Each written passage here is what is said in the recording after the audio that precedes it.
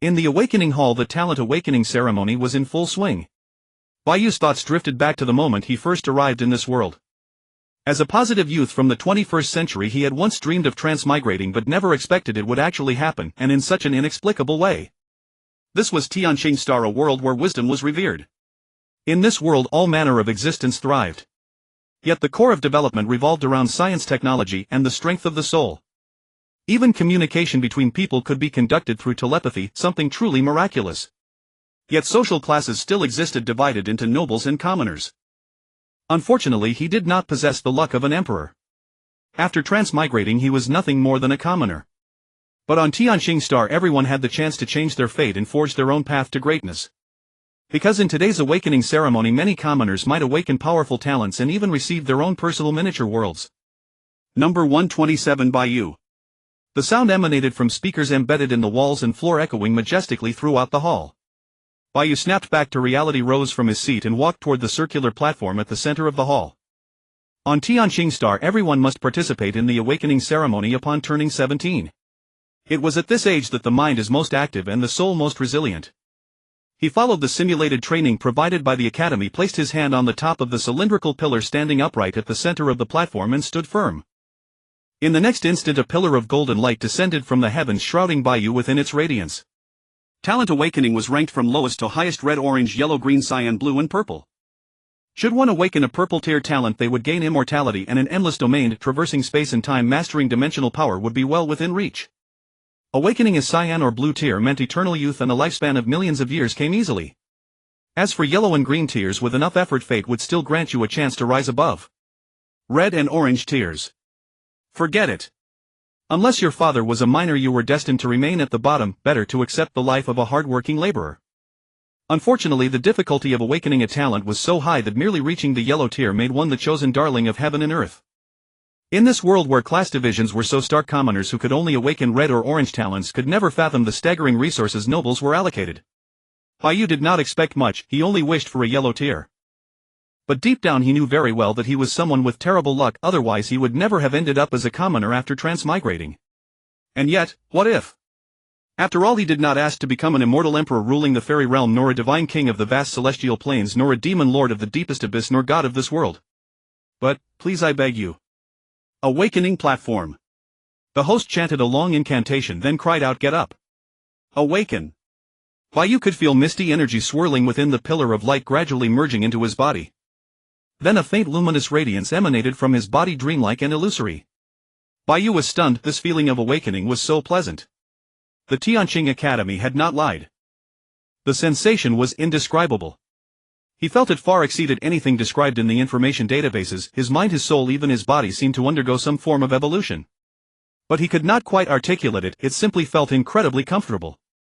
A few minutes later, inside the protective barrier atop the platform, a red aura rose, growing ever more intense until it scorched Bai Yu's eyes.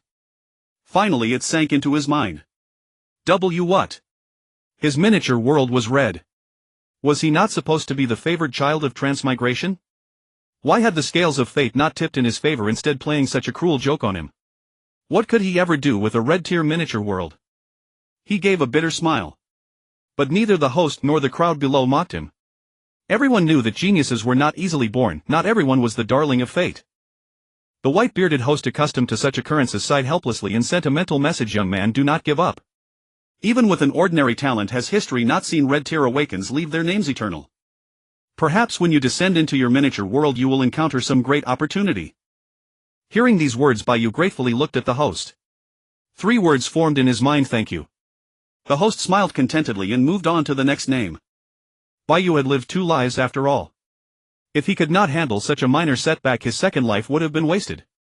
He collected his thoughts and left the awakening hall. Back home, Bai Yu performed an inward scan, gazing at the red glow in his mind, his heart filled with mixed emotions.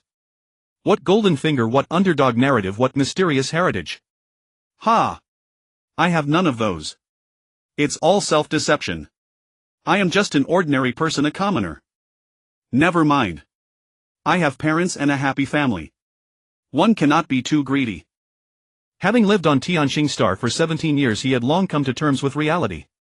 But today the last shred of illusion was shattered, and he could not help but feel a pang of loss. Thus Bai Yu continued to sit in meditation, gazing at the red glow, pondering. Suddenly he opened his eyes, burning with fighting spirit. No. I do not believe in fate. I must believe in myself. Among countless worlds there must be infinite possibilities. If I cannot rely on heaven, then I will rely on myself. Otherwise, what is the point of living? Gold and silver, fine carriages and beautiful women, power and status, immortality and endless domains, I want them all. He sat up straight, placed his hands on the sofa, closed his eyes and used his soul consciousness to break into that sphere of light. In an instant, the edges of the light sphere blazed brilliantly and the miniature world gradually took shape. Within the edges flowing light swirled. Opening his eyes again, Bai Yu found himself standing in a courtyard. He stood before a single-story villa with a warehouse beside it and metal railings surrounding the area. This was his world, his own territory. As for the vast emptiness beyond the railings, it would be his too in time. Bai Yu clenched his fists, turned and walked toward the villa, pushing open the double doors on both sides. Creak. The unique sound of wood resonated, crisp yet heavy. Upon entering, a panel appeared hovering before Bai Yu. Miniature world, unnamed world, master Bai Yu. Area 200 square meters. Residence none. Buildings level 1, villa level 1, warehouse level 1, metal railings. World attribute 100, charm, beauty. Reading this panel, Bai Yu fell silent. The first 4 lines were the same for everyone who had just entered their miniature world. So he could only hope his world attribute would be different from the rest. I heard that someone's world attribute is endless mind beneath an entire world, like countless or veins of every variety of gemstone imaginable, and there are even spirit stones that boost the soul's power. Because many worlds favor cultivation or technology requiring spiritual energy or mineral energy, they formed a cooperation with that person. With martial protection and a steady stream of wealth, life could be quite carefree. But, what on earth is this Bai Mei Qianzhou? He restrained his anger, trembling as he raised his hand to open the description. The panel instantly flashed to the next screen. Bai Mei Qianzhou, rank red. Function: all female residents in this world have all attributes at 10. Reason: the world lord's virgin physique aura is too strong, attracting it. Ugh. Do you look down on people? Even what happened to him last life when he was a virgin is being dragged up. Aren't you giving him face? He had always known that many worlds were strange, especially their attributes. He hadn't expected that he himself would be such an oddball. And the bonuses apply only to female residents, making his male peers feel a deep sense of injustice. Nevertheless, a 10 boost isn't bad given that it's only a red rank small world. After thinking it over, he closed that page and opened the world lord information. He was curious how the mini-world described him.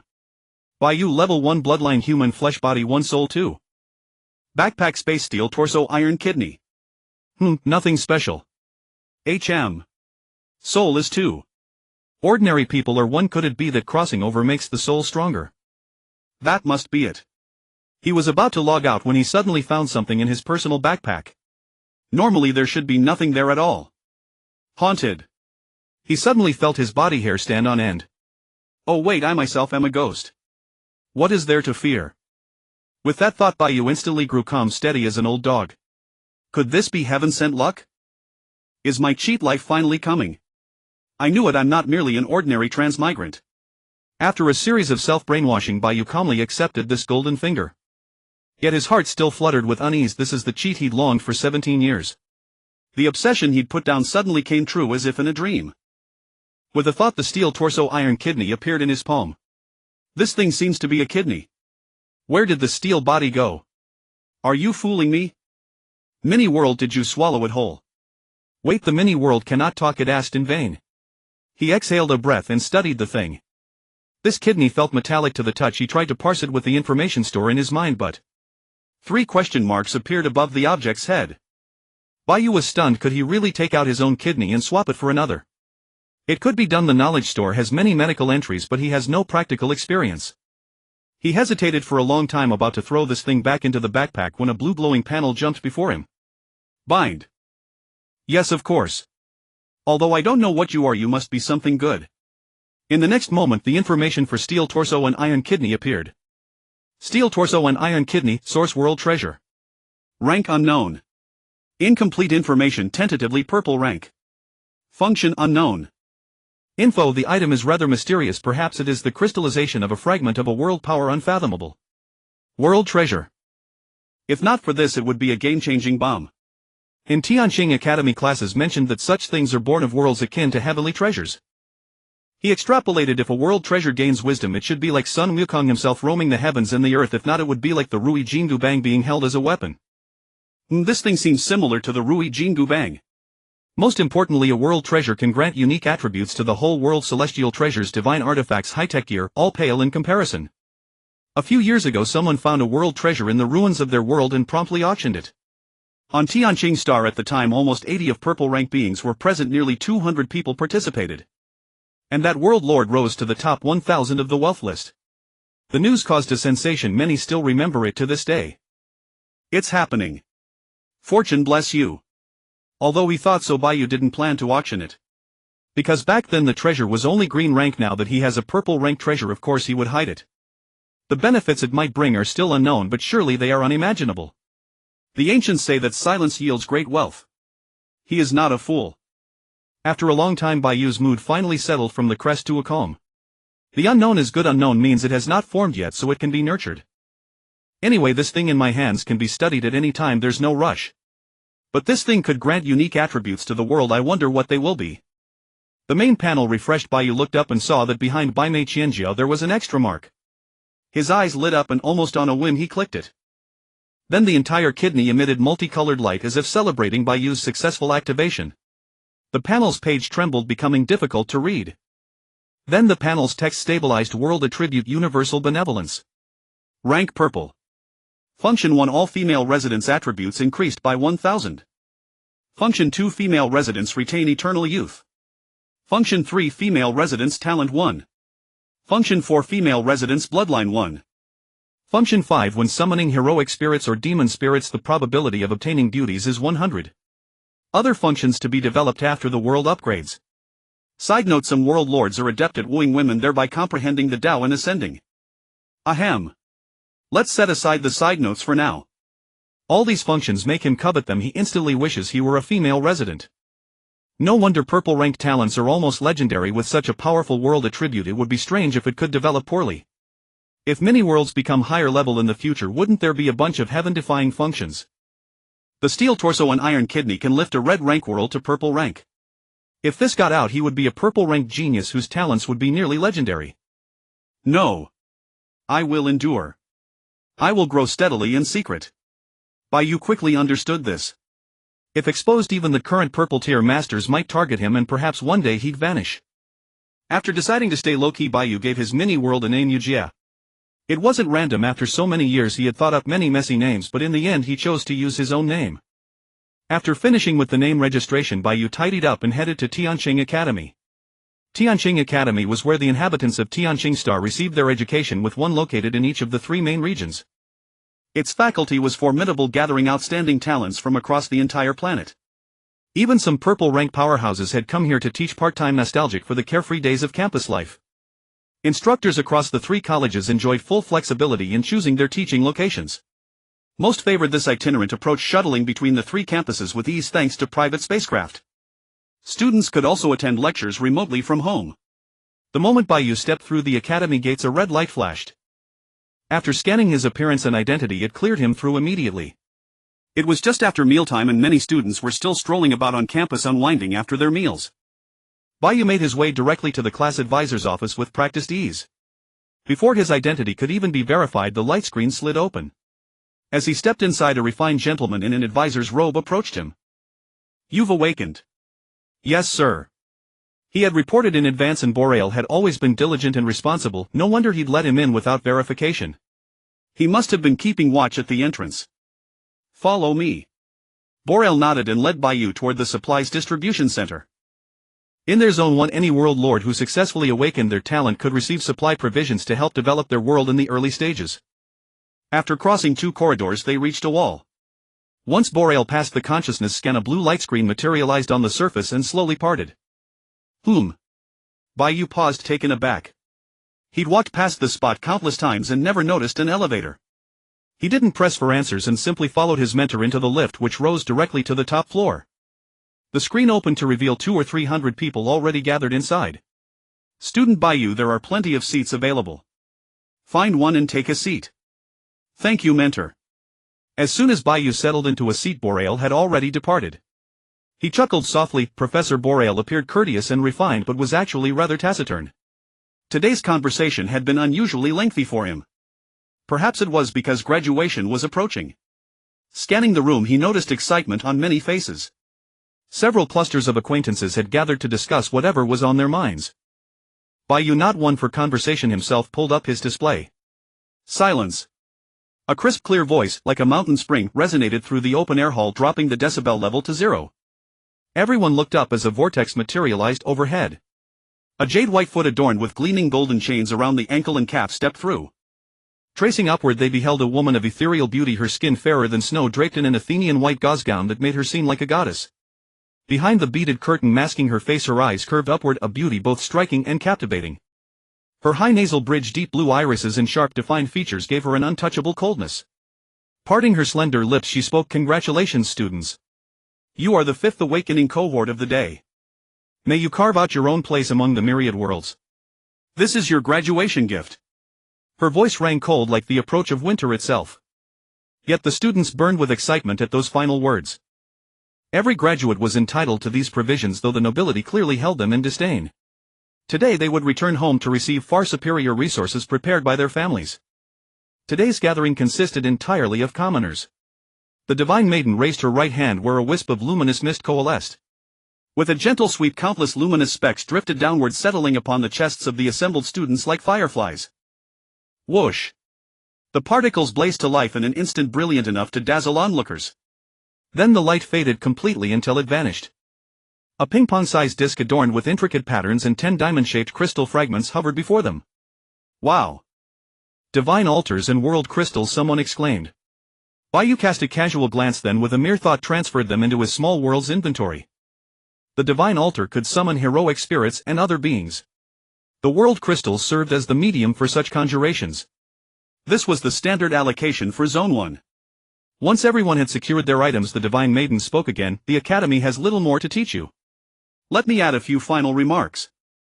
During the first month of growth in your small worlds, if danger arises, do not push forward recklessly, withdraw immediately. Never risk your life.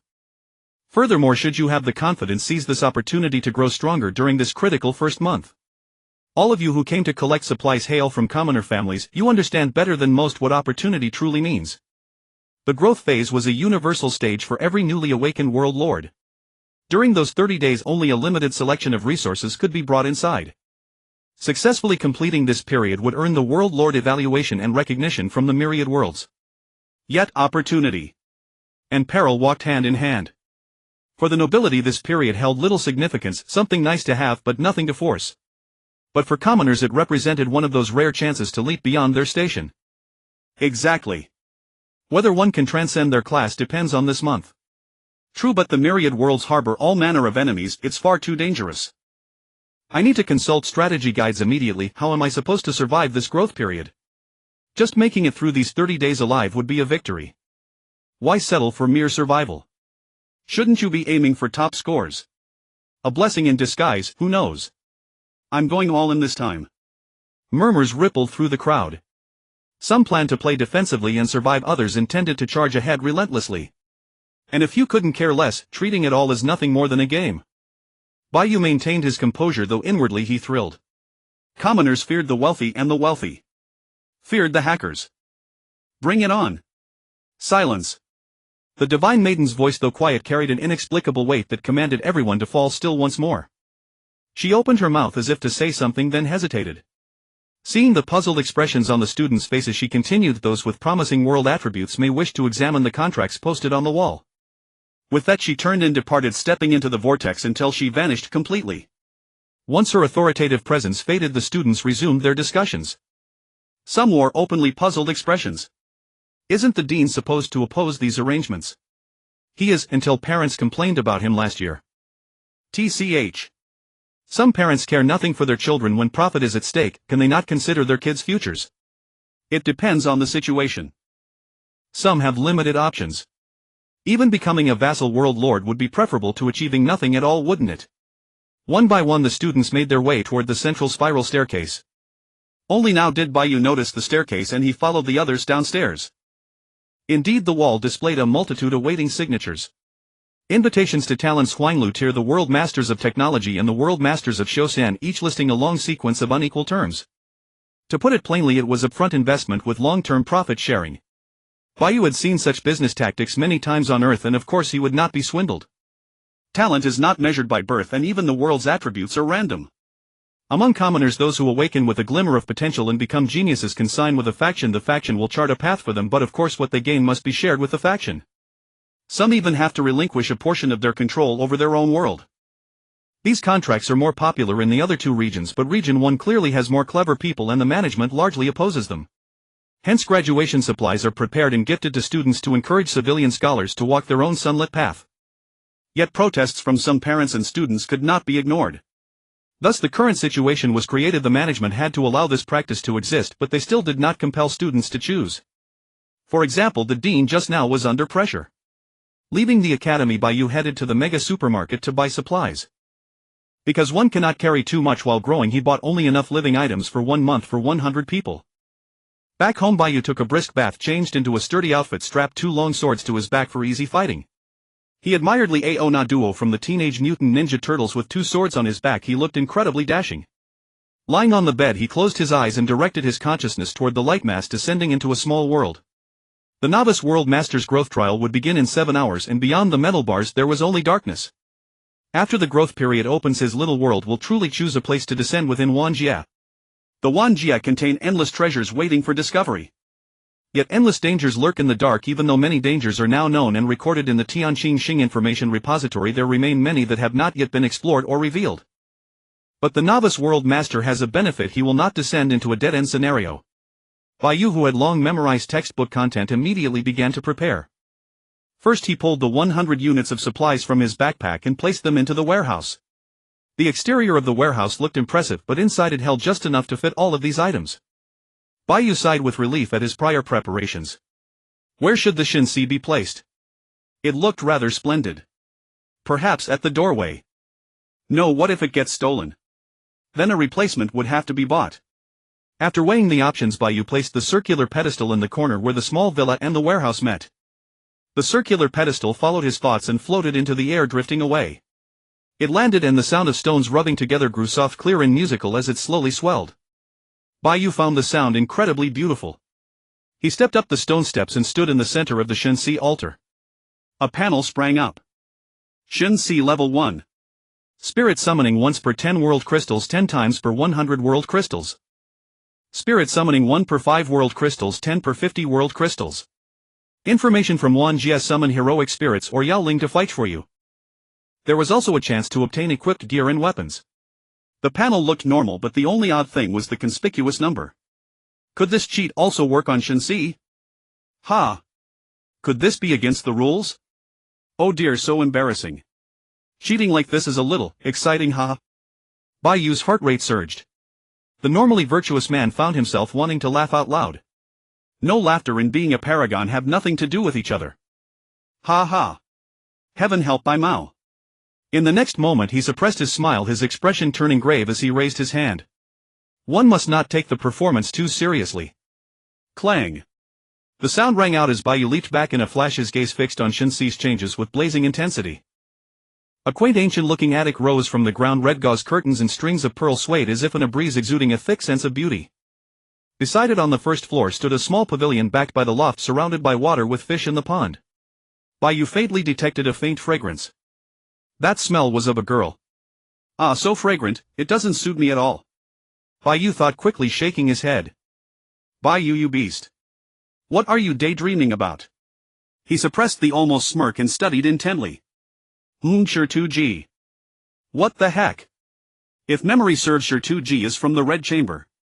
If memory serves, he's supposed to summon people to help him fight. His mood soured instantly, the corner of his mouth twitched. Although I am a virgin, there's no need to be so entangled. If you give me Mugui Ying Hua Mulan Fan Li Hua or the like, I could accept them. After all, even a tigress can go to war. Fine, this is fate. He resigned himself and walked in with a dejected air. The panel obediently popped up. Shinsi Shitu Ji Hall, Spirit Level 1. Summon 1 per 10 world crystals, 10 per 100 world crystals. Information: most likely to summon a genre-specific heroic spirit. Jinling Shirchai Bond is the Shir Tao Ji exclusive. Jinling Shirchai. Bai Yu's already unsightly expression grew even uglier. Forget it, after all I am a cheater. Having a cheat is enough and being picky is rather annoying. Having steadied his resolve, Bai Yu surveyed his surroundings, looking here and there. The entire first floor resembled a formal reception room, an ancient hall. In the front 2 chairs and a long table at the bottom. There were 2 more chairs on each side. The right side moon gate opened, revealing a circular table with a tea set. Several Bai Yu round stools surrounded it. With the chairs and stools there were exactly 12 seats. Turning to the right, a stone path led to the lakeside pavilion. There the place to summon Yao Ling awaited. While there is no place for me here, I still have my little villa. Bai Yu shook his head and returned to the panel. He pulled out 10 diamond-shaped world crystals and uttered the word summon. Ding! As the crystals dissolved, figures flickered across the chairs and stools. The golden, blue and green silhouettes representing heaven and earth flickered at the edges. Honestly, if this weren't Shenxi, it would feel a touch eerie. The golden light suddenly halted and a blue and white figure gradually surfaced. The panel popped up. You have summoned the heroic spirit Lin Daiyu, one of Jinling Shirchai's 2 principal heroines, reincarnated from the Crimson Pearl Herb on the Western Spirit River. Seated on a chair was a woman whose face bore sorrow, her beauty tinged by illness, tear-filled eyes and gentle breath, holding a handkerchief. The grew more lively. In the next moment she rose gracefully, supporting her waist as she Bai Yu. I am Lin Daiyu, a being of grass and trees. Greetings, master. Hello. Indeed, a Lin Daiyu has fallen from the heavens. Bai Yu felt a bit helpless, not counting on this Lin Daiyu to uproot drooping willows with a single strike. His mood was extremely tangled. Lin Daiyu, seeing this, her normally clever mind immediately turned softly, asking, Sir, do you recognize me? Whom? I don't know you yet, I've only heard rumors. The woman from the Grand View Garden seemed to have no good ending. He vaguely recalled that Lin Daiyu cried herself to death, her heart not well. So you know about me as well, sir? Lin Daiyu smiled calmly. After my death I realized being trapped in that Jia house wasn't a good place. Now that I am reborn, I simply want to live my life well. A glint of emotion flashed in her beautiful eyes as she thought Bai Yu was saddened by her fate. In truth, he was thinking that heaven is cruel beyond measure. Why would the heavens grant me a Lin Daiyu? How on earth am I supposed to fight with her? What broken thing did this divine artifact grant me to advance? Bai Yu's inner voice roared in helpless fury, his heart bleeding. He forced down his sorrow and opened Lin Daiyu's attribute panel. One glance and he was dumbfounded. Lin Daiyu, profession spirit. Bloodline Jingzhu, immortal grass. Tier heavenly rank. Level 1. Talent power to uproot drooping willows. Bond Jinling 12 beauties. Body 1000 heavenly rank, base 100 attributes x 1000. Soul 1500 heavenly rank, base 150 attributes x 1000. Info: reborn Lin Daiyu resolves to stand on her own and become a supreme unrivaled warrior. Bai Yu was stunned. Because Jingzhu immortal grass can restore health, the cooldown is extremely short. Her talent is formidable and her strength is formidable. The bond also has a tier earth rank. If 2 or more of the Jinling 12 beauties join the fray, then for each additional participant all bodies 100, souls 100 and the luck aura 1. Anyway, one punch from Bai Yu would be no problem. After all, he is but a body of 1 and a soul of 2, a mere trash. Damn you, Qiao Ji. Let me take a moment to calm down. Bai Yu pressed his forehead, trying to steady himself. He hadn't expected heavenly rank figures to be so strong. Even their base stats could kill him, not to mention the buffs. This combat power was terrifying. Yet glancing up, Lin Daiyu still held her chest, her delicate brows slightly knit, a pale wan beauty. Can this really fight? Master, is there something wrong with my face? Not to mention everywhere feels off. Bai Yu cleared his throat, trying to hide his embarrassment. You know why I summoned you, right? Lin Daiyu smiled. Of course I know, the growth phase trial doesn't it? Let me take a moment to calm down. Bai Yu let out a sigh of relief. In that case there was no need to over-explain. The initial difficulty isn't high, but there might be blood, so you should brace yourself. Lin Daiyu sighed softly, saying, Sir, you needn't worry for me, it's only bloodshed. I've seen far more in my life, and not just at this moment. After speaking, Lin Daiyu twirled her hair, her gaze wandering as if she were thinking about something. Bai Yu looked at this otherworldly woman, suddenly realizing that those he had met before were merely common and vulgar. Only the dean of Tianqing Academy, known as the Muses goddess Sona, and Lin Daiyu were comparable. Master, what are you staring at? She pressed her lips into a sly smile, a hint of mischief in her tone. Actually, her astonishment was no less than Bai Yu's. After inexplicable rebirth she gained powerful abilities and became a heroic spirit mysteriously linked to Bai Yu. If not for the rebirth and her resolute will, she wouldn't be so calm. Ahem. Let me take you to my little world for a stroll. Lin Daiyu smiled softly, certainly master please. The gentle melodic tone teased Bai Yu's heart and he promptly stood up and headed outside. Lin Daiyu followed closely, her steps light. Right now I only have a level 1 small house, a level 1 warehouse and a level 1 metal railing. Earlier the lakeside pavilion in the attic is where I plan to accumulate enough world crystals to summon demon spirits. It will help us fight monsters. Bai Yu spoke at length, not only outlining the current state of the little world to Lin Daiyu but also his plans and visions for it. From development and expansion to summoning heroic spirits and yokai building defenses, upgrading the little world, no topic was left unsaid. Of course the lone secret he kept was his steel body and iron kidneys. Under the governance of the multiverse, the hero spirits and demon spirits summoned from the small world's deities are utterly loyal to their world's master. Betrayal never occurs. Yet many unscrupulous people would sell them. Yet there are small worlds oriented toward technology that will devise some kind of listening devices, not to mention those terrifying ones capable of probing an ethereal spirit's brainwaves and thoughts. Conversations took on both sides. Lin Daiyu watched Bai Yu with keen interest, a peculiar feeling stirring in her. This master seemed rather interesting. Among the multiverse there is chaos, both order and disorder. Countless worlds are devoured and erased here, so encountering any kind of foe is all too possible. Ancient monsters, mythical beasts, future robots, zombies. A wide variety. Even in the growth phase, Bai Yu dares not slack off. He led Lin Daiyu into the small house to rest. There were only 3 sofas, a coffee table and a small wooden bed in the bedroom. Dusk fell. Bai Yu turned on the light, drinking water while wiping the sword in his hand. Time was running out. It was about to begin. He couldn't contain the excitement. Only by wiping the blade could he calm himself a little. At the academy he had taken a swordsmanship course. In fact, the world master wouldn't need to study such things with a little world. One would not fare too badly in the future. But as a traveler he could not help but be curious. Lin Daiyu sat on the sofa nearby, quietly watching him, as if as long as Bai Yu did not speak she could remain silent forever. But she didn't speak and sat there gracefully, making Bai Yu anxious. This was the first time in his life he shared a room with such a stunning beauty. A lone man and woman. Bah! Bai Yu, you beast, what are you thinking? These are your residents. To ease his restlessness he spoke first. Lin Daiyu, are you hungry? Oh. Not hungry, master. What about you? Her voice was like a crystal clear spring, making Bai Yu's blood boil. Gulp. He wanted to change the subject but couldn't think of what to say. Suddenly Lin Daiyu frowned, looked toward the door and whispered, Master, it's here. Bai Yu raised his head, his eyes blazing. Finally, it's his fighting spirit burned bright. The first day's trials were the easiest and he looked forward to what kinds of monsters awaited him. Let's go. Bai Yu led Lin Daiyu out through the door. As soon as they stepped outside they saw several greenish goblins gnawing at the metal railing along the fence. Clack. Clack. Bai Yu's temples throbbed. He had expected some weapon-wielding foe, but on the first day it was this thing. And it was the crudest form of physical attack. He wondered whether he had overestimated the tech of Tianqing Star or overestimated the multiverse's tolerance for newcomers. With a lift of his hands he drew 2 swords with flair and charged toward the railing. Lin Daiyu. Stand by to assist me. Okay. Lin Daiyu suppressed her initial curiosity and surprise at these monsters, smiled softly and leaped after him. The goblins, hearing the noise, looked up.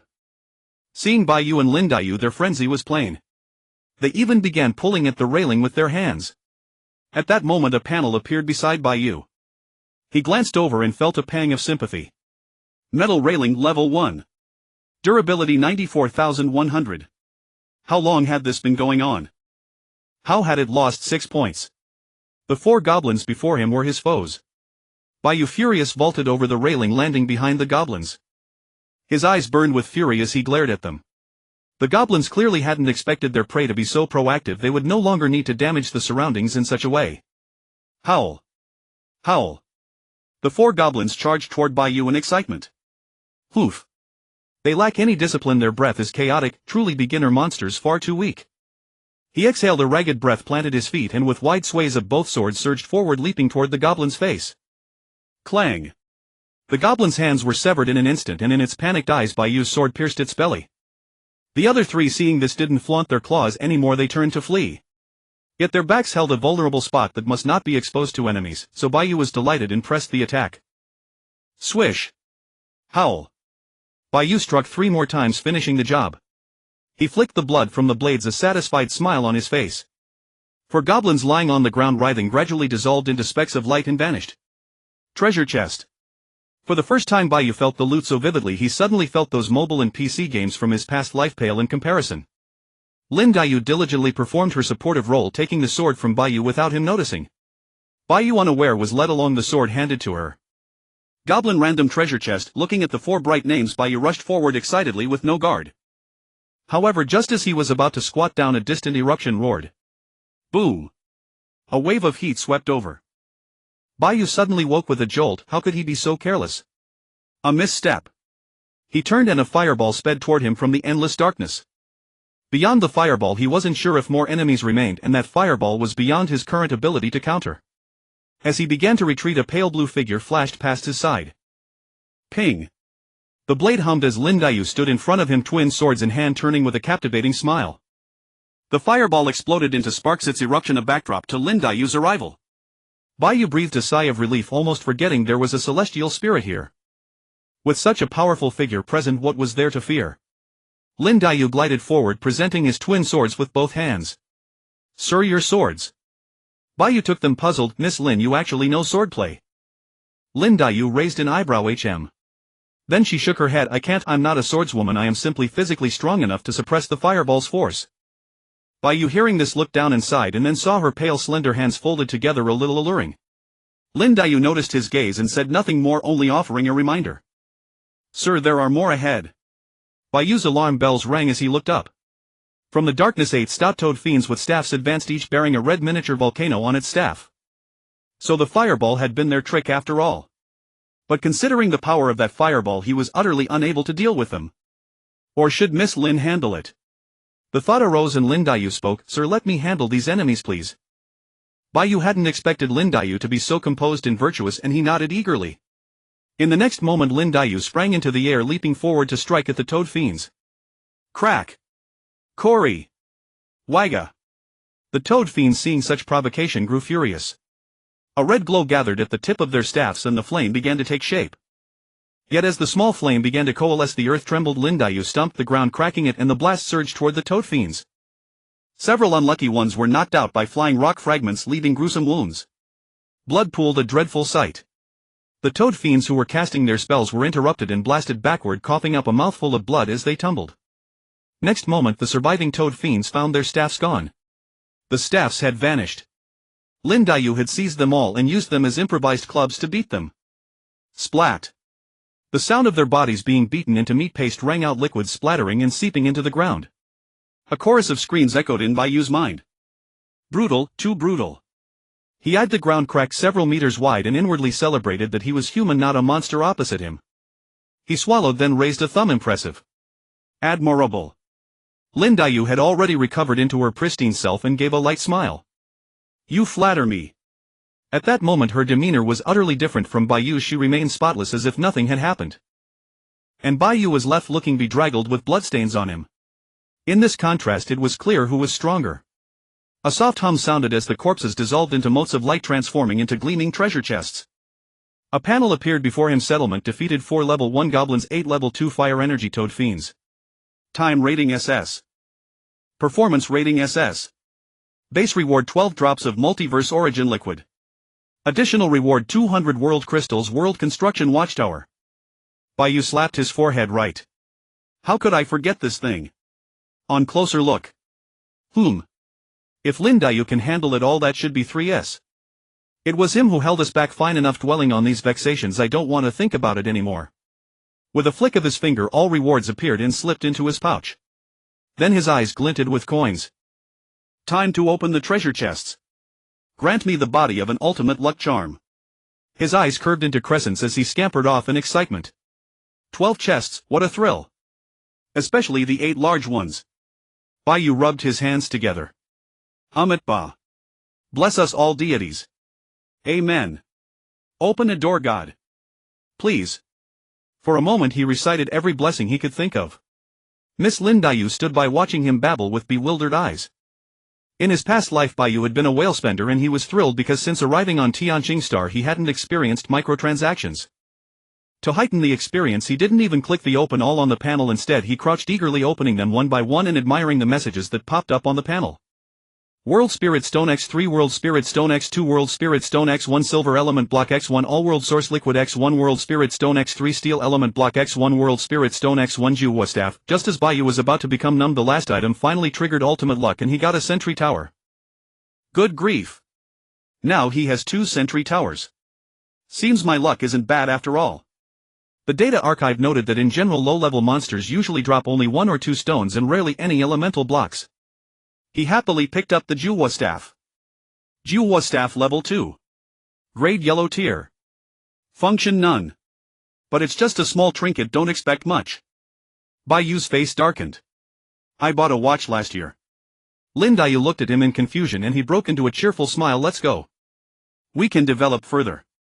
Miss Lin nodded uncertainly and followed him. The two entered the courtyard heading toward Shenxi. Xiaohong Pavilion. Miss Lin stood beside Bai Yu watching his fingers fly across the panel as he operated, finally tapping summon. Shenxi Techno-Powered Little Spirit Level 1. Summon 1 time 10 World Spirit Stones. Summon 10 times 1000 World Spirit Stones. Hall Spirit Lake Heart Pavilion Goblin Spirit. Note at present only the Steel Alloy Birdman can be summoned. The Birdman. The breeze and surrounding air seemed to have turned into midwinter. Miss Lin Daiyu watched his changes without fear. Although their surroundings were desolate, they gave her a warm feeling. If we compare comfort and splendor, this place cannot rival the Grand View Garden. Yet that place was not her home after all. She watched Bai Yu tinkering here and there with unwavering attention. Seeing Bai Yu's dazed look, worry sprang in her heart and she instinctively reached out a hand. Feeling the warmth of her fingers, Bai Yu came back to himself. My lord, what's the matter with you? Sigh. It's nothing, just preparing to summon a helper spirit for us to work with. It's a long story. Miss Lin Daiyu suddenly understood and comforted him. It's all right, my lord. I can protect you by myself. As she spoke, her fingers slid into his palm. That intoxicating softness sent Bai Yu's mind into a flutter. Driven by a mischievous impulse, he bravely reached out. Their 10 fingers entwined. The surrounding air grew cold and warm at once and a faint spring flowed between their hearts. Miss Lin's eyes flickered, but she worried that her strength might hurt Bai Yu, so she let him hold her hand. Today is done, we'll summon the Birdman again tomorrow. He looked around, tossed the sentry tower in his hand, and the 2 small towers grew larger, settling firmly in the 2 corners closest to the gate. Sentry Tower, Level 1. Function Alarm Automatic Defense with Gunfire 3 rounds per second. Stock 100,100. Range 300 m. Note the machine gun ammo takes time to replenish. 3 rounds per second. Ha! Bai Yu laughed. This is probably the slowest machine gun in the world. But thankfully there are upgrades behind it. It's a pity the initial buildings carry no bonuses, otherwise how much would he have gained? In the next moment the 2 sentry towers before Bai Yu were bathed in a glow. He clutched Lin Daiyu's hand, unable to resist squeezing it tighter. Soon the towers rose considerably and looked more valuable, wrapped in white metal with a fine texture. Yet the tops of the 2 towers did not look the same. One was a white metal globe with a dome floating in the air, its long pipe protruding. The other was a square dark brown glass sealed box with a pipe of the same material. Refer to chemistry texts for details. Bai Yu looked at the top sphere with admiration. Lightwave turret level 1200. Function alarm lightwave cannon 1 shot per 10 seconds. Stock 100,100. Range 600 m. Note this should be enough. Indeed, it's a tech-oriented tool. It seems my powers have a future. These defensive fortifications eased a good deal of pressure for him. Tomorrow would be much easier. He smiled and opened another evolution of the sentry tower page, but his face stiffened instantly. What the hell is this? Ammonia. Could someone tell me whether this is magic or physics? Ammonia tank turret level 1200. Function alarm ammonia gas shell 1 shot per second. Stock 100,100. Range 300 m. Note ultra-strong crowd-dizzying ammunition. Upon impact the ammonia gas is released. Bai Yu was at a loss for words. What is this structure? The Birdmen and their kin all have rather odd circuitry. Hopefully it won't get more outrageous in the future. He took a deep breath, pressed his lips and turned away, unwilling to look. Miss Lin, let's go back and rest. Tomorrow we'll see how useful this is. Lights on. Bai Yu laid out from the warehouse compressed biscuits, instant vegetables, instant rice, vacuumed poultry and 2 bottles of water on the tea table. The conditions are a bit rough, I hope you don't mind, but it will surely get better in time. Bai Yu sat down and handed the food to Lin Daiyu. Lin Daiyu smiled softly and took a bite, but the taste seemed unfamiliar. Seeing her frown, Bai Yu could guess that she wasn't used to such fare after the luxuries of the Grand View Garden. I'm sorry to trouble you. Someday I will own the entire food street or a grand hotel and you can choose whatever you like. Lin Bai Yu replied with a gentle understanding smile. I believe I will see that day. I can't help but marvel, gentle girls are truly different.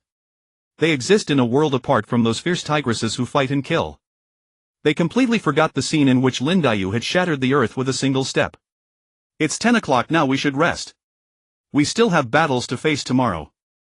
The sound was loud enough to reveal their ambitions. As an astral spirit, Lin Bai Yu did not mind at all and she teased, Master, do you to warm your bed? She lowered her gaze, seemingly shy, her expression bewitching. No need. You sleep on the bed, I'll sleep on the floor. This. Master, do you disdain your maid? Lin Bai Yu's voice grew softer, as faint as a mosquito's buzz, her expression sad as if wounded. Finally Bai Yu gave in and crawled into the Simmons bed within the little world. Ah, the comfort was like coming home.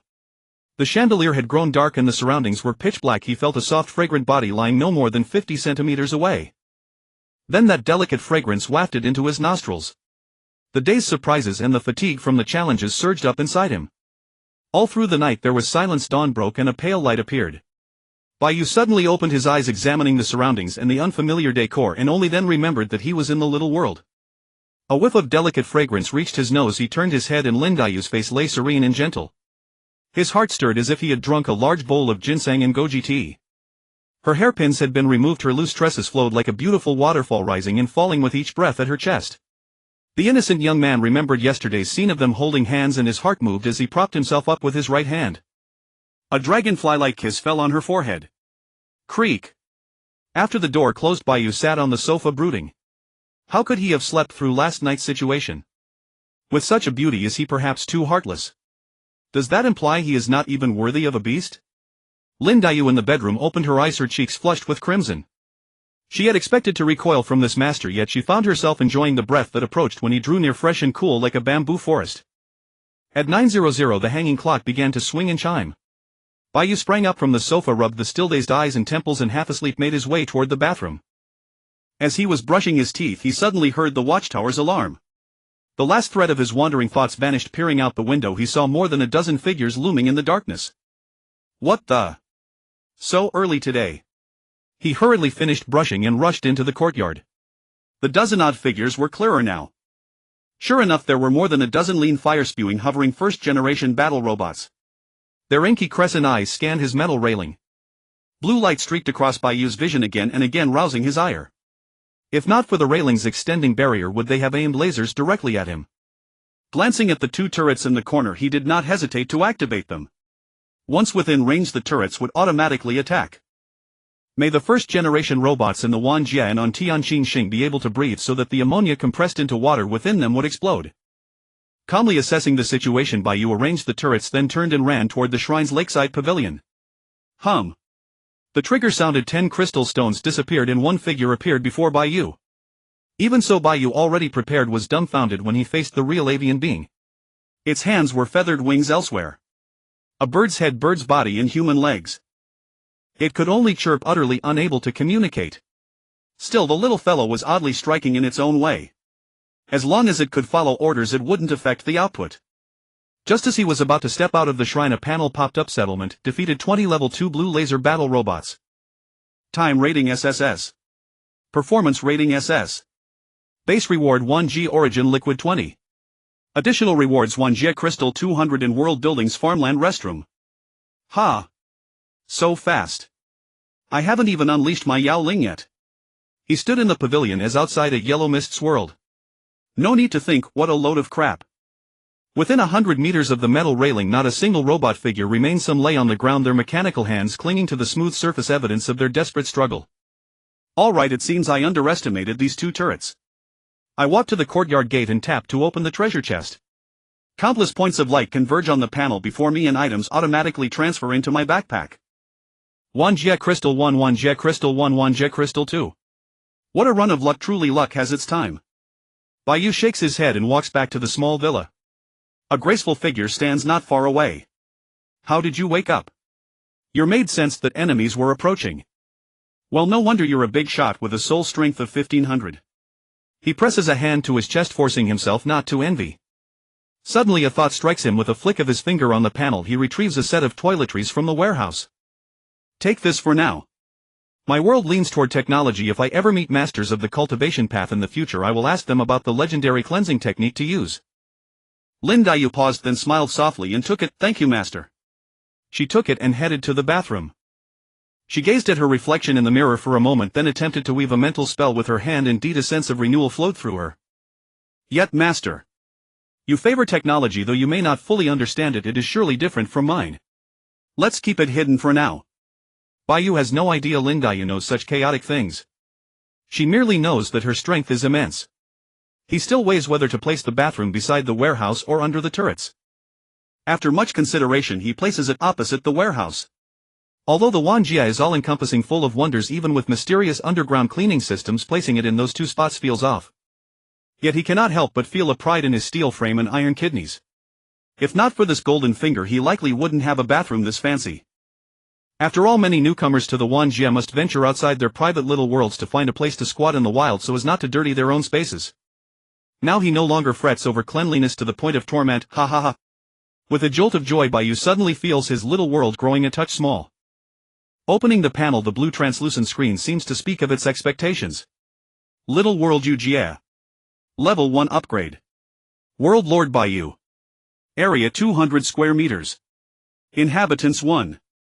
Buildings level 1, small villa level 1, warehouse level 1, metal railing level 1, shrine level 1, lightweight turret level 1, ammonia torpedo turret level 1, restroom. World attribute benevolence. After clicking to upgrade, the panel displayed that 10 drops of Myriad World's origin liquid were required. With 40 drops in his possession, Bai Yu felt full of pride and had nothing to fear. The uses of Myriad World's origin liquid were extensive, exclusively dedicated to upgrades. Unlike Myriad World's crystals, which could not only be brought out of the small world but also traded for profit or used to repair durability, Myriad World's origin liquid could not be given away. However, for a prospective world lord, both were currently scarce resources. Oh, except for those wealthy nobles. They only lacked Myriad World's origin liquid. At this moment his small world had silently expanded outward, with the railings instinctively demarcating a 400 square meter territory. The range of darkness seemed to have receded slightly. However, the newly developed area still contained numerous dead trees and stones. Clearing them yielded Myriad World's origin liquid, so he promptly dispatched the birdman to begin the labor without hesitation. Finally he turned his attention back to surveying his small world. The place was truly tiny. Rather than calling himself a world lord, one might more accurately describe him as a mere petty landowner. Enough. He would develop it gradually over time. That was where the enjoyment lay. Having designated the agricultural and residential zones, he relocated his newly acquired farmland and bathroom along with all the previous structures to their new positions. The development rewards indicated that residents required water for daily living, granting a water well upon reaching level 1. What a surprise, that news came unexpectedly. Fortunately he needed it too, eliminating the need to purchase and transport water from outside. The distilled water on Tianqing Star was outrageously expensive. The residential area gained a new member, the water well. Then, a series of cheat-enabled markings appeared before Bai Yu, glaringly bright and constantly expanding.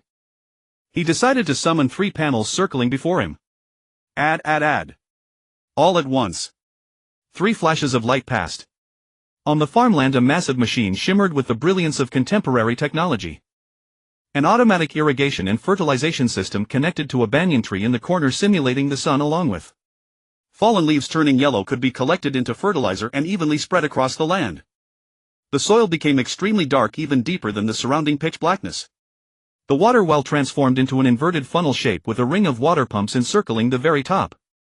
The bathroom was entirely black, surrounded by pale green guiding light, a true master of energy efficiency. Although he didn't fully understand it, he was deeply impressed. Truly impressive. It looks quite good, Bai Yu said happily and quickly opened his attribute panel. Cultivation field level 1. Function cultivation. Attributes microbial decomposition for self-cycling soil, yield 1000%. Area 80 square meters. Information: a cultivation field achieving self-cycling, self-illumination and precipitation, requiring almost no concern from its owner. Self-cycling aside, does this mean 10 times the yield? Bai Yu's eyes lit up and he exhaled deeply. Good heavens! The cheat was too powerful. For a world lord, magical farmland was nothing unusual. However, earning 10 times the harvest at level 1 was absolutely priceless. He had struck it rich. Bai Yu sighed with relief and turned his gaze to the central panel. Self-purifying water pump level 1. Function Myriad Worlds energy essence condenses from spiritual energy at a ratio of 20:8:0. Attributes red and blue buffs instantly restores stamina health and soul power. Capacity 12/12 recovery rate 1 per night. Information a secret treasure for water-type superpowered individuals, an essential recovery tool for home use. Excellent. Another treasure. Bai Yu smiled gently. An ordinary water well had transformed into a secret treasure worth nothing short of miraculous. Full of anticipation he gazed at the third panel. Green pasture level 1. Function toilet wastewater discharge. Attributes fragrance of vegetation superpower awakening speed increased by 100% within buildings. Information a refreshing bathroom when you forget paper. You can just pick grass. Isn't that wonderful? Bai Yu was momentarily speechless. Damn it. He should have known not to expect too much. His expression darkened and he nearly choked on his blood. Theoretically speaking, this building was absolutely a treasure. At level 1 it could boost superpower awakening speed by 100%. If those battle maniacs knew about it, they would surely go mad. But a superpower master cultivating while squatting in a toilet. A toilet master. Damn it. Bai Yu's face twitched and he sucked in a breath of cold air. He hadn't reached that level yet with only one heroic spirit under his command. So this bathroom would have to wait. Forcefully comforting himself, Bai Yu composed himself and began explaining this new building to Lin Daiyu. Upon hearing this, Lin Daiyu nodded and softly replied, "I understand, my lord. But have you brought any seeds?" "Of course. I have a packet here." Bai Yu nodded.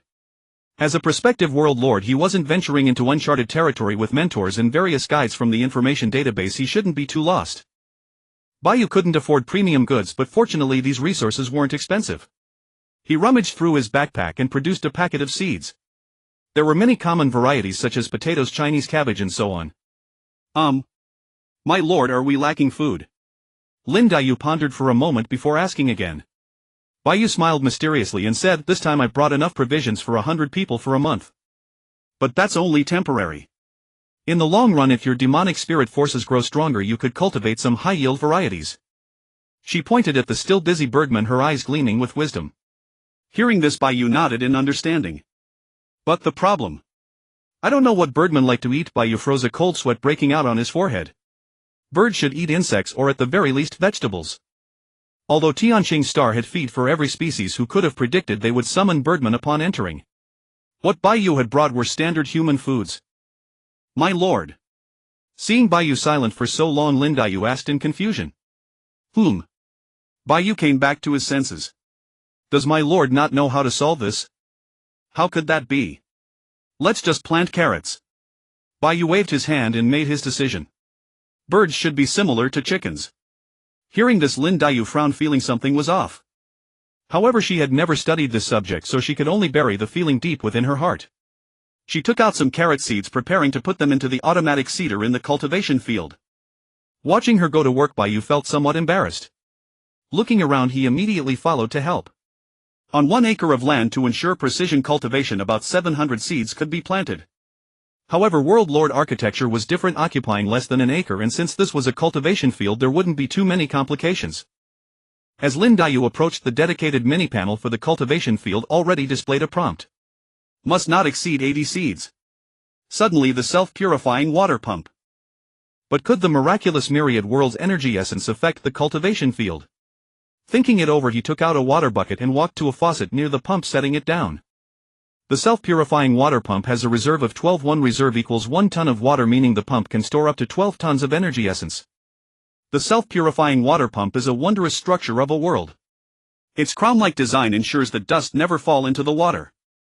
Overnight it can be refined to 12 tons with the supplement of world crystals. 1J energy essence can be used as one pleases. Bai Yu picked up the bucket and walked to the water storage unit beside the cultivation field. He secretly noted that he would buy 10 water pipes next time.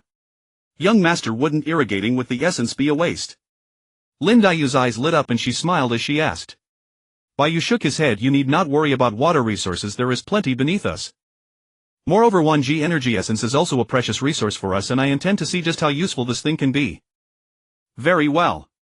Lin Dayu nodded, watching Bai Yu operate the automatic irrigation system, her eyes sparkling as if a new land had been opened up. Soon the watering was finished. Mist rose from the cultivation field like a fairyland. It was wondrous. Bai Yu nodded in acknowledgement. The cultivation field was truly unlike the ordinary farmland of the world he had inhabited before. Lin Dayu stared in astonishment, murmuring, surely this is an immortal abode if Z1 were here. Her voice trailed off. Level 0 carrot type vegetable. Yield 80 pieces. Harvest period 30 days. Buff microorganisms decompose self-sustaining soil, yield 10, projected yield 800 carrots, red blue buff 0. 1 chance of extra special items. Information, let us all nibble carrots together. Indeed effective. Bai Yu's eyes brightened, saying, Lin Dayu, from now on we shall irrigate with water from the self-purifying water pump. The water we drink daily should also be replaced. Ah. Then. Can this water be used for bathing? Lin Dayu reddens, unable to speak. Bai Yu nods yes. This pump should be connected to the bathroom. This tech-forward setup is awesome. Very well, young master. Lin Dayu nods softly. Just as the two were about to eat, Bai Yu happened to glimpse on the cultivation field's dedicated panel the word irrigation auto-connect to water pump. Bai Yu fell silent. Damn, why didn't you say so earlier? You had me fetch the bucket myself. But for face, he cannot let Lin Dayu know he had done something foolish. Are you hungry? Let's have breakfast. There are frozen buns in the storeroom, I'll heat one up. By the end of the day, Bai Yu was tired as a dog. With a bounty of world crystals at hand, Bai Yu no longer worries about safety. By the third day. After lunch, Bai Yu felt a twinge in his belly and hurried into the green pasture to purge the toxins from his body. As soon as he entered the room, a peculiar fragrance filled the air, neither strong nor faint, circulating within his body, making him feel utterly comfortable. In this state, Bai Yu's mind cleared, distractions vanished, and he entered a state of focus. Awaken psychic speed increases by 100. Bai Yu sat on the toilet, somewhat surprised. His current level is too low to awaken, and the world's database he resides in has no tech-oriented martial arts demonstrations, so this buff is useless for now. Even so, that refreshing sensation still purifies his mind. No wonder it can boost awakening speed. Very comfortable. Bai Yu narrowed his eyes. Just then, shadows emerged from the darkness beyond the window. The enemy is only arriving now. Bai Yu froze, then reacted. But now is a critical moment. He cannot leave and can only remotely control the turret. The monsters attacked today. They are a huge broad thing, their bodies formed from stone. Their eyes are two black clods of dirt, their bodies gray and hard. Aru! They roared and charged toward the Jade Realm. Each stood about 2 meters tall and 3 meters wide. When they ran, they looked like speeding little vans, terribly intimidating. Count them. A full 10. Bai Yu peered through the window, watching as the turrets, having received automatic targeting instructions, attacked. Next. PFF. PFF. The ammonia bomb turret emitted strange fart-like sounds. A deep yellow mist enveloped the stone monsters. They had been formidable a moment ago, like fierce young warriors. Now calling them old men would hardly be an exaggeration. These monsters possess strong individual strength, but unfortunately, I still can't detect and control them. Second command activated. Boom. A blue light flashed. A wave of light shot out, trailing a crystalline glow, and slammed into the stone monsters. Boom. Another crater appeared. 4 monsters died on the spot, their flesh and blood splattered, severed limbs lay about. The remaining 6 sustained only minor injuries and stubbornly charged toward the railing. However, due to the ammonia, the stone being's speed slowed to an extreme. It would take about half a minute to run 100 meters. 10 seconds later. Boom. The power of the lightwave turret continues. Another lightwave projectile obliterates them all. Settlement defeated 4 level yellow rank stone monsters x10. Time rating SSS. Performance rating SSS. Base rewards 1 GS source liquid x10 drops. Additional rewards world crystals x50 combat morph data flowing fist of light. HM. This time it's not a building but combat data. Bai Yu's eyes flicker and he quickly stores it in his bag. He then pressed the flush button and left the bathroom. Today, while Bai Yu was tending to his own needs, he killed 8 stone monsters, 4 level ones. He walked to the courtyard and opened all the treasure chests with one click. 1 GS source liquid x1 world crystals x2 steel element block x1 appraisal servant x1. Oh ho, not bad. Stocked up. Bai Yu's eyes lit up. 10 chests world crystals 23 1 GS source liquid 2 drops a steel element block and an appraisal servant. Truly whatever I want I get. Appraisal servant inactive as a floating orb. Type servant. Level 1. Grade yellow rank. Function scans and identifies information about hostile units. Inscription: know yourself and know your foe and you shall win 100 battles. I asked for reconnaissance and you sent me a servant. Bai Yu makes a proper gesture, rubs his chin, wondering whether next time he should ask for a beauty. Appearance does not matter, what matters is super strong combat power. Without a pause he orders the floating ball to enter follow mode to be used when needed. He opens the panel and checks the combat morph data. Liu Guangquan flowing light fist. Yellow rank, learning it will body. Bai Yu nodded. Move to boost his physical power wasn't a bad idea. Though it would be of little use later in the early stages, it was a decent pick. Even weapon 1 could thrash the enemy. But it seems this is not suited for him to learn. Liu Guangquan is ferocious and unmatched, ill-suited to a refined gentleman's image. By contrast, Miss Lin with boundless strength seems more fitting. Don't let Miss Lin's gentle appearance fool you. In truth, even 100 Bai Yes would not stand a chance. Imagining that ivory fist paired with Liu Guangquan, Bai Yu's expression grew odd as he turned to seek Lin Daiyu.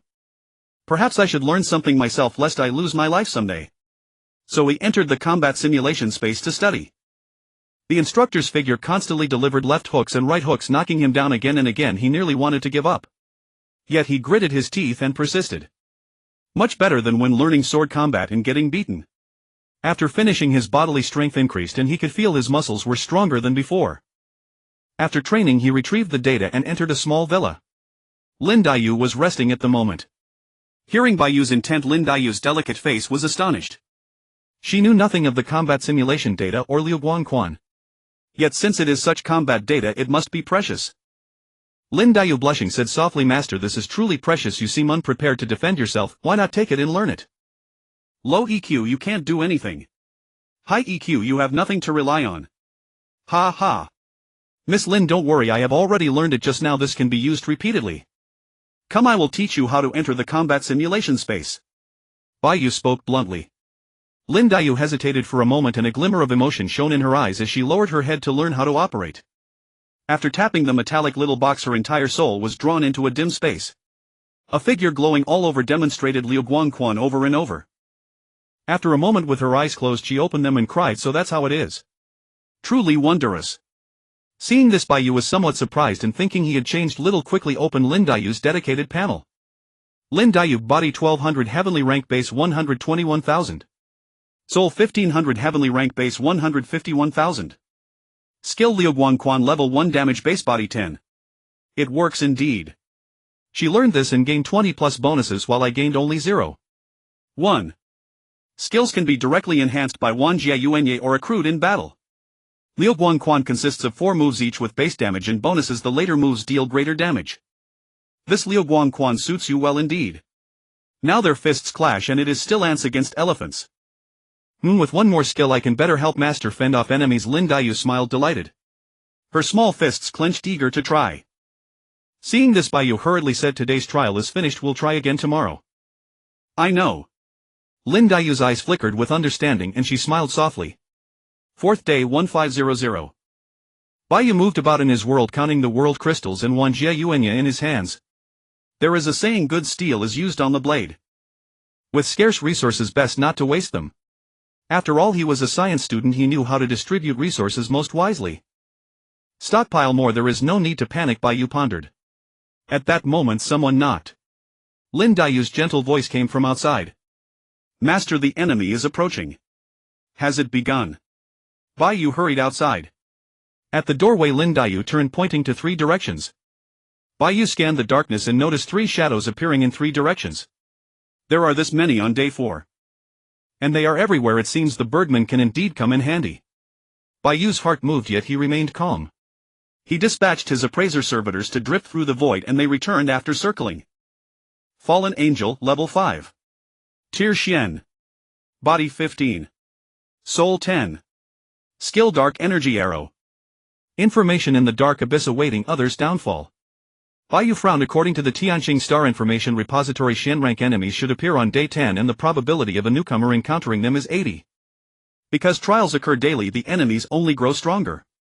The sooner one encounters Xian rank, the tougher the later monsters become. Yet it is understandable. With the golden finger, Bai Yu even without parental or clan support still far surpasses his peers.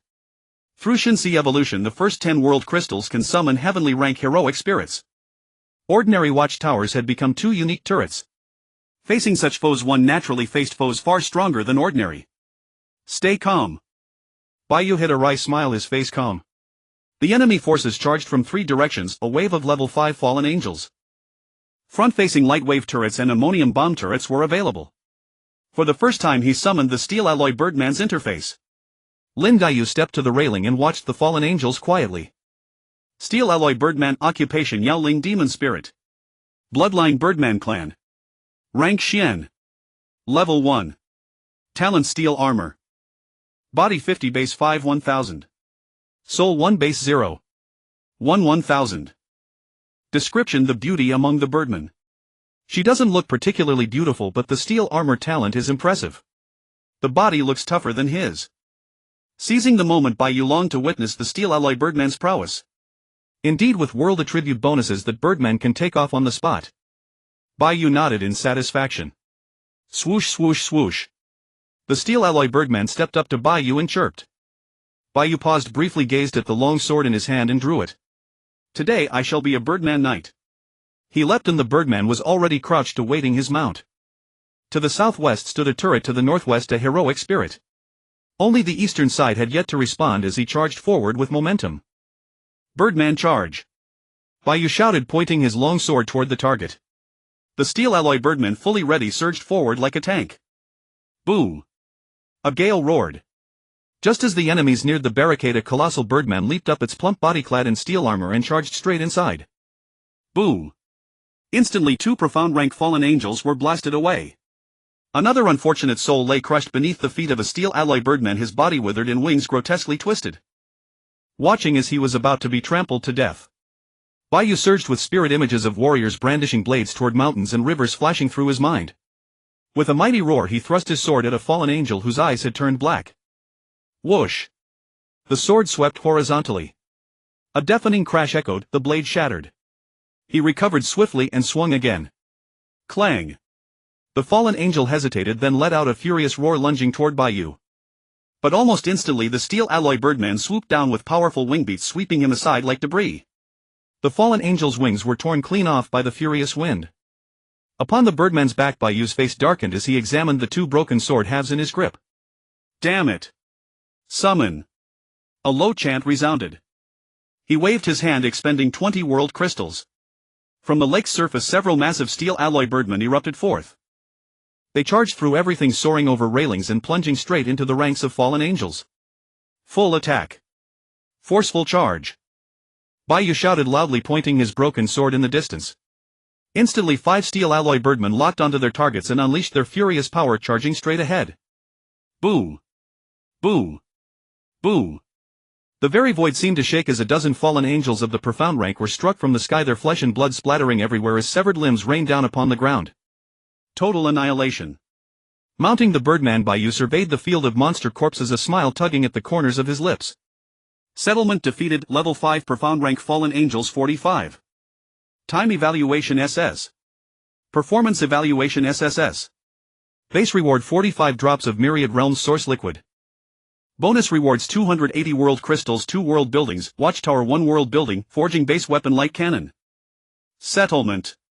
All the monsters are dead. Bai Yu glanced down at the bodies beneath him, turning his head in surprise toward the other 2 directions. Ammonia missile turret and lightwave turret performed as reliably as ever. 1 burst of noxious fumes followed by 2 lightwave projectiles could eliminate enemies instantly. Even level 5 profound rank units stood no chance. Over at Lin Nini's position, an entire group of fallen angels had been wiped out cleanly. They appeared to have been obliterated in a single strike. Lin Nini stood beside him, ready to provide violent support at any moment. So, his section was the slowest. That SS time evaluation was largely due to his lagging performance. Thinking of the sword that had accompanied him for so many years now lying in pieces, he felt quite pained. Fortunately, the Birdman had come to his aid. And this round of settlement yielded substantial rewards. Who could complain about having too many resources? Upon seeing the light cannon, his heart surged with excitement. He had been lamenting the lack of replacements. Without a moment's hesitation, he accepted it immediately. Now this is the moment to witness miracles. He pressed the button to activate it instantly. Bai Yu rubbed his hands together with anticipation but noticed Lin Daiyu watching him with a gentle smile. What's wrong? Is there something on my face? Bai Yu touched his face. You seem to be having quite fun just now. Lin Daiyu pressed her lips together, remembering his casual nature, and decided to speak openly. Charging about on a birdman. How impressive. Hearing the beauty's soft murmur, Bai Yu's face twitched and he replied sheepishly, an accident, just an accident. I'll speak plainly, young master, you are the master of this world. There's no need for you to charge into battle yourself. Lin Daiyu's expression grew serious as she continued, you're still in your growth trial period. Enemy forces attack daily and they're growing stronger each time. Under normal circumstances I would protect your safety even at the cost of my own life. She blinked her beautiful eyes, her expression tinged with worry. Hearing this, Bai Yu nodded in understanding. Cough. I was just messing around these past few days. I'll be careful with my safety. Lin Daiyu patted her chest in relief. Her garments rustled, revealing snowy white skin that drew the eye. Bai Yu couldn't help but glance a few times more before guiltily looking away. Let's see what we've achieved. World Crystal 3 Lettuce 100, World Crystal 1 Bread 100, World Crystal 3 Refined Steel Element Block 1, Frost Spear 1. 45 chests containing 170 World Crystals and 10 drops of Myriad Realms Source Liquid. There were also various daily necessities, bread, vegetables and so on. Additionally, a long spear and an iron protective wall. Not bad. Bai Yu exhaled in relief, his luck had held this time. As expected, profound rank enemies dropped more rewards. Most notably the iron protective wall. Now he could finally dismantle the metal railings. Moreover, the iron protective wall was a new type of structure that could be upgraded through the steel body and iron kidney refinement. Meanwhile, Lin Daiyu leaned against the table in the divine hall, propping her chin on one hand while gazing at Bai Yu with bright luminous eyes. Seeing him smile, Lin Mimi felt a surge of joy and asked softly, did you obtain something valuable, young master? Indeed. I was fortunate enough to acquire some good things. Bai Yu nodded and pulled out the light cannon. Light cannon level 5. Grade yellow rank. Function Soul Attribute 36mm sniper rounds. Range 1000 meters. Description: a light cannon, aim casually without concern for accuracy but look absolutely spectacular. How impressive. What a pity, it's merely a common weapon. After playing with it for a while, Bai Yu confirmed his accuracy was mediocre and stored it away in his backpack dimension. Immediately afterward he retrieved all the models. Bai Yu paused momentarily. Opening the world panel, all the buildings were transferred inside. Then he took out the miniature molecular model of the iron protective wall and tossed it above the metal railing. Unlike standalone structures, the iron protective wall could be expanded. Bai Yu surrounded the 400 square meter small world, creating a perimeter of 80 meters requiring 1 world crystal per meter. Simultaneously, all 4 sides became enclosed by the iron protective wall. The model decomposed and merged into the void, with iron walls constructing themselves from molecular frameworks out of thin air. The walls stood 3 meters tall and 1.5 meters wide, with walkways atop them for traversal. Not bad looking at all. Bai Yu's eyes lit up as he opened the wall's dedicated panel. Iron protective wall level 1. Function: comprehensive protection. Durability 300,300. Description: the most fundamental defensive structure capable of withstanding massive enemy assaults. As expected, the iron protective wall's stats far exceeded those of the metal railing. However, Bai Yu fixed his gaze on the plus sign. That prominence seemed to be telling him it was time to exploit it. Do I have any choice? Beyond exploiting, there's no alternative but to exploit. Bai Yu clicked on it with tears streaming down his face.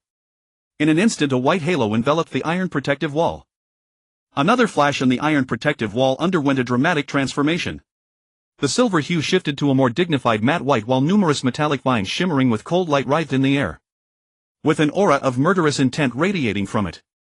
Titanium alloy protective wall level 1. Function: full protection and breach defense. Durability 500,500. Information: attackers who strike the titanium alloy protective wall will be ensnared by metal vines, breaching the suffering ongoing injuries. Defense power has greatly increased. This is a wall that can attack. Bai Yu nodded in relief. Even with only metal vines, this wall could be elevated to a Xian-grade building. If bought on the market, it would cost at least tens of thousands of world crystals. Bai Yu then threw out 2 sentry towers. As before, Bai Yu tapped the same spot. 2 beams of divine light enveloped both towers. In an instant the light faded and the sentry towers underwent earth-shaking changes. The left one looked sturdier, its top embedded with a large prismatic crystal. On the crystal's surface twisting vines were etched.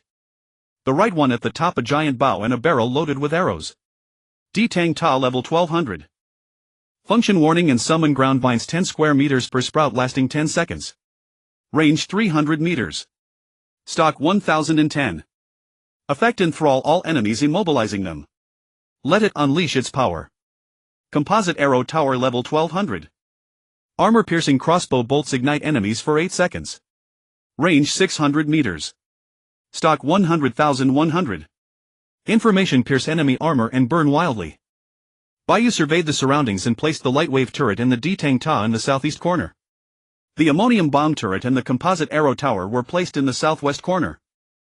Such control and output would maximize the tower defense effect. After setting them up, Bai Yu's gaze turned to the gloom beyond and he nodded slightly. With the titanium alloy protective wall shielding them, the 4 towers would not easily be breached and output would be guaranteed. Nearby, Lin Daiyu watched the 2 sentry towers take shape, a hint of a smile on her pretty face. However, when she saw Bai Yu's gloomy face, she quickly steadied her emotions. There was still a forging base left and they had to finish quickly. Bai Yu shook his head and tossed the final architectural model beyond the metal railing. The model grew with the wind and soon became a small workshop. The forging base's attributes weren't great. Bai Yu pressed a button. A familiar white light enveloped him, and after a moment the halo dissipated and the small workshop transformed into a spherical capsule. A statue stood at the doorway identical to Bai Yu. The doors opened and a circle of control consoles lay inside. Armed base level 1. Function: forge armaments and upgrade armaments. Stock 010. Information: if you want a Xian armament, forge it. Bai Yu's face twitched. Clearly this was just a recovery room now casually used as an armed base. He felt a wave of nausea, yet thinking again, being able to forge armaments was good, better than ordinary forges that could only forge iron. He opened the function details panel.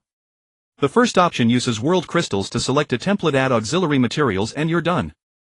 The second option only requires world crystals to upgrade ordinary metal armaments brought from the outside into world armaments, or to upgrade yellow rank armaments into Xian rank. What a pity! If this base had appeared earlier, my twin swords wouldn't have broken. Bai Yu hesitated briefly, then drew out the light-type gun cannon. With a twinge of pain he dumped 100 beautiful diamond-shaped crystals and a block of iron element. After 3 minutes, track gun cannon level 10. Grade Xian grade. Function: physical 5 Soul 5.5mm frost sniper bullets. Range 2000 meters. Stock 1001001 round per second. Info: even a casual aim will hit. It will surely make you a master marksman. What a good piece. And it has risen to level 10. Bai Yu carried a gun cannon the size of a greatsword, eager to test it. Unfortunately, today's defense round had ended, otherwise he would try it. As for tier, the power of an armament depends on its level and grade. The higher the level, the stronger the combat power, but higher grade armaments impose more restrictions. Like legendary divine armaments, if not strong enough, they may drain one's soul energy. Or they will automatically choose a master; those not recognized cannot use them. There are also more ordinary ones, such as a Xian grade combat morphic armor. If the body hasn't reached a certain threshold, you can't wear it. Even if forced on, you probably won't be able to move. Perhaps because of the armed base, this level 10 gun cannon doesn't require usage conditions. Not bad. Now it can attack inside the walls. Bai Yu nodded in satisfaction. The track gun cannon's molecular structure was fully analyzed and he stowed it into his backpack. 5th day at 600 am. The whole world was encircled by titanium alloy walls, and with the new towers and the Birdman squad, safety remained guaranteed. Yet early in the morning a colossal explosion echoed outside. Boom! Bai Yu jolted awake. He turned. Lin Daiyu opened her eyes, her gaze clouded with mist. Master, has there been another invasion? The fair beauty sat up, tying up her long hair with a jade hairpin and securing it into a bun. 2 strands of hair fluttered beside her ears, black and white, highlighting her jade-like skin. Her pale earlobes reddened slightly. Bai Yu twisted his neck, pulled out the track gun cannon from his pack and stepped outside. Let's go. Today we greet the 5th wave. Fortunately both slept in their clothes, which made things convenient. Lin Daiyu sat on the edge of the bed, tucking her pale feet into socks, and followed in metal thread boots. Outside the titanium alloy protective wall, from all directions shadows stepped out from the night, their rigid bodies swaying like walking corpses. There were so many. Bai Yu glanced and immediately saw hundreds of figures pressing in from every direction. It was getting harder. Bai Yu's face twitched again as the identification drone which had just scanned the enemy's information flew back.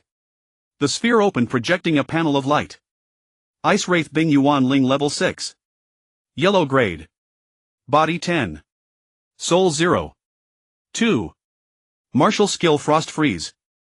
Extreme Cold Wraith Jihan Yuan Ling level 7 Xian grade. Body 20. Soul 2. Martial skills Frost Freeze Wraith attack. Information Bone-chilling cold plus despair brainwashing will leave you unable to turn the tide. From all four directions pale blue wraiths could be seen with the naked eye. Most are yellow grade, their faces marked by astonishing whirlpools, ugly and terrifying. They drifted out of the darkness with stumbling steps. Just looking at them sent a chill to the spine, an eerie uncanny sensation filled the air. The point is, the number of these resentful spirits beyond belief, see of them wherever they, the earth itself seems frozen. Fortunately the reaching composite arrow tower wave turret are already attacking. Flames rage to one side as mushroom clouds bloom and vanish one after another. Bai Yu glanced to the left and right, exhaling a quiet sigh of relief. The nearest resentful spirit to the titanium alloy shield wall is already 300 meters away. With so many enemies there is no need to worry about precision. At this moment the control tower has begun its attack. Earthvine Tower summoned up vines that surged from underground, binding the resentful spirits at their waists. Before they could struggle free, a light wave cannon blasted them batch after batch, vanishing. Ammonia shell turret hurled glass spheres on impact, the yellow mist spread sweeping toward the resentful spirits. Before they could drift apart, the composite arrow towers fired arrows that pierced the cores, the most saturated parts of the spirits, and they burned with a roar. Red and blue intertwined, overlapping into purple, a dazzling sight. Occasionally they even seemed to form a scorching display with devastating attack power. Whoosh! Boom! Whiz! The sounds of arrows tearing the air, ammonia released and lightwave cannons blasting, like a symphony. The combination of control and firepower forced the resentful spirits to halt on two fronts, creating a spectacular scene. Yet the keen Bai Yu still noticed several flaws. Skills like ammonia shell turret and earthvine tower can only control a few at a time. If their range were larger it would be even better. By the fifth wave the attacks of the lightwave turret and the composite arrow tower were noticeably weaker. The yellow rank ones were manageable, but the profound rank resentful spirits could withstand the light wave cannon and armor-piercing arrows charging at the front. Not strong enough. Seems it's time to upgrade. Bai Yu thought for a moment, then without another word returned to the lakeside pavilion to summon 5 steel alloy birds. In terms of individual prowess, the steel alloy birds are among the elite of level 1 minions. However, due to the world's attributes, these steel alloy birds are tenfold enhanced as brood mothers, instantly surpassing ordinary profound rank beings, and even their talent Gangjia iron armor is outstanding. So 10 should be enough. Bai Yu, you guard one side, how about that? Bai Yu turned to look. At the doorway of the small hut Lin Bai Yu stood there unmoving. Hearing Bai Yu's voice she calmly nodded and said, "I shall not disappoint you, master." As soon as the words fell she turned and left. The void trembled and her delicate frame seemed to roar like a tiger and a leopard. She darted out of the illusion in an instant, vaulting over the titanium alloy shield wall, a hard glass-like light enveloping her hand. With a cold sneer she charged toward the resentful spirits. Seeing this, Bai Yu resolved her plan, gesturing with a sweep of her hand and led the birdman to rush toward the final direction. He stood atop the wall with the birdman at his sides lined up. Now the tide of resentful spirits was 200 meters from the wall. Bai Yu paused briefly, letting the birdman prepare to strike. With a raised hand the tracking cannon was shouldered. The gun in Bai Yu's hands automatically locked onto a resentful spirit and fired at once. Frost bullets whistled through the air. Crack! The core within the resentful spirit's chest was wrapped in frost, yet its soul could still surge forward. What power! It's fortunate I refined it to the profound rank. Bai Yu smiled. These creatures who do not fear pain are not afraid of firearms. But frost bullets are still more lethal than ordinary ones. Continue. Whoosh! Whoosh! Whoosh! A seasoned marksman should learn to shoot on his own. One frost bullet after another tore through the air, taking a heavy toll of the resentful spirits. Soon they had close to within 50 meters. Bai Yu narrowed her eyes and issued the order. Charge! Boom! The earth trembled as 10 birdmen unleashed their skills, transforming into flying tanks and charging forward with unparalleled ferocity. Boom! Boom! Boom! In the blink of an eye dozens of resentful spirits were sent flying. Even the leading profound rank spirit fell to their metallic feathered wings. Then the birds, leveraging their sturdy bodies, charged through the resentful spirits, fierce and ferocious. Fortunately the birdman squad's strength is not bad at all. Yes, with master's help these birds are 10 times stronger than before. Bai Yu exhaled with relief. On the other side suddenly a soft voice sounded. Bai Yu turned quickly and saw a stunning beauty spotless of any blood or dirt. Settled. Bai Yu paused then looked toward Lin Daiyu's direction. Far away hundreds to thousands of resentful spirits whether profound rank or yellow rank lay flattened on the ground. In perfect formation. Bai Yu was speechless. At level 1 could Lin Daiyu really be this formidable? Lin Daiyu, a celestial spirit, only wields one ordinary yellow rank martial technique. In truth she has few other tricks. Even so, with her immense attributes she can still effortlessly eliminate all monsters and protect Bai Yu. It seems the future development will focus on hero spirits and demon spirits. Bai Yu thought, a hint of a smile appearing at the corner of her lips. Well done. Master, would you like me to lend you a hand? Lin Daiyu smiled gently, her delicate face filled with tenderness. As the saying goes, a woman is like water. Lin Daiyu is like a spring, refreshing the heart and bringing a gentle spring breeze. Sounds good. It will be a great chance to see your true strength. Bai Yu smiled faintly, tossing the weapons into the void. In Lin Daiyu's presence this level 10 armament seemed somewhat superfluous. As you wish. Lin Daiyu bowed her head slightly, her slender waist twisting as she leaped down from the titanium alloy shield wall. One step forward, shrinking the distance in an instant. Each step spanned at least 10 meters. At this moment the birds were fighting the resentful spirits. Lin Daiyu joined the battle and waves of resentful spirits surged toward her, trying to kill her. Her expression remained calm as she stepped forward. Momentum shifted dramatically like a tiger's roar. Her delicate hands drew streaks of light in the air and with each step she struck several wrathcores. Boom! A crisp sound rang out and one by one the resentful spirits fell. Lin Daiyu did not stop there, her flowing light fists moved with elegance and ferocity. Two utterly different auras appeared on the same person, a hint of contradiction. So fast. The birdman hadn't even turned back and the remaining dozens of resentful spirits had already fallen. At the same time a panel appeared beside Bai Yu. Settlement defeated Ice Resentful Spirit level 6 500, Mystic Tier Extreme Cold Grudge Spirit level 7 120. Time rating S. Performance rating SS. Base reward World Origin Liquid 720. Additional rewards World Crystal Stone 612, World Origin Liquid 217, Combat Emulation Data, Ice Cold Domain Profession Authority, Frost Archer, World Building, Ice Snow Tower 720 units. Bai Yu's heart sank. In just 5 days the number of hostile units had already surpassed 500. One can imagine how formidable the opponents will be on days 10, 20 and 30. The greater the risk, the greater the reward. Bai Yu took a deep breath, his eyes growing steadier. The monsters are abundant, but that is not a bad thing. There is at least enough World Origin Liquid to upgrade buildings and spirit, among other things. A stronger military will become much easier to forge. Glancing downward, the titanium alloy protective wall had already lost some durability. Nothing major. But the fifth wave of monsters is approaching the protective wall, and tomorrow's sixth wave will surely be even more treacherous. Upgrade. It must be upgraded. Do not worry about the walls for now, upgrade the towers first. Bai Yu opened the attribute panels of the 4 towers and prepared to act.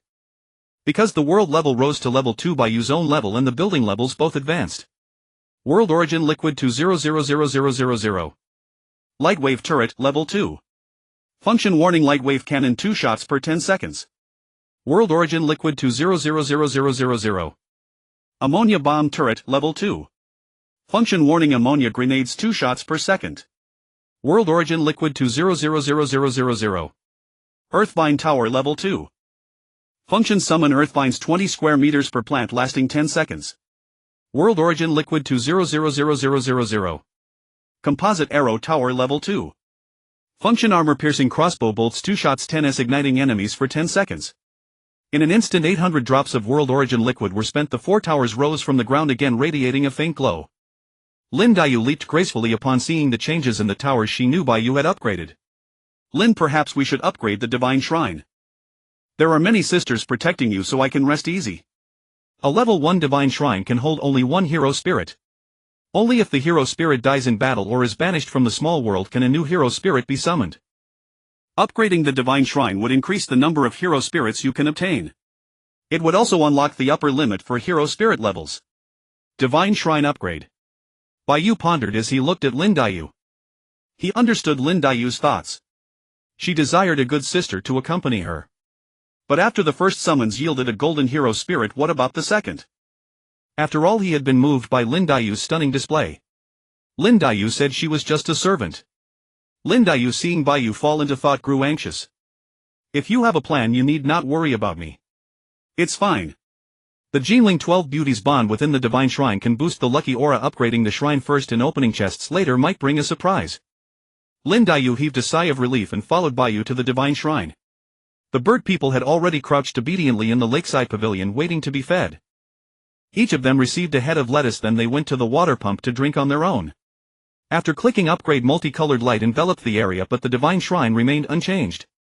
Only the ability to summon new hero spirits remained, and the hero spirit level cap had risen to 2. Bai Yu entered alone, stood in the living room and drew out 10 world crystal stones. Previously Bai Yu had fortune on the first try. This time, even with the gold finger bonus, the chance of obtaining heavenly tier seemed unlikely. Then the 10 world crystal stones vanished and the remaining 11 stools flickered with shifting silhouettes. Figures appeared and faded with gold, blue and green light streaking across. Bai Yu felt his heart race with anticipation. This lottery-like feeling was incredibly thrilling. Soon the light settled. Obtained armored dream phantom needle mystic tier. Bai Yu was left speechless. Clearly this time he did not strike it rich. No one appeared on the stools. Damn. Are you kidding me? An ordinary divine shrine would not chew him up like this. Bai Yu felt a bit frustrated. He glanced at a piece of clothing on the table. A smooth white blouse with peep-sleeved, a half-skirt and jingling accessories. The clothes are pretty, but I don't need women's clothes, thank you. Polite and courteous. What else can he do? His face darkened, yet he still had to continue drawing world crystal stones. 10. 10 in a row. Bai Yu felt overwhelmed. Figures kept appearing, but there were no gold edges. Blue and green edges appeared only occasionally, and most of them were dark. There's no doubt that the previous luck was merely luck. The blue-edged draw yielded a decent armament: heavenly silkworm snow gloves, earth tier. Level 10. Attributes: body 20, soul 5, dust-free, automatic cleaning. Prerequisite: body 50. Description: silk gloves, aesthetically pleasing. If these gloves were used by Lin Dayu, the attributes would rise by a bit. As for the other yellow tier rewards, they are somewhat excessive. Women's clothing: 6 embroidered shoes, 1 earrings, 1 palace ribbons, 1. They are pretty, but what use is prettiness? I want to attract girls. Bai Yu's face turned pale. He decided not to hold back anymore and directly chose a 10 draw. World crystal stones 100. Obtained armored dream phantom needle mystic tier. Obtained hero spirit Tianqing, the 12th of Jinling's 12 beauties. A figure appeared before Bai Yu wearing a bright red wedding dress and phoenix coronet, with a delicate and pleasing face and slightly parted lips. In her mesmerizing eyes there was astonishment. The verse flowed: love of heaven, love of the sea, illusion of the body. When love meets, it rules desire. Words of the unworthy may bring glory, yet the spark of trouble begins in peace. Within the divine shrine a mysterious voice rang out. Bai Yu was startled as he looked at the woman before him. She is Tianqing, perhaps. Why wear a wedding dress? In memory, Tianqing died young because of her husband's weakness, and she eventually took her own life. Yet the Tianqing before him appeared to be about 16 years old. Her makeup was exquisite: phoenix-like eyes drawn and ruby lips full. She looked surprised with an expression of confusion. She should be receiving world guidance, right? Bai Yu's heart moved. He opened Tianqing's panel to inspect. Tianqing, profession spirit. Bloodline Taishu immortal. Rank heavenly tier. Level 1. Talent break void, able to see through enemies' weaknesses, damage stacks on attack. Bond Jinling 12 beauties. Body 1300, heavenly tier, base 100, attributes 1000, bloodline bonus 200, bond bonus 100. Soul 1800, heavenly tier, base 150, attributes 1000, bloodline bonus 200, bond bonus 100. Info: directs mountains and rivers. Enemies have no cards before her. Among them, the Taishu immortal primarily restores soul power. Jinling 12 beauties, unlocked, earth tier. Function: body 100, soul 100, lucky aura 1. Another heavenly rank hero spirit. Could it be that every member of the Jinling 12 beauties is? Bai Yu's heart swelled with joy. Qingku attributes are to Lin Dayu at all. Compared with the mighty Lin Dayu, Tianqing's attributes are equally high, and her voiding talent seems to be a very powerful supportive combat skill. Attack the vital points. According to the entries in the information repository, this kind of talent would be a fine choice for a ranged class.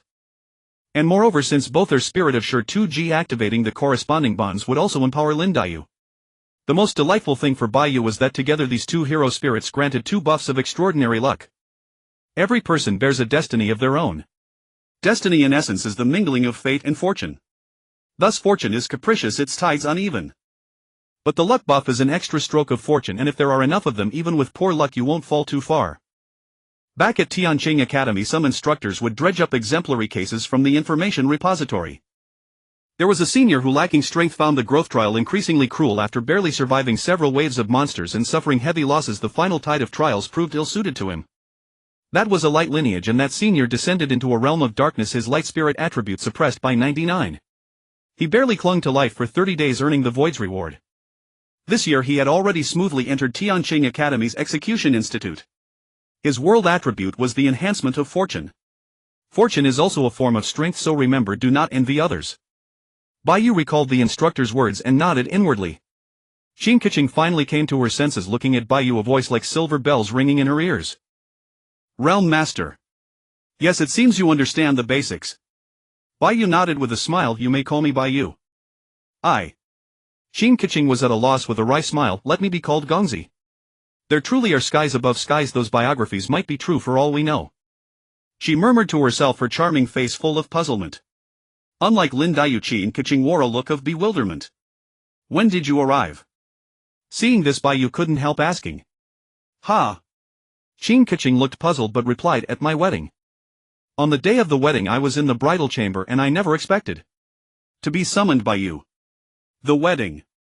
Bai Yu was stunned, asking in disbelief, weren't you dead when you were summoned here? No.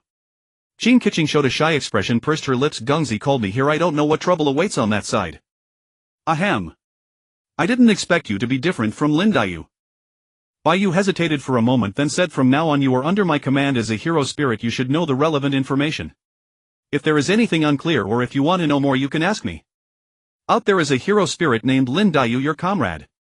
In the era of the World Lord, all manner of beings, multiverse deities, magic and technology, Tianqing gradually accepted all this information.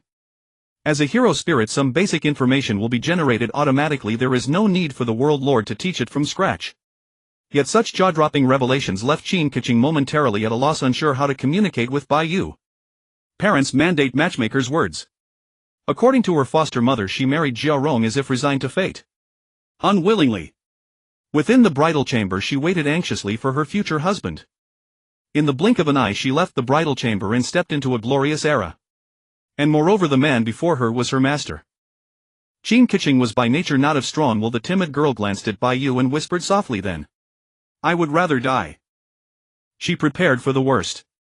Yet the feared scenario did not occur. Bai Yu did not bully her, but spoke of the situation calmly and kindly. And introduced her to a comrade in arms. In silence, Tianqing's fear and anxiety reduced a little, a gentle warmth rising in her heart.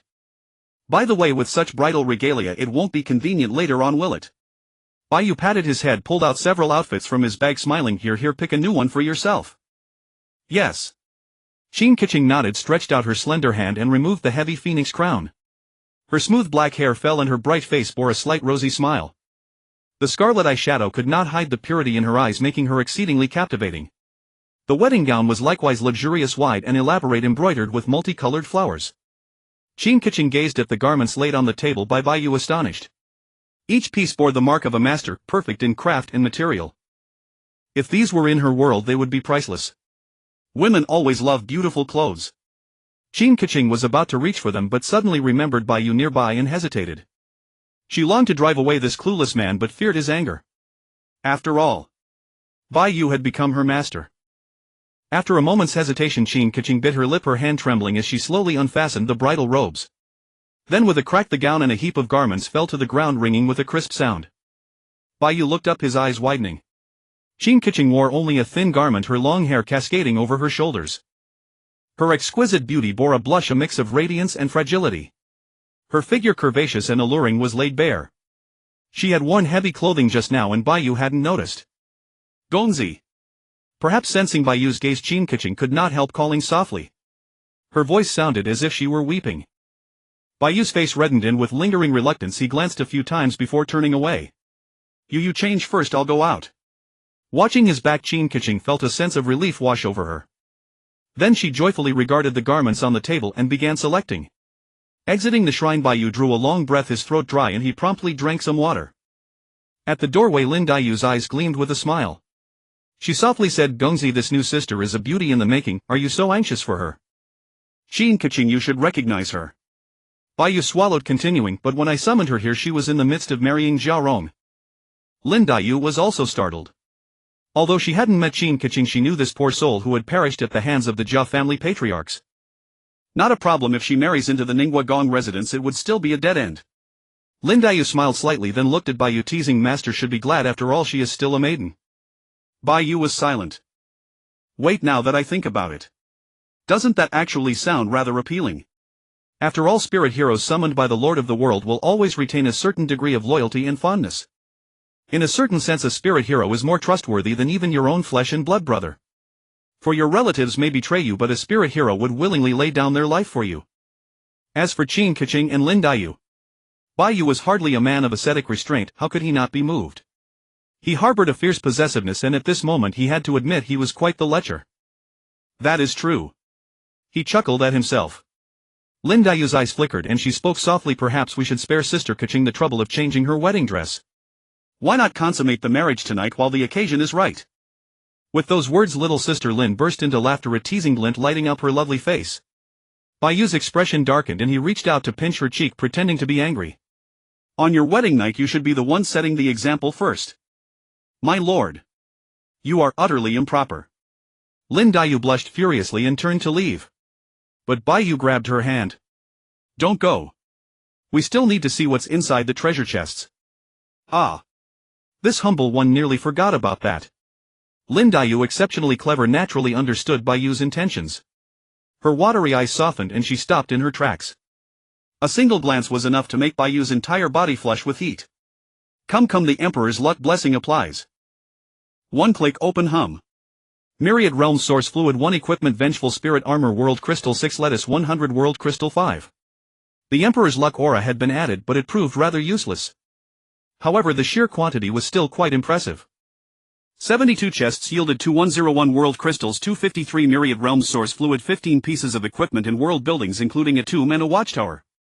Bai Yu stowed away the world crystals and source fluid, then carefully examined the equipment attributes, feeling somewhat resigned. All were level 510. 12 yellow rank items.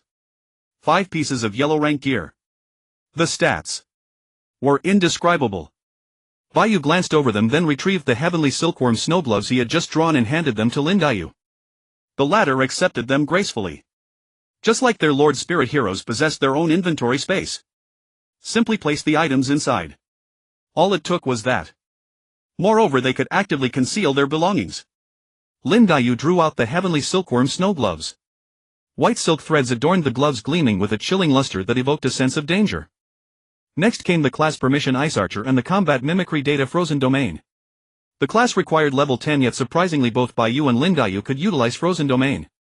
He took it out and offered it to her. Lin Daiyu's beautiful eyes shifted slightly and she shook her head. This battle skill would be useless to me. However, Sister Keqing possesses a unique talent and would suit it rather well. True enough. Bai Yu recalled Qin Keqing's attribute panel and nodded in agreement. Just as he was about to inspect his world, light footsteps suddenly rang out. Bai Yu raised his head and saw a graceful figure approaching. She moved with the elegance of a swallow gliding through dragon currents, delicate, poised and enchanting. A jade hairpin adorned her flowing dark hair, framing a face that was both charming and fragile. She wore a cyan gauze long dress cinched at the waist with a pale yellow palace ribbon. Noble, breathtakingly beautiful, so much so that Bai Yu could not tear his gaze away for a long while. What a stunning beauty!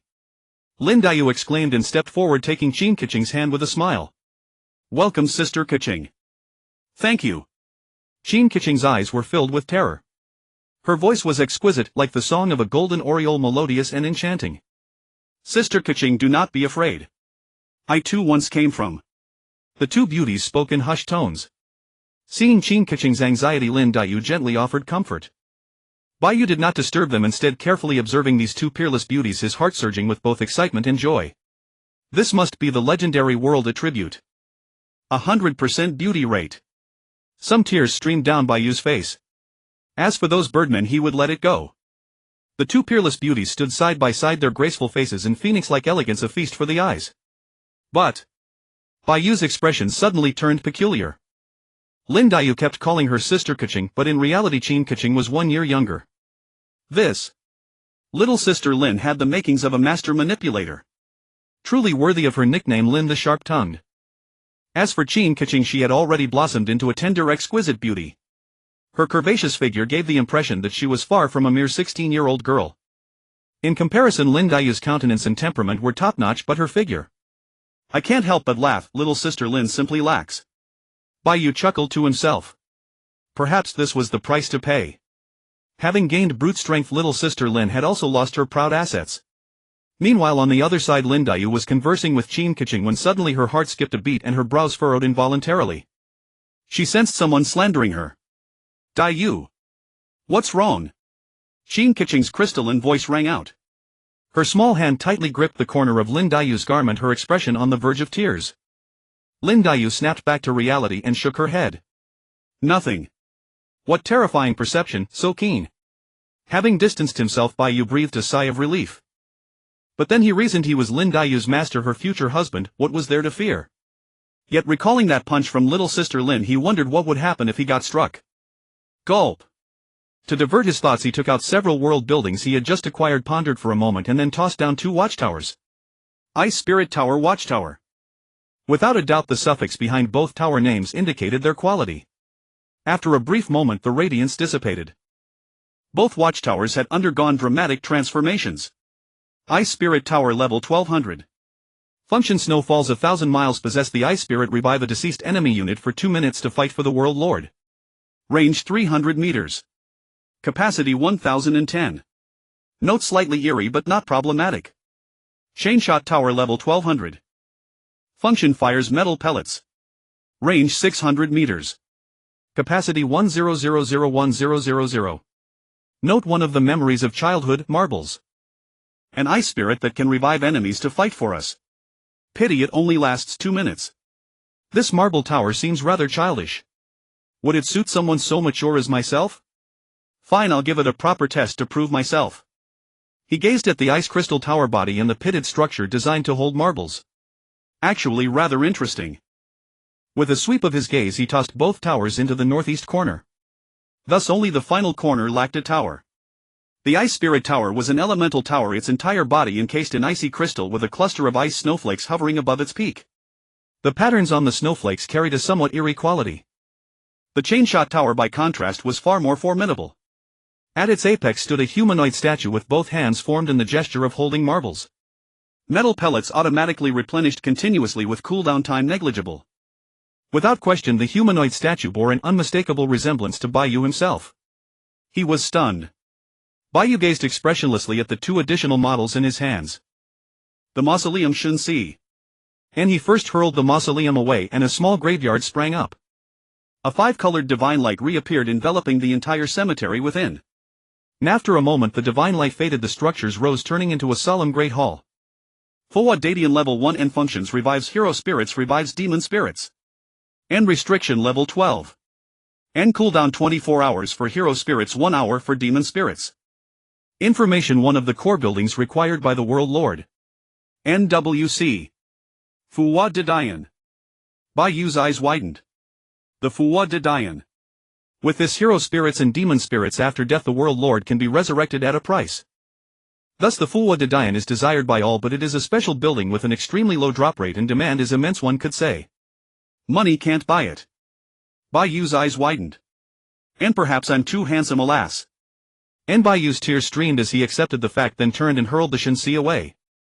Yet the tiny architectural model did not swell as he had imagined. Instead, like a gust of wind, it flew back into Bai Yu's hand. Meanwhile, a world panel flashed up. Remove it. Bai Yu did not hesitate to click no. And although it was a joke, the combat power of the Steel Alloy Birdman was undeniable. And Lin Daiyu and Tianqing would be so sad. Namely, 2 of 12 sisters have gathered. And 5 levels isn't actually difficult, the hard part is all the buildings. And Bai Yu paused, then tucked away the Shenxi. At that moment, Lin Daiyu with Tianqing approached Bai Yu and made a graceful bow. Both women stood out, each with her own charm. And each smile, each expression had its own beauty. Standing together, they seemed to vie in splendor, leaving Bai Yu momentarily overwhelmed. Tianqing was no longer as afraid as before, though a timid look lingered. She had regained her composure. From Lin Daiyu she learned of her tragic fate in the Jiafu. She relaxed at once. Perhaps this is for the better for her. She was not a person of strong will, so she drifted along, gradually accepting her current identity. Master, didn't you say you would give Sister Keqing combat skills? And Lin Daiyu blinked her beautiful eyes and said, there are still some armaments you can give Sister Keqing. Yes, and Bai Yu regained his senses, taking out the combat morph data ice cold domain from the backpack space. And Qin Keqing's eyes widened, seemingly perplexed. Thus, after receiving the morph data, she learned how to use it and her soul was drawn into the combat morph space. And when she recovered, a look of fear filled her face, as if emerging from a disaster. And Bai Yu was left speechless. And was she really that fearful? And seeing Bai Yu's gaze and Lin Daiyu's resignation, Qin Keqing's face flushed with shame, lowering her head and not daring to look at them. Sister Keqing has a gentle nature, please Master guide her more. And Lin Daiyu smiled, taking Qin Keqing's hand and softly patting the back of her hand to comfort her. Bai Yu also found it amusing and smiled, it's nothing, don't be afraid. And as he spoke, he opened Qin Keqing's combat skill panel. Ice Cold Domain Level 1. Great Earth Rank. And Damage 50 Souls 10. And Information Temperature drops, Ice Crystal Attack slows. And what a formidable AoE skill. Because of its higher rank, this combat technique is not only highly lethal but also carries a slow attribute. And try it. Bai Yu glanced at Qin Keqing. And she paused, then nodded quickly. And then her eyes flashed pink with the talent pursue. Qin Keqing took a deep breath and shouted, ice cold domain, and then a blue mist appeared before her, freezing the air and extending forward in a 180-degree arc with no dead angles.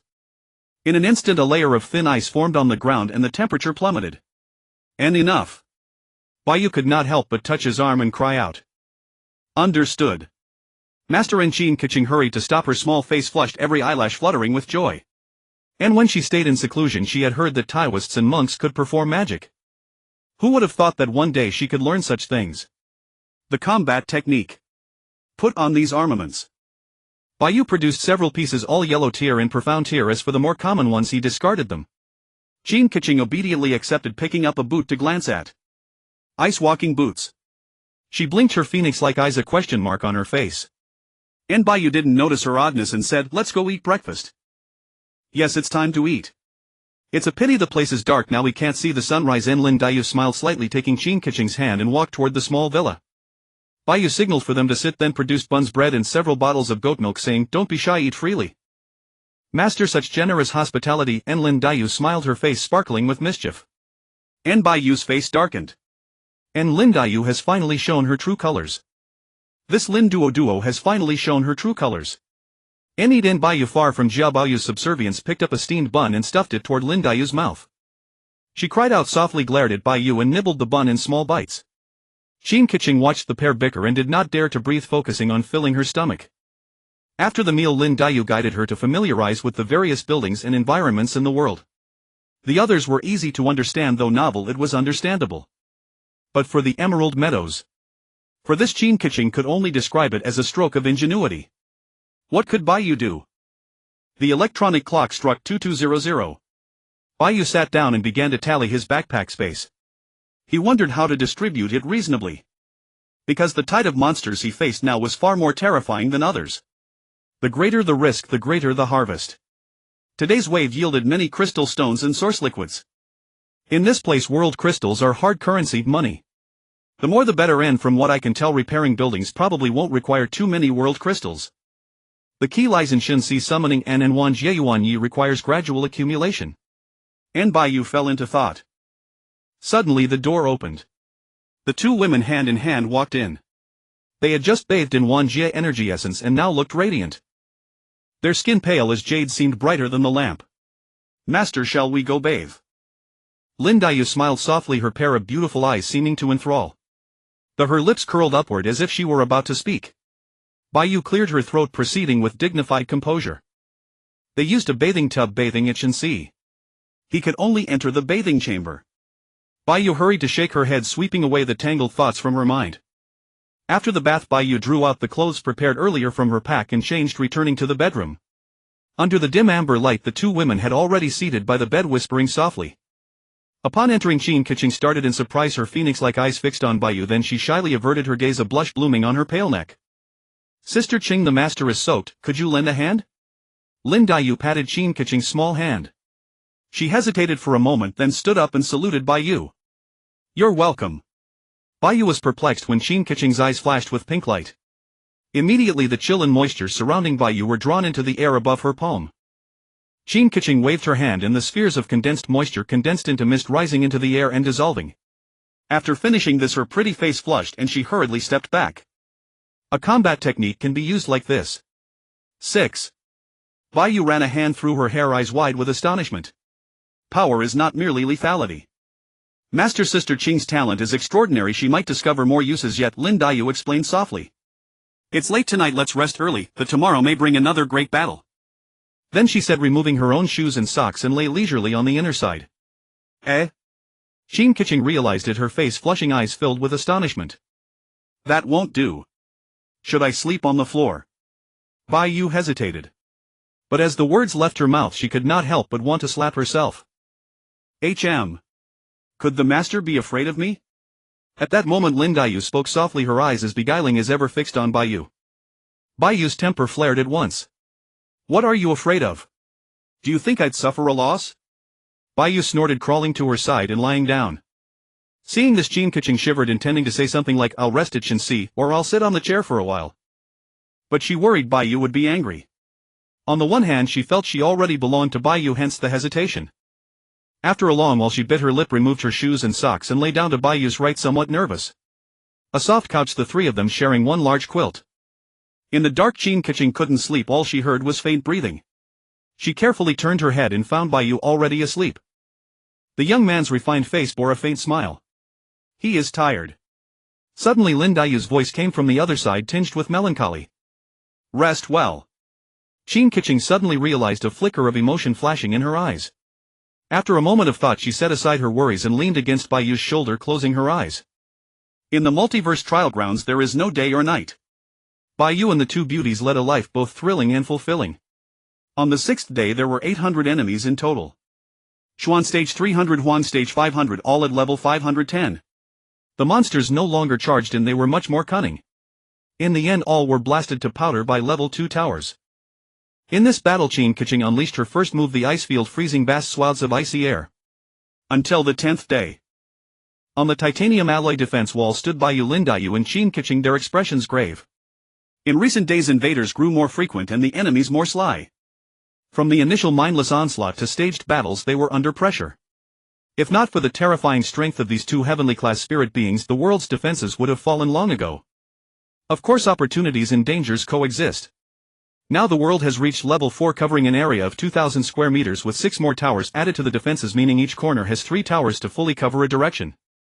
Moreover, all their towers upgraded to level 4, their firepower fierce.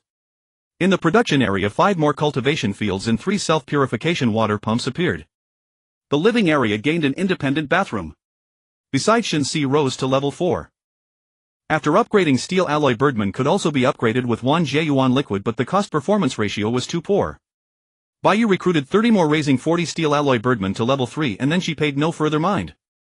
When Shenxi reached level 4, Lin Daiyu and Qin Keqing were raised to level 4 by Bai Yu.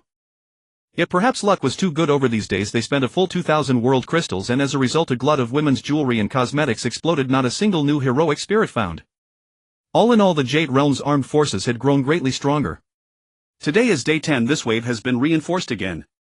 Everyone be prepared. Bai Yu spoke in a low voice. Yes, master. 2 stunning ladies stood by Bai Yu's side, their faces bearing a hint of grave resolve. The days of fierce battles had even Qin Keqing, usually timid, exuding a faint murderous intent when facing the enemy. Bai Yu nodded, brows furrowed, gazing into the darkness. 1500. In truth, the hostile forces had appeared early but had not rushed to attack. They lingered in the darkness as if waiting for something. Looking around, the mass of monsters stretched into the distance, too many to count. They're all around. Lin Daiyu stepped forward, her brows slightly knit, and spoke in a grave tone. It's odd, why would those ruthless, bloodthirsty monsters restrain themselves and not strike? Yes indeed. But for now we can only wait. Bai Yu folded her arms. The tower's celestial spirits and demon spirits were all prepared. All armaments kept upgrading. The 3 of them had bulging backpacks, mostly Huang stage gear items like ice walking boots, added only 1 to flesh or 1 to spirit. Time ticked by second by second. 1700. Bai Yu grew weary, just about to nibble on more compressed biscuits. The monsters in the darkness finally moved. A tide surged. Swish. The wind roared as one hideous beast after another charged toward the Yu realm. Each stood over 3 meters tall, red-skinned with 2 dinosaur heads looking like a bull. They're here. Two-headed mutant beast level 9 rank Huang stage body 10 soul 0. 5 skill fire and thunder attack. Information red skin resembles a dinosaur in form but with two heads, sturdy limbs, bull-like. Lightning-headed mutant beast level 10 rank Xuan stage body 20 soul 15 skill fire and thunder attack lightning paralysis. Information an advanced version of the two-headed mutant beast. Even larger in size. 5'10". In the blink of an eye, hundreds of Thunder Twin mutated beasts led countless other mutated beasts and thousands of enemy units SW, their roars deafening. Bai Yu's eyes narrowed slightly, fixing her gaze on the distance. Width of her wrist in that instant a chorus of towers rang out in unison, deafening in the dark silent world. From every direction the tide of beasts surged forward as an endless flood threatening to swallow the world. In this moment a 2,000 square meter world looked like a speck of driftwood on a vast pool, drifting with the currents rising and sinking. Suddenly from each corner of the microworld every turret opened fire in unison. In the corners several Indan Pao Ta emitted ammonia shells thick with yellow gas surging forth. This strike carried an indescribable odor. The damp road ahead was delayed. Ugh! A deafening roar shattered the air. Kaku! Then another roar shook the heavens. Kaku ka! Within the tide every enemy unit grew feral, their sturdy limbs pounded the ground, smashing it into deep pits. Dust rose, setting the surging beast tide in a more terrifying light. Even when they glimpsed the amber mist they remained fearless. They charged straight in. Immediately the mutated beasts that had just entered stiffened, their faces contorted. The once mighty mutated beasts suddenly wilted. One by one they convulsed and fell, blood spilling from mouths and nostrils. And when the vanguard fell, the irrational army behind stumblingly toppled to the ground. In an instant a large group of mutated beasts collapsed, convulsing violently.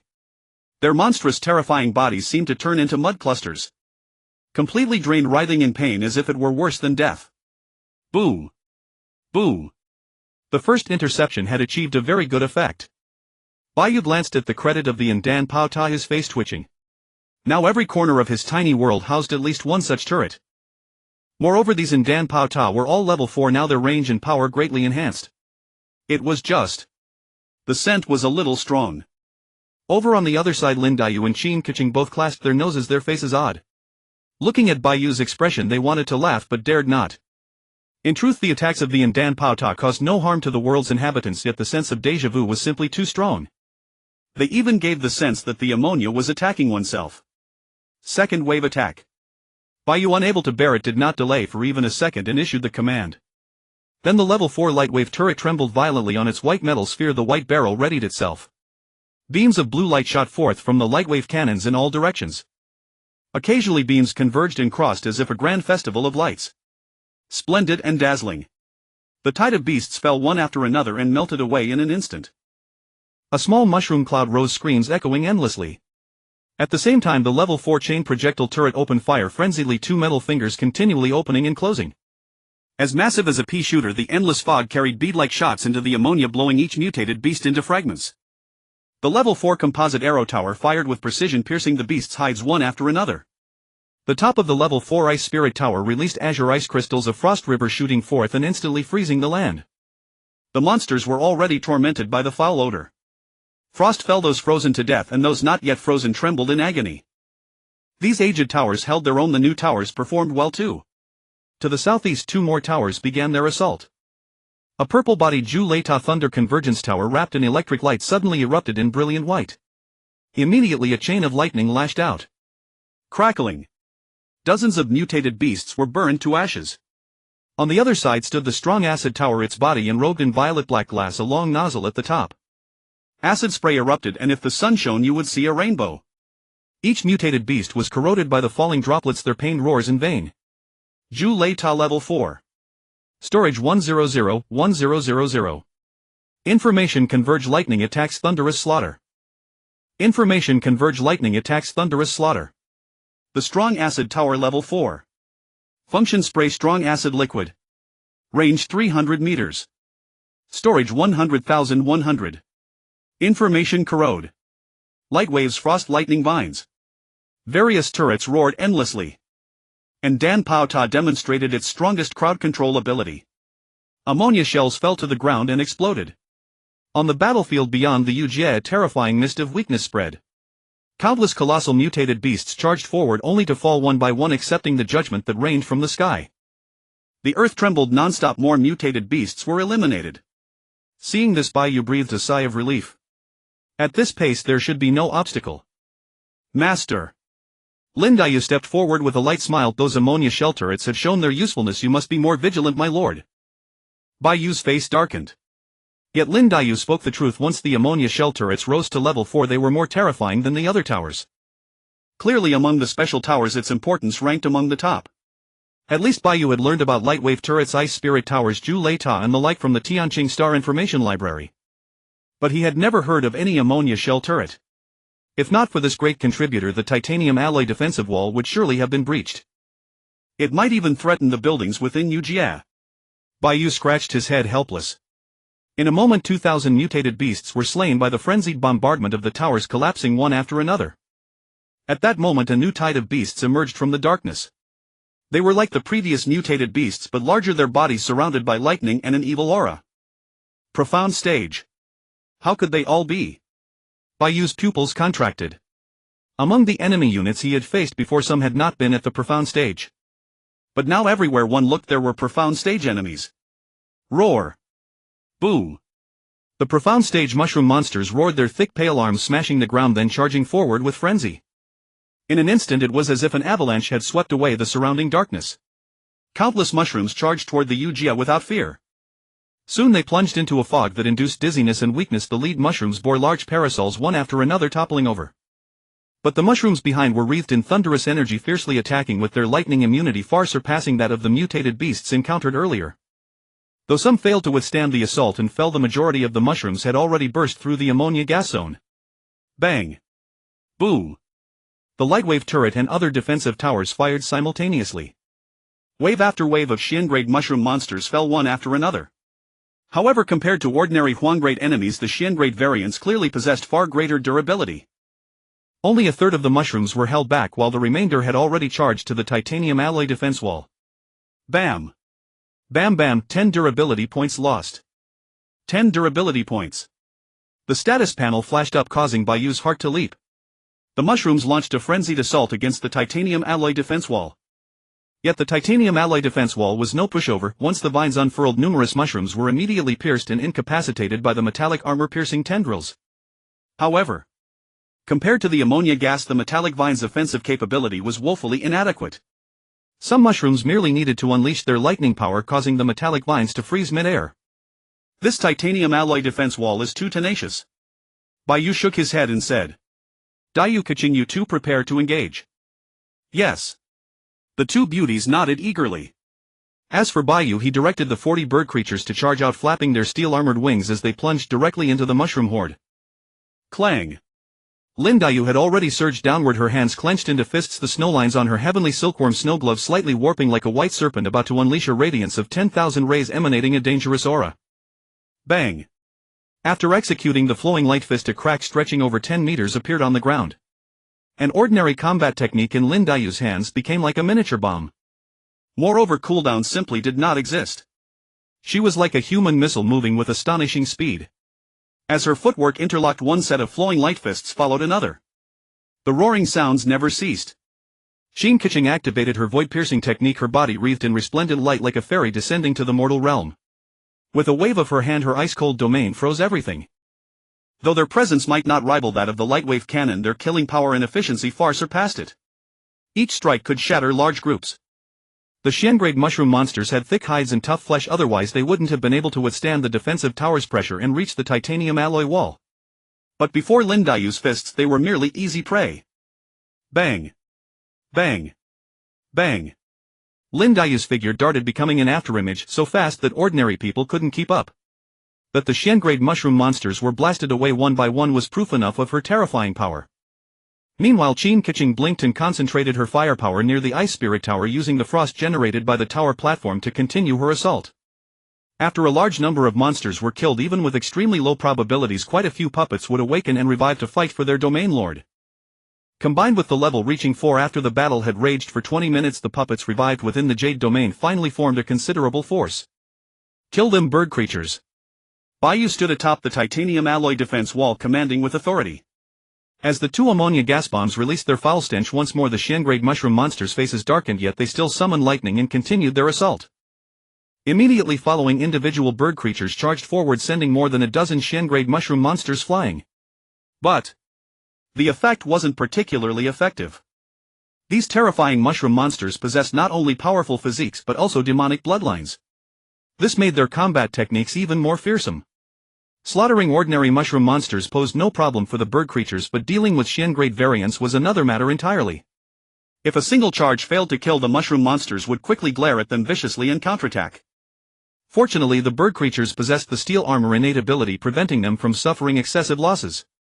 Even so, with the assistance of the defensive towers, the steel alloy bird creatures could only barely hold their ground.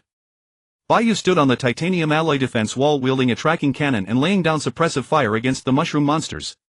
Yet the results were far from impressive. Actually, this was entirely expected. Generally speaking, a world lord's primary combat strength relied on their own minor world, whether spirit warriors, demon spirit structures, or worldly marvels. As a world lord, charging onto the battlefield alone was not only embarrassing but also detrimental to his score. A thousandfold difference in attributes. No wonder the instructor said defensive towers are the true god tier advantage in the early game. After all, aside from him, not everyone could start with 2 heaven-grade spirit warriors. So in his case, the enemy units seemed rather ordinary and the defensive towers were equally unremarkable. However, generally speaking, world lord aspirants in their growth phase relied primarily on defensive towers rather than spirit warriors. Even an ordinary watchtower could deliver formidable overall damage output. Thus, during their academy days, instructors had recommended summoning 10 demon spirits to begin the battle, followed by spirit warriors, and finally upgrading the defensive towers. However, this path doesn't suit me. Bai Yu glanced at his world's characteristics, his expression darkening. The young lady was his sole pursuit. With his already terrifying inherent attributes multiplied tenfold, he would emerge domineeringly to crush all opposition. Once the Jade Domain reached level 5, he would fuse the lakeside pavilion of the demon spirits.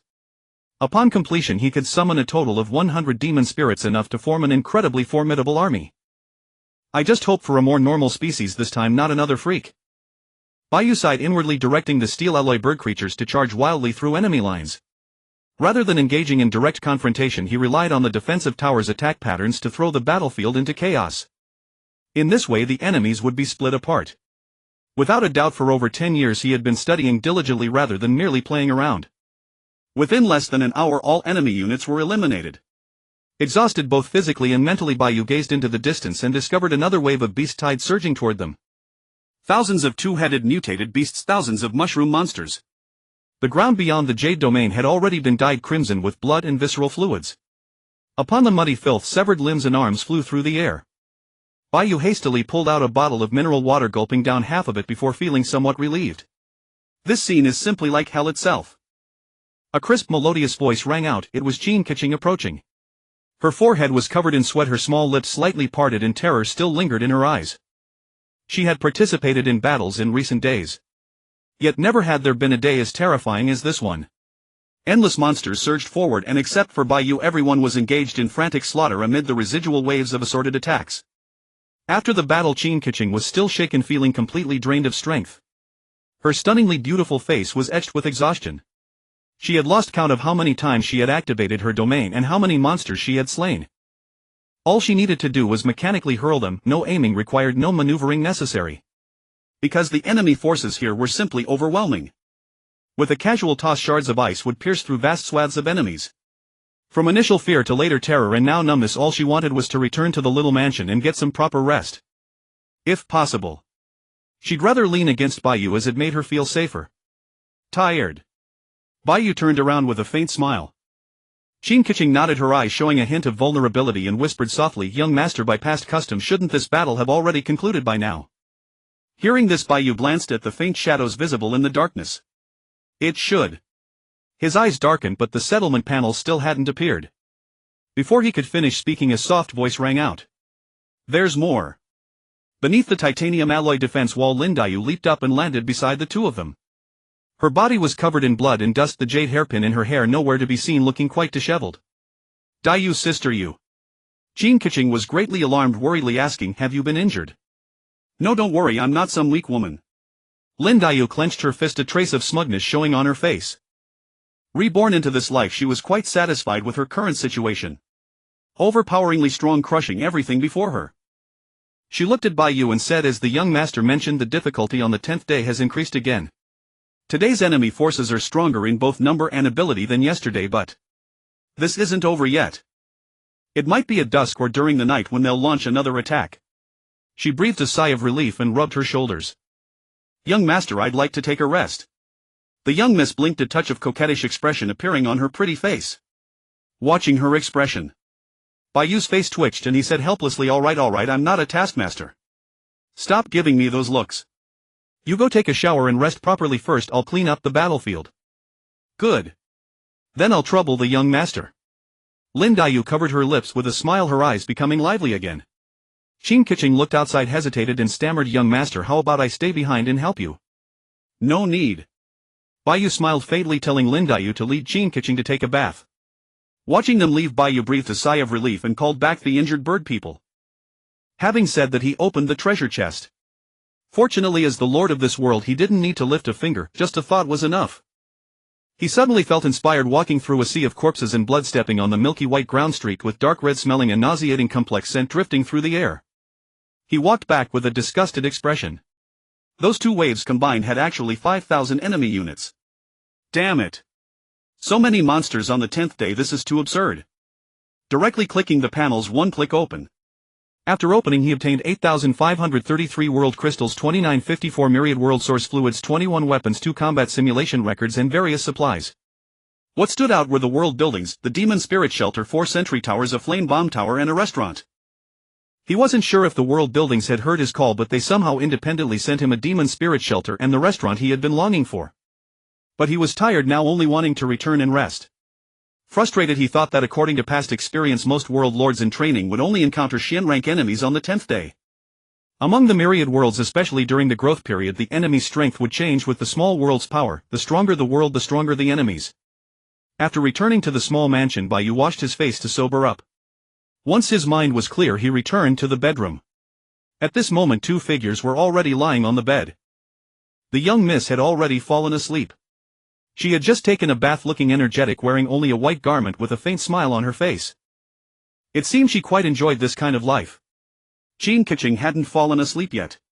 Seeing Bai Yu enter, she hastily sat up, remembering she was only wearing an undergarment, and quickly grabbed an outer garment to put on. Then she looked at Bai Yu, her face filled with shyness and charm.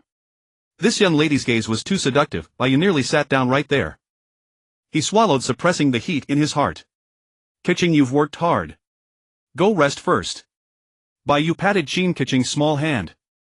The lovely maiden nodded timidly, her beautiful eyes looking at Bai Yu a few more times before slowly closing. So Bai Yu tiptoed out of the room and began organizing the war booty. The world crystals and myriad world source fluids needed no mention. There were 21 weapons, mostly yellow rank, with the sole Xian rank weapon, the sky rending blade, already attached to his waist. The 2 battle skills were the flame domain and the phantom thousand traces manual, 1 yellow rank and 1 earth rank. However, the Phantom Thousand Traces manual could only be learned by a Taoist class spirit. The flame domain's requirements weren't high and its damage was less than satisfactory. Bai Yu could only store them temporarily. The rest were some food and water, which he didn't lack, so he threw everything into the warehouse. In an instant, the warehouse was stuffed to capacity. Then he began placing buildings, and at each of the 4 corners a new sentry tower appeared. Next was the cheat activation. Bai Yu clicked. A divine light flashed and vanished, and after several breaths it dissipated, revealing 4 new tall towers. A lightwave turret, an ice spirit tower, a chain shot tower and a composite arrow tower. Fortunately, it's not an ammonia bomb tower. Bai Yu breathed a sigh of relief. The ammonia bomb tower was powerful, but he already had many of them. His crowd control ability was sufficient, what he needed was output damage. Then Bai Yu casually placed the lightwave turret next to the titanium alloy defense wall. The flame bomb tower was a common type in tower defense games, launching ammunition that could ignite anything. However, its damage was naturally much lower than the lightwave turret. But this was a cheat. His fingers itched again and he clicked once more. Flame bomb tower, level 1, functions armor piercing explosive incendiary, 1 shotman range, 2000 meters, ammo 11, info flying ember. Feels similar to the ice spirit tower, both are domain-based entities. Bai Yu nodded in satisfaction. The Ice Spirit Tower had already proven its strength in previous battles. Setting aside the ice effects, the mere fact that resurrected puppets could tear open gaps in beast-tide waves made the tower defense vastly more effective. Storage was only one able to release once every minute. The limitations were significant, but the power was definitely terrifying. After pondering for a moment, Bai Yu glanced at the remaining world source liquid, opened his attribute panel and began upgrading. Deducted 1800 drops of world source liquid in one go. Bai Yu felt a pang of pain in his heart. Every time he upgraded a world building it felt like he was cutting his own flesh. But without the level 4 tower defense he would have died long ago.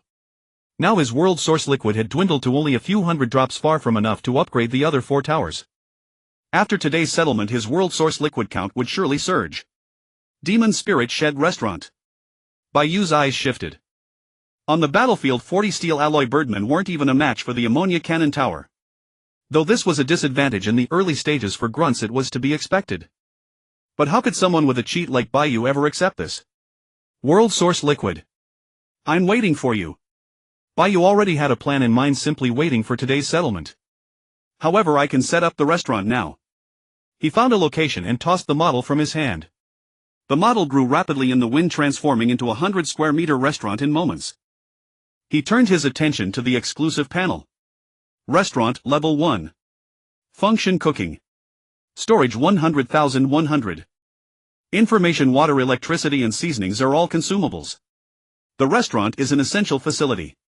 At present, even if Bai Yu and the other two ate here for a month, they couldn't consume all 100 servings. Of course, ingredients must be prepared. This unexpected bonus cleared Bai Yu's fatigue entirely. However, there were still many purchased items and monster drop foods in the warehouse, so there wasn't much immediate need to use the restaurant. He didn't pay much attention and simply opened the interface. Immediately divine light appeared, enveloping the entire restaurant.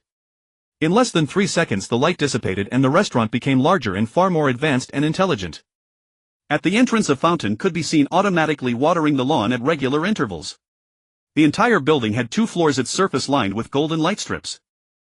The second floor had 2 rooms while the first floor consisted of a lobby and dining area. Jade World Hotel Level 1. Function: dining, multivitamin powder accommodation. Storage 100,100. Information: under the cloud blossoms, a place of irresistible charm. Multivitamin powder Level 1. Information: a seasoning that when added grants temporary positive effects to the prepared dishes. Multivitamin powder. Bai Yu immediately seized upon this key detail. Compared to the previous restaurant, the Jade World Hotel was vastly larger, a truly special building. Using anything from this building would grant attribute bonuses. Interesting. Bai Yu paused briefly in thought, then entered the hotel. In the kitchen various utensils were available in abundance. Without hesitation he retrieved a portion of noodles from the warehouse and spent 1 storage point to obtain the multivitamin powder. Soon a bowl of boiled noodles was ready. As soon as the dish appeared, the soup, noodles and bowl all lit up, accompanied by an attribute panel. Boiled noodles, grade trash. Function: satiety, physical body 0. 5 duration 1 hour. Information: the ability to create the most dreadful food from the finest ingredients is certainly 1 in 10,000. Damn. What kind of nonsense is this? You haven't even eaten it. Reading the information, Bai Yu's face darkened. Generally, food enhancements had time limits and the strength of the bonus depended on the food's grade and the building's level. In other words, the higher the building level and the superior the cuisine, the greater the attribute bonus. The 0.5 from Bai Yu's boiled noodles was absurdly low, he simply couldn't believe it. Too exaggerated. After a moment of hesitation he picked up his chopsticks and began eating. As the bowl of noodles went down, a wave of warmth surged from his stomach, spreading instantly throughout his entire body. He stood up, clenched his fist and sensed the changes in his power. Not bad. Bai Yu nodded approvingly, savoring the taste. This taste was exactly the same as before. He couldn't detect any unpleasantness at all. I'll cook noodles for the 2 ladies later. They'll definitely think it's great. Unwilling to concede, Bai Yu began selecting ingredients ready to showcase his culinary skills. Bai Yu was not a culinary master. But he had been single for many years and prided himself on his cooking prowess. Otherwise, how could he have survived this long? That evening within the world realm the climate shifted dramatically. Surrounding the Jade World lay an eternal darkness devoid of moonlight. Yet within this small world, buildings lit up with flames resembling candles in the darkness. Inside the room, Tianqing woke up feeling utterly refreshed, with all battle fatigue swept away. Turning her head she saw Lin Yu also rising, combing her hair. Since her jade hairpin had been lost, she could only tie her long hair with a ribbon. It looked beautiful and wouldn't interfere with combat. Yu. Tianqing rubbed her eyes, sat up and glanced at the digital clock on the wall while dressing. 1. 9. 0. 5. Tianqing uttered the words slowly and deliberately. She was not yet accustomed to technological products but was making efforts to adapt.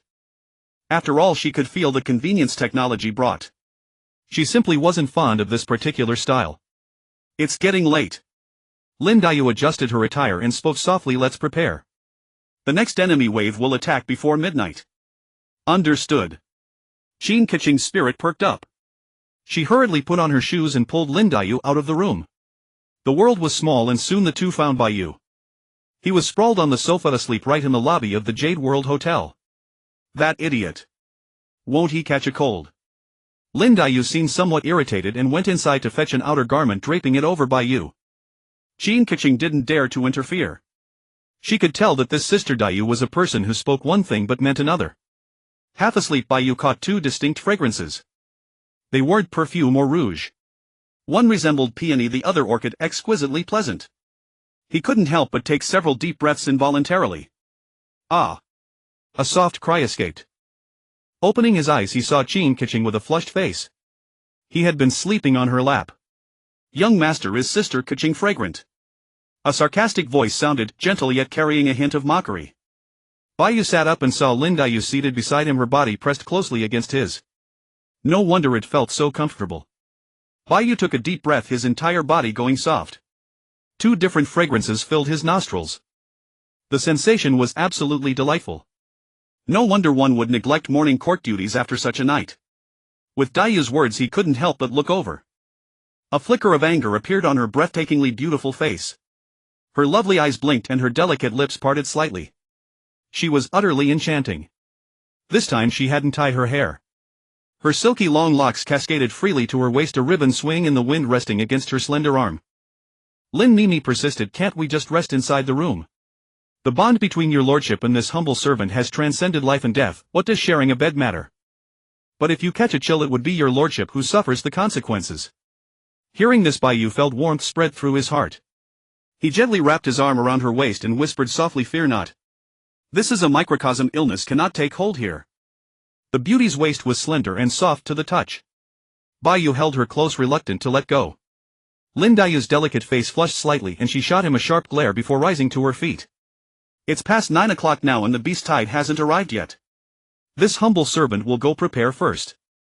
Wait. Have you eaten? Bai Yu asked, suddenly remembering. Not yet. Both women shook their heads in unison. Witnessing this, Bai Yu smiled mysteriously. You should know this is a restaurant, but this building is no ordinary eatery. Lin Mimi's beautiful eyes darted about, captivating and enchanting. What's the difference? Can it actually transform? Bai Yu, eager to showcase his skills, gestured for them to take their seats. He then went to the kitchen himself, retrieved the prepared ingredients and began his culinary work. Soon there was a meat dish, a vegetable dish, a bowl of soup and a pot of rice. He carried the meal up and said with a smile, do try Chef Bai's cooking.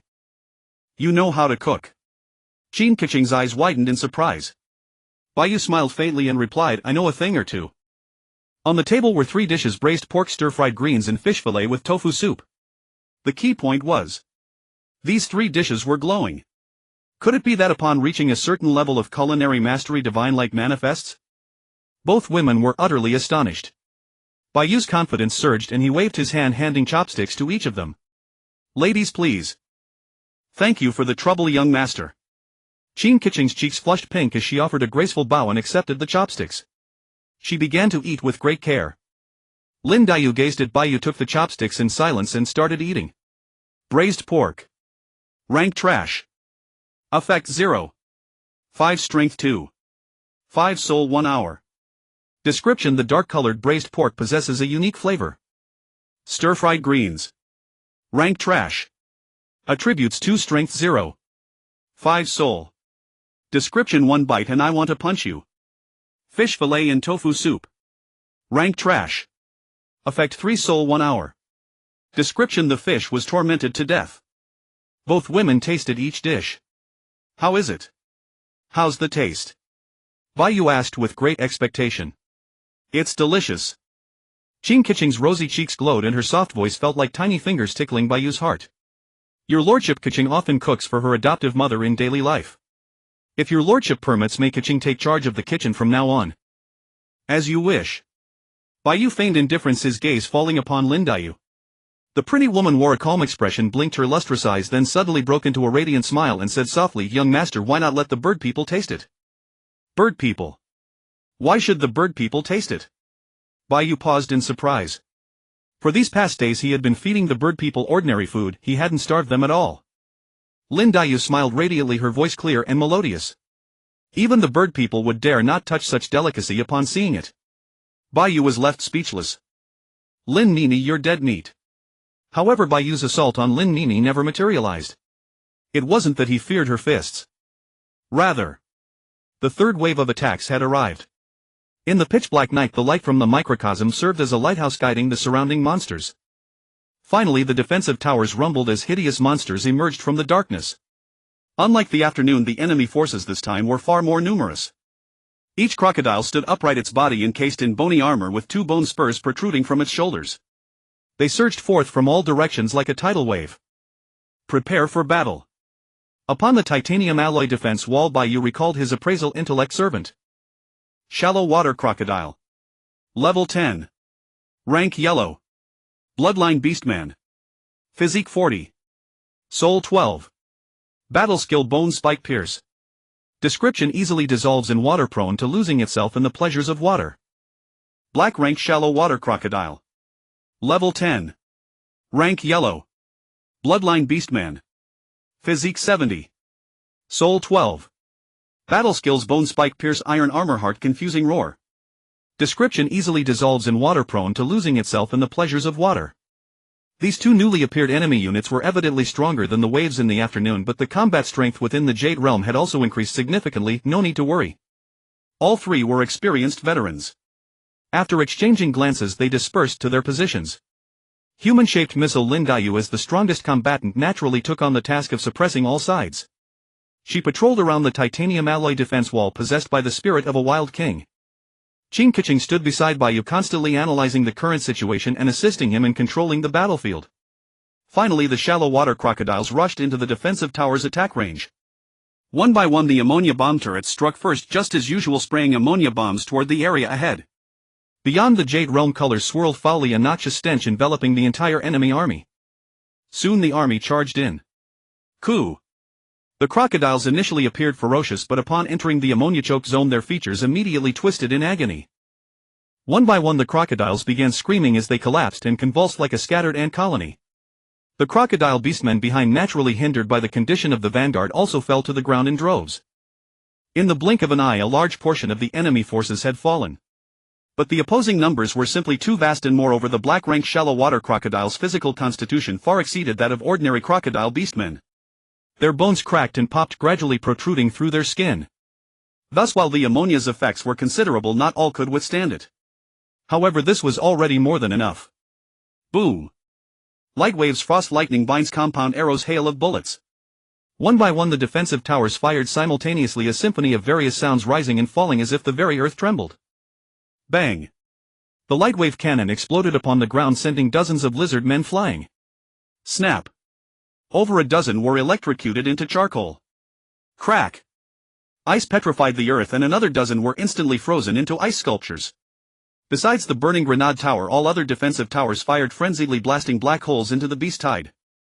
In merely a few breaths, at least hundreds of monsters were slain. But the number of crocodile beastmen was truly overwhelming. The tide quickly filled the gaps, and densely packed lizard men, fearless of death, charged into the ammonia gas. They endured the defensive tower attacks, stepping over their kin's corpses as they charged toward the titanium alloy defense wall. Bai Yu watched the beastmen unblinkingly until they reached a certain distance, then suddenly turned his gaze to Qin Keqing. The pretty beauty stood nervously to the side, her eyes wide, emitting a faint pink radiance. Seeing Bai Yu's gaze, she did not hesitate for a moment and released her ice-cold domain at full power. Meanwhile, Bai Yu deployed all control-type defense towers, the Di Tang Ta and Bing Ling Ta, and launched an attack on the crocodile orcs. The enemy unit's movements froze collectively. Burn! Bai Yu tapped the panel, and in the next moment the incendiary grenade tower's reserves were drained. Grenades blazing like a rain of light gathered in the skies above the world. A scorching aura descended from the heavens in an instant. Countless showers of light rained down, each drop bearing the sacred majesty of the flame domain, landing in small clusters among the monsters. Boom! Boom! Boo! Roar! Roar! Roar! The earth trembled as grenades fell and the assault grew even more ferocious. Hundreds of crocodiles were burned alive, blood spraying forth, then evaporated by the heat. So powerful. Bai Yu nodded, continuing to command the whole operation with concentration. There were too many monsters for a single wave. Sustained tower fire was essential. He darted along the wall corridors, restocking each tower's supplies and repairing the titanium alloy shield wall to prevent any breaches. He still had abundant world crystals, so there was no fear of running dry as long as defenses were secure. Thus the tower defenses rained fire in waves, augmented by the formidable might of the celestial spirits Lin Yu and Tianqing, and outside the titanium alloy shield lay piled with corpses. The stench of burning and scorched air nearly condensed into substance. Beyond the world lay ruin. A visceral realism struck the mind. 40 birdmen also joined the fray, but their primary function was to restrain the foe rather than deal damage. Yet their fighting power was truly weak. Facing the day 10 monsters, one misstep could plunge them into a mountain of corpses and a sea of blood with heavy casualties. Although there is the resurrection hall, witnessing it firsthand was intensely stimulating, a stark reminder of war's brutality. That night the air was pitch black, currents surging. The war had heated up from the start. After all, ammonia is but a gas. Even if the concentration is initially high, it dissipates under wave after wave of impacts. Thus the control effect is not ideal. Only with the cooperation of other towers can the shallow water crocodile army be effectively slain. Under layer after layer of attack, it is hard to tell how long it has passed before the enemy numbers began to decline. After the last one was blasted apart, Bai Yu hurried to repair the titanium alloy shield wall with world crystals. At last, panting, he sank to the ground. Finally, it's over. He leaned against the wall and looked around. There was no settlement panel. This isn't over yet, is it? It's almost 11. Bai Yu glanced at the time, anxious. After the battle, repairing the titanium alloy walls and towers cost him more than 4,000 world crystals. Indeed, logistics occupy an undeniable position in warfare. With insufficient supplies, a defense line cannot be built. Master! Lin Yu and Tianqing flew back, both in excellent condition with no dirt on them and seemingly ready to fight again. Bai Yu cried with envy. Master, let me help you rest. Tianqing leaned down and gently helped Bai Yu to his feet. Yet Bai Yu shook his head, stood up, took Tianqing's soft hand and whispered, "This battle isn't over yet." More, the two women asked in astonishment. Tianqing felt the strength in Bai Yu's hand and her cheeks reddened. After a moment's hesitation, she did not resist. Bai Yu nodded, his expression grave. His hand toyed with Tianqing's small hand. Lin Yu rolled her eyes, about to speak. Suddenly, she frowned, looking toward the distance. Boo! The ground trembled in the distance. Bai Yu and Tianqing hurriedly turned their heads. In the depths of darkness and fog, enormous figures were flying toward them. Boo! Boo! The figure approached step by step, each step creating a tremendous sound. No way! Bai Yu's face twitched, his pupils shrinking. After 3 seconds, the darkness could no longer hide it and revealed its enormous frame. The enemy before them stood more than 10 meters tall. Her body was slender, with a massive, broad and very long tail constantly brushing the ground, making a rustling sound.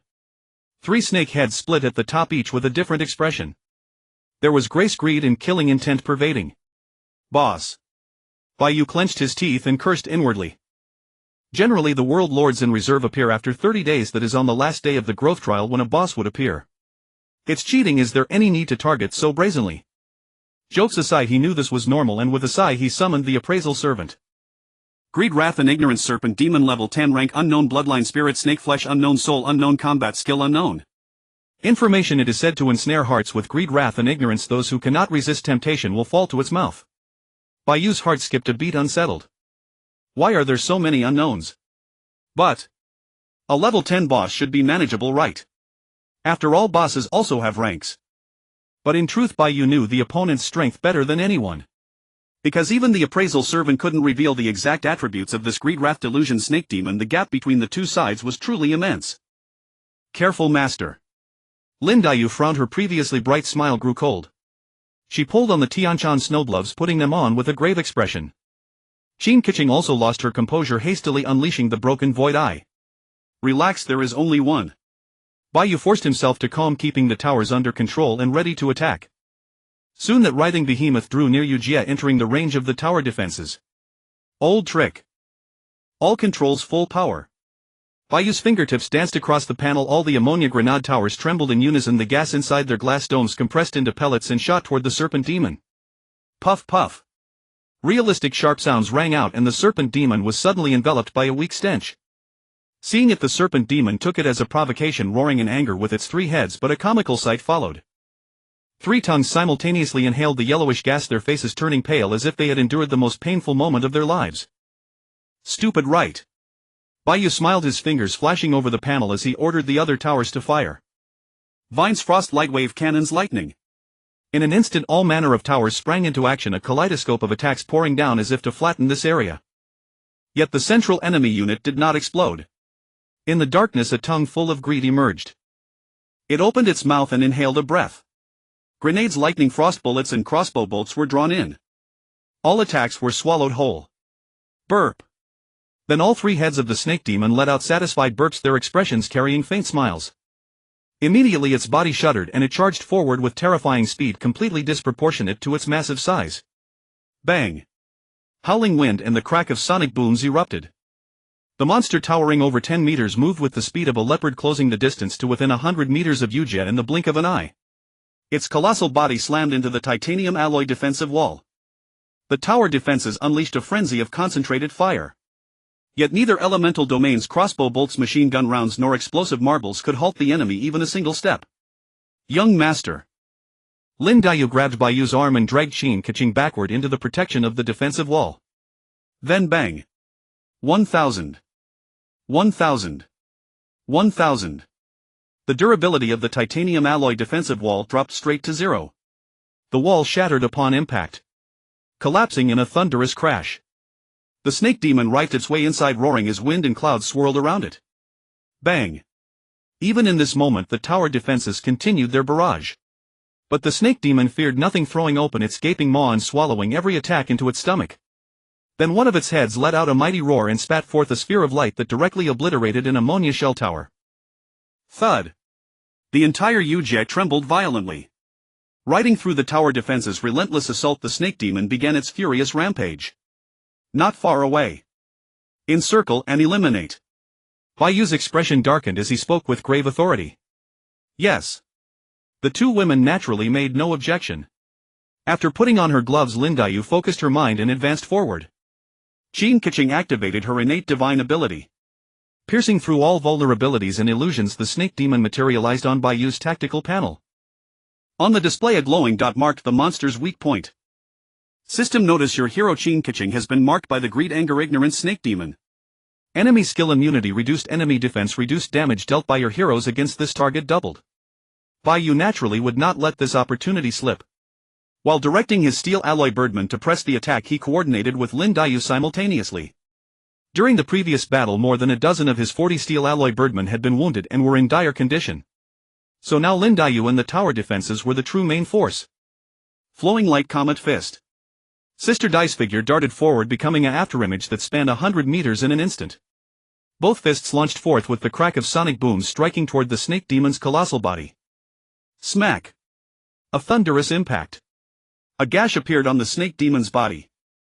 Then, seizing the opportunity, Tianqing activated cryo domain, sending icy mist pouring into the shattered wound, rapidly freezing the blood and attempting to deal crippling damage. Coming to his senses, the snake demon roared and swung its massive tail directly at Lin Daiyu. At the same moment, the tongue of greed absorbed the cryo domain into its belly. After reaching level 4, Lin Daiyu's stats surged again, her speed even exceeding the boss. The instant the enemy's tail descended, she gracefully sidestepped and delivered another flowing light fist. Boom! Bang! Crash! The sound of sonic booms rang out ceaselessly. In the blink of an eye, wound after wound appeared across the snake demon's body. It's working! Seeing this, Bai Yu breathed a sigh of relief and directed the remaining towers to continue their assault. Tianqing also kept activating cryo domain, waiting for the perfect moment to strike. One had to admit, Sister Dai was incredibly formidable. However, she only had her 2 fists.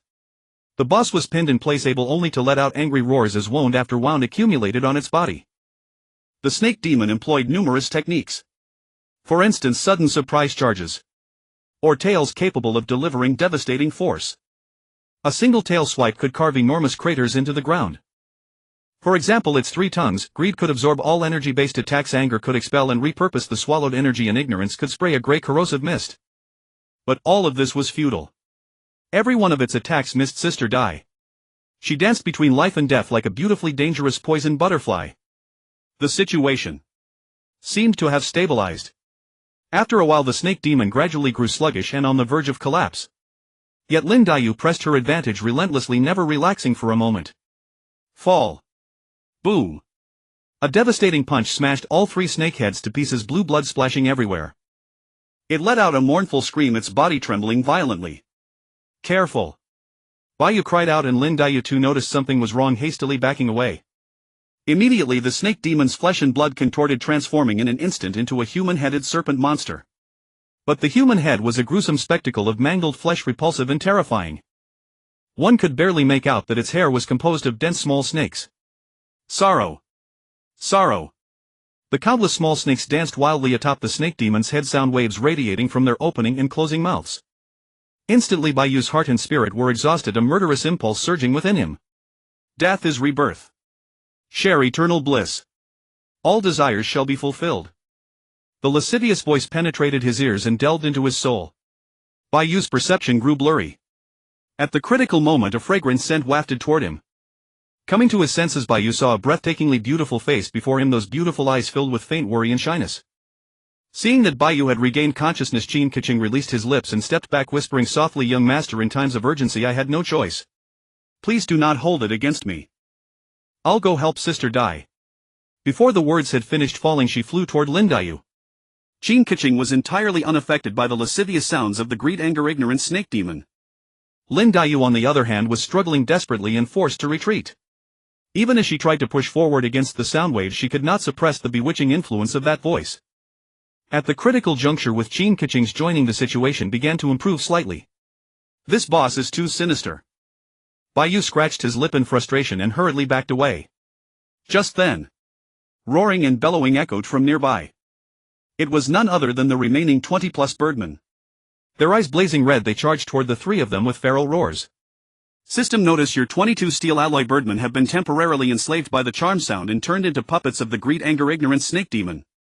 The boss's sound waves were clearly tied to soul strength. Bai Yu could not withstand it at all, lost within its depths. Lin Daiyu could only barely resist.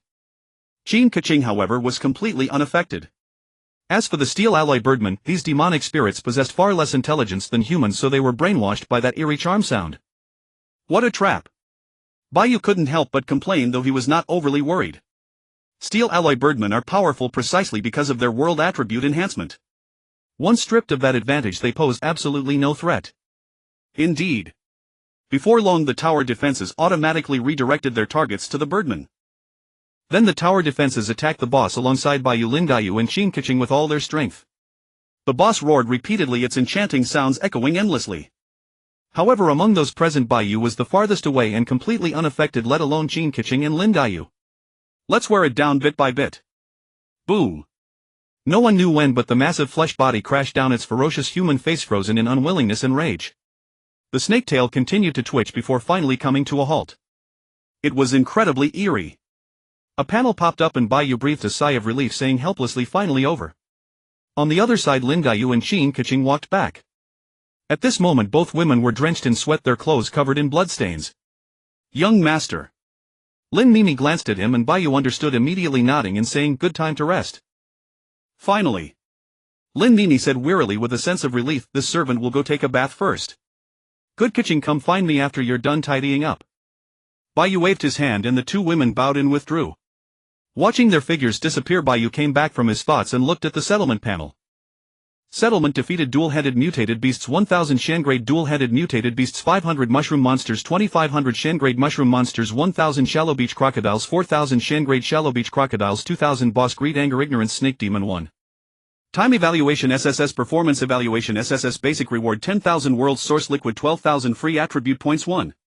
Extra rewards world crystals 11,000 10,000 world source liquid 12,000 earthgrade spiritual puppet fighting warrior Shan-grade spiritual puppet magical hero earthgrade spiritual puppet omniviewer sentinel tower 4 class permission hell envoys combat mimicry data devourer. SSS level. Finally, our efforts weren't in vain. A faint smile appeared on Bai Yu's exhausted face. The titanium alloy protective wall defense had been torn open, several tower defenses were destroyed, and the iron alloy birdmen were wiped out completely. That boss's power was truly terrifying. No wonder those rich second-generation heirs don't dare bring high-level buildings and advanced soldiers. Without sufficient talent and ability, bringing higher-level soldiers would likely lead to a quick death within days. Bai Yu suddenly understood. In a sense, the growth trial was a fair opportunity, a chance for ordinary people to rise and become geniuses. Of course, cheaters were the exception. With so many rewards, I need to take a good look. After examining the rewards, Bai Yu's smile gradually twisted into a sinister grin. From now on, Bai Yu would become rich overnight. The greater the risk, the greater the reward. This was the most fundamental rule of the growth trial. Therefore, for World Lord candidates, mastering their own limits was the most crucial. If the world expanded too quickly, the encountered dangers would increase, making it impossible to survive until day 30. If expansion was too slow, although the danger would be lesser, the rewards would also be significantly reduced. For ordinary world lords, they simply needed to get through this period. With good fortune, if they had stronger combat buildings and weapons or summoned high-grade spirit warriors, they might still have a chance to fight. For those geniuses and wealthy heirs, it was merely a game. Winning meant a small windfall, losing meant going home. Although Bai Yu's family background was ordinary, with his external cheat his progress was much faster than his peers. Naturally, the danger level far exceeded others. He remembered a senior student once mentioning that on the final day of the growth trial he encountered a chicken beastman boss with thin golden phoenix bloodline skilled in fire magic. But even with 100 spirit soldiers charging together, they still managed to exhaust the boss to death. As fellow BOSSES, the greed, anger, ignorance snake demon could likely defeat the chicken beastman in a single strike. The gap between world lords was truly enormous. And this was only after 10 days. Bai Yu couldn't imagine how terrifying the later monsters would be, but he couldn't stand still either. As his world's strength grew more formidable, the monster's power would intensify accordingly. Bai Yu dared not imagine what battles this new world lord would face in the future. There were still 20 days left. Bai Yu took a deep breath and stored all the loot in his warehouse space. Time to open the treasure chests. The number of shallow beach crocodile treasure chests seemed wrong now at 12000. How did it double? If it doubled, why didn't the snake demons count double as well? Bai Yu pondered for a long time. Could it be because of the European Emperor's magnetic field bonus? Lin Daiyu and Qin Keqing's Jinling 12 Beauties bond was there, it wasn't impossible. In terms of luck, they certainly wouldn't be lacking. Forget it, luck was something too distant for me. The more rewards, the better. Why bother thinking so much? Bai Yu's mindset was still quite optimistic. He stretched his neck and prepared to go back to take a bath and sleep. However, as soon as he walked back into the world, from the darkness came what seemed like neat yet slightly chaotic footsteps. What the hell? What's going on? Why are there enemy forces again? Seeing this scene, Bai Yu couldn't help but widen his eyes. Then one by one terrifying ghosts emerged from the mist. The ghosts in front held shields and dark swords. Behind them were several fire ice magic ghosts, their hands respectively condensing fire and ice. Bai Yu hastily deployed his appraisal servants to identify the enemies. Bone ghosts, level 10 yellow grade physical body 60 souls 0 skill nether shield info ghostly souls that ignore attacks. Fire ice magic ghosts, level 10 yellow grade physical body 30 soul 70 skill ignore attacks with both fire and water domains info whether water magic or fire magic is more powerful. Can't tell which is better. Then bring both. This was a ghost army, but fortunately not the kind from day 10, just a small squad about 100 or so. Bai Yu breathed a sigh of relief and hastily used world crystals to repair the titanium alloy protective walls and tower defenses. 100 world crystals. The titanium alloy protective wall began repairing. Recovery time 60 seconds. Boom. The mournful sound of explosions. Various tower defenses attacked again. Once Bai Yu's replenished supplies were full, the tower defenses mercilessly slaughtered the ghosts in front of them. Soon outside the world everything returned to calm. Quite relaxed today, only small monsters. Bai Yu sighed in relief and collected all the treasure chests with one click. Then, too lazy to check the loot, he went to take a bath with a hint of fatigue. After returning to the small wooden house lying on the bed, he fell into a deep sleep. Day 11. When Bai Yu woke up at 10 a.m. he felt sore all over and his mind was blank. After a long while he finally came to his senses and scratched his head. So much happened today, yet the enemy hasn't arrived. I must get up. He gathered his spirit, put on his shoes and stepped out of the cabin. Inside the world it was still empty. Without the 40 birdmen, the entire Jade Realm had become lifeless. On the titanium alloy protection wall, Lin Yu stood on one side and Tianqing on the other. In the open area inside the wall, a pile of kill treasure chests was placed, all intended for redemption. Judging by the quantity, a full 400. Have several small waves of monsters already arrived? Bai Yu was not surprised. These chests must have been collected after Tianqing and Lin Yu defeated them. He walked over and called out, "Sister Linqing." On the titanium alloy protection wall, Lin Yu turned her head, saw it was Bai Yu, and leaped down from the wall to walk toward him, standing shoulder to shoulder. "Young master, these treasure chests were obtained this morning when the monsters invaded." "Good, thank you." After Bai Yu finished speaking, he patted Lin Yu on the shoulder. They could not control the panel, they could only pick them up one by one. Running back and forth like this must have been extremely tiring. Lin Yu smiled gently and spoke softly. This servant would naturally do so. "But, young master, according to the rules of the growth trial, today's invasion intensity will certainly be stronger than yesterday. Given the current situation." She pursed her lips, a trace of worry flashing in her beautiful eyes. Bai Yu showed no fear and smiled. "Don't worry, your young master certainly has a way." "Mum." Lin Yu blinked as if thinking of something, and a mischievous smile curled her lips. "Kuching, why are you still standing there? Come over quickly." Bai Yu called out. Tianqing, standing several meters away, immediately snapped out of it and ran toward Bai Yu. "Young master." She bowed in greeting. "You too opened the treasure chests. This is too exaggerated." Bai Yu chuckled and took out the treasure chests from his backpack space, including those on the ground, a full 7,000. Instantly the ground was filled. Fortunately, treasure chests could be stacked. Treasure chests from the same enemy unit occupied only one slot. There was no need to worry about the backpack space being stuffed. "Young master, leave this matter to us." Tianqing clenched her fists, a touch of eagerness appearing on her pretty face. This luck-based chest opening method was simply too thrilling. Lin Yu's heart stirred, but she merely smiled demurely. Bai Yu smiled faintly, walked forward and opened his world panel. Jade Realm. Level 45, world area 2,500 square meters to 5,000 square meters. After the small world reached level 5, Bai Yu placed 4 more sentry towers. 1 incendiary bomb tower, 2 lightning gathering towers, and 1 earthquake tower. The incendiary bomb tower and lightning gathering tower were relatively common. As for the earthquake tower, it was a rare special structure capable of controlling earthquakes within a certain range. Its power and control were no small matter. Not bad. Bai Yu nodded and looked at the world panel. First, expand the titanium alloy protection wall to 50 by 100. Spending some more world crystals, he expanded the titanium alloy protection wall outward. Then he began arranging the tower defenses following the old routine control and output. Although Bai Yu did not favor the top-tier ammonia cannon tower, he knew it was an indispensable existence, so its priority was the highest and had to be arranged from every angle. Ice spirit towers, crossbow towers, and chain shot towers, all attack-type defenses, were assigned to other output zones. As for the incendiary howitzer towers and earthquake towers, they were placed in areas closer to the interior. After all, the range was large enough, no need to worry about not being able to hit. Next came the upgrading phase that made Bai Yu's heart ache. 20 million realm source fluid. 20 million realm source fluid. One by one the tower defenses reached level 5. New tower defenses jumped directly from level 1 to level 5, and their power underwent a earth-shaking change. His heart ached like being pierced by a knife. All Bai Yu could think was to temporarily stop upgrading other buildings. Instead, he walked over to the 2 spirit heroes. They were opening treasure chests at incredible speed. With their powerful attribute bonuses, their movements were dazzling, far beyond what this humble Bai could match. But he had one-click opening. He was just testing the spirit hero's speed. In an instant, all the treasure chests were opened. The 2 women reported briefly, and then the panel popped up before Bai Yu. World Crystals X11200, Myriad Realms Source Fluid X3240.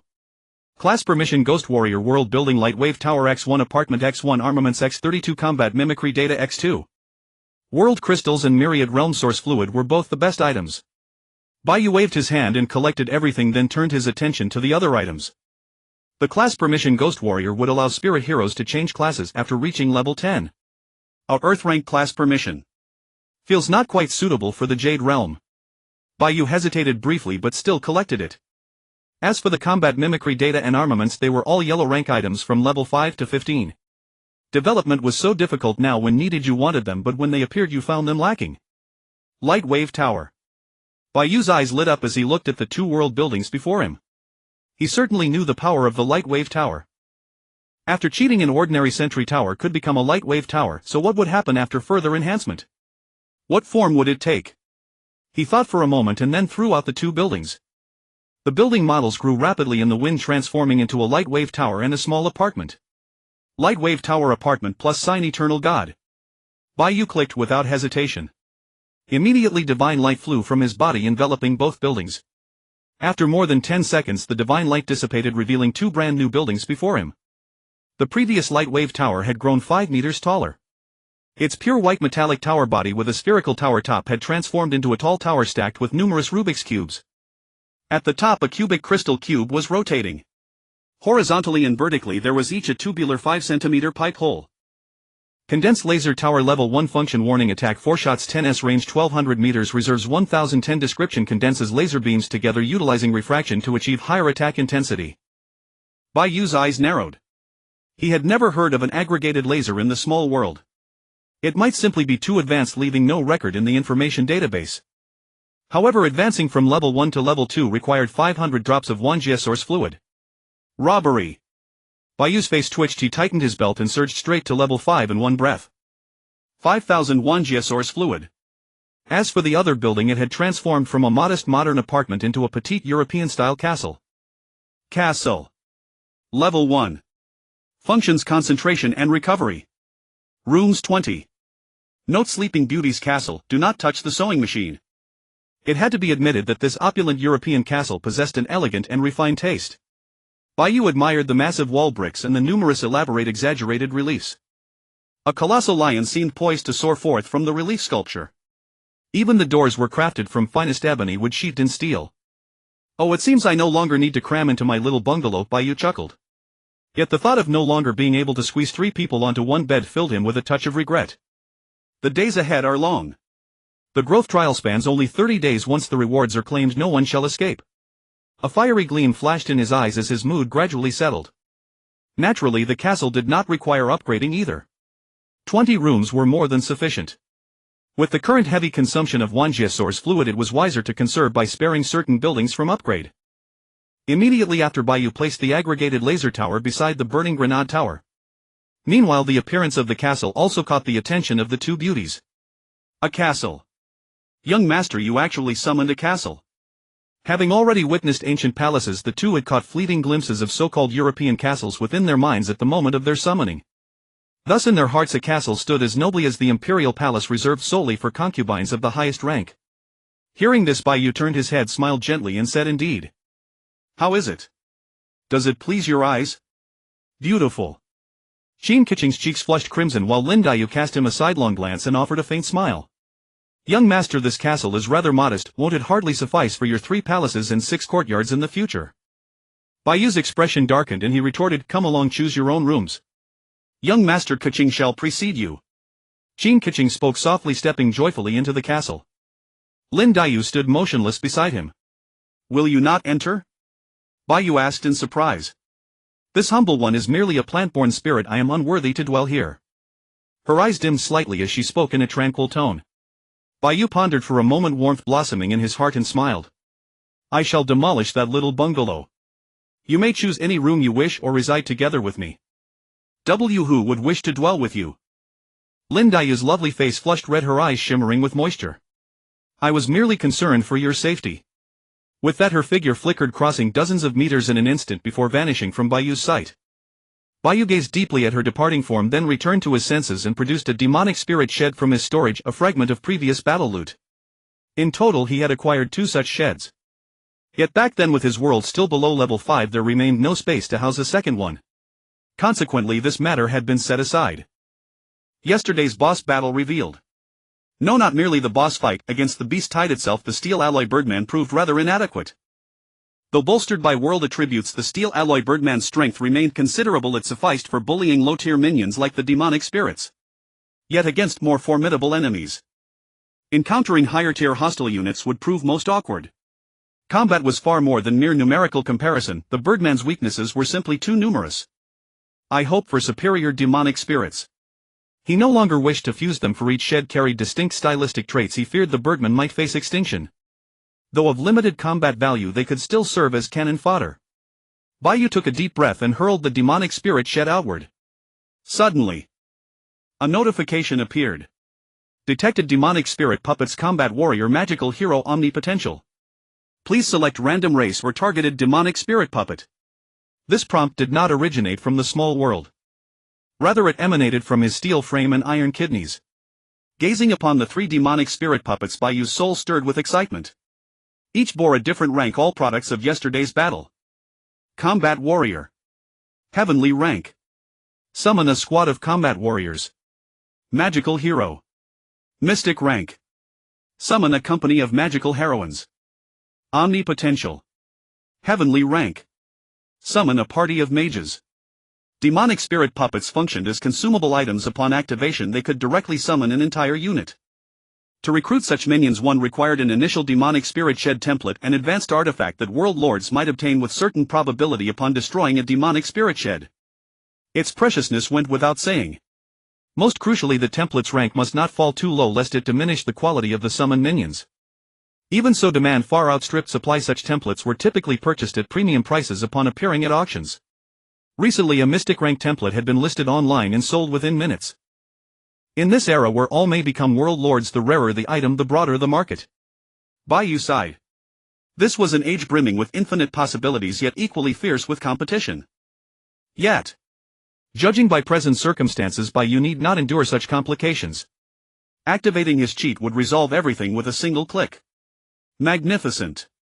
Bai Yu smiled faintly and began his selection. First, the magical heroes, those mystic rank archers, could be dismissed. Even if marginally stronger than the steel alloy birdman, the difference proved negligible. The remaining 2 both carried earth rank designations, making the choice difficult.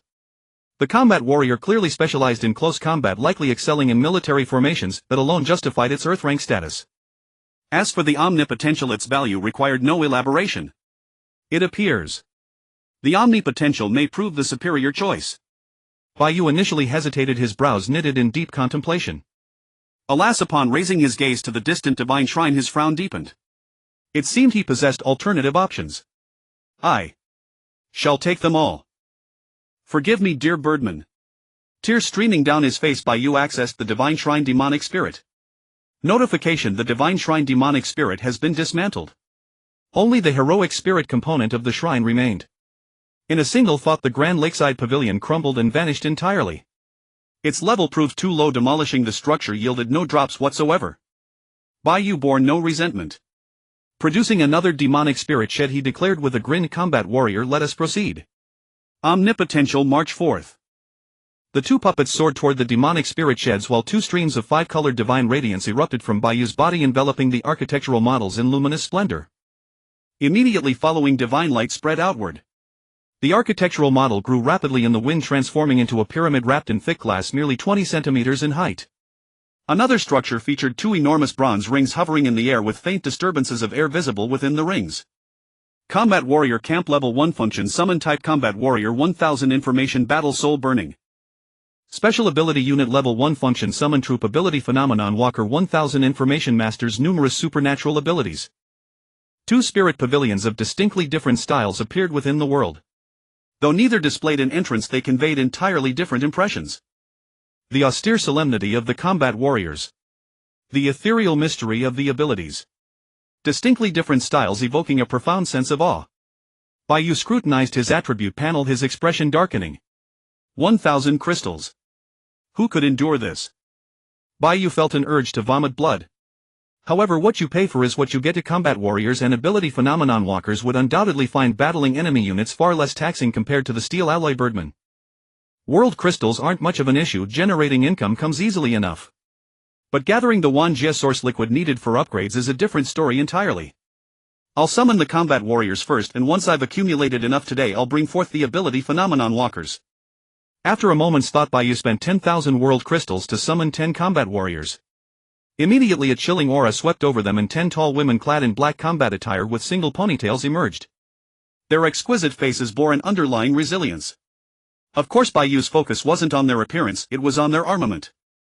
Black swords hung at their waists, cunning bows rested on their backs, and black axes completed their arsenal. Leader. They approached and knelt on one knee, right hand pressed against their chests in reverence to Bai Yu. Their voices carried the chill of winter winds, sending shivers down the spine. Bai Yu's mind shifted as he spoke. Rise. From now on, greet me with a respectful bow. The spirit beings rose together, their beautiful faces turning toward Bai Yu as they awaited his command. Combat Warrior Level 1 Great Earth Talent Military Formation Bloodline All Body 120 Base 12 World Attribute 1000 Soul 60 Base 6 World Attribute 1000 Battle Skills Wind Ascension 1000 Wonders Information Formidable Warriors in the Most United Force. Battle Technique Great Earth Attributes Multi-Person Formation Available Wind Ascension 1000 Wonders Information When more than 2 warrior spirits unite they can form combat arrays, the greater the number the stronger the formation's power. Owl Bloodline Great Earth Attributes Movement Speed 50 Attack Speed 50 Fortune Magnetism Level 1 Information One cannot choose their origins and thus little else is known.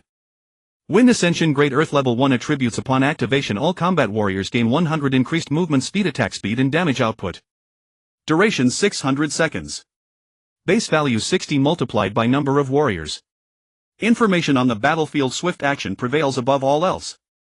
1000 Wonders Great Earth Level 1 Attributes Upon activation all combat warriors receive a 100 boost to attack power. Duration 600 seconds. Base value 60 multiplied by number of warriors. 10 enchanting women stood before Bai Yu, yet his demeanor remained utterly composed.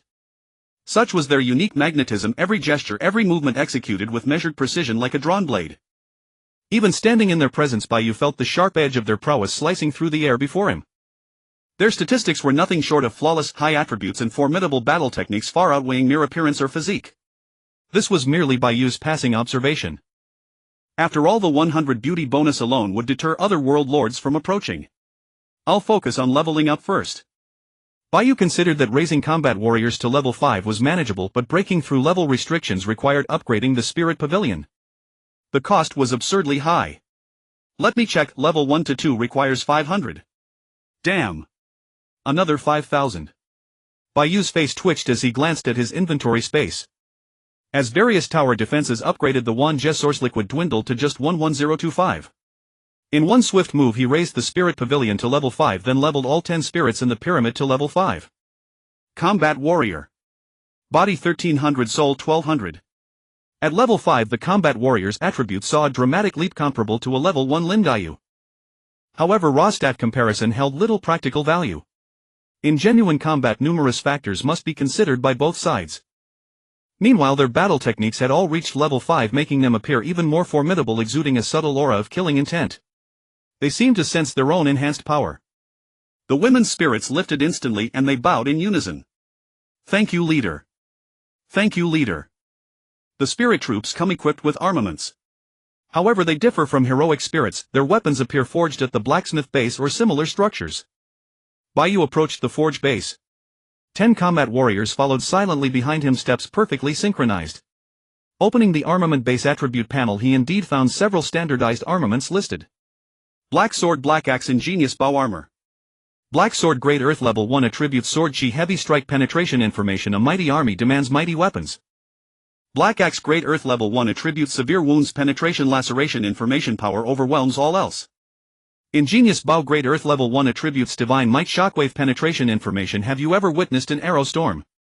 Armor Great Earth Level 1 Attributes Melee Damage Reduction Ranged Damage Reduction Thick Plating Information Let's fight. Unlike heroic spirit equipment, these armaments provided no body or soul enhancements. The sole difference lay in the armament attributes. Yellow Grade items grant 1 attribute, Mystic Grade 2 attributes and Earth Grade 3 attributes. Due to financial constraints, Bai Yu did not upgrade the forge base, instead choosing to craft level 1 armaments. A complete warrior standard set cost 40 world crystals, one piece at 10 each.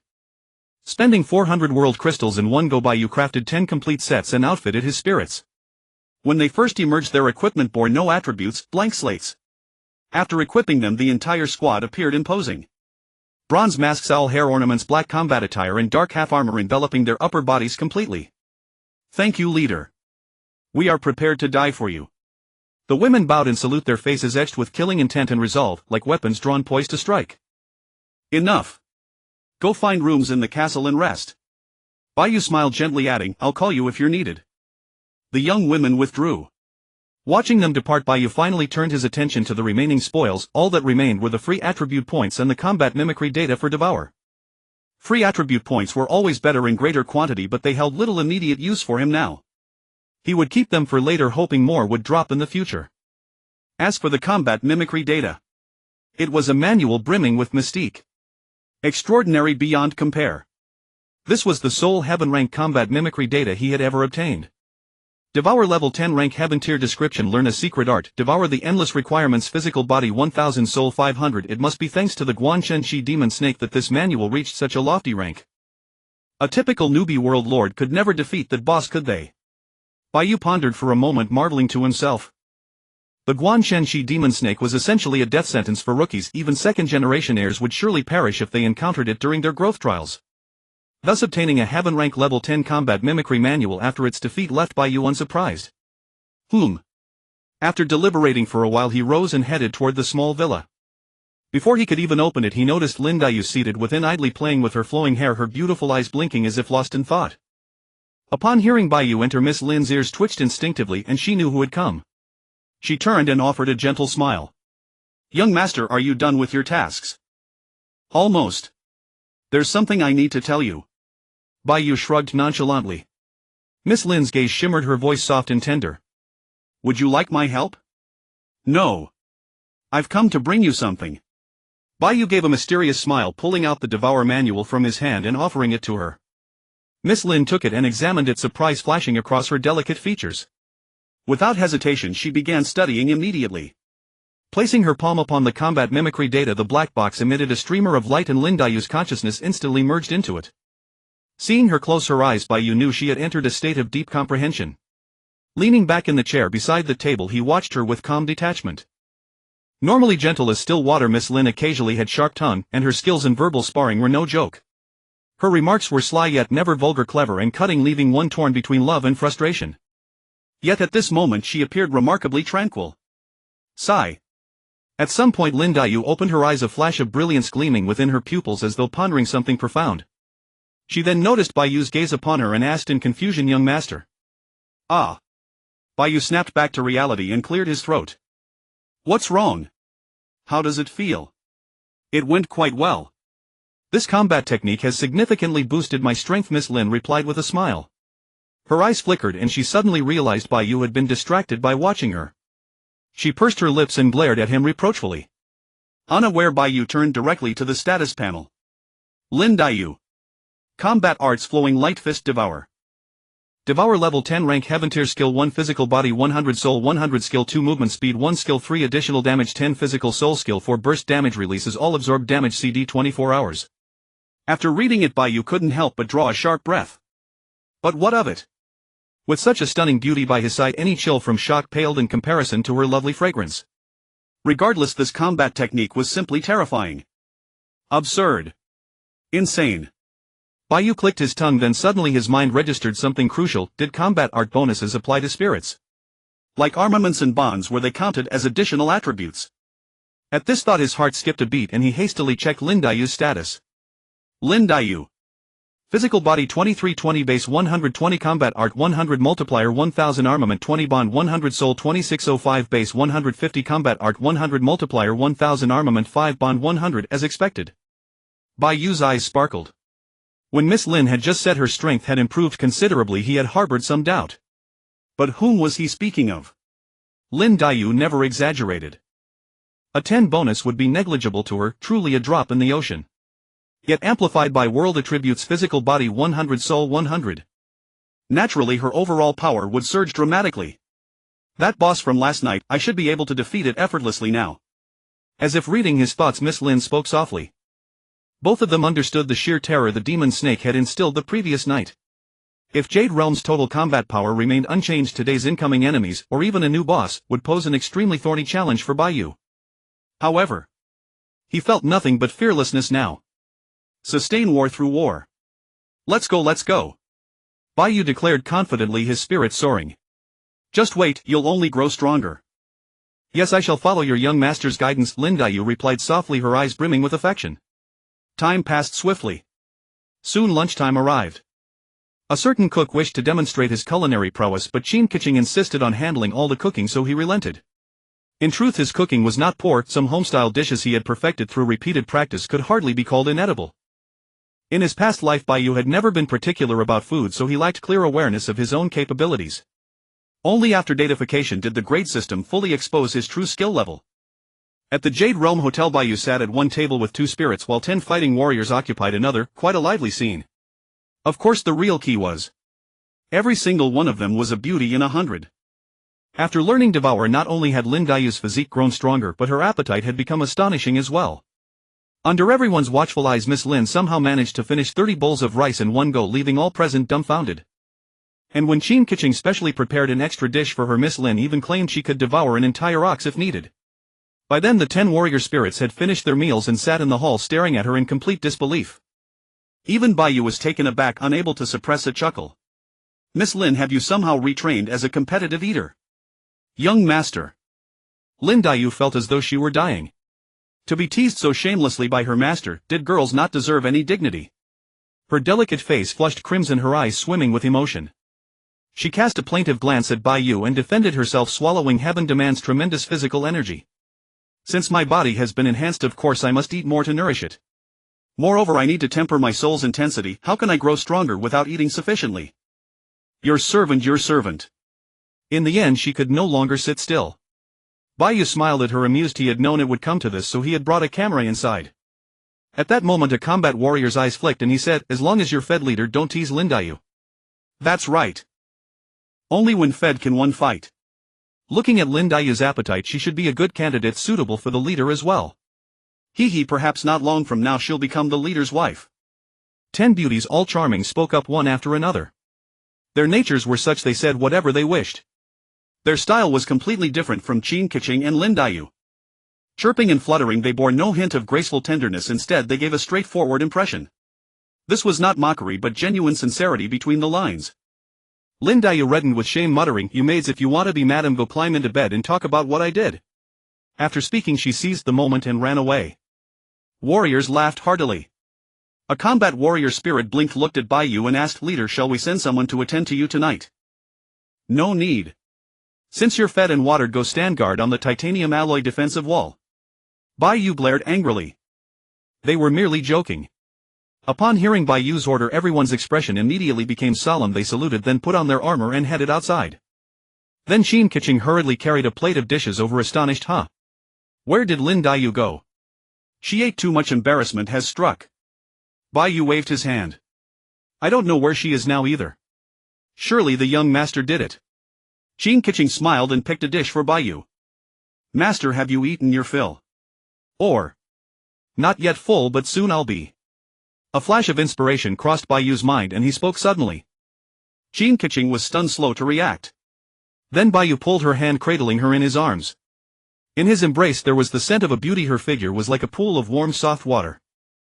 Bai Yu held her waist, head resting on her shoulder, watching her side profile in silence.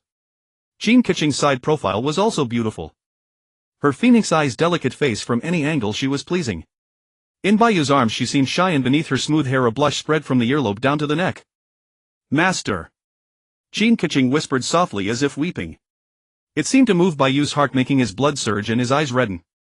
Just then, boom! A loud crash sounded from outside. Enemy army! Tianqing regained her senses, stammered a word, hurriedly broke free from Bai Yu's embrace and ran out. Seeing her in such a panic, Bai Yu couldn't help but smile and followed closely. Yet another wave of enemy units emerged from the fog, this time from the same direction as before, more than 200. Most of them were bone ghosts, with a small portion of fire ice mage ghosts.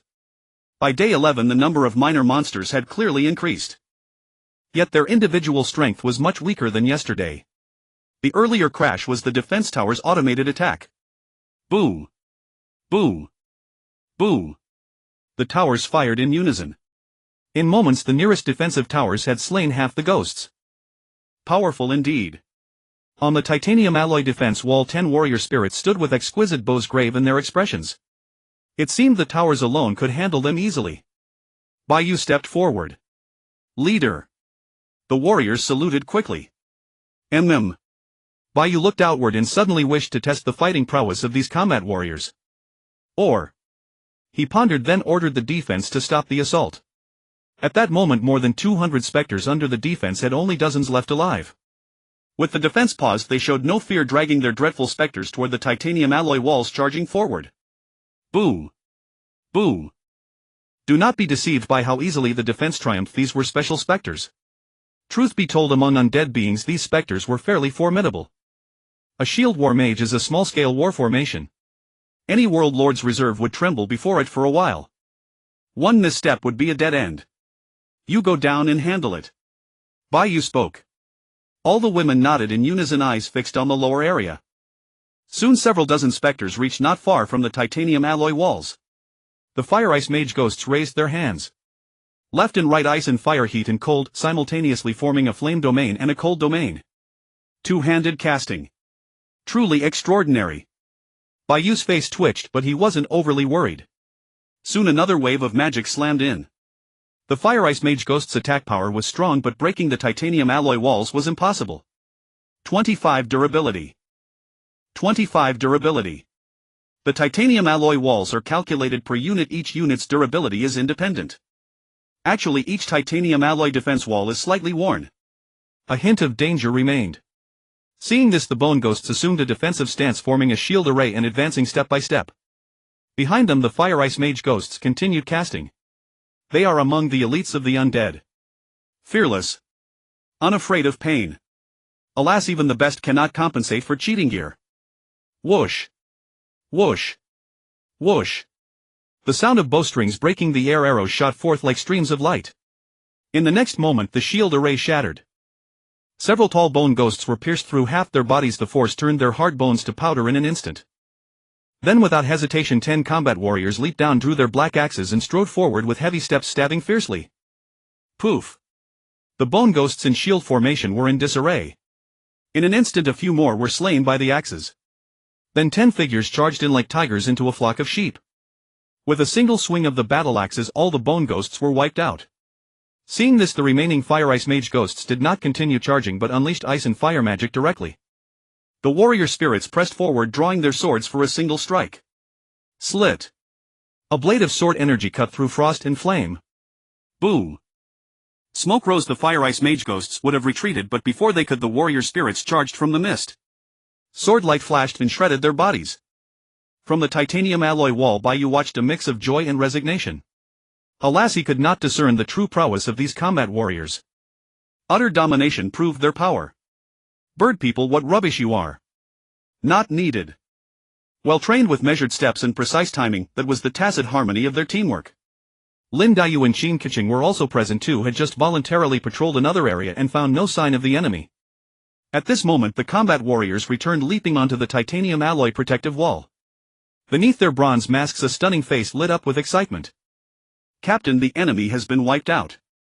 Bai Yu nodded, relief washing over her. She ordered them to continue guarding, then headed for Shenxi.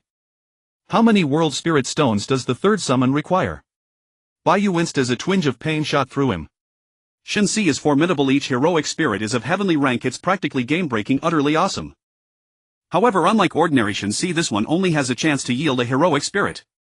Previously Bai Yu had drawn 2,000 stones in one go, but they were all female outfits, jewelry, weapons and other junk. In battle he must ensure a sufficient number of world spirit stones to sustain a protracted war. That is why Bai Yu dared not waste them. Generally after a battle ends and resources have accumulated to a certain amount, he would summon again. This is such a stingy mechanism, like a lottery.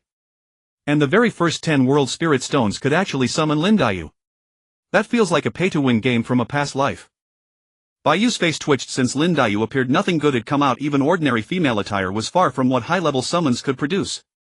One side wore rough homespun, the other silk brocade, and at the waist hung a palace sash. So with Shenxi he both loved and resented it. Because Shenxi is truly excellent, every heroic spirit perfectly matches his imagination, beautiful and captivating. If there were enough world spirit stones he would have collected all 12 Jinling beauties. Of course in the end he still used 10 ordinary summons. An inkwash scroll flew out, the figures hazy, the clouds curling around as if in a fairyland.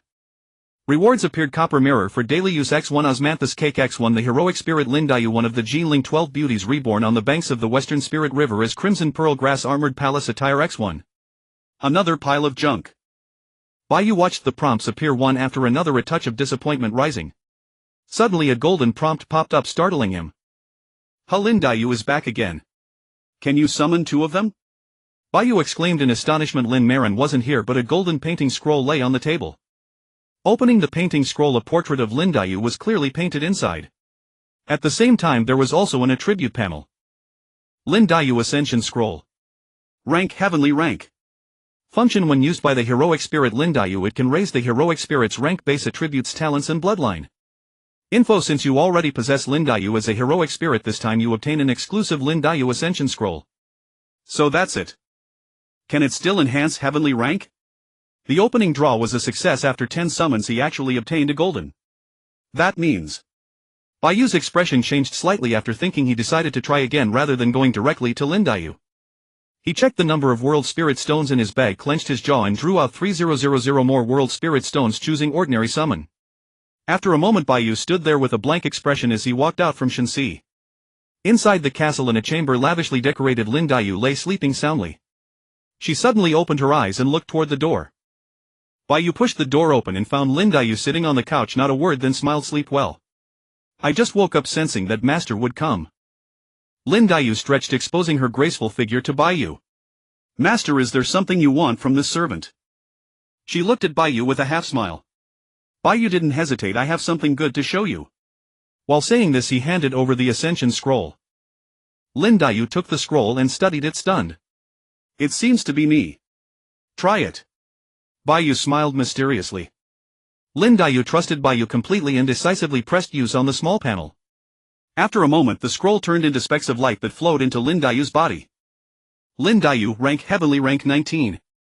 Talent Great Strength 2, Bloodline Crimson Pearl Grass 2. Body 3520, base attributes 240, combat skill 100, multiplier 1000, armament 20, bond 100, soul 4105, base attributes 300, combat skill 100, multiplier 1000, armament 5, bond 100. The panel appeared and Bai Yu immediately saw the heroic spirits changes. 19. Does that mean at 99 the rank will increase? Beyond Heavenly rank, what could there be? Bai Yu frowned. The rank beyond Heavenly rank he had never heard of. He thought it must be the result of the environment. Neither the information library nor the academy had taught it. If so, that would indicate that even in the era of world lords no one possesses it. Yet such a possibility seemed unlikely. He believed the only possibility was that the taboo information above Heavenly rank was sealed. Ordinary world lords simply did not know. What would that rank be like? Bai Yu's mind wandered, eager to know. For him, the most likely explanation was that the information was sealed. Now is a grand era. Anything can happen. The heavens, the myriad worlds, the struggle of all races, the birth and death of the universe, the rise and fall of worlds. How could there be no beings above Heavenly rank? But since it is kept secret, there must be a reason. If you think worst case, perhaps a legendary great horror, a coming catastrophe is why the information is sealed. On the bright side, perhaps the boundary above Heavenly rank is such that only upon reaching a certain realm can one know its mysteries. Knowing in advance would be useless. Of course Bai Yu could guess it. Having read so much in a previous life, he understood various theories. Practical execution may fail, but as a keyboard warrior he had no problem. In any case, we should keep an eye on it in the future and never expose it casually. Bai Yu paused briefly, then made up his mind. Nearby, Lin Daiyu regained her senses. Feeling her power surge for a moment, she was speechless. But all of this was because Bai Yu. Having a master such as this. Will luck be on her side? She glanced at Bai Yu, who was frowning in thought, and a gentle smile curved at the corners of her lips. Indeed, how wonderful. What then? My attributes have broken past 7,000. Bai Yu's face twitched and he spoke. He found Lin Daiyu's base attributes had doubled. And the higher the rank, the stronger the talents and bloodlines. If another greed, wrath and delusion snake demon appeared, that would be like a father beating his son, a merciless slaughter. Bai Yu could only laugh wryly. Laughing because his world now had another powerhouse which instantly eased the pressure during his growth phase. Crying because winning against her would only become more difficult in the future. Although he hadn't won from the very beginning. After the trial ends, I must quickly develop the World Lord's abilities. By then I'll be able to settle things with a single punch. Bai Yu wore an envious expression, but the moment he thought about being able to lie in bed like Daiyu in the future, he couldn't help but smile. Lin Daiyu watched Bai Yu intently, observing his complicated expressions. Now resentful, then smiling, or wearing a look of wanting to laugh but feeling stifled. It was indescribably amusing. In her past life she had truly never encountered someone like him. Compared to those who appeared innocent on the surface but were actually hypocritical, Bai Yu's demeanor was far more reassuring. After pondering for a moment, she did not disturb Bai Yu, simply watching him quietly. Enjoying this moment of tranquility. 7 o'clock in the evening. A catastrophe was finally upon them. In the darkness, terrifying ghosts tore through the shadows, arriving from all directions. On the titanium alloy defensive wall, Bai Yu had already been waiting for quite some time. Seeing the enemy finally appear, he hastily deployed his appraising intellect servant. Ghost Summoner level 11 tier yellow rank bloodline undead physical 55 soul 110 battle skills ghost summoning ghost revival blue shield info the dead descend. Shen rank Ghost Summoner level 13 bloodline undead physical 65 soul 135 battle skills ghost summoning ghost revival bone shield dark canopy. Info darkness and the undead devouring all. Ghost Warrior level 12 bloodline undead physical 115 spiritual power 15 battle skills ghost charge nether / flame enchantment info Lord of the Withered Land Shen rank Ghost Warrior level 14 bloodline undead physical 155 soul 25 battle skills ghost charge death knight trample nether / hellfire enchantment info the world withereth. That's more like it. Bai Yu's pupils contracted filled with disbelief. This was the real day 11 monster invasion. The ghosts before were merely appetizers.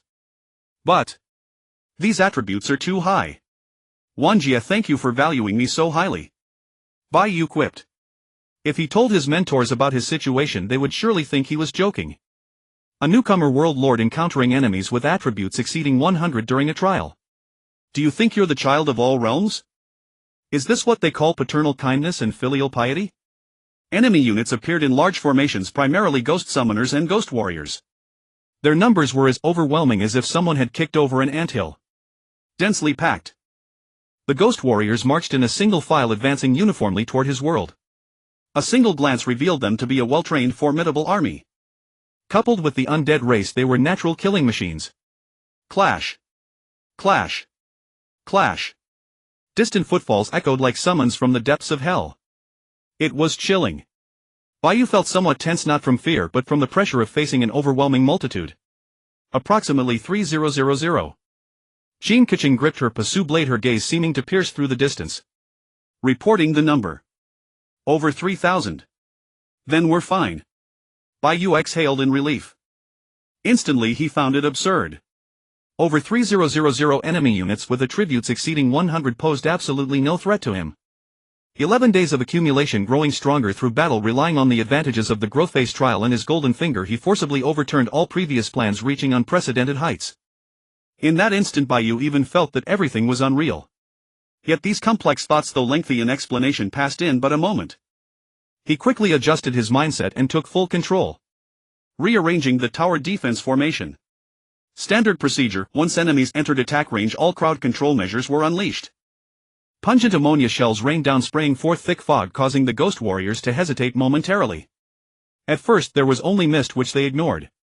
But once they stepped into the toxic gas ammonia zone, chaos erupted instantly. They all collapsed. The ghost warriors behind hadn't even reacted before tripping over those ahead and their mounts. Soon a group fell at a distance. Can ghosts be affected by ammonia? Lin Daiyu looked at those ammonia shell towers with a peculiar expression, at a loss for words. Was it reasonable? Isn't this perfectly normal? Bai Yu crossed his arms, the corner of his mouth curling upward. Showing off. It didn't exist. This was confidence. At the same time, under Bai Yu's control, the tower defenses launched their assault. The light wave cannons roared forth. Level 5 light wave towers possessed greater destructive power, more devastating explosions, and higher temperatures. In that single blast, dozens of ghost warriors were torn apart. Though they failed to kill outright, all their armor and spiritual flames shattered, leaving them essentially crippled. Earth Vine Tower, Ice Spirit Tower, Compound Arrow Tower. Compared to yesterday, today's tower defenses had significantly increased in number, all upgraded to level 5.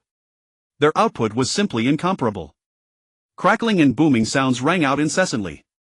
The earth trembled and dust rose skyward. Ghost warriors were smashed apart one by one, their warhorses falling in disarray. Finally, one ghost warrior was killed. Then another and another. In mere moments, a single wave of attacks brought down hundreds of ghost warriors. The surviving ghost warriors were mostly Shen rank, dragging their wounded bodies and battered armor out of the toxic gas zone, charging toward the titanium alloy defensive wall. Incendiary shells. Bai Yu waved his hand suddenly. Boom. Scorching heat surged forward, streams of fire meteors converging midair before pummeling down ferociously. The whistling rain of fire forced the ghost warriors to retreat. Already injured, many perished in this wave, dramatically thinning their ranks. Then came another volley from the towers. Explosions, magic technology, ancient weapons, various styles of tower defenses wove together into a terrifying web, slaughtering the enemies. Go! Bai Yu signaled and 10 samurai spirit ghosts responded, leaping down in unison. Xiaogong flicked her crossbow bolt, striking a ghost warrior instantly. Then wielding black axes they charged into battle. It was a one-sided slaughter. In an instant ghost warriors from all directions were eliminated. Bai Yu glanced into the distance. The fire ice demon ghosts still stood there motionless. The distance is too great, only tower defenses can reach them. He pondered briefly and did not act rashly. Several minutes later, the fire ice demon ghosts raised their staves, flames dancing nimbly atop their ghostly heads. Then the earth quaked violently. Clusters of ghostly blue flames burst from the ground. In the blink of an eye, countless ghosts emerged from beneath the earth. Fire ice ghosts, bone ghosts, ghost swordsmen. Though individually weak, their numbers were inexhaustible, and in the blink of an eye they had gathered into a vast ocean. A cursory glance revealed at least tens of thousands. As expected of the undead clan, the Sea of Undead truly lives up to its name. Bai Yu was not at all surprised and nodded slightly. His fingers danced across the panel. On one side of the world, the earthquake tower trembled violently and its rhombus-shaped crystal erupted with an earthy yellow radiance. Massive and soul-stirring. Then the earth itself began to quake. At the heart of the undead sea, the ground collapsed and terrifying shockwaves radiated outward in all directions, distorting light and shadow. Boom! Crash! Thunder rose from the flatlands, and against the calamity of the undead, nature unleashed its own wrath. The undead numbers were staggering, easily numbering in the tens of thousands. Only a few thousand were actual invaders summoning forth ghosts. The remaining tens of thousands were all summoned beings comparatively weak in strength. Yet, this was only relative. Every ghost possessed attributes exceeding several dozen points. Their sprint speed surpassed 8 seconds per 100 meters. Each leap carried them 4 or 5 meters high. A single hand could snap a tree trunk, and these painless spectral forms boasted extraordinary defense. Tens of thousands of ghostly flames converged together, forming a miniature tidal surge of the undead. Boom! Indeed, the earthquake proved devastating. The tremor from the level 5 earthquake tower engulfed the entire world. The lethal shockwaves instantly killed many of the weaker fire ice mages. Some even met their demise in an instant, dissolving into nothingness. In particular, a single seismic wave affected nearly 10,000 ghosts. Staggering and swaying, cracks bound and pulled at them. At that moment, polarized laser. Bai Yu, seized by inspiration, immediately ordered the most special tower to attack. Polarized laser tower. Upon it, a crystal-manufactured cube rotated and twin blinding beams erupted from twin laser channels. Then those two columns of light surged and ricocheted within the cube. When they burst from the aperture, they had already transformed into countless fine laser threads. Even before the scorching lasers drew near, many ghosts could no longer endure the searing heat. One small patch after another, they simply vanished. Impressive. Bai Yu swallowed hard, waved his hand, and the remaining tower defenses continued their assault.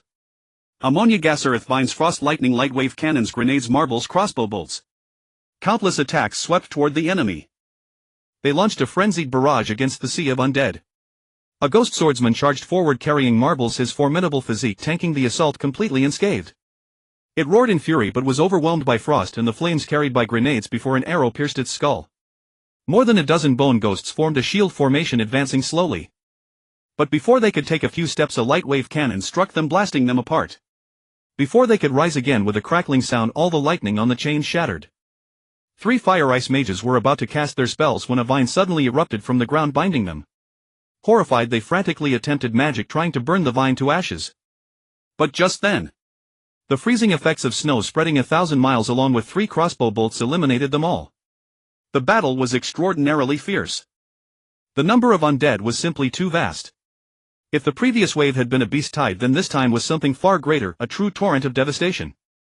Monstrous waves crashed endlessly. With one palm strike, he sought to shatter the Jade Realm vessel into fragments. Within the titanium alloy defense wall, tower after tower roared incessantly. All manner of attacks were unleashed and deafening noise echoed in every direction. Bai Yu observed his surroundings while consuming world crystals, preparing reserves to replenish the tower defenses. At that moment, Lin Daiyu approached gracefully, her delicate brows slightly furrowed, a trace of anxiety upon her fair face. She stepped before Bai Yu and bowed elegantly. Then, speaking softly, "My lord, why don't I accompany you to eliminate those ghost summoners? As long as they live, the Sea of Undead will be inexhaustible." Her voice was gentle yet carried an edge of sharpness. She certainly had the capability. Without a doubt. Bai Yu shook his head, contemplated for a moment, then nodded and leaned close to her ear, whispering a few words. At such close proximity, Lin Mimi felt somewhat embarrassed. A faint pink hue rose upon her fair neck. However, she quickly understood Bai Yu's intention and nodded with a grave expression. Then Bai Yu found Tianqing and instructed her to lead an elite squad against the ghost summoners. Tianqing, so shrewd, blinked her beautiful eyes and agreed decisively. Obviously she was still somewhat nervous. Only days prior she had been a proper noble maiden, yet in such a short time she had become a combat machine. It was almost like a dream. Now she was about to lead a group into battle. Gathering her courage, a resolute expression crossing her face, she leaped from the corner with her fighting warriors and spirits. Bai Yu watched her retreating figure and couldn't help but smile. This girl. She had truly endured so much. The sea of undead churned and roared. Some undead had already reached the titanium alloy defense wall, launching attacks against it. However, very few managed to break through the tower defenses. Under the influence of metallic vines, the undead bodies immediately grew sluggish, then were destroyed by the tower defenses. Meanwhile, behind the sea of undead, a team crept forward cautiously. A ghost summoner was diligently chanting spells to summon, and one by one ghosts were called forth, emerging from the earth. Interestingly, no matter how many ghosts emerged from underground, the ground showed no depression. It seemed the ghost creatures were not truly buried beneath the earth, but rather summoned through a special type of conjuration spell. Strong wind. Strong wind. Suddenly the melody turned desolate and the wind howled. The ghost summoner instinctively turned his head, only to see a crossbow bolt whistling toward him. Whoosh! Put! The ghost summoner's head was pierced and shattered, sent flying backward over 10 meters before crashing heavily to the ground. It scrambled up in disarray, its hideous spectral visage roaring silently toward where the crossbow bolt had come from. However, before it could recover, several more crossbow bolts flew through. Thud! Thud! Thud! Struck down, the ghost summoner was annihilated into fragments by the terrifying impact. The other bone summoners also sensed something amiss. As they prepared to summon, a wave of frost descended from above, freezing their bodies solid. Immediately 10 agile figures darted from the darkness, black axes cleaving through the shadows as ghost summoners were annihilated one after another. Then came a fierce thrust. Bang!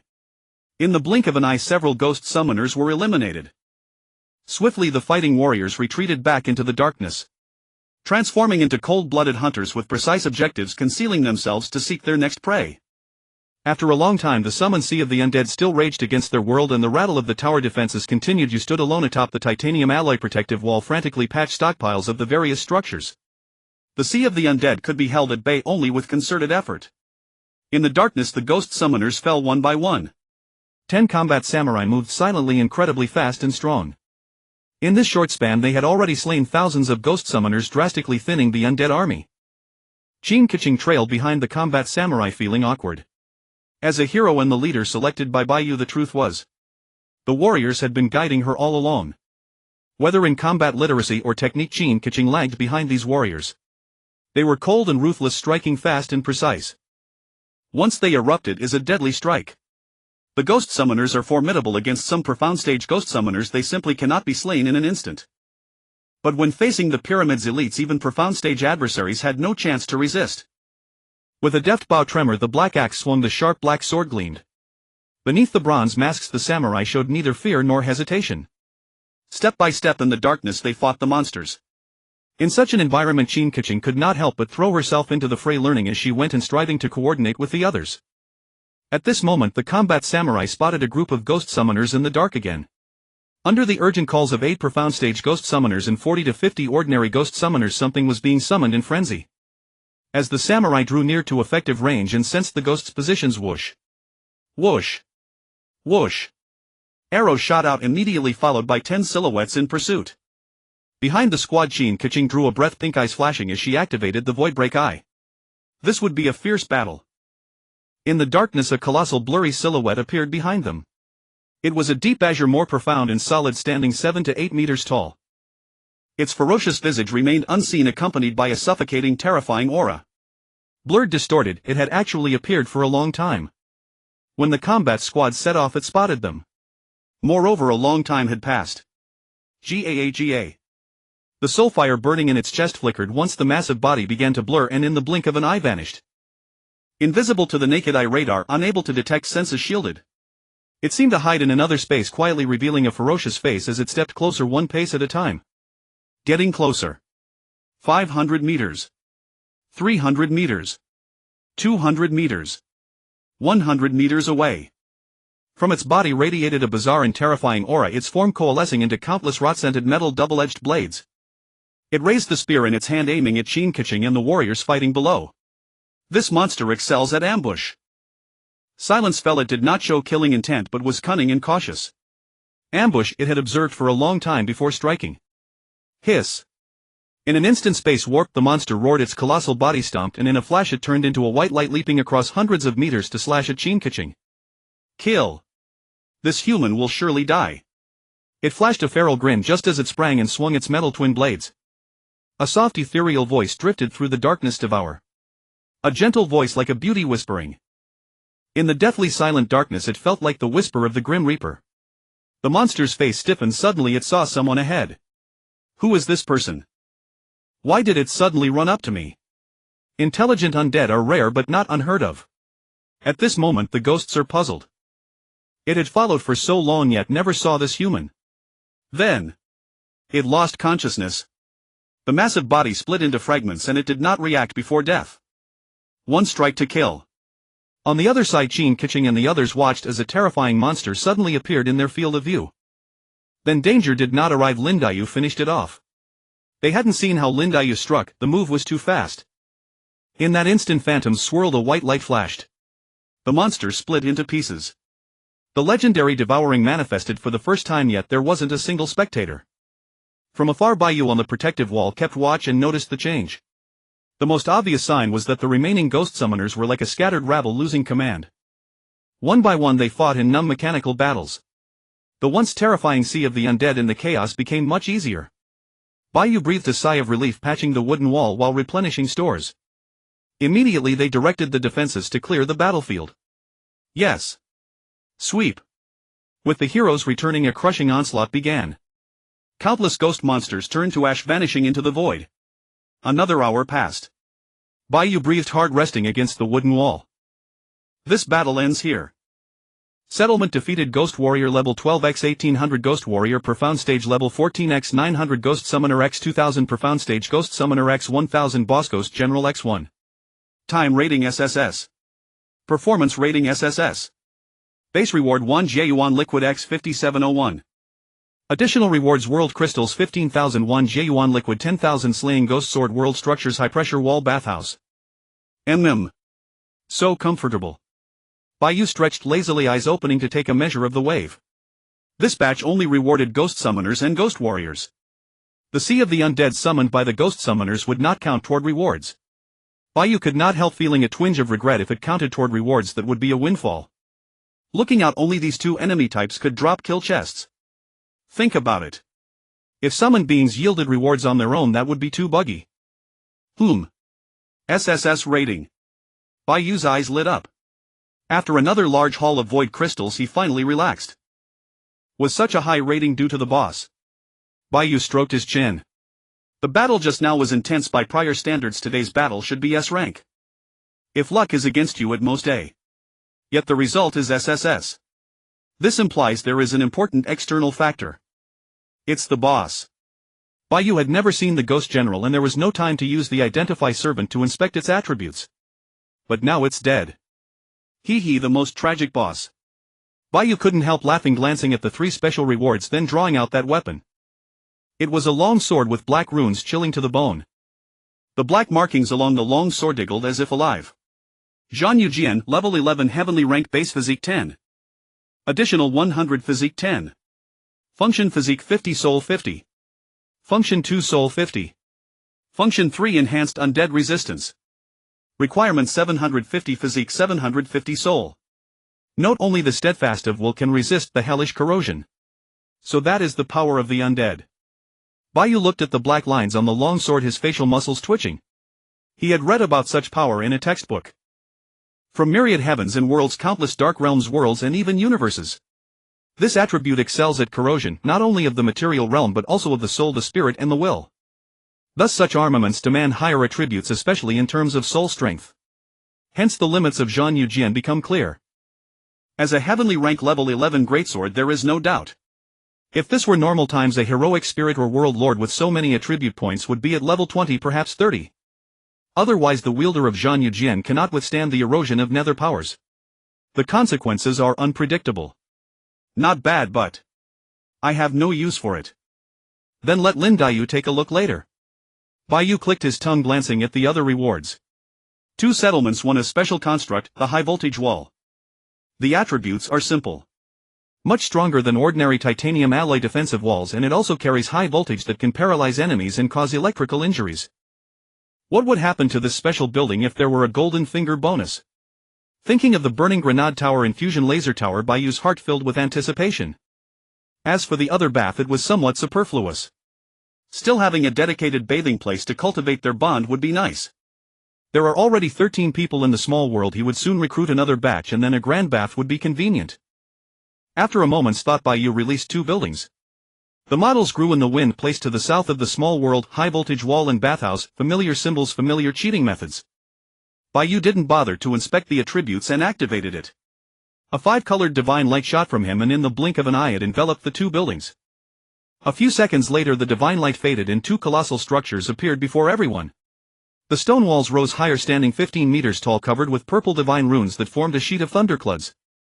The bathhouse transformed into an open-air hot spring. Willows and above the spring were shrouded in a veil of white mist. The water shone like a mirror, refreshing the heart. Bai Yu glanced at it and felt all his restlessness draw away, becoming significantly more comfortable. Self-generating high-voltage wall, level 1, function, voltage, attack, durability 10001000, reserve 100100, info, lightning strike. Cracklingly deadly. Level 1 durability is this strong. Not bad. If I remember correctly, this self-generating device should belong to a late-stage world lord. I didn't expect such a thing to exist in world architecture. How wonderful. Upgrading. To reach the next level requires 200. Bai Yu's mouth twitched. The joy of obtaining over 10,000 world origin liquids vanished instantly. Very well, another fortune. In truth, the self-generating high-voltage wall is far superior to the titanium alloy defensive wall. Bai Yu knew it well. Fortunately, expanding the high-voltage wall doesn't require too many world crystals, so Bai Yu could still afford it. The small world now covers 5,000 square meters, so he first dismantled the titanium alloy defensive wall, then arranged all the buildings and built 300 self-generating high-voltage walls. Each unit requires 10 world crystals, totaling 3,000. Then Bai Yu gritted his teeth and raised all the walls to level 5 in one go. 2000000 world origin liquids. 5000000. 1000000. 2000000. At level 5 the stone walls are tall and wide, and their durability soars to 10000 points. In a sense, this round of the small world's defenses has reached their limit, and safety is no longer a concern. If the greed, wrath and delusion serpents attacked again, they would not breach this wall. As for the bathhouse, Bai Yu looked over with a strange expression. Hot spring, level 1, area 500 square meters, functions, bathing hot spring, soothing, reserve 1010, info, the hot spring water flows capable of soothing inner fatigue. Though it is only a small hot spring, its area spans 500 square meters, a sizable building within the small world. Moreover, this is merely a bathing place, there is no need to upgrade it for now. Having done all this, Bai Yu strolled back to the castle and into his room. The next day, just after 5 in the morning, Bai Yu woke. The dim room was quiet. He stretched lazily, staggered out, washed, and only then fully woke. Looking out on the stone walls, valiant martial fighters patrolled. Even with only 10 of them, they would not dare slack off. It's time to recruit new fighting swordsmen, level 5, Yao Ling shelter, unit cap 50. Bai Yu walked toward the fighter swordsman barracks. Not far away by the hot spring, a pavilion held Lin Daiyu and Tianqing sipping tea and chatting. Under the willows, a cool breeze. 2 beauties enchanting in this beautiful scenery competed for attention. They seemed well-rested, smiles on their faces. After a moment's thought, Bai Yu went to the lakeside pavilion rather than to the Yao Ling shelter. These 2 beauties both possess high attributes. Bai Yu's approach did not go unnoticed, and they turned their heads surprised. Why did you wake up so early today? Lin Daiyu blinked, puzzled that Bai Yu woke so early. Tianqing smiled but said nothing. Good morning. Bai Yu smiled. Seems there weren't any monsters last night. Yes. Probably 100 or so. Tianqing whispered, recounting last night's invasion. On day 12 it wasn't undead but a group of small red-skinned creatures burning with flames and exuding a sulfurous odor. Yet they could not withstand the tower defense's assault. They hadn't even approached the walls before dying under the tower's onslaught. Sir, last night we already opened the chests. Lin Daiyu rested her chin on her hand and pointed to the right. All the things over there belong to them. Oh. Bai Yu turned to look to the right of the hot spring. There was an empty patch piled high with a mess of loot. Well done. In the middle of the night, why didn't you take a proper rest? Bai Yu smiled softly. No problem. Lin Mimi nodded gently and whispered, our attributes are high. If we stay awake for a day or two we should be fine. And this place is actually a resting place. Sitting here can greatly relax the soul's energy, Lin Xiaomei said, her beautiful eyes blinking as she looked quite content. The hot spring lay calm as a mirror, the ripples glittering on its surface. Hee, you can bathe here. Bai Yu chuckled. Lin Marin upon hearing this shot him a reproachful glance, her cheeks coloring.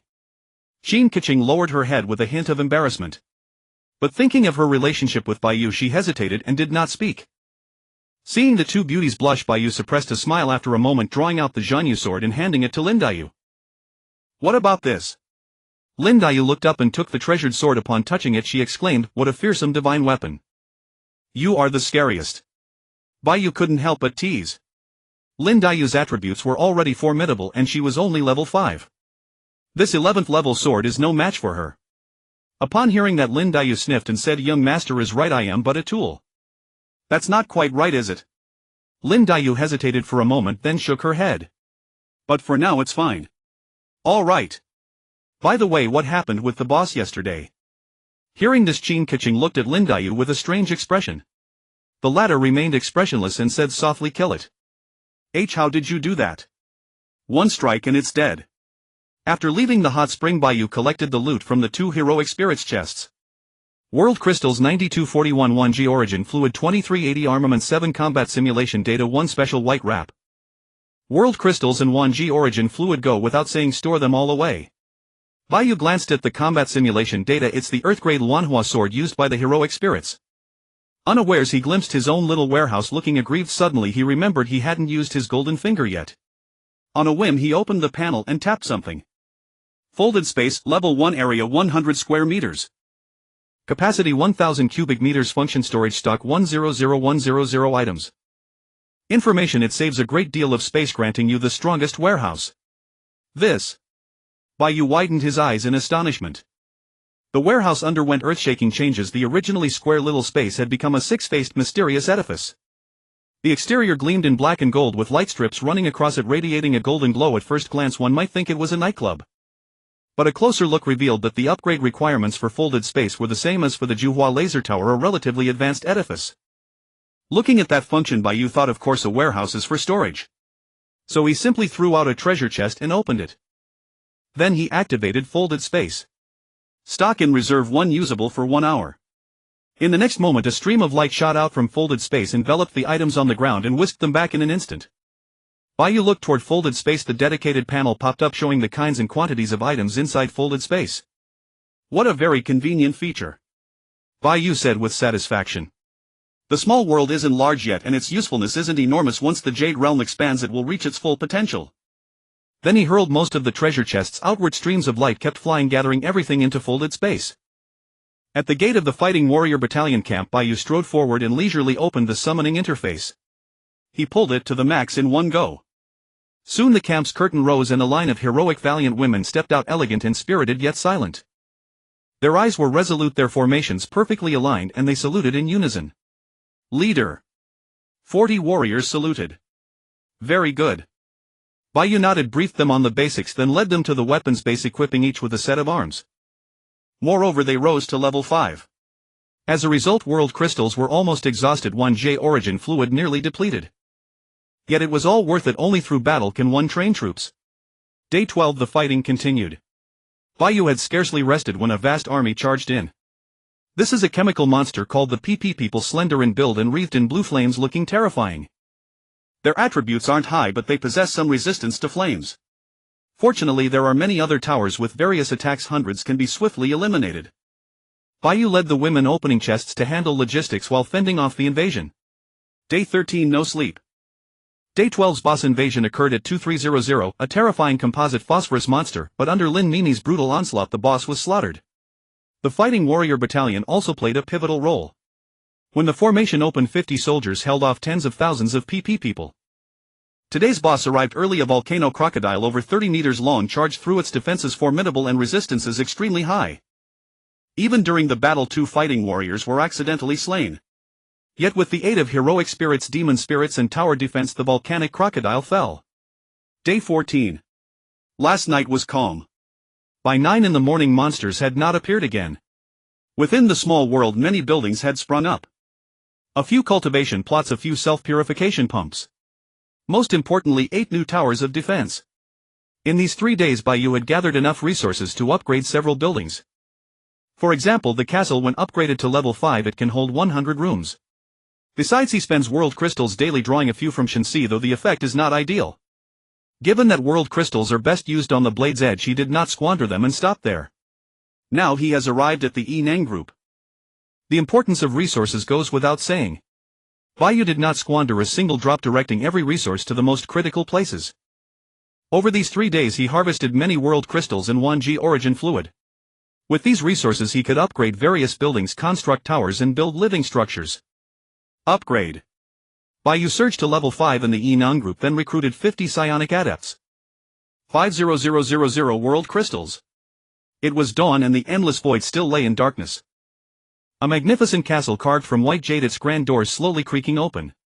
One by one delicate young maidens emerged. Graceful and pure, charming and lovely. They wore golden dresses cinched at the waist with slender ribbons that accentuated their curvaceous figures. Each girl had her hair styled in twin tails. Beneath their smooth hair fell delicate faces brimming with curiosity, glancing left and right, taking in the surroundings before collectively turning their gaze toward Bai Yu. With nimble steps and smiles playing on their lips, they trotted forward and surrounded Bai Yu completely. Chief! Chief! The girls' voices were light, each distinct yet overwhelmingly lively and melodious. Looking at the crowd of young maidens before him, a shiver ran down Bai Yu's spine. Youthful vitality enveloped him, carrying a faint fragrance and an ethereal aura of otherworldly purity. Those from his previous life, faces so digitally altered even their parents could scarcely recognize them, nothing compared to this beauty. This was true natural elegance. Unlike the pyramid warriors, these young mages were mostly manifestation masters, their spirits free rather than solemn. Naturally, their training lacked rigid discipline. They were vivacious, chattering incessantly, introducing themselves to Bai Yu and peppering him with strange questions. Chief, is this heaven? Chief, did I arrive here after death? Could this be hell? Am I not dead yet? Did you use some spatial displacement ability to transport me here? Chief. Will you take on disciples? Shanxian wishes to master a powerful ability to serve the chief. Chief, why does this place smell so wonderful? The girls were petite, most standing between 1.6 and 1.7 meters tall. Slender though not voluptuous, their faces and figures were superb, their temperament outstanding. The only thing giving Bai Yu cause for exasperation was their boundless liveliness and insatiable curiosity. At that moment he began to miss the military discipline of the warriors summoned from the pyramid. Enough! Cease your noise! Bai Yu said with a solemn expression. The girls instantly fell silent, blinking at him with eyes full of adoration. We'll discuss it later. Bai Yu cleared his throat. The girls nodded eagerly, covering their mouths, looking utterly adorable. Unable to contain himself, he burst into laughter, opened their attribute panels and in one breath leveled them all to grade 5, from level 1 to level 2.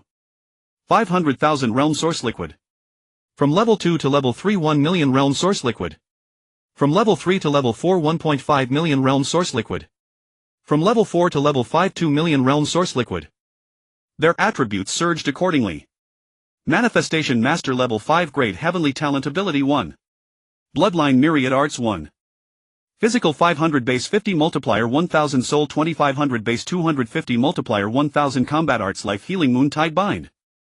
Note these little fairies who know a bit of abilities, you'd best treat them gently. Ability level 5 grade Heavenly Abilities life healing Moontide Bind. Note why bother comprehending abilities when the Lord of the World can simply allocate points. Grow stronger while lying down. Myriad Arts level 5 grade Heavenly Ability can simultaneously wield 2 abilities. Note an incredibly versatile bloodline with supreme fusion potential. Life healing level 5 ability cast life healing upon allies. Physical cost 100 damage 50 duration 60 minutes. Note the power of healing. Moontide level 5 ability deals damage to enemies equal to 50 soul plus 5. Note the wrath of the bright moon. Bind level 5 attribute uses moonlight as ropes to bind enemies. Duration 60 seconds. Note fully restrained, utterly dominated. Undoubtedly these little fairies possessed formidable attributes. Though they were newly born manifestation masters, their combat power was already considerable. Powerful spiritual attributes paired with a suite of abilities made them nothing short of devastating turrets offense control support. Virtually omnipotent.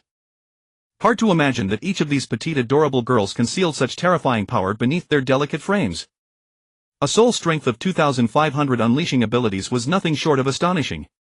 Even with only 500 physical attributes they could easily defeat Bai Yu. Compared to martial combat warriors, their agility was superior and their abilities far more potent. Yet without question in large numbers the combat warriors could slaughter them all. Previously in battle, when dozens of powerful summoners cast spells simultaneously the moment the combat warriors formed their ranks. One axe cleaved through an enemy's skull, then swept outward, scattering the opposition like chaff. Reality after all was no game. Though deification was tied to certain rules, it was merely one facet. Combat power was never merely about combat techniques, but was precisely why combat warriors bore the name Tianqing. Not bad. Bai Yu chuckled, waving his hand dismissively. Come, I'll forge weapons for you. Yes. The girl smiled and followed behind Bai Yu, curiously observing this world. Even two girls beside him tugged at his sleeves, their delicate faces clouded with bewilderment. Simply silly. Passing the resurrection hall, coincidentally a combat warrior had just resurrected and stepped out. She took a deep breath, her expression still bearing traces of lingering dread. Spotting Bai Yu approaching, she hastily clasped her fists in salute. Chief. Whom? Bai Yu nodded, smiling. How are you? Are you all right? This combat warrior had died unexpectedly during battle against the boss on the 14th day.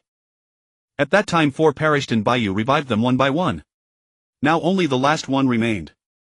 With the resurrection hall, both spirit heroes and spirit demons received soul protection and could be revived at the cost of time and resources. Between life and death lies the most terrifying experience. Yet I fear nothing. I will face fire and water for my chief without hesitation. The tall, striking woman straightened her posture, her graceful figure encased in black battle attire that hugged every curve, highlighting her breathtaking silhouette. But what drew attention most was the overwhelming aura of lethal intensity radiating from her. You will not die. Bai Yu smiled faintly. The beauty paused, then nodded with a smile. I trust you, Chief. Then go. The battle is not yet over. Yes. She clasped her fists in salute and turned away, never once glancing at the manifestation masters. Seeing this aloof senior sister, the girls grew curious, asking question after question in a chorus of overlapping voices. Their crisp, pleasant sounds brought both comfort and helplessness to Bai Yu. He could only speak while walking. Before long they arrived at the weapon base. Bai Yu glanced at his attribute panel.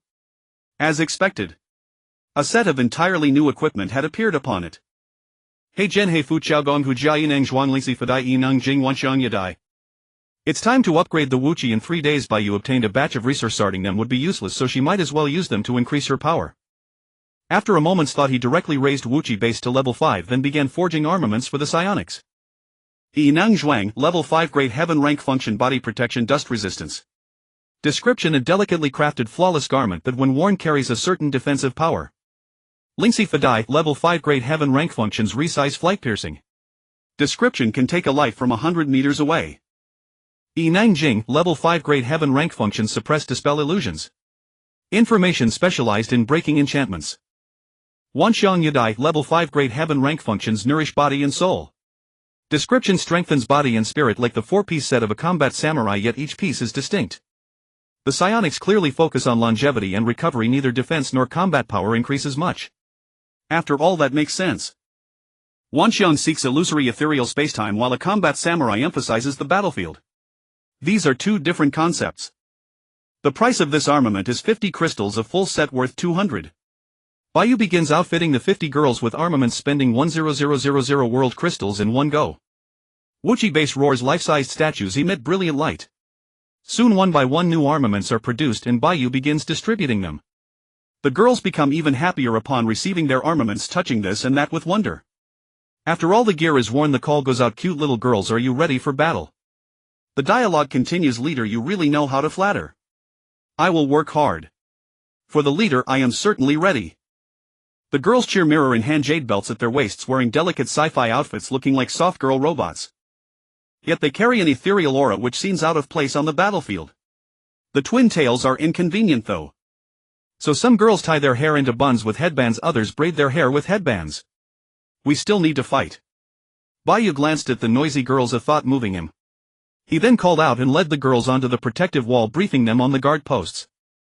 The girls learned quickly and soon stood up in formation, each nervously gripping the mirrors.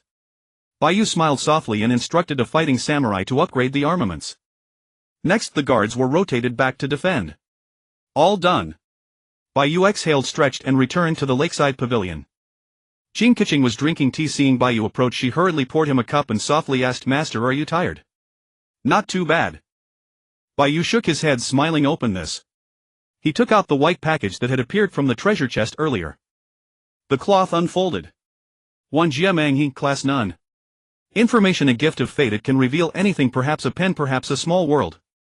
This is a very famous thing. On Tianqing Star, not only do many know it from the information streams, even mentors have spoken of the so-called mysterious packages. Wanjia Manghe sounds grand, but in truth it is a pitfall. Opening Wanjia Manghe offers different levels and choices. Take Bai Yu's case as an example. Wanjia Manghe opened. Please choose a gift level. 1 world crystals, 0 junk, probability 99. 999 Xianjia, probability 0. 0012 world crystals, 1000 Huangjia, probability 99.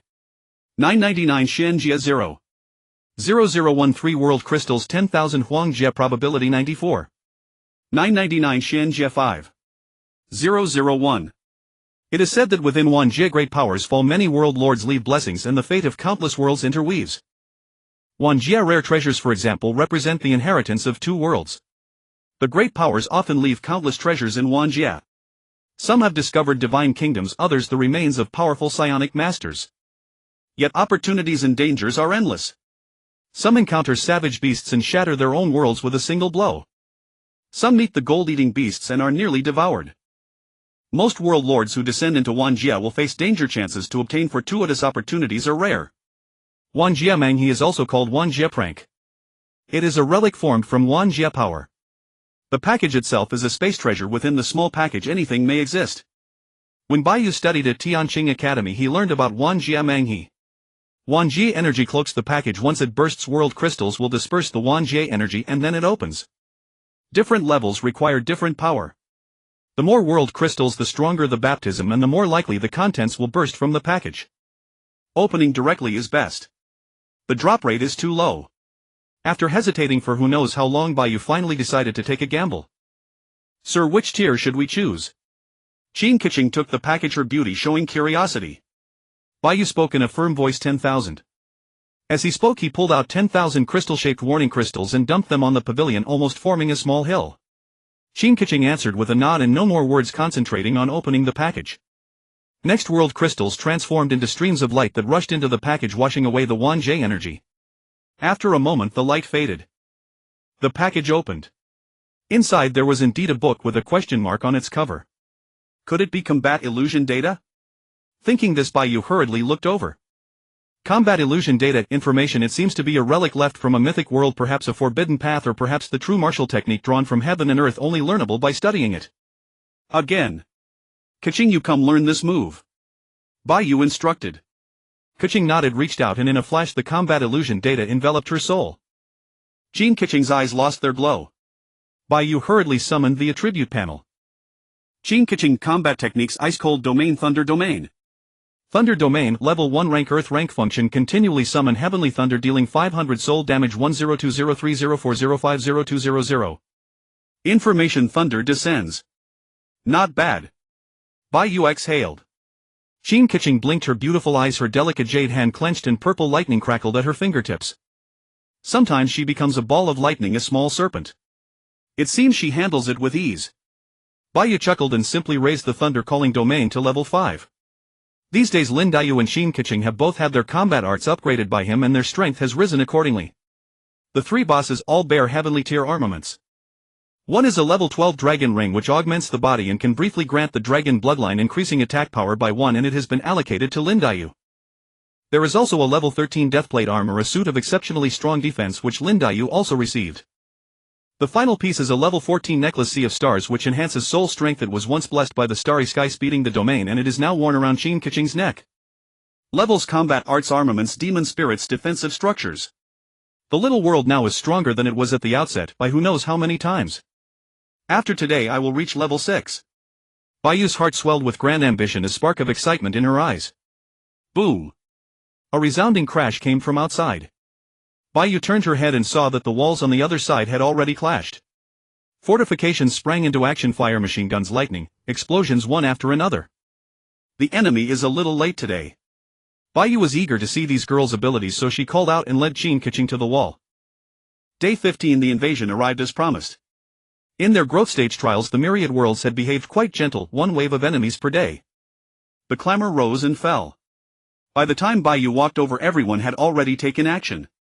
After 15 days of battle, the Jade Realms forces no longer needed guidance. They knew how to fend off the enemy as well. Under the siege of the towers, the fighting warriors moved in and out. The black swords in their hands showed no mercy. With a swing of the black axe, one monster after another was slain. On the metallic wall, Lin Daiyu held a longsword, a commanding stance at the front. After all, what kind of boss it was, no one knew. In the past few days there have been serpents of greed, wrath and delusion, some assassin-type phantoms, some powerful mages, all with monstrous defenses.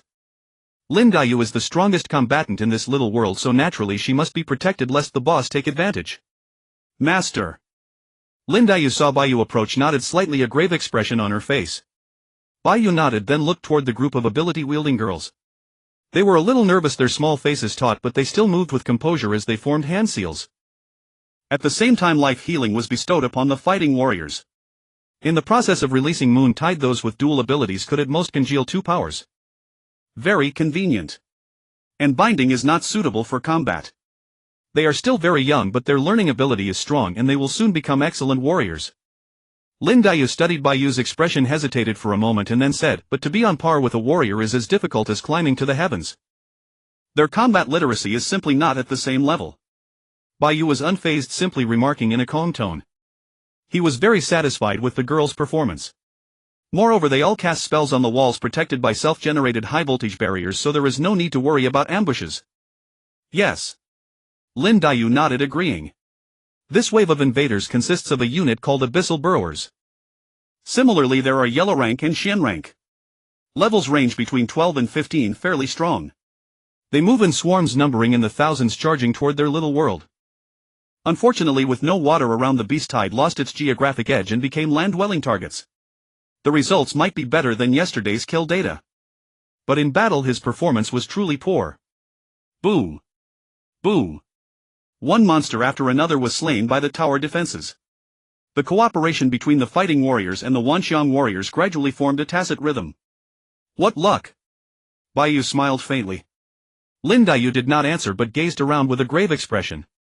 Her soul strength is extremely high and her perception is sharp. She often makes the right move as danger approaches. This time it lasted until night. The Abyssal Burrowers came wave after wave, never giving anyone a moment's rest. Luckily, Bai Yu's heroic spirits and demon spirit affinities are both high. Not tiring at all. Yet just in case, Bai Yu still proactively sent the multiversal energy essences into the hands of the fighting warriors and Wanxiang warriors. The warriors did not waste a word and plunged into battle. The girls thanked sweetly, their anxious expressions gradually relaxing into easy smiles. At 7 in the evening. Hundreds of monsters raided once more. Looking at the battlefield outside the little world, Bai Yu shook her head and replenished all the fortifications. Master! Dinner time! Tianqing carried a basket and came over. Bai Yu nodded, took the food from the basket, then asked, where are they? Daiyus have already been sent. Tianqing smiled softly and asked, are you training them? Yes. Bai Yu nodded, eating as they talked. Now it seems there is nothing to worry about. Indeed, progress is rapid. Yes. Tianqing nodded, smiling, a serene calm on her beautiful face. They had only eaten halfway. Who? Suddenly an eagle's cry echoed from the darkness. The piercing sound coalesced into a sonic wave, spreading in all directions, startling everyone. Bai Yu looked up hurriedly and saw a huge bird emerging from the darkness, rotting all over, its head burning with black flames. Boss. Bai Yu quickly dispatched the appraisal servant. Indeed. This is day 15's boss, a level 15 abyssal golden eagle. It's my first time meeting a flying boss. Bai Yu watched with wide eyes. Then the towers moved. Various control techniques were unleashed. But the awkward thing is, control-type towers are scarce. The only things that can affect it are the ammonia bomb towers. Ground vine towers and the like can't reach the flying opponent. The abyssal golden eagle tasted the terrifying ammonia and let out a wailing scream, nearly toppled to the ground. Abyssal golden eagle level 15 talent. Bloodline. The boss's attributes are still as simple as before, only a small portion can be seen. But a powerful level 15 boss is not simple. Moreover, the rules of the Myriad Worlds in the growth trials are very clear. One day stronger than the last. Bai Yu has already learned the peculiarities of day 14. Today's will surely be even stronger. Interestingly, even such a terrifying behemoth nearly fell before this yellow gas. Only with great effort did they stabilize their stance. Pop. Pop. The ammonia bomb towers ruthlessly tossed shells into the air, releasing the toxic gas. The fireworks burst into the shape of Bai Yu's face. The combat warriors remained expressionless while the young girls struggled to suppress their laughter, covering their mouths lest their chief reprimand them. Her cheeks flushed red. Lin Daiyu and Qin Keqing, however, were unfazed by such spectacles. They merely pursed their thin lips, looking at Bai Yu with a hint of amusement in their eyes. Bai Yu was at a loss for words. His heart grew weary and he was too exhausted to retort. Functionality is what truly matters, he reasoned to himself as he gazed upward at the sky. At that moment the abyssal golden eagle's entire body was engulfed in black flames as it fought through the ammonia gas, charging straight toward his miniature world. Whoosh! A fierce wind howled, stirring up clouds and storm. Bai Yu raised his hand. Release! In an instant. Lasers, lightning machine guns, crossbow bolts. All the tower defenses fired simultaneously, their attacks covering the sky like a deluge. The abyssal golden eagle did not dodge or evade at all, charging straight into the attack range. Pops rang out across its body as a series of tiny wounds appeared on its rotting flesh.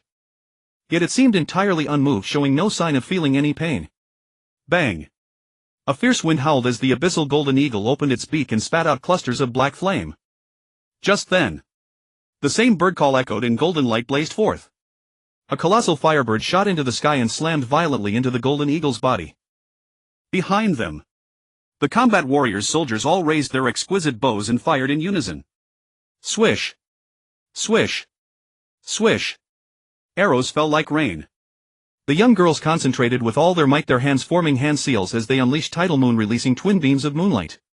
In an instant a barrage of diverse attacks rained down like a tempest, terrifying to behold. Boom, boom, boom. Rattling gunfire. Roll, rumble. Scream. A clamor erupted from all directions and brilliant light illuminated the entire miniature world as bright as day. After a moment a gust of wind swept in.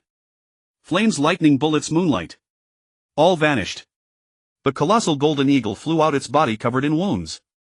Yet it paid them no mind, its corrupt frame seeming to have suffered no fatal injury. Bai Yu observed the scene and fell into deep thought.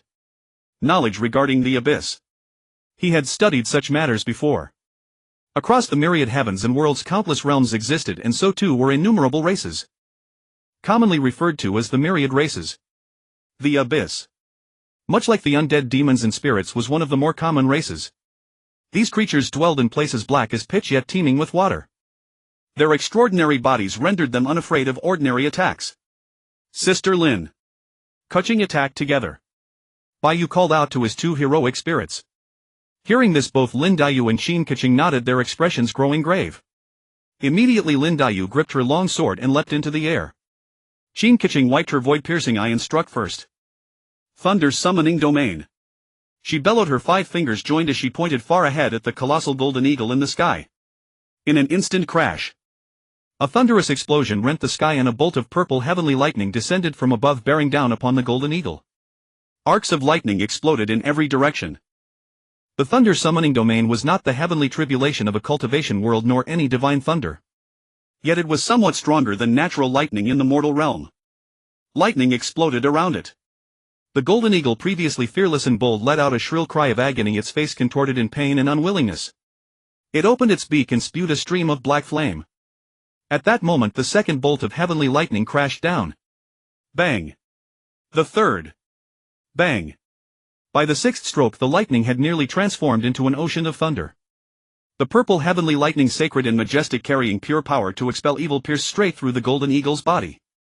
The thunder summoning domain was her most powerful ultimate technique. However, its consumption was enormous. A typical Wanxian practitioner might exhaust themselves after a single use. Fortunately, Qin Keqing, blessed with a heaven-rank innate talent, only looked slightly pale. She continued to focus, unleashing void-piercing. On the other side, Lin Daiyu leapt into the air and swung her sword effortlessly, tearing apart the black flame. Her petite figure cut through the black flames, rushing straight toward the terrifying golden eagle. This was a dark and oppressive world. The sky was shrouded in darkness. Yet beneath the various combat techniques of the tower defenses, this area was bathed in daylight. In the illumination, the grotesque and repulsive form of the abyssal golden eagle became strikingly conspicuous. Mud-rotting flesh. It spread its wings to a span of over 10 meters, imparting an overwhelming sense of oppression. Yet Lin Daiyu remained calm and unafraid, sword in hand, leaping forward to charge at the colossal golden eagle. Seeing the human figure flying toward it, the abyssal golden eagle's eyes filled with fury. It had just been struck by thunder, and its entire body still trembled with incomparable agony. It was unlike ordinary thunder. It felt as though its very soul had been probed straight to its depths. Thus, upon seeing humans again, it was consumed by resentment and brutal rage. Kree! The golden eagle emitted a piercing shriek, its black flames swelling violently to form two serpentine conflagrations, each 15 meters long and several meters thick, lunging toward Lin Daiyu. The latter's expression turned icy cold. Her lotus feet trod upon feathers with extraordinary speed, moving like a streak of light, dancing across blood droplets, shattered flesh and scattered plumage. With merely a few leaps, she easily evaded the strike. Lin Daiyu took a deep breath, and an aura of innate otherworldliness radiated from her entire being. Devour. Her damage-enhancing skills were all amplified, inflicting greater dual damage upon both the golden eagle's body and soul. Shing. Suddenly, a flash of sword light erupted. Lin Daiyu's speed was too swift for the golden eagle to react. Yet the golden eagle showed no fear whatsoever, its expression rather one of disdain. So many human attacks had just failed to kill it, how could a mere sword strike possibly? Kree. Pain. The golden eagle let out a wretched scream and clumsily retreated dozens of meters, its gaze toward Lin Daiyu filled with terror. With nowhere to push off, she could only continue rolling through the air, then leaping down to strike the golden eagle directly. This time the golden eagle had learned its lesson, flying far away to keep its distance from Lin Daiyu. It spat black flame while simultaneously deploying a massive net to seal off her path. Soon the maiden and the eagle were once again locked in fierce combat.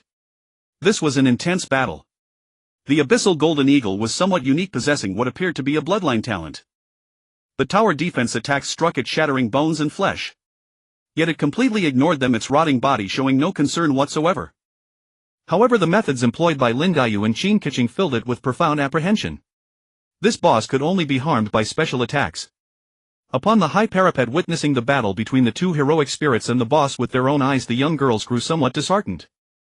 They had originally believed they could be of help, but once the boss appeared they realized their role was quite limited. For their first battle they had hoped to turn the tide and impress their chief. However, the outcome was far from satisfactory. The combat warriors, on the other hand, were indifferent. Lithe and agile, they stood upon the wall in postures ready to strike at any moment. Bai Yu watched in silence. The boss's power had always defied reason. Where in realms not to mention level 10, even if you had 180 heavenly rank spirit beings, the multiverse would still arrange an interstellar boss to give you a thrill. Lin Daiyu could take on the boss in a duel, yet could not kill him. Bai Yu paused briefly, turning his head. Tianqing understood, unleashing the Voidbreaker and soaring into the air. A breeze swept through her hair, fluttering in the light like a celestial maiden. Tianqing's mark lit up as her hands moved. Whoosh! The 5th level frost domain was unleashed and a blade of ice shot toward the abyssal golden eagle. Then, call thunder. Boom! Boom! Another bolt of heavenly thunder fell. The decaying golden eagle trembled, its feathers ready to flee. Yet as it turned, that detestable woman appeared again. This time, it's somewhat different.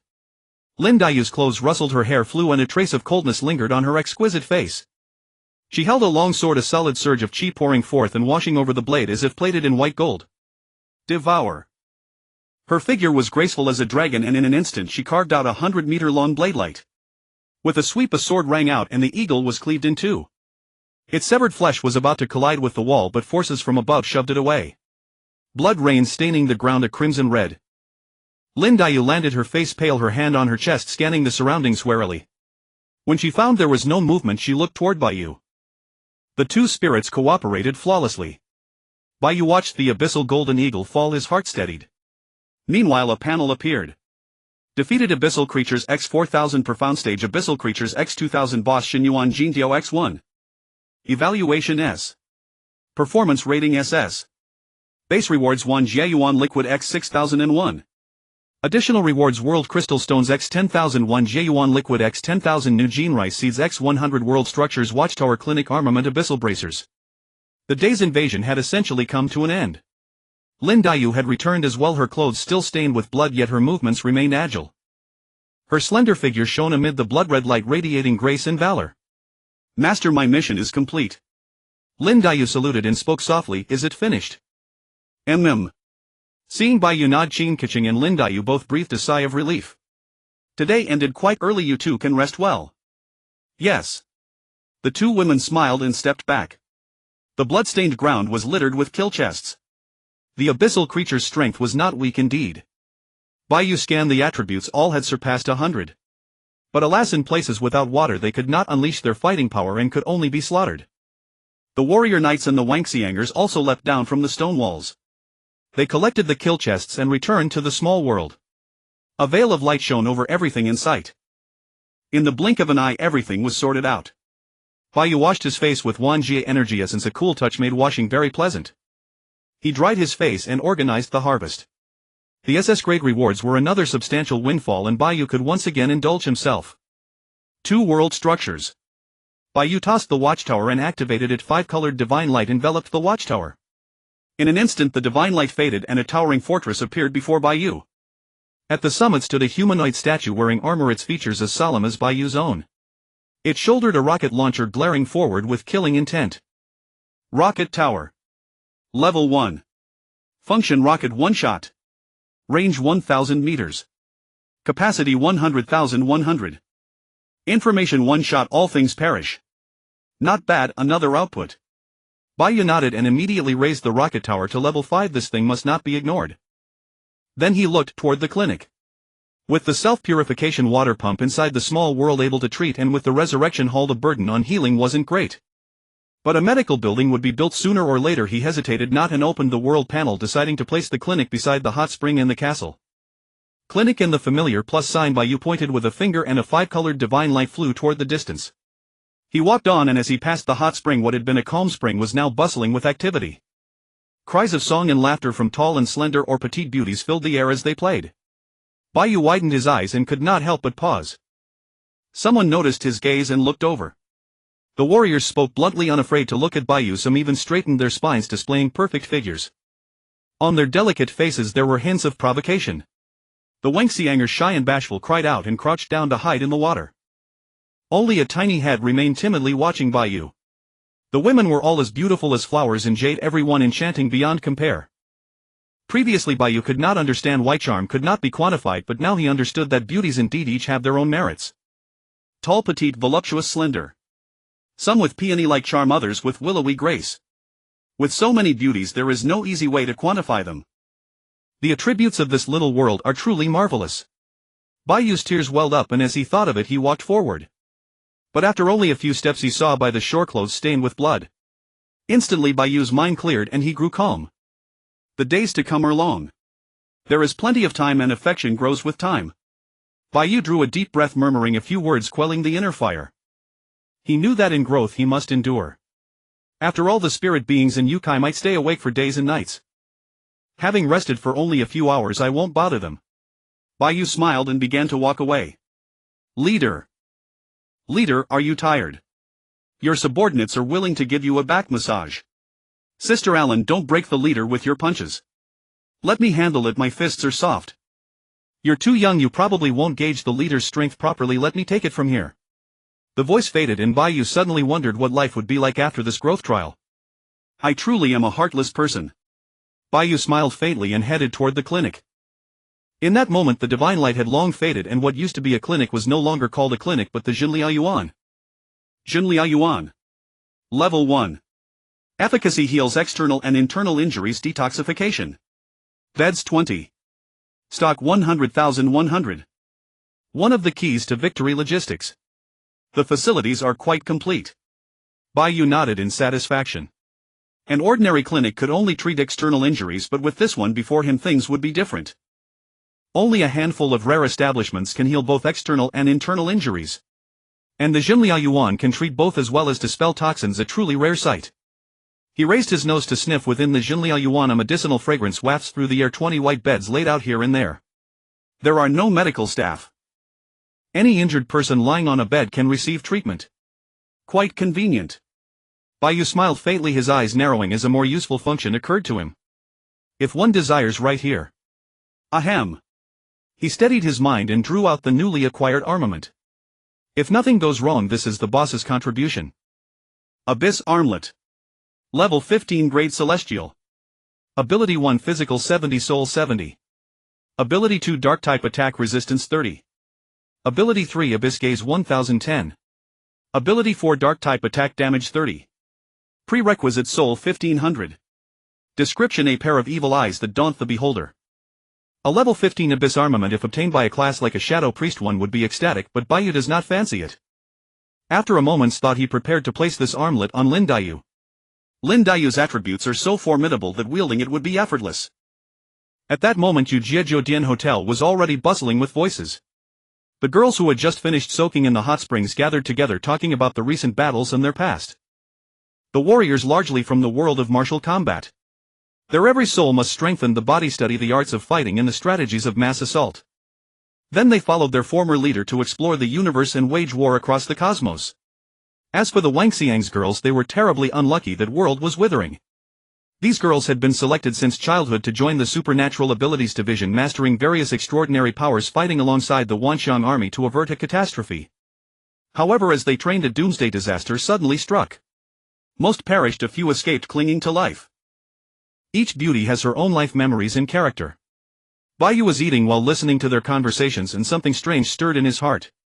Across the heavens and myriad worlds there is truly no shortage of wonders. That elder Xian from another world is formidable indeed. She managed to unify a planet and venture into the myriad worlds. Doomsday disaster. Their memories seem somewhat hazy, do they not remember? Perhaps it is some terrifying enemy. After the meal, Bai Yu bathed. The hot spring water is living water, so there is no worry about using the beauty's bathing water. When he reached the water's edge, the spring cleared like a mirror. Having finished all this, the heroic spirits and spirit beings rested, and Bai Yu attempted to summon at the shrine a few times, but nothing came of it. He then began upgrading his little world. 10 million World Source Liquid. Jade Realm level 56. Area 6000 square meters. Once the little world reached level 6, it further expanded by 1000 square meters. Bai Yu couldn't help but feel a twinge of regret. If it could double, that would be ideal. Of course, he's not a greedy man, and began adjusting the layout. First the walls. The self-powered high-voltage wall, originally 50 by 100 units, gained 20 more units, becoming 60 by 100. Then repositioned the defense towers slightly to maximize fire coverage. Next, Bai Yu checked the remaining World Source Liquid and began upgrading the towers one by one. Laser Tower, level 56, World Source Liquid 2000. Ammonia Gas Bomb Tower, level 56, World Source Liquid 2000. Fused Laser Tower, level 56, World Source Liquid 3000. Tower by tower upgrades completed quickly. All the World Source Liquid was spent. When they wake up, have them open the chests and reap another batch. Bai Yu stretched and walked toward the castle. He was somewhat tired too. Directing battles required energy. The next day the monsters arrived as scheduled, but they were already accustomed to fighting and were not caught off guard. While directing the battles, Bai Yu opened treasure chests, earned World Source Liquid and upgraded the towers. Fight to strengthen the fight. Bai Yu grew stronger with each step. Day by day the tower's walls, shrine spirits, pavilion, heroic spirits and other buildings all upgraded. On the 16th day the invading monsters were a cadre of sturdy, skilled blue-skinned avatars. But before a formation of armored martial knights they dissolved into scattered sand and were easily repelled.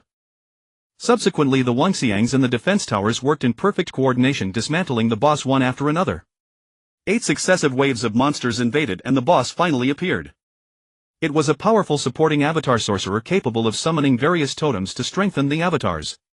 Unfortunately, the martial knights and psychics were all earth-tier spirits, withstanding the enemy's assault and pressing forward step by step. Driven to the brink, the boss transformed into a 10-meter-tall giant. In the end, bound by the Wanxiang girls, Bai 2 heroic spirits seized the opportunity and cut off its head. Day 17 there was no time for rest. That day the monsters did not come in waves but attacked relentlessly for 24 hours. Hidden in the darkness, summoners kept calling forth various swarms of insects. In the end, Xin Keqing, by virtue of her talent, located those summoners and slew them all, thus resolving the crisis. After all the insect summoners were slain, a gigantic golden bug appeared. Several martial knights were instantly slain. Xin Keqing narrowly avoided being cleaved in two. Fortunately, Lin Daiyu acted swiftly, punching it away. This unit possessed terrifying attack power and speed, but its defense and health were relatively weak. One moment it was ferocious, the next it was ensnared and instantly slain by two heroic spirits. The devouring power surged forth, the lightning realm radiated brilliant celestial might, utterly terrifying. That was day 18. More than 10,000 enemies charged together following the boss. Today's foes were zombies, various powerful mutated zombies, toxic creatures, explosive beings. The boss is a poison-spewing zombie matriarch dealing horrific damage to the structures. The martial knights moved with disciplined precision unscathed. Countless zombies were hurled by the boss and smashed against the walls. Although the walls are sturdy, so many self-destructing zombies mean that even if most zombies fall to the towers and the beauty's onslaught, the threat persists. However, a small portion of it exploded, blasting a breach in the wall. Seizing the opportunity, the boss spewed a toxic poison that corroded the walls, and several espers who failed to dodge died instantly. Shortly after, the boss's massive body was angrily shattered into pieces by the group of women halfway through. By the 19th day, today's luck was decent. The enemy consisted of merfolk numbering over 10,000. They specialized in water-based abilities and ocean curses. The boss was a sharkman standing 6 meters tall, extremely powerful. If they were in the ocean, they would undoubtedly be the most terrifying prey. Bai Yu dealt with them without much effort. By the 20th day, today's luck was good. The enemies were a group of energetic human martial artists with formidable combat strength, capable of easily defeating opponents in one-on-one battles. Unfortunately, once the military formation was deployed, the martial artists scattered like rats and were killed one by one. The boss was a formidable swordsman. With 3 strikes he nearly split the small world in half. But it seemed his power was insufficient. He died on the 3rd strike, easily slain by several women. On the 21st day at midnight, after lunch, Bai Yu sat in his chair gazing at the 2 stunning beauties beside him, openly admiring their beauty and figures. These past 2 days had been quite comfortable for him, as the enemies were not particularly difficult to handle. Thus both he and the women had grown more relaxed. Of course others could let their guard down, but Bai Yu could not. Now the small world had reached level 8 and the defensive towers had also been upgraded to level 8. There was no way around it, although there were substantial gains each day, often exceeding tens of thousands of world crystals and realm source fluid. The consumption was enormous. Especially the realm source fluid, which was basically depleted each time. As for the world crystals, they were consumed during battles. Young master, please do not be too careless. After finishing her meal, Lin Mimi took out a silk handkerchief to wipe her lips, her beautiful eyes blinking as she looked at Bai Yu. The latter chuckled and said, "I feel my luck is quite good. Perhaps today's enemies will be a bunch of weaklings lying on the ground waiting to die." Ha! Tianqing couldn't help but laugh, swallowing her soup before softly asking, "Young master, will it always be like this in the future? Entirely dependent on luck?" "That won't be the case." Bai Yu explained the matters regarding the growth stage trial before continuing. "I am rather special. I started off too strong, but as my strength increases, the enemy's strength will grow increasingly formidable as well. This is the rule of the Myriad Realms. Once we reach the growth stage, we will encounter normal enemies when descending into the Myriad Realms." Upon hearing this, both women nodded. "Very well, young master. I shall go plant rice now." Tianqing stood up and went to find work on her own. Currently there were 12 cultivation fields in the small world, all upgraded to level 5, planted with various vegetables. However, after obtaining the rice seeds, Bai Yu planned to replace everything with rice. Previously the seeds he had planted were ordinary ones purchased from Tianqing Star. But the seeds that dropped from the Myriad Realms were special. Once the rice matured, consuming it could strengthen the body and enhance vitality. From a data-driven perspective, it meant increased experience points. Some low-level demon spirits could advance from level 1 to level 2 after just one meal. If there were enough of them, it would be incredibly worthwhile. "Good, let's go." Bai Yu nodded and smiled.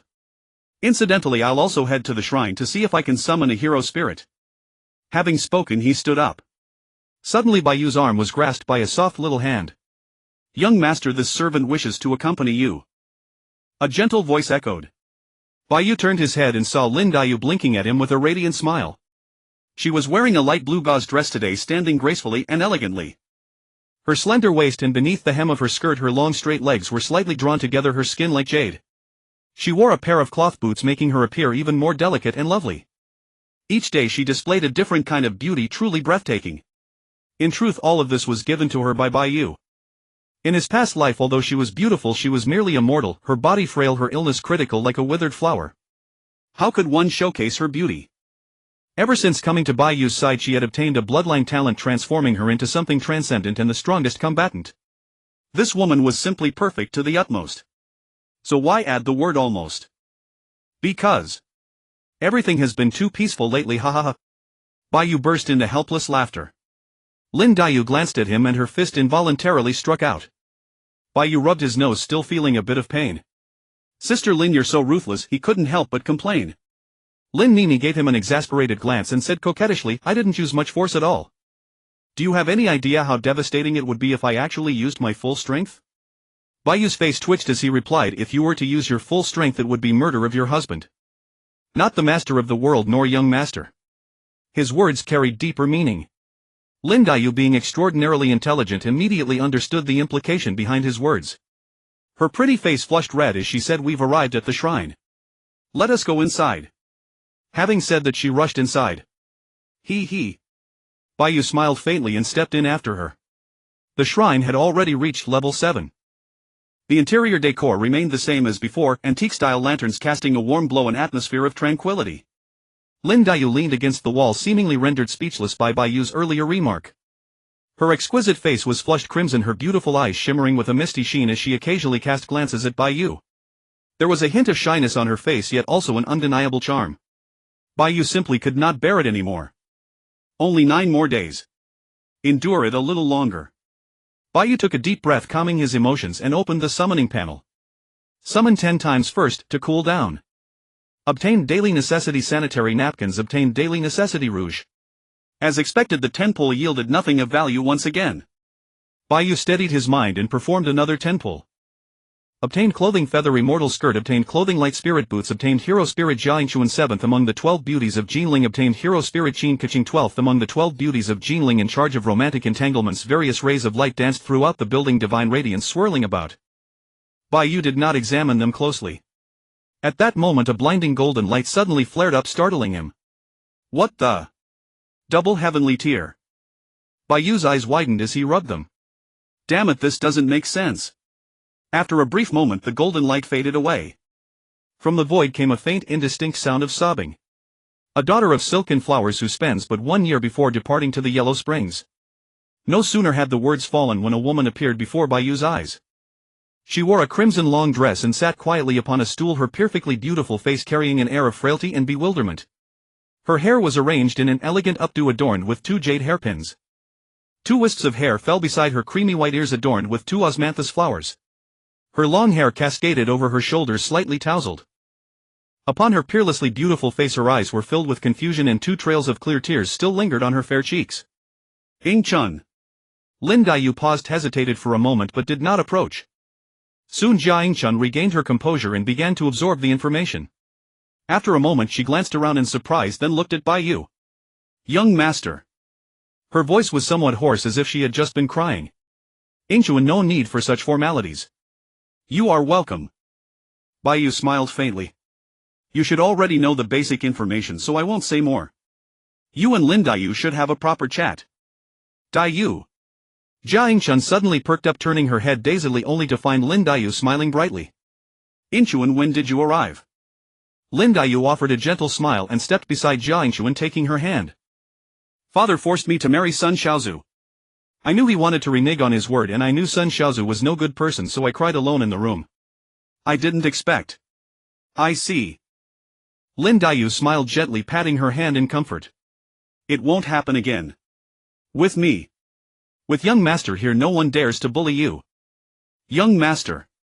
The delicate beauty who had just arrived stole a glance at Bai Yu, then blushed and turned her head away, her heart in turmoil. Having suddenly transmigrated to another world with an entirely new identity, she felt somewhat at a loss. Fortunately, with Sister Lin by her side, she was able to keep her composure. She was caught between laughter and tears. Escaping from the quagmire of the Jia residence was absolutely a good thing for her. But if this young master were a bad person, she would have no way to resist. Watching the 2 beauties chatting enthusiastically, Bai Yu admired the scene while also glancing at his panel. 2 heaven-rank summons at once, Jia Yingchun and Qin Keqing. Since Qin Keqing had already been summoned earlier, this time he received an advanced scroll. It depicted Qin Keqing playing the zither on the attic. Qin Keqing grade heaven rank. Function: after using the Qin Keqing spirit, it can enhance quality base attributes and innate bloodline. Information: since you already possess the Qin Keqing spirit, this summoning granted you an advanced scroll. Worth it. Bai Yu smiled satisfactorily. Divine sacrifice. Unlike ordinary ones, heaven-rank summons do not always appear, there is a certain probability involved. So being able to get 2 heaven-rank summons this time meant his luck was off the charts. Over the past few days Bai Yu had spent 2,000 world crystals daily before finally summoning a spirit. 2 at once. This relieved him, making him feel everything beforehand had been worthwhile. What would an ordinary sacrifice summon? For example, militia spearmen, goblin warriors, and the like. Higher-tier summons might include minotaur warriors, low-level soldiers, or low-level mages. Combat capability is guaranteed, but don't expect anything too absurd. After all, obtaining even 1 tier rank spirit from an ordinary summon is something to be grateful for. Want something better?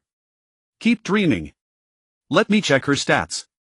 Bai Yu smirked and brought up Jia Yingchuan's attribute panel. Jia Yingchuan class spirit. Bloodline Mountain Osmanthus noble. Grade heaven rank. Level 1. Talent fortune reverses in misfortune. Bond 12 beauties of Jinling. Physical body 1200 heaven rank base 100 attributes 1000 bond bonus 200. Soul 1700 heaven rank base 150 attributes 1000 bond bonus 200. Information blessings and misfortunes are interdependent. When fortune reverses, all share the reward. Her originally tragic fate underwent a complete transformation at this moment. Mountain Osmanthus grade heaven rank. Attribute 1 cannot attack. Attribute 2 while the spirit exists all residents' combat technique levels increase by 2. Information born from Jade and Osmanthus nurtured by heaven and earth. Fortune reverses in misfortune grade heaven rank. Attribute Emperor's luck magnetism 10. Information fate reverses the future transforms drastically. Compared to the first 2 spirits, Jia Yingchuan's attributes were somewhat lower and not particularly impressive. However, when Bai Yu saw her bloodline talent, he was utterly stunned. Cannot attack. In other words, Jia Yingchuan could only fight with her fists, which was clearly suboptimal. But her bloodline attributes made her extraordinarily important. As long as Jia Yingchuan remained alive, everyone's combat technique level would increase by 2. What did this mean? The higher the level, the more terrifying this buff became. Her talent was extremely high, adding 10 points of Emperor's luck magnetism and 2 additional points from the 12 beauties of Jinling bond for a total of 12 points of fortune. A walking buff. Bai Yu swallowed hard. This legendary spirit certainly lived up to her heaven rank grade. Though unable to participate in combat, this single bloodline talent alone was already monstrous. From a strategic perspective, she was even more crucial than Qin Keqing or Lin Daiyu. Fate plays tricks on people. I truly hit the jackpot. Could getting 2 heaven rank summons at once be because of this? Once Jia Yingchuan is summoned, a heaven rank will appear immediately. Fortune reverses in misfortune. Thinking of this, Bai Yu couldn't help feeling excited. Jia Yingchuan was simply perfect. She could exert maximum power without needing to level up. As long as she was alive and standing within the small world, she could provide powerful buffs to everyone. In the stone record, Jia Yingchuan's fate was rather tragic since she was the daughter of a concubine. Even as the second miss, her status within the Jia family was not particularly high. Even the maids and old serving women dared to steal from her and sell her belongings. In such an environment, her personality became extremely timid. Daring not to resist, she could only accept her fate. In the end, her father married her off to son Xiaozu to settle debts, and she was subsequently tortured to death. This was the so-called mountain wolf. Yet fate took a different turn. Before her wedding, she wept alone in her room and was summoned by Bai Yu to the Myriad Realms. Having escaped her original world and emerged from that quagmire, she now became a heaven-rank spirit. Was this a dream? Or was it reality? Jia Yingchuan's eyes were filled with terror and bewilderment. She feared this might be nothing but a dream. She didn't know how to face this unfamiliar world. In her daze, it seemed someone was calling out to her. She opened her eyes and saw Bai Yu along with a pleasant woody fragrance filling the air. You're not dreaming, let me show you. Bai Yu was about to continue speaking when he noticed the delicate woman's brows furrowing and large teardrops sliding from the corners of her eyes. Crying. Bai Yu stood there dumbfounded. Had he done something wrong? Sister Yingchuan. Lin Daiyu looked contemplative and secretly shot Bai Yu a meaningful glance before pursing her lips.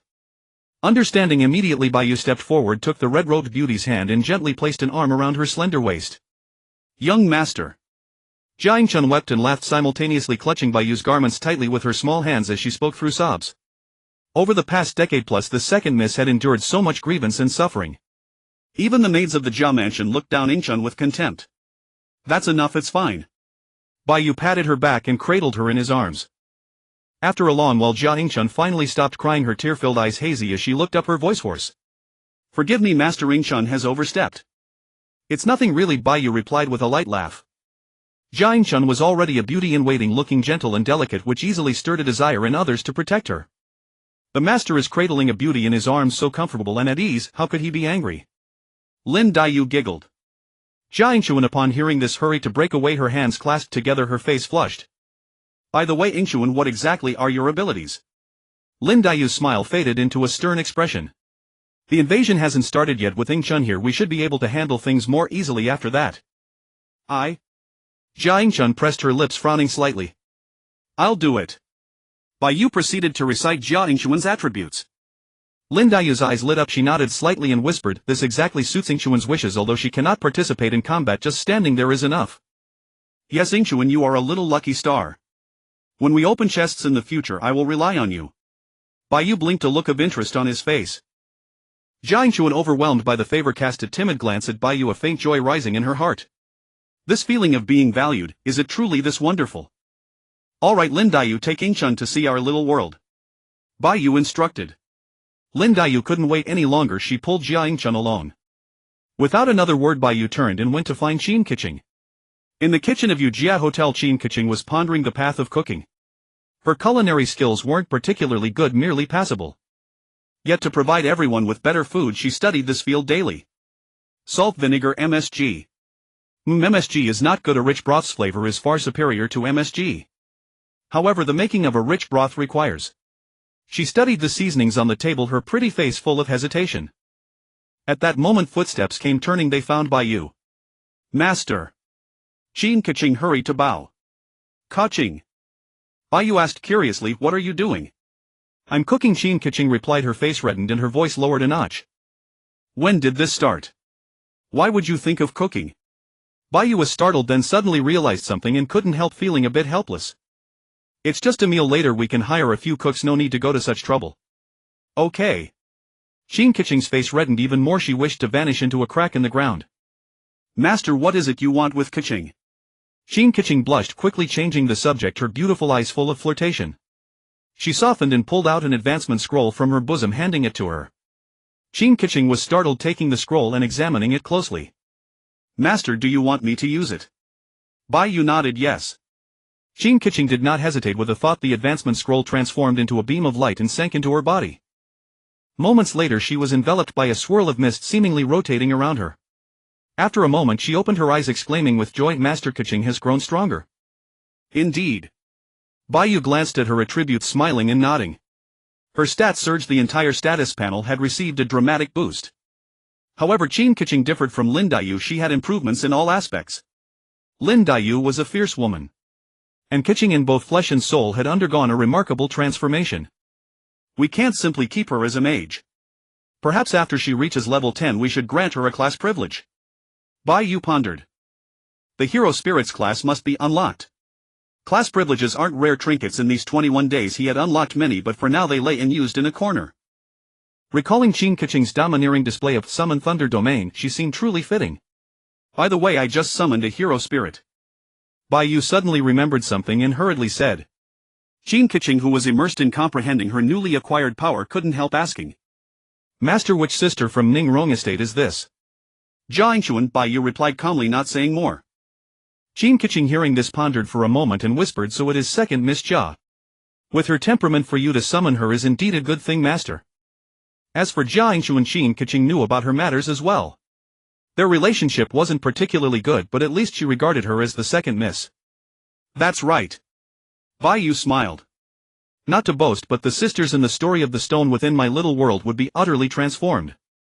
After all, turning from a mortal into a hero spirit and gaining such immense power to break free from the original painful fate, how wonderful a thing is that? Then he spoke again of Jia Yingchun's attributes. Qin Keqing was astonished. She tested heavenly thunder and found the power of the lightning had grown considerably. As the two chatted idly, Bai Yu seized the moment to embrace the beauty. Boom! The earth trembled and an oppressive roar echoed from outside. Then it abruptly ceased.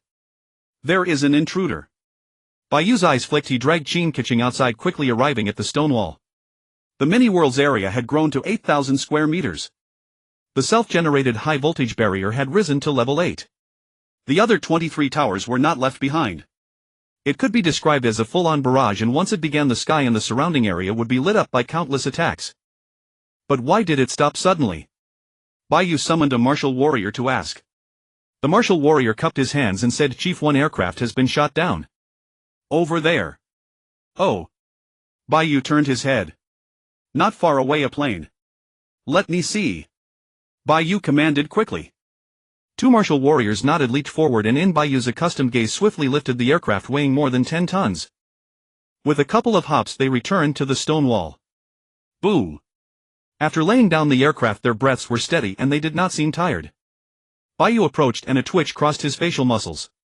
This should be a large high-tech unmanned drone.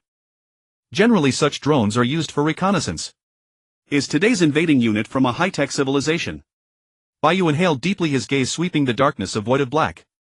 Seeing the leader's gravity, the martial warriors and psionic girls all tensed their nerves, their expressions sullen, ready for action.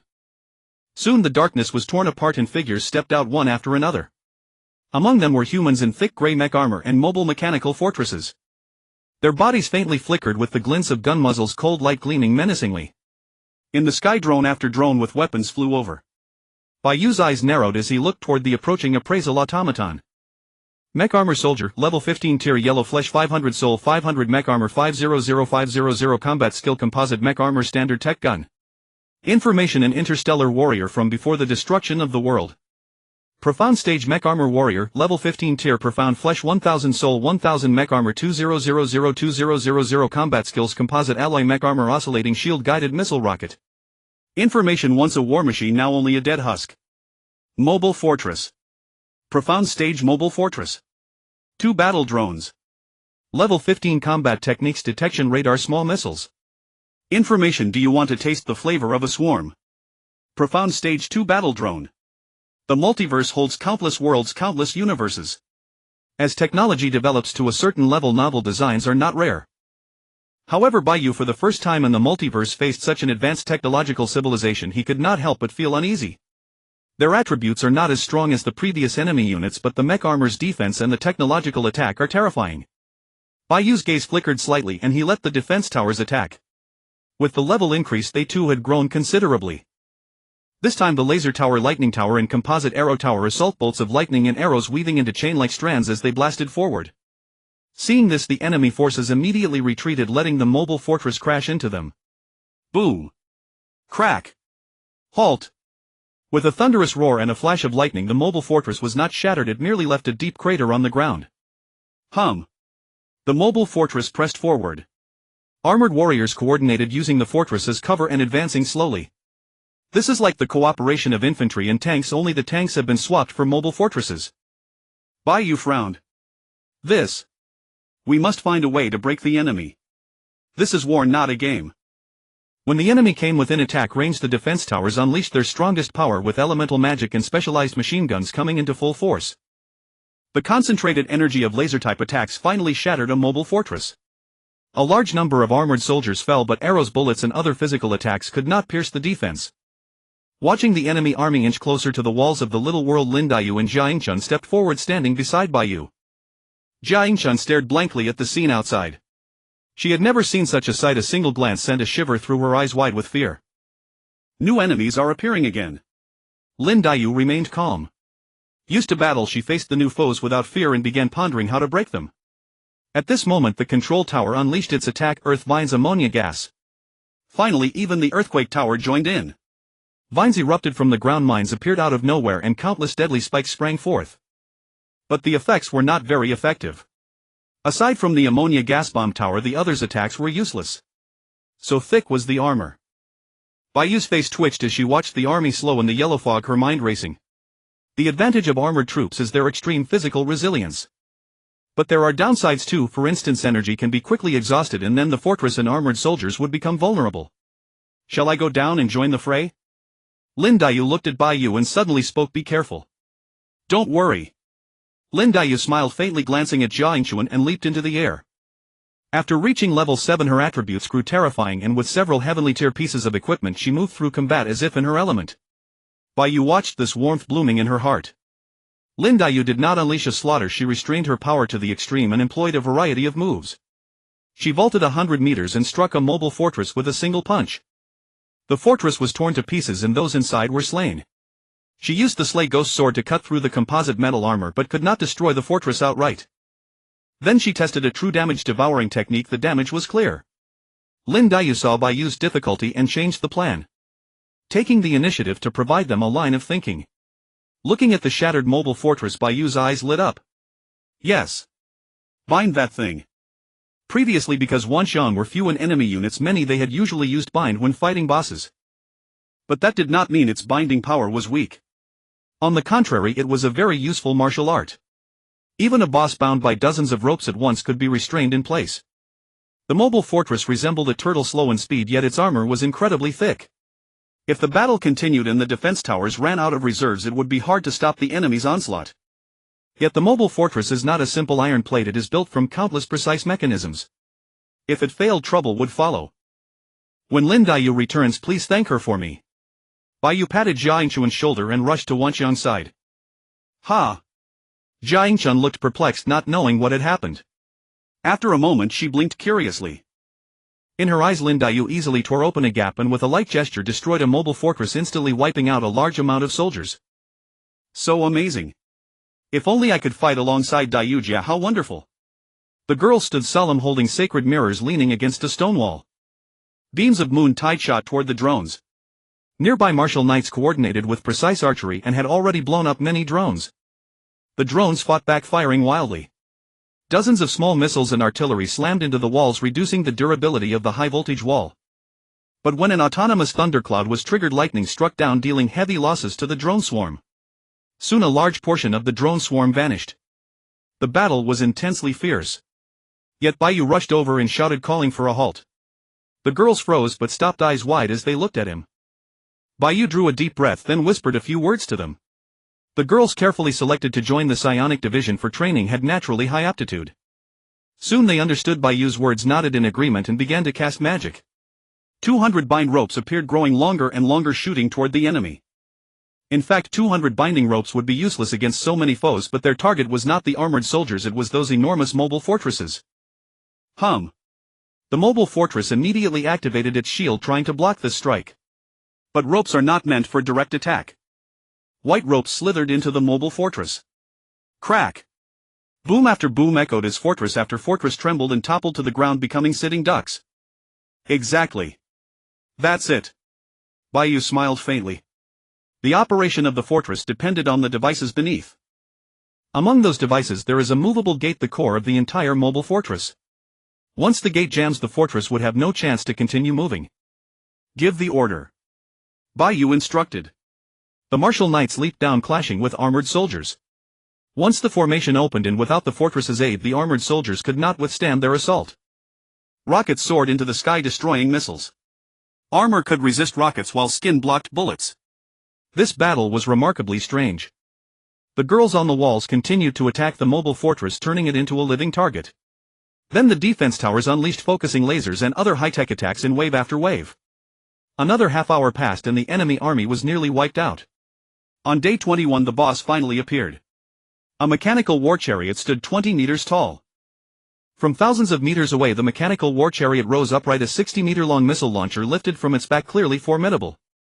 At that moment it was several thousand meters from the little world. If not for the earlier commotion, Bai Yu would scarcely have noticed it. Now this massive mechanical chariot even carried a missile launcher. At this moment a white missile suddenly appeared on the launcher. Damn, what is this thing? And it's an enhanced version. In the future, when the multiverse descends and relics of technological civilization appear, similar enemies might show up. Yet growth phase enemies that spawn spontaneously could conjure missiles out of thin air. This is too ridiculous. The distance is too far, the intelligent servant cannot teleport. Yet even without guessing one could tell this boss was a missile of devastating power. Bai Yu contemplative instructed Lin Daigo, kill the boss. Under the high-voltage barrier, Lin Daiyu, after cutting down 2 mech-armored soldiers, perceived Bai Yu's command with keen awareness and without hesitation changed direction and leaped outward. Under the warrior's protective formation she charged toward the boss. At that moment the missile fired. A missile over 10 meters long with immense power. As a golden-yellow flame reddened and exploded, the white missile rose into the sky, tracing a parabola across the air and ruthlessly racing toward the Yujia. Although the missile climbed slowly at first, once taking off its speed quickly increased. The defense towers could not intercept it. The wall was durable, but this missile was clearly enhanced. Bai Yu looked at Tianqing, her pupils narrowing slightly. The beauty understood instantly, her twin void-piercing eyes opened and she solemnly formed a thunder seal. Then a white light ripped across the sky as the missile was about to descend. Thunderous might surged vast and unfathomable. As the missile approached, the sky boomed and lightning struck down simultaneously. Crack, crack, crack. Everyone saw a violet arc of lightning flash by and the missile exploded in midair. In that instant, the sky seemed to tear apart. A colossal explosion roared through the sky at shockwaves spreading hundreds of meters before fading. 100 durability. 100 durability. 100 durability. The aftershock struck the stone wall, causing its durability to drop sharply. The psionic warriors on the wall trembled with fear. On Lin Daiyu's pretty face there was astonishment. Technology weapons? Tianqing asked with curiosity, her eyes blinking.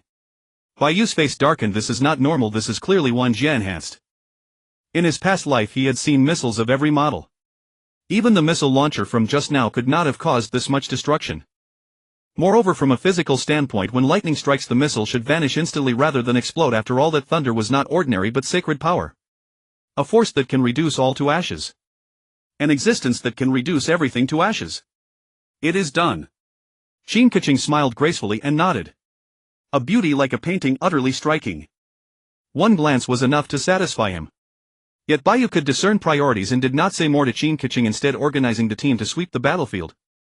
The remaining mobile fortresses and mech-armored soldiers were scarce and could be cleared any time. The drone swarm was not difficult either, their combat power was weak, a sweep from the machine gun towers would wipe them out. On the other side, Lin Daiyu moved toward the mechanized battle car. But this mech was different from the previous boss. It did not clash head-on but lifted its chassis and sprayed a blue flame, charging into the darkness. Meanwhile, another white missile appeared on the launcher. What a crafty trick! Bai Yu frowned. The mechanized battle car sped extremely fast. With the help of the darkness, Lin Daiyu might not be able to catch up. And the distance to the small world was too far for Bai Yu to hurt that thing. In a moment the mech car fled while firing missiles, seemingly intent on blowing Lin Daiyu to pieces. But Lin Daiyu was no statue, her speed was too swift and the missiles could not harm her. With one leap she covered hundreds of meters, speed so fast as if aided by a gale. It fled, she pursued. A lone silhouette suddenly appeared in front of the mechanized battle car. White robes wrapped her flawless figure and a hint of coldness rested on her stunning face. The woman's eyes glowed pink as she unleashed, shattering the void hovering in midair. Ice and frost condensed behind her. Who? Suddenly she tapped the empty space with a fingertip. Frost spread out, freezing the ground ahead in an instant. The mech car reeled, wheels skidding to one side. Lin Daiyu leapt, hair flying, a celestial beauty with a fierce killing aura. Meanwhile Tianqing acted again. Your heroic spirit, Tianqing, has marked the boss, one move to conquer the world.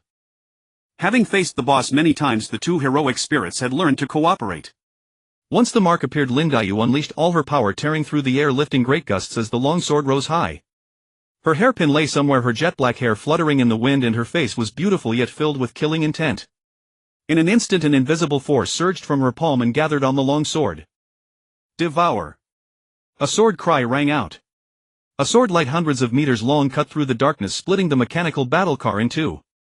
Tianqing formed a thunder seal and cried out as purple lightning struck down again, splitting the wrecked war vehicle into pieces. Boom! One by one the mechanical battle cars shattered, their occupants turning into an unclear pool of blood. Not dead enough. Master!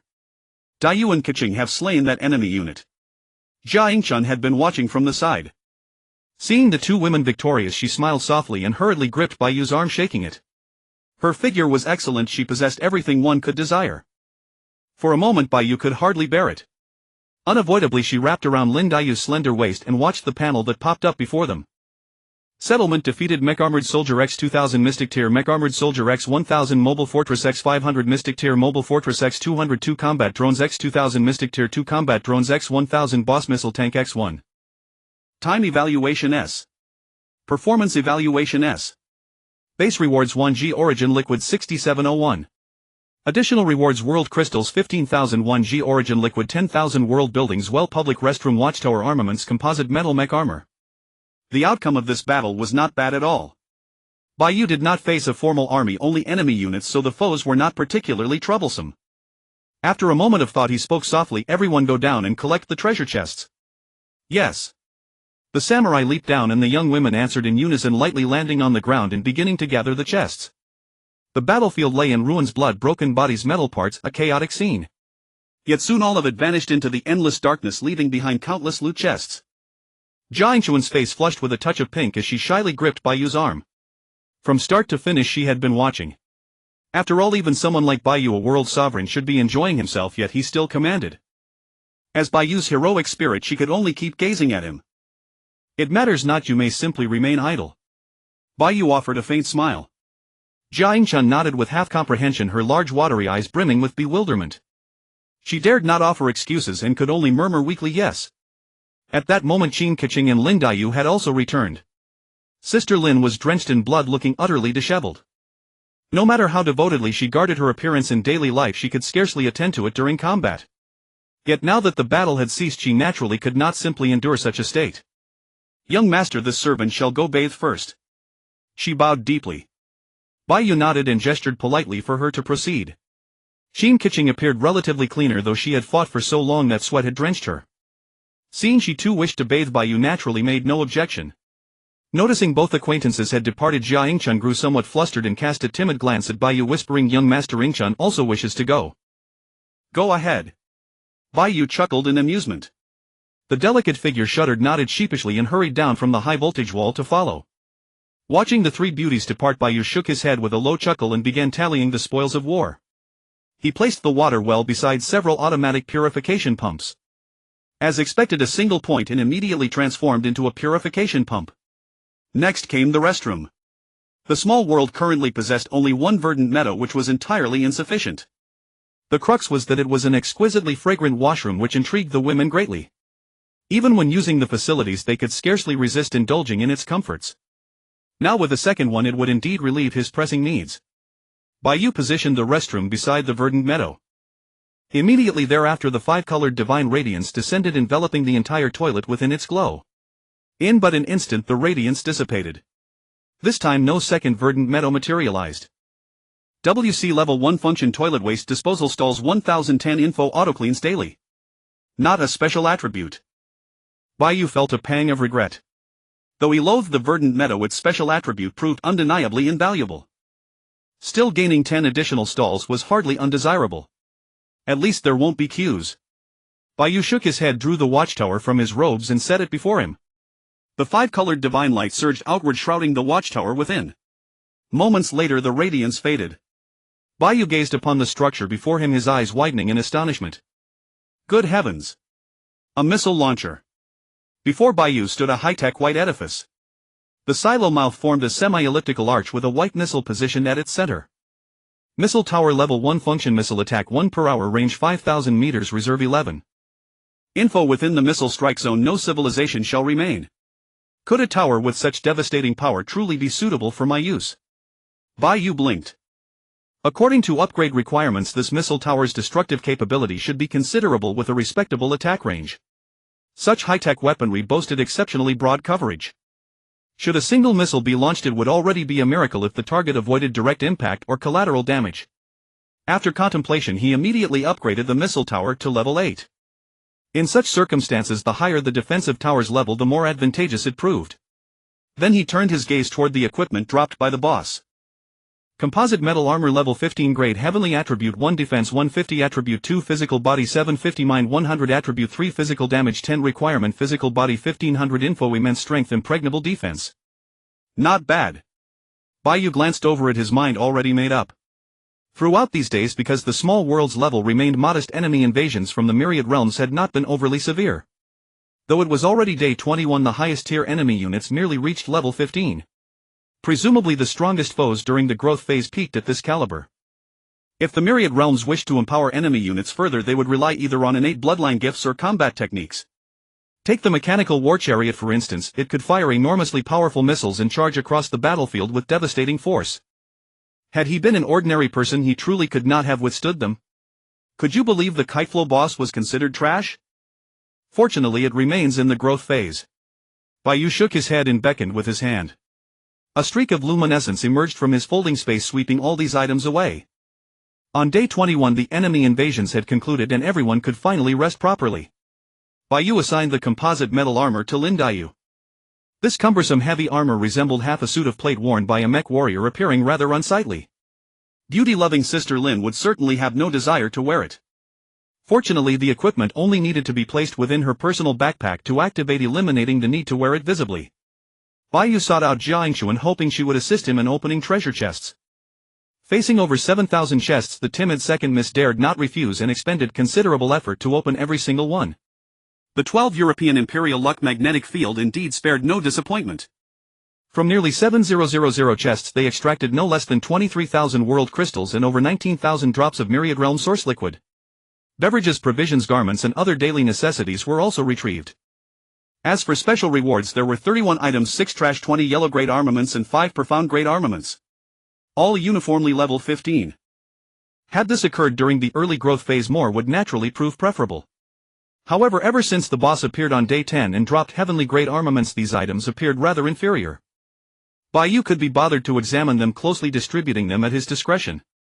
Next came the upgrade plan. First raise Qin Keqing and Sister Lin to level 8 to enhance their skills, then elevate the small world to level 9, followed by upgrading the defensive towers.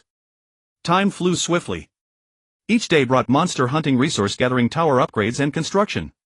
As the demon spirit shelter leveled up, the soldiers within the small world received considerable amplification. The population within the small world continued to grow. Today marked day 22. A troop of merfolk invaded, though out of the sea, diminishing their combat effectiveness considerably. They were not as helpless as previous merfolk encounters. They summoned torrential rain to alter the environment and weaken the defensive towers. Yet the incinerating grenade towers numbered more than one. Meanwhile the new missile towers played a tremendous role. The level 8 missile towers not only extended their range to 13,000 meters but also delivered far greater devastation, sending the sea-tide merfolk reeling and toppling in droves. Finally the boss emerged. It was a formidable merman capable of tanking missile strikes. Yet his resistance to energy attacks proved weak, and under relentless skill bombardment he ultimately fell. On day 23 the invaders were barbarian dragons, their bodies coursing with draconic bloodlines, graced with wings and possessing extraordinary speed. Moreover, their physical forms were terrifying. They could swim through magma with boiling vitality, their bodies wreathed in green smoke, making them exceedingly tenacious adversaries. Day 30 arrived and the cycle repeated once more. Wave after wave of enemy units was repelled, one boss after another fell. The growth period had finally come to an end. During this time the small world had also ascended to level 10. Due to level restrictions, Bai Yu could not reach level 11 and enemy units were capped at level 15. Of course, as long as resources were sufficient, all buildings, heroic spirits and demonic spirits could be upgraded to level 10. Compared to when Bai Yu first entered the Myriad Worlds, the small world had transformed into a colossal stronghold. Towering walls, towering defensive turrets and buildings of varied architectural styles stood everywhere. At 8 o'clock in the evening, within the hot spring, Lin Daiyu sat beside the pavilion, her long dress gathered up, her slender fair legs extended into the lake water, swaying gently. A cascade of long hair fell upon her shoulders, her breathtakingly beautiful face carrying an aura of serenity. Deep in the quiet night a cool breeze rustled. Bai Yu sat crookedly nearby, gazing transfixed at the stunning beauty before him. Neither spoke. After an unknowable span of time, Lin Mimi suddenly turned her head and looked at Bai Yu, her bright eyes filled with expectation. Young master, today should be the end, correct? Coming back to himself, Bai Yu exclaimed excitedly, yes. Tonight is the final battle. For 30 days the beginning had been relatively manageable, but toward the end battles came almost every day. A few hours of rest here and there counted as a luxury. Most of the time he merely dozed off, then woke and continued fighting. Sometimes he grew so exhausted that he fell into a deep sleep, only to find that the battle had already ended when he awoke. The heroic spirits and demonic spirits had fought in blood for hours without anyone coming to wake him. Now the 30-day deadline was finally drawing to a close. Once approved by the Myriad Worlds, the small world would stabilize. He would become one of the sovereigns of the heavens and all realms, a true participant of this era. It ends here. The graceful woman's delicate brows furrowed slightly, a hint of worry lingering between them, tightening Bai Yu's chest as he couldn't help but ask. What is it? The beauty shook her head, looked at Bai Yu and suddenly asked, young master, tell me. If I wake tomorrow, will I discover that all of this was merely a dream? A posthumous dream, brief and fleeting. Her expression was despondent, her legs curled up, her head resting against her knees. Why would you think such a thing? Bai Yu smiled and patted her head. Of course it isn't a dream. You Tianqing Star in this small world and those warrior maidens, all of it is real. he answered decisively without the slightest hesitation. The beauty smiled, but soon the expression faded from her face, her brows drawing tight. I have a childhood name, Pinner. You should know. Bai Yu nodded. Of course I do. I wish never to be called Pinner again. The stunning woman spoke softly, shaking her head. Pin. Forget it. Then I shall call you Dayu from now on. Bai Yu scratched his head. He did not know what the beauty Lin was truly thinking, but something felt profoundly strange. Lin Mimi offered a faint smile, glanced at him and whispered softly, young master. What is it? She chuckled lightly. Nothing. Dayu, do you enjoy teasing me? Young master, will you be departing tonight? Lin Dayu turned her face away, her beautiful eyes avoiding Bai Yu's gaze, yet a flush of crimson bloomed across her fair neck. Probably. Bai Yu scratched his head. Generally speaking, after the growth period ended, the Lord of a World would return directly. Otherwise they would be forced to leave within 24 hours. As they spoke, Lin Mimi called out, young master. Bai Yu turned around and looked at her. After a moment's hesitation, she suddenly said, please leave tomorrow morning. I have prepared a gift for you. Bai Yu laughed heartily and waved his hand. No need. I can always come back. Besides, as the master of this world, how could I possibly abandon the Jade Realm? Really? There is no way. Worry etched across her face, her thin lips pressed together, her beauty utterly staggering. Unable to bear it, Bai Yu's tone softened. Very well, then we shall proceed as you wish. At worst I'll simply meet my end poisoned. No problem. The lovely beauty smiled, rose to her feet and departed. That woman. Bai Yu was completely baffled. He simply could not understand what had gotten into Lin Mimi today. The growth period would end in just a few hours. By then his pace of life would no longer be so relentless. Poof. Bai Yu snorted coldly, stepped out of the hot spring and began wandering through his small world. At this moment the entire small world buzzed with liveliness. People came and went, each one exquisitely charming and breathtakingly beautiful. It is often said that no two leaves in the world are identical, and neither are people. Yet the same held true for beauties, each possessed her own unique qualities. Some were pure and innocent, others aloof and cold, still others enchanting and alluring. 100 hand-to-hand combat warriors, 100 Wanshan practitioners, 3 heroic spirits. Unknowingly the small world now had over 200 residents. Bai Yu surveyed these people with satisfaction. The level restrictions had their advantages, at least it was not as pressing as before. The valiant hand-to-hand combat warriors had grown even more formidable, their battle techniques now incorporating new military formations. The cute girls in the Special Abilities Division had also learned numerous spells, their strength surging dramatically. Walking along, Bai Yu strolled to the towering wall. By now it had been surrounded by rows of defensive towers. After 30 days he had constructed 40 towers, all at level 10. These towers had almost invariably been the true protagonists during every enemy incursion. Although Lin Dayu and Qin Keqing possessed the strongest combat power, in most instances tower defenses proved supreme. One tower after another continuously held back the enemies that swept down like a violent storm. Particularly effective was the biological gas. Ahem. In any case, the role of such towers was undeniable. Otherwise Bai Yu would not have ranked them first. The 40 defensive towers almost lined all 4 sides of the fortress walls. Among them 22 were the most basic types, such as ammonia shell towers, rocket towers, and composite archery emplacements. 16 possessed greater destructive power, including concentrated laser towers, lightning accumulation towers, and strong acid towers. The remaining 2 were of a particularly special nature, the missile tower and the viral tower. The viral tower was acquired on the 27th day during an enemy invasion. The enemy units that day possessed terrifying combat strength, for their very essence was virus. Fortunately, 2 days earlier Bai Yu had obtained the Purification Tower, which allowed the Jade Realm's defenses to remain intact. Had it not been for this, perhaps Bai Yu's side would have been slaughtered long ago. As for the Viral Tower, it was similar to the Missile Tower, a terrifying offensive structure. It had now become part of the Jade Realm's own forces, benefiting from a degree of extraordinary advantages. Climbing onto the ramparts, one could see 25 hand-to-hand combat warriors and 25 Wanshan practitioners stationed along each wall. Upon seeing Bai Yu, they promptly paid their respects. Leader. The valiant beauties saluted with clasped hands, while the lovely maidens bowed gracefully. They remained much as before. Bai Yu had originally intended to have them learn addressing him as young master or lord of the realm. Yet shortly thereafter the warriors and maidens still addressed him by his title of leader. Perhaps in their eyes this was the most perfect image they held in their hearts. This pleased Bai Yu greatly, so he did not dwell on the title any longer. You all go about your duties. No need to mind me, I merely came up for a look. Bai Yu waved his hand grandly. Only then did the women rise to their feet and resume their watch. As he walked, Bai Yu glanced at the time. It was already 10 o'clock at night. Are the enemy units not attacking yet? Bai Yu frowned, sensing something amiss. After all, the boss was the top dog. If they chose to make a grand entrance, who was anyone to object? But shouldn't the ordinary grunts have appeared long ago? Even within a 24-hour span, waves would come and go unpredictably.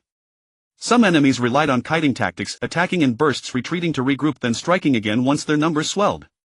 There was never a shortage of bizarre fox-cunning adversaries. Bai Yu clicked his tongue in frustration, his unease mounting as he drew a deep breath and fell into contemplation. He leaned against the inner wall, observing the surroundings. Then he noticed the woman beside him. She stood approximately 8 feet tall, her figure striking, her hair tied in a single ponytail, her curves pronounced beneath a form-fitting black outfit. Even clad in bronze armor, she could not conceal her captivating figure. An owl-shaped hair ornament fluttered in the wind, lending her an aura of enigmatic mystery. Her face was cold and breathtakingly beautiful, radiating a lethal intensity like a sharpened blade. Her eyes shifted, alertly scanning her surroundings with watchful precision. She was well aware of Bai Yu's presence. What is your name? Bai Yu asked. Leader, my name is Chu Tianba, the tall beauty replied with respect. That name Chu Tianba hardly suits you, Bai Yu said, his expression twisting with confusion. Could her parents really have named a daughter such a formidable name? Chu Tianba spoke calmly. My parents were martial enthusiasts, so they named me Tianba. How casual. Bai Yu rubbed his brow, pondered for a moment and said, how about I give you a new name? I humbly ask the leader to bestow a name. The tall beauty's face lit up with excitement. For her new leader to rename her was an honor she cherished deeply. Bai Yu hesitated for a moment before offering a smile. You possess both beauty and vigor. How about I call you Chu Man? The beauty offered a gentle smile and accepted without hesitation. Thank you, leader. In truth, she did not quite grasp the meaning behind it herself. But since it came from Bai Yu, she would embrace it willingly. Even if he had named her something as humble as dog, egg, or second child, it would still be an honor she treasured. Man. Bai Yu began to speak, but suddenly Chu Man's brows furrowed and a killing intent flashed across her face. Danger ahead. What was happening? Bai Yu snapped back to reality and looked outward. Enemies. Yet outside darkness remained absolute and the fog stirred with no sign of movement. Bai Yu did not take the warrior's words lightly and instead asked, have you detected anything? Yes, leader. The hostile intent emanating from them is overwhelming. Leader, we felt it as well. Even the visionaries from the Special Abilities Division sensed something amiss to varying degrees. After all, they were Earth-rank spirit creatures themselves, and with the enhancement from the level 10 microworld, their perception grew sharper. Their judgments had never faltered. Could it be an invisibility technique? Or perhaps they are keeping their distance. In this darkness, blind to everything, they have gained both favorable timing and terrain. Bai Yu's thoughts raced as he gazed upward at the heavens, then cast his eyes down toward the shadowy realm below. At that moment, 3 figures hurtled toward them from afar at blinding speed. With mere leaps they arrived at Bai Yu's side, the 3 greatest heroic spirits. Jiang Chun leaned on Lin Dayu's arm, her delicate face still bearing traces of lingering fear. Clearly they too had sensed the disturbance. Strange. If that is the case, why have they not struck yet? After a moment's consideration, Bai Yu decided to set some traps. He began deploying defensive measures, ammonia gas turrets and various concealed attack mechanisms designed to delay and control, establishing an inescapable net around the microworld's perimeter. Landmines and earth vines were buried throughout the area and the remaining defense towers stood ready. The moment any enemy moved, he would deliver an merciless fatal blow. Yet, something inexplicable occurred. They waited until 11 at night, but not a single enemy appeared. Bai Yu was utterly bewildered. Had the enemy retreated in fear and abandoned their attack? But the foes in this trial of growth were bound by the control of the Myriad Realms. How could they possibly refuse to attack? 10 minutes slipped by. At 2310 silence. By 2330 still nothing stirred. After such an agonizing wait, Bai Yu remained locked in battle readiness, yet outside there was not a whisper. 5 minutes remained. 20 seconds left. 10 seconds, then suddenly a figure emerged from the darkness. The man wore a bamboo hat, carried a long blade, his face covered in stubble, his expression impassive. He fixed his gaze on Bai Yu and spoke quietly. I possess one sword, once drawn it knows no equal. His voice echoed across thousands of meters, reaching Bai Yu with crystal clarity. I invite you to taste it. With each step the figure took it was as though he walked upon the river of time itself. Time seemed to slow, even pausing in a single frozen instant. The black veil on his bamboo hat snapped in the wind, his grey cloth robes flapped fiercely, a long sword hung at his waist and his face bore a cold, stern expression.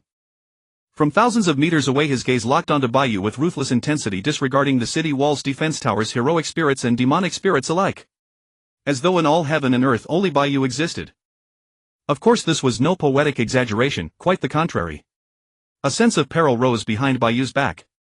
In the utter silence across those thousands of meters his voice drifted faintly into Bai Yu's ears. The moment his words fell he walked toward Bai Yu, each step deliberate and slow.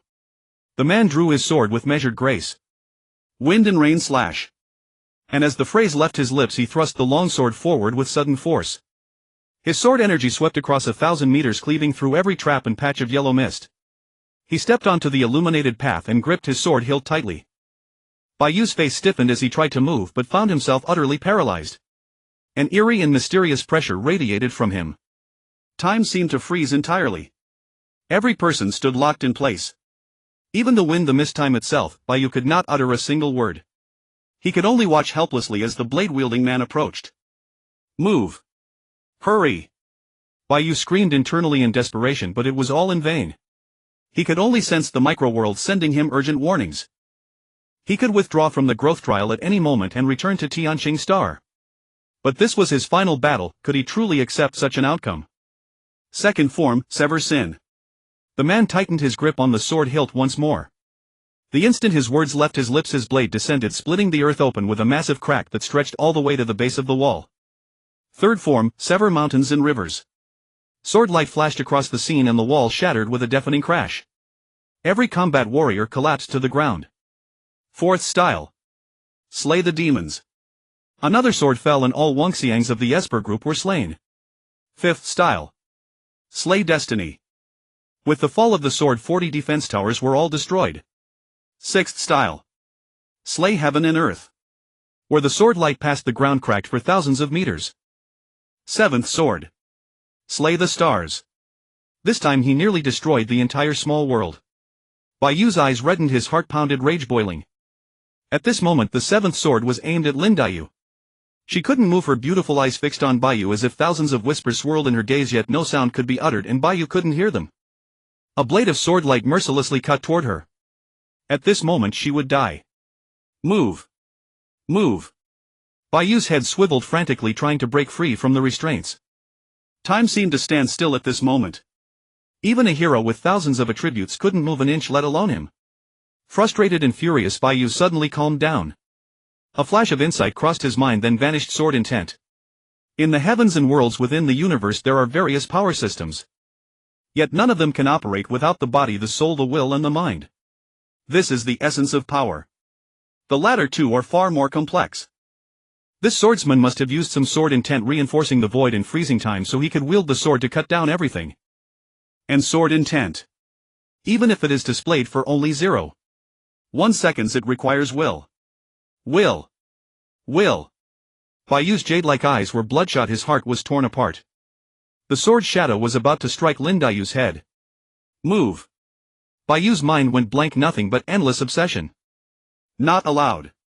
In an instant time seemed to rupture and Bai Yu regained a moment. She flashed Bai Yu a smile and all her strength gathered in her body. This steadfast woman, even at any cost, fused her life, soul and martial arts into one mass. Then she moved. Her figure, as nimble as a sparrow, dodged the blade light, leaped up and charged toward the swordsman. In midair her hair turned pale and her youthful body rapidly lost fullness and vitality, as if she aged 50 years in an instant. Clang. The sword light lit the world as bright as day. Eighth style. The swordsman wore a blank expression and spoke slowly, but before he could finish he was pierced through by a sword. His eyes widened, seeing his own blood spray, the words at the tip of his tongue swallowed back. Boom. The long sword fell to the ground.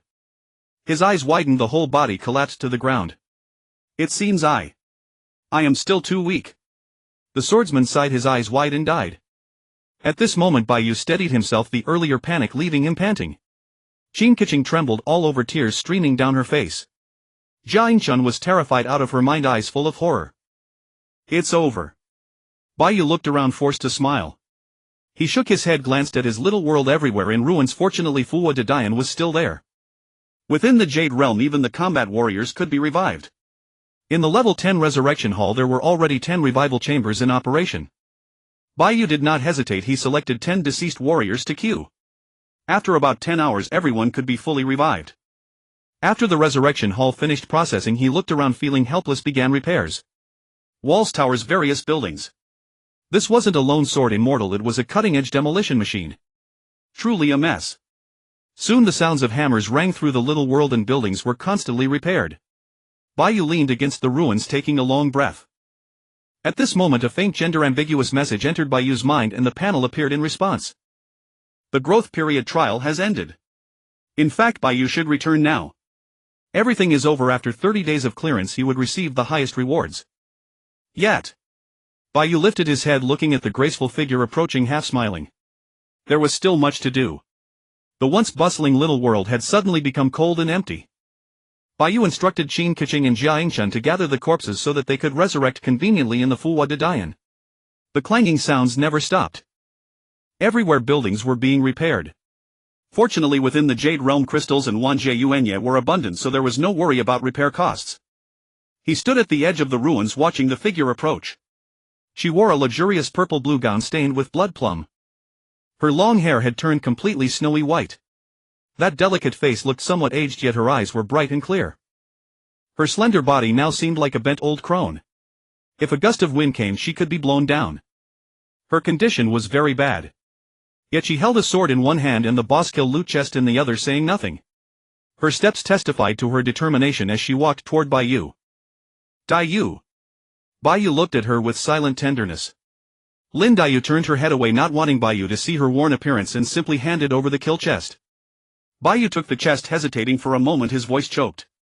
It's over now. You can. She turned to Bai Yu, her gaze as cold as a frozen pool. Bai Yu swallowed, looking at her aging face, couldn't help reaching out his hand wanting to touch it. His fingers spread slowly, pressing against her old face. He felt his heart torn apart. This is what it means to feel pity. Lin Daiyu, however, curved the corner of her mouth into a smile. Her eyes bright, her voice as gentle as ever with a touch of mischief. Master, do you pity your servant? Certainly. Bai Yu nodded without hesitation. Lin Daiyu softly smiled, released Bai Yu's hand and spoke. Don't worry, you know my bloodline, this abnormal drain won't last long, I will recover soon. Bai Yu paused, then realized Jiangzhu Xiansa rebirth through blood. With Lin Daiyu's advanced progression scroll in hand, her attributes grew ever more and her innate bloodline was further strengthened. Previously Lin had never faced such a crisis, and thus she had never bloodline. Today is the perfect moment to glimpse how formidable her bloodline truly is. Master. Lin Daiyu turned her head and said, I am hungry, master, I would like to eat the meals you cook. Very well. Bai Yu did not hesitate, nodding, and led Lin Daiyu to the Yujie Hotel where he began to cook. Soon a plate of potato-braised pork ribs, a bowl of rice and a bowl of kelp pork rib soup were brought to the table. Here you go. Bai Yu proclaimed with a proud clap. Lin Daiyu smiled softly and ate in small bites, yet her speed was swift. In a blink she had even drained the soup, miracle upon miracle plainly evident to the eye. Her vitality began to return, her life force warming, her features growing more beautiful and her bearing and aura rapidly returning to normal. Very soon her body returned to its original state, save for a single strand of white hair remaining. Why hasn't your hair healed yet? Bai Yu sat opposite her, a hint of astonishment flashing in his eyes. Lin Daiyu held a strand of white hair, considering for a moment, it seems my devouring has consumed more than it should, affecting my hair. She drew a deep breath and used the devouring battle art. Very quickly the silver hair spread swiftly through the black hair and the overall tone shifted to silver. Done. Bai Yu smiled slightly and Lin Daiyu adjusted herself a little. Her hair instantly turned silver. Bai Yu stared in astonishment. Lin Daiyu giggled, teasing, master, which looks better on me, white hair or black hair? Bai Yu pondered for a moment, then nodded. Daiyu is beautiful in any form. Master, you really know how to flatter, Lin Daiyu said with a light laugh, turning away, her eyes gleaming with a hint of enchantment. Master, I am tired. She stood, cast a glance at Bai Yu and left with a smile. Bai Yu had long believed she should rest, so he asked Tianqing and Jiayingshan to return and rest first, and he returned to the castle alone. Having endured the previous battle, Tianqing and Jiayingshan naturally remained fearful. Yet their spiritual strength was formidable and there were no lasting aftereffects. Nevertheless, Jiayingshan was somewhat afraid and insisted on sharing a room with Tianqing to rest. As for the castle, once it leveled up to 10, it boasted 200 rooms. Moments ago the boss's sixth technique split everything into two. The castle was also affected, at least half of its rooms were destroyed. Yet in this small world there were only a few people left, so there was no need to worry about insufficient rooms. Bai Yu finished washing up, chose a room and lay on the bed in a lazy languid pose. Looks like a peaceful sleep is in order. In a daze it seems someone was calling Bai Yu. Master. The voice was soft and pleasant to hear. Bai Yu could not help but open his eyes in astonishment. The wall lamps had been lit and the strip lights on the floor illuminated the surroundings. At the doorway stood a figure, not knowing when she had arrived. Bai Yu fixed his gaze, utterly dumbstruck. It was a breathtaking silhouette wearing a phoenix crown, a delicate face flushed with a blush and eyes that seemed to speak, echoing in his mind. She pursed her lips under the dim light. Her rosy lips resembled the finest jade in the world, inviting one to taste. She wore a resplendent crimson wedding dress embroidered with plum blossoms. It was breathtakingly beautiful. She walked toward Bai Yu, her shoes slipping off, revealing a pair of pale, delicate feet. Halfway to him the phoenix crown fell, revealing a beauty capable of enthralling nations.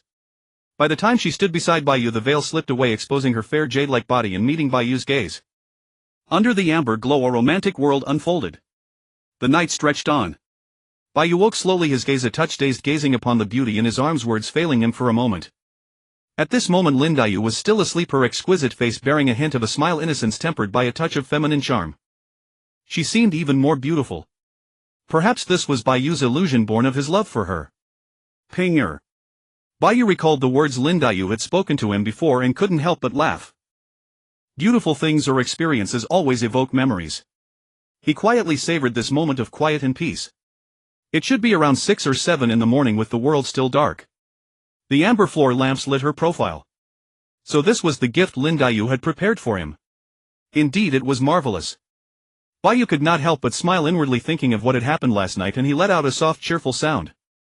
He laughed to himself. Perhaps the laughter had been too loud and Lin Bai Yu woke up in a daze, 2 lines of clear tears still tracing her cheeks. Master. She came to, cheeks flushed, and hurriedly sat up. Her tangled hair fell loose, revealing half of her graceful form beneath her pale neck. Sleep a little longer. Bai Yu smiled warmly at his beauty, a contented look in his eyes. It's all your fault, Master. I don't want to get up today anyway. There's no battle on the docket today. Lin Bai Yu coquettishly said. She hugged Bai Yu's neck, her pretty face nestled on his shoulder, looking at ease. Very well, my dear Bai Yu, today you shall rest in bed. I'll listen to you. Bai Yu indulgently wrapped his arms around her slender waist, his eyes full of laughter. Lin Bai Yu pouted and looked at him, then suddenly giggled, her beauty blooming. Looking at the beauty before him, he smiled with happiness. What is it? Bai Yu asked in mild confusion. Master. Lin Bai Yu blinked her large eyes. Bai Yu asked. Master, she called again.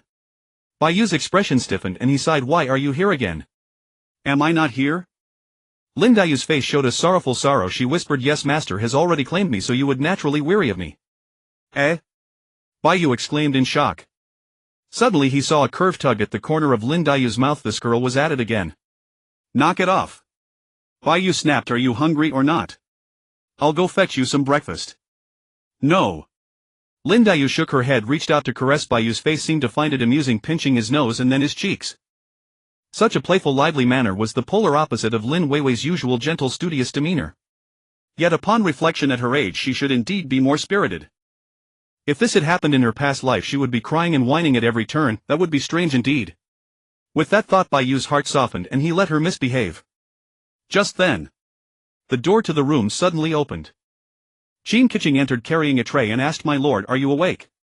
I brought some steamed buns. But before she could finish, upon entering she froze in surprise.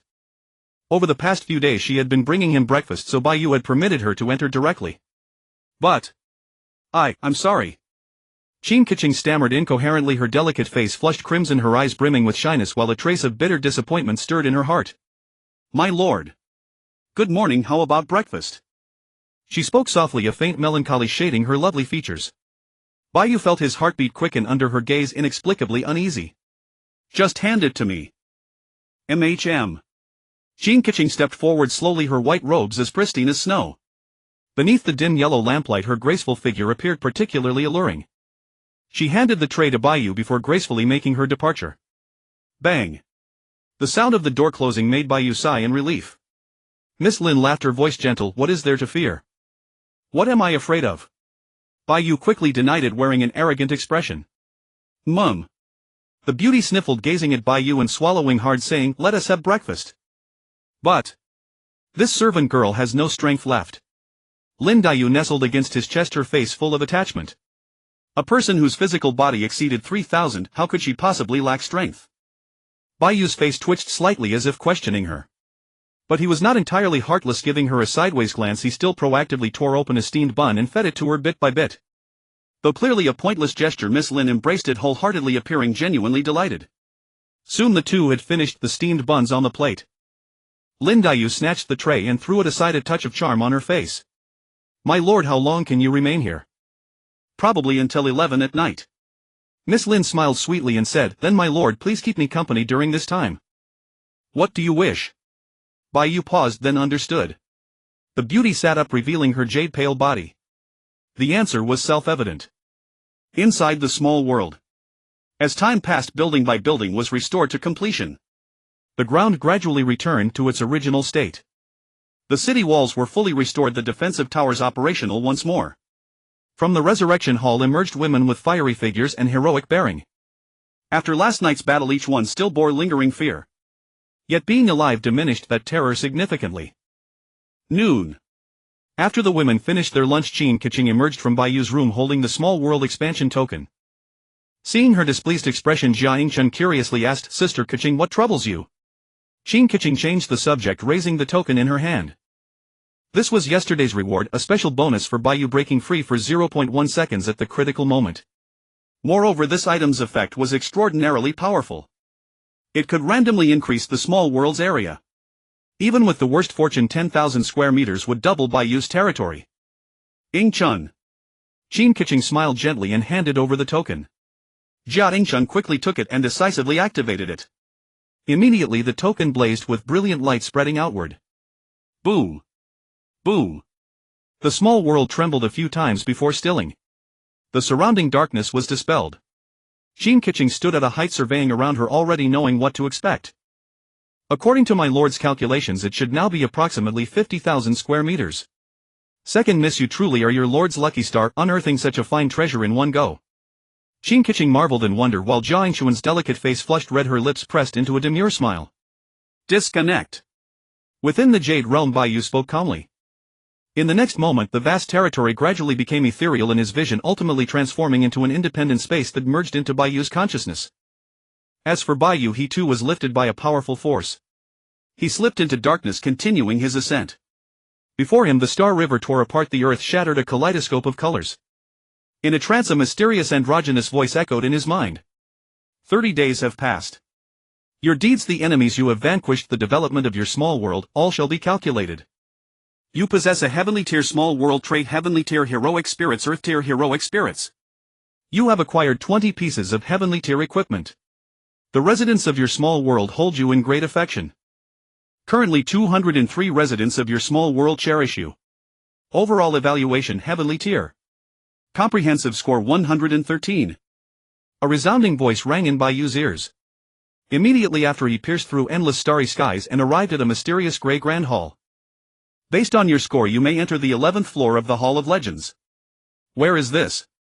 A flash of insight struck Bai Yu's mind, summoning a fragment of memory. A world master who persevered through the growth trial for 30 days could obtain rewards from all realms.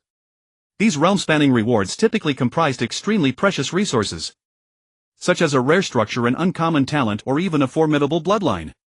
However, those who survived the full 30 days with outstanding performance earned the right to enter the Hall of Legends. Upon entering the Hall of Legends, desired items could be freely selected. Everything within was nothing short of extraordinary. The higher the score, the more rewards one could claim. Legends spoke of a supreme divine artifact in the higher tiers of the legendary halls, one capable of elevating a small world's attributes. This is merely what I have gleaned from the information stream. So far, no one in Area 001 has achieved such a high score. Bai Yu reflected carefully and confirmed this was true. He should be the first player in Area 001's history to surpass the 10th floor. Moreover, 113 points meant the 11th floor of the Hall of Legends. I wonder what benefits await. Bai Yu was thoroughly excited, looking around. The mysterious walls were carved with eerie patterns. He approached and examined them closely, discovering a mural upon the wall inscribed with a line of characters. Though written in unfamiliar script, a single glance from Bai Yu instantly revealed its meaning. Could this place actually contain records of the 8 immortals crossing the sea? Bai Yu stroked his chin, turning his gaze to other murals. After circling around, he found he did not recognize most of them. The only familiar one was the mural he had seen initially. Upon entering the grand hall, a sea of cloud-like mist greeted his eyes.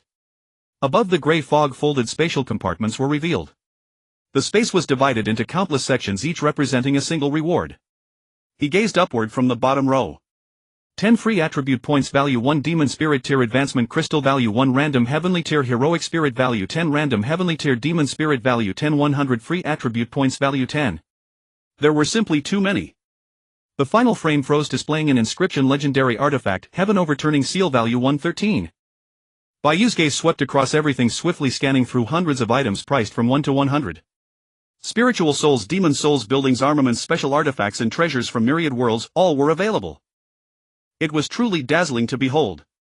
Bai Yu didn't know how long he had been looking, his head spinning with dizziness. I really want them all. He swallowed hard, suddenly feeling that 113 points were not nearly enough. However, after estimating what he could redeem with his points, he felt his score was quite formidable.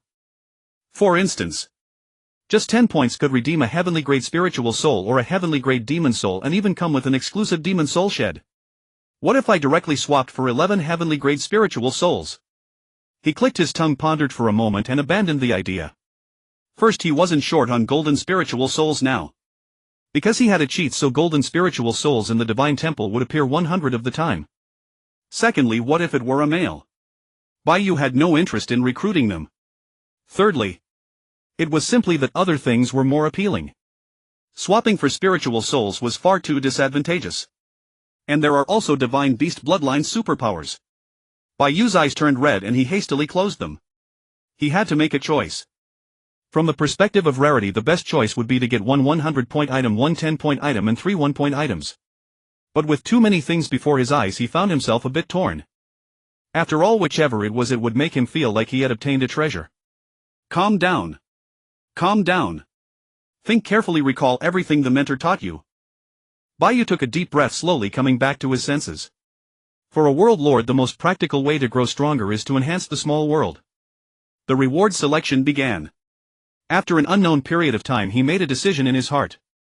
Myriad World Treasures, Red Embroidery Ball 100. Nourishing in Blessed Land 10. Demon Soul Rank Advancement Crystal X21. Small World Defense Array Random Set Legend Level 1. Transaction complete. Bai Yu clapped his hands, about to speak, but darkness enveloped his vision. He was directly taken out of the Divine Temple. The next moment, crossing myriad worlds and countless universes, he returned to his own world. Tianqing Star. An illusory river of stars suddenly appeared in the magnificent starry sky. Colorful flashing past in an instant. In a flash, countless gazes turned towards Tianqing Star in various corners of the universe. Even unnamed existences separated by unknown number of universes looked towards Bai Yu's direction. A legendary world lord has appeared. Countless beings were shocked. The illusory river of stars unfolded, revealing a woman faintly visible. This scene surprised the entire Tianqing Star. The river of stars flashed and disappeared, yet it outshone the sun and moon. It even became the brightest pearl in the universe. Heaven and Earth anomaly. Reversing the river of stars. A river of stars born in the universe, outshining the sun and moon. Hard to imagine what kind of person would produce such an anomaly. This year a peerless prodigy has emerged, too terrifying. I vaguely saw a woman in the river of stars, faintly visible, probably a female prodigy. The ground shook and mountains trembled. In the depths of the universe, no one knew what happened nor how many powerful beings were watching this place. Even beyond the universe, what existences might be silently observing this world. At least today, everyone on Tianqing Star, all world lords, received a warm blessing. Heaven and Earth anomaly, the river of stars reversed. In the living room, Bai Yu gradually revealed his figure. His face was pale, his legs weak. But his eyes were filled with excitement. Among the myriad world rewards, the few things he chose could all bring endless benefits and a bright future to the small world. Items worth 1 point could enhance combat power. The other 2 items could both boost the small world's potential. One was short-term, one long-term. The choice was obvious. I am now an official world lord. Bai Yu smiled, calming his mind. He saw a small world floating within his body with buildings and people inside. Time continued to flow. World lords could enter their small worlds at any time, but descending into the myriad worlds required a certain period of time. Descent CD 29 days 235930. Bai Yu looked at the panel, then glanced at his small world, discovering that the Jade Realm had grown several times larger than before. Recalling the small world expansion order he had given to Tianqing, he fell into deep thought. Should I go back and check? Bai Yu suddenly remembered yesterday's encounter and his face turned terribly pale. Tired, truly exhausted. Bai Yu now looked very weak, not like he was pretending at all. Human strength has its limits. Little girl, after I break through I must avenge this. Bai Yu muttered to himself. Check the time. After every world lord descends, regardless of how long they stay inside, they will all return at the same time. Because the myriad worlds have their own time laws. Let's go. Bai Yu tidied up a bit, then walked out. In Zone 1 the crowd was roaring with voices. Bai Yu rushed towards the school, all the way seeing many students along the road, all newly appointed world lords this year, with various expressions. In the classroom, practice mentor Gao Hong sat on the podium saying nothing. Over 20 students were conversing, the atmosphere very lively. When Bai Yu entered, not many people noticed him. He didn't want to show off either, so he sat in his own seat. As soon as he sat down, he only heard a fat person and a thin person talking. How long did you last? 12 days. What about you? I stayed the full 30 days. Impressive. What level are you now? I ran away when I reached level 4, really couldn't take it. Level 6. That's too low, isn't it? Are you serious? I was lucky, encountered a group of sandworms on an island, couldn't move at all, Then I also got a demon soul shed. I'm envious. My 40 militia couldn't block those 100 plus minotaurs at all were killed. In the classroom, not just the two in front, others were also discussing their experiences. Some were lucky, survived the 30 days and obtained treasures from the myriad worlds. For example, someone got a profound grade demon soul. Others had bad luck. At the beginning of the trial period they summoned a doctor, and on the third day their small world was breached by enemy units, forcing them to flee. Of course, some steadily relied on militia, as their opening at least lasting 10 days. The most unfortunate ones failed on the 30th day. It is said that classmate had reached level 10 summoning 100 militia. But on the 30th day the boss appeared and 300 giants leveled his small world. Bai Yu was listening with great interest. Suddenly, the two people in front turned their heads for a glance. Bai Yu, what level are you at now? The thin man asked with a smile. Bai Yu smiled faintly. Level 10. He had his own considerations. Revealing some talent could bring certain benefits, but revealing too much was unwise. After all, in these times all kinds of people existed. You passed the growth period. Bai Yu nodded. Yes. I sustained myself through battle, pressing forward all the way. The little fatty said sourly, what lucky breaks you have. Hope the boss you encountered wasn't some pushover. Bai Yu smiled without answering. What was your reward from the Myriad Realms? The thin man asked excitedly, then realized he had asked the wrong question and awkwardly waved his hand. Sorry, I shouldn't have asked that. No matter. Bai Yu didn't mind, though he offered no response. Amidst the noisy chatter, time flew by. The classroom gradually filled to capacity. A moment later Gao Hong looked around and said in a calm voice. Everyone's here. The entire room fell silent. Gao Hong nodded and got straight to the point. Those who passed the growth period trial stand up. 6 people stood up. Hey, you've all performed well. Gao Hong feigned surprise. In previous years less than 10% had passed the growth period. Transfer them to Class S. Gao Hong nodded, stood up and gestured for everyone to remain calm. Bai Yu did not hesitate and followed suit. The others did the same. A moment later, led by Gao Hong, they arrived at another building, a vast lecture hall. From today onward you will attend classes here. 1 session per day. You can check the schedule on the campus information stream. Gao Hong said this calmly and turned to leave. Director Gao is truly a woman of decisive action. A student shook his head with an indifferent air. Several of them entered the classroom and found seats. Before long, over 200 people had gathered in the classroom. These were all those who had passed the growth period trial this year, the world masters from Tianqing Academy in Zone No. 1. Bai Yu sat in the corner observing the scholars around him, his mind stirring slightly. As the most prominent institution in Zone No. 1, Tianqing Academy's teaching staff and student quality were beyond question. Thousands must have awakened their small realms this year, perhaps no fewer than 3,000. Yet only over 200 had passed the growth period. Moreover, many of them came from distinguished families. They did not rely solely on the resources and welfare provided by the state. Their families had prepared even better resources for them. Thus passing the growth period was far easier for them than for ordinary world masters. In the crowd many faces carried an air of arrogance. Some looked dejected and still others wore expressions of excitement, words rising and falling on their lips. Soon after, fierce winds erupted. Whoosh! Everyone looked up to see clouds swirling appearing midair. Upon seeing this dramatic entrance, everyone knew immediately who it was. As expected, a moment later a woman in a white gauze dress trimmed with golden edges stepped barefoot from the mist, her cold and breathtakingly beautiful face carrying a hint of quiet authority. She was without question the current principal of Tianqing Academy. Some graduates hadn't expected the principal to personally appear. She hovered in the air, her long hair fluttering in the wind. "From today onward I will personally teach Class S." The woman said coldly. "You may simply call me Instructor Swana from now on." "Yes." The graduates responded in unison. The principal continued, "You have just emerged from the growth period. I imagine you are all quite excited, correct? Every person who passes the growth period, whether by skill or sheer luck, will gain considerable benefits. The growth period varied from individual to individual. The stronger one's strength, the more powerful the opposing units they would encounter. Therefore everyone's situation was different, and so were their gains. Those with good fortune would certainly gain less than those who had fought their way through. Congratulations on taking the first step in your lives. Starting next month you will explore the Myriad Realms freely." She nodded and said calmly, "Now the first lesson begins. Today I will impart knowledge about being a world master to you." Hearing this, everyone grew serious, fixing their eyes upon her. Bai Yu's gaze also grew focused. Instructor Swana pondered for a moment and then asked, "What do you believe is the most important ability of a world master?" "Teacher, it must be power. Only with overwhelming strength can one annihilate all enemies." Someone immediately chimed in. "Exactly. Heroic spirits, spirit beasts and buildings, all are expressions of a world master's strength." This statement earned widespread agreement. However, some still shook their heads, feeling this view was too absolute. Strength is indeed important, but wisdom is equally crucial. A world master is a leader, the core of a small realm. Only with sufficient wisdom can one make the small realm more prosperous and elevate one's own strength even further. Therefore wisdom is more important than power.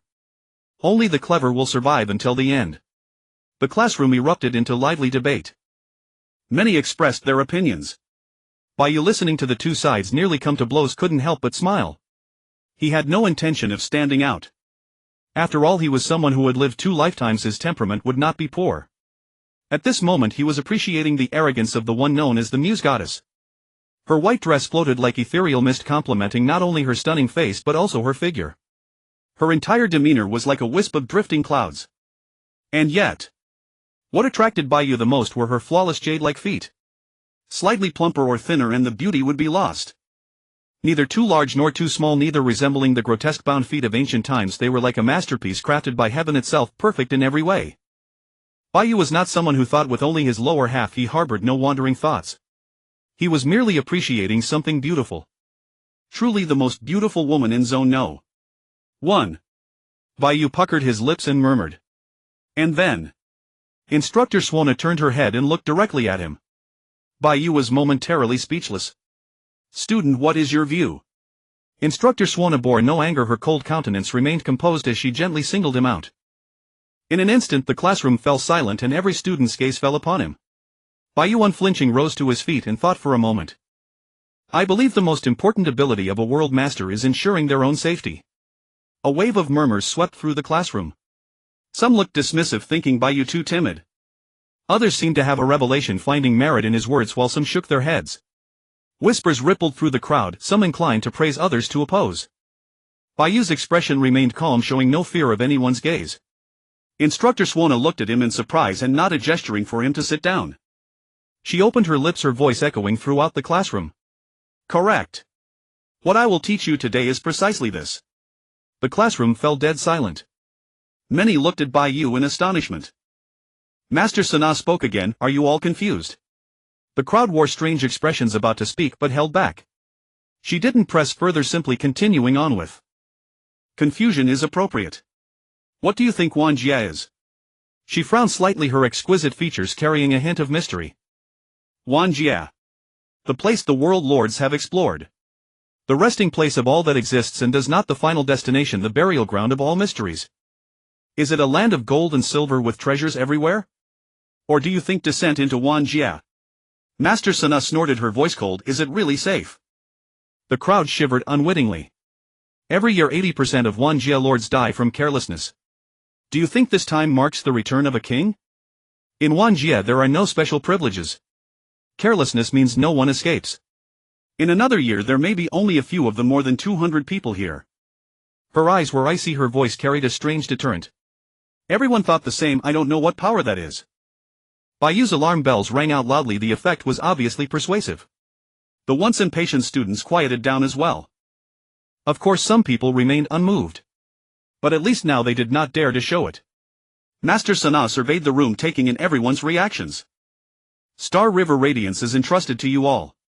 In this era Tianqing Academy with its strong influence is naturally exceptional. An academy cannot be built simply by wishful thinking. Of course every academy has a rich foundation. The foundation of Tianqing Academy is Star River Radiance. Master Sana hovered in midair holding a purple-black watercolor sheet. On the painting a star river descended from the heavens.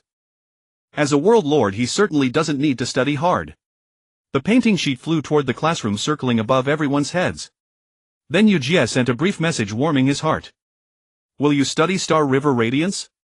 Bai Yu's gaze moved slightly. In this era students do not need to memorize by rote. The way of learning is more arcane. If this were another world he would surely have to study hard to look and remember. But in this era Wanjie lords have better choices. Study. Bai Yu glanced at his attribute panel, a thought stirring.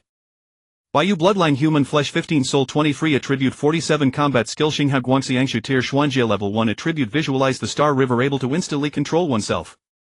Information of very rare secret art. Secret art.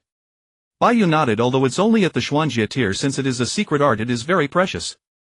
This combat skill is not a defensive attack but a spiritual presence that can prompt a reaction in extremely dangerous situations. To illustrate the day he faced the 30th day boss, one sword immortal.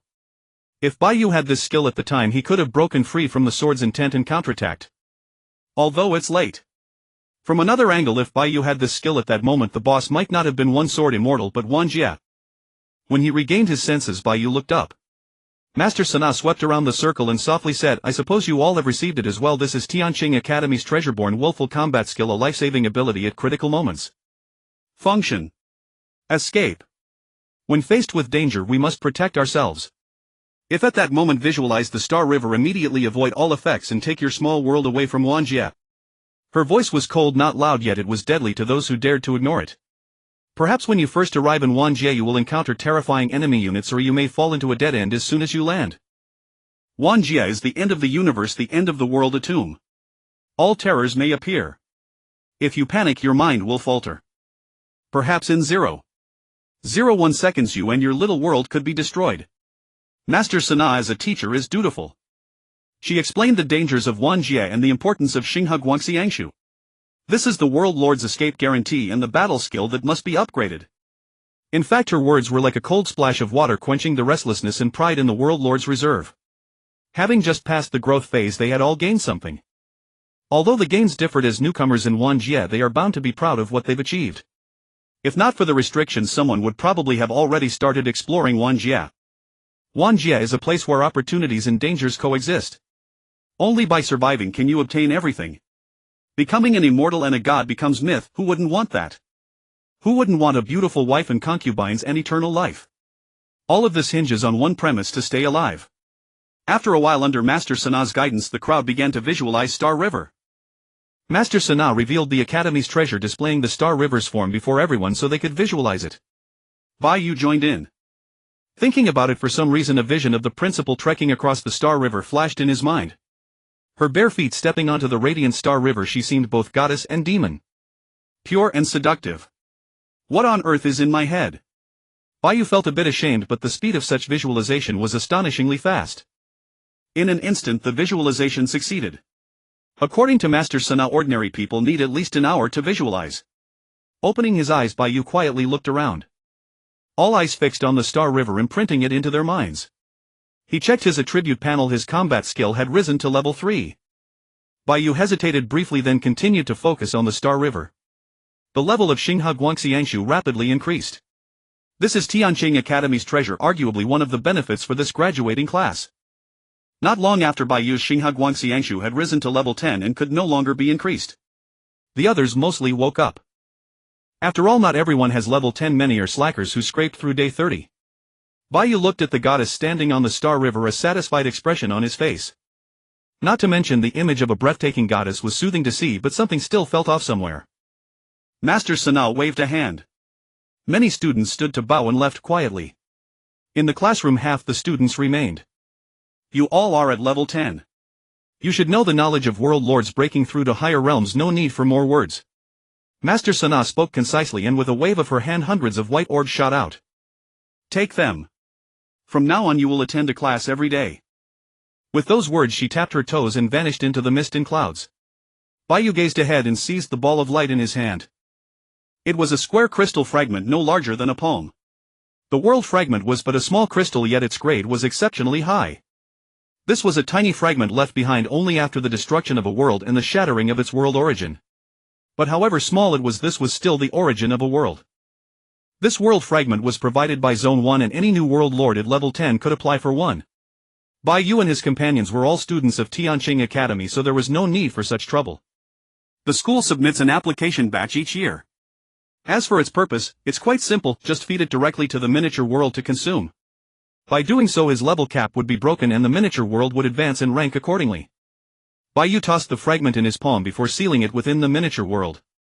The moment the world fragment entered the Jade Realm, the miniature world greedily fixated on it and transmitted a message to Bai Yu. Consume. Bai Yu had no reason to refuse. Immediately the world fragment dissolved into countless shimmering particles that rained down around them.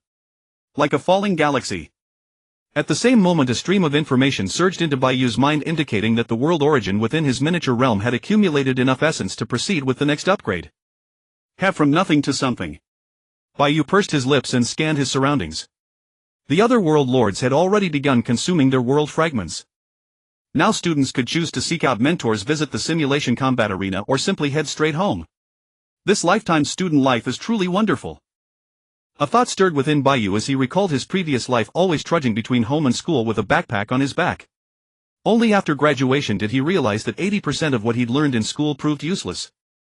In this lifetime students enjoyed far greater freedom, able to choose from numerous options according to their preferences through various means. Just as he was about to leave, two people suddenly appeared ahead and began walking toward him. One wore an arrogant expression while the other radiated warmth and kindness. Though roughly the same age, their demeanors could not have been more different. Please wait. The amiable man offered a smile. Might I ask a moment of your time? What is it? Bai Yu's eyes flickered with interest as he nodded. One never strikes down a friendly gesture. If someone was this polite, he certainly wouldn't respond with rudeness. I am Zhan Mingjuan and this is my friend Meng Chen. The amiable man adjusted his glasses and introduced himself. Meng Chen carried himself with arrogance, clearly looking down on Bai Yu. Fortunately Bai Yu had no interest in engaging him either, so his attention remained fixed on Zhan Mingjun. Mingjun, what an excellent name. You'll surely amount to something great in the future. I am Bai Yu. You flatter me, brother Bai. Zhan Mingjun nodded and said, May I ask if you have confidence in participating in the simulation battle? Bai Yu nodded silently. He had originally planned to enter a simulation battle regardless, there would be rewards even without achieving a high placement. But now the rewards from the simulation battle held no interest for him. Each year the Academy hosts a simulation battle for World Lord reserves, both to distribute resources and to uncover talented individuals. Outstanding performers might even attract company sponsorship and angel investment. Zhan Mingjun smiled. I'll get straight to the point. I'm here to invite you to join the Mingjun Alliance to help us secure top rankings and rewards in the simulation battle. Hearing this, Bai Yu finally understood. Clever approach. Generally speaking, reserves for World Lord would never decline participation in the simulation battle. Secondly, it served as an opportunity to connect with other World Lords, learn combat techniques and form alliances, all valuable experiences for them. So many would form alliances before the simulation battle to improve their rankings. If this had been before, he would have accepted. However, sorry, I'm not interested. Shaking his head, Bai Yu turned and walked away. Zhan Mingjun frowned slightly but said nothing, approaching another student instead. In reality, many students were forming alliances, both men and women without exception. Along the way Bai Yu encountered 7 or 8 people asking him to join their groups. They all hoped to achieve results in the simulation battle a month away. Bai Yu's resolute refusals left his classmates helpless. Back home, just as Bai Yu prepared to enter the Jade Realm, the communicator on his wrist began ringing. He frowned, uncertain who was calling. Without hesitation he answered. "You. Congratulations on becoming a world lord." On the other end a middle-aged man's voice came through. "What is it?" Bai Yu asked coolly. "Ahem, according to the law you're now a world lord and can act independently." The middle-aged man spoke with some hesitation. Bai Yu's tone turned cold. "Don't worry, I won't ask you for money." "Ha, indeed you are a promising one from our Bai family." Relieved, the middle-aged man hung up immediately. Then the communicator rang again. "Unbelievable. This Tianqing Academy is going too far, notifying parents as well." Bai Yu pressed his fingers to his forehead and answered. "You. What is it?" Bai Yu's voice was icy. "The final child support payment has been transferred to your account. Don't contact me again in the future." Immediately the woman on the other end cut off the audio transmission. Bai Yu's expression hardened and he took a deep breath before closing the communicator interface. After all, having lived 2 lifetimes, his mental fortitude was decent. In his previous life his parents had been fine. But in this life his parents were pure scoundrels. When he was 3 his mother ran off with another man and his father sent him to his grandfather's house, abandoning him completely. If not for legal restrictions, would they ever have contacted Bai Yu? Now that Bai Yu had been promoted to an official world lord, they reached out immediately, only to declare no further contact. Only because Bai Yu was a transmigrator combined with having a kind grandfather in his childhood could he withstand such parents. An ordinary person's mentality would have been twisted long ago. Without overthinking it, he calmed himself and vanished from the living room. Inside the miniature world. On a small path, Bai Yu's figure suddenly appeared. Coincidentally, 2 martial fighters passed by and saw Bai Yu, immediately offering respectful greetings. "Leader. Alright, carry on with your duties. Don't mind me." Bai Yu smiled and nodded. "Yes." The 2 women acknowledged and withdrew. Coming back to himself, Bai Yu opened his backpack space. The 3 treasures he had exchanged for were right there. All of them were carefully selected from countless treasures in the Hall of Legends, the ones most suited to him. Some provided long-term benefits while others offered short-term gains. Whether long or short, all were advantageous. Of course he didn't possess godlike wisdom, nor could he afford to proceed slowly step by step. Each item could directly enhance the miniature world. A sharp glint flashed in Bai Yu's eyes. A mysterious rare treasure from the Myriad Worlds materialized in his palm. The Crimson Embroidered Ball was undoubtedly an exceptionally powerful artifact. Crimson Embroidered Ball, source rare treasure of the Myriad Worlds, rank purple tier, effect 1/100 to all attributes of inhabitants within the small world, scaled by world level 10, effect 2/2 growth rate to resident attributes scaled by world level 0. 2 effect 3 level insufficient access restricted. Note: a legendary artifact of divine beings from myth. Whether truth or fabrication only its master may say. As its name suggested, the Crimson Embroidered Ball appeared unremarkable at first glance. Bai Yu turned it over in his hand for a moment but detected nothing particularly unusual. Yet its stats were terrifying enough even for Bai Yu at his current stage. 3 effects in total, the first 2 both scaling upward, the higher the level the greater the bonus. The third effect remained obscured, its nature impossible to discern for now. Still, this was already quite impressive. As Bai Yu recalled the words from the information, his expression could not help but twitch.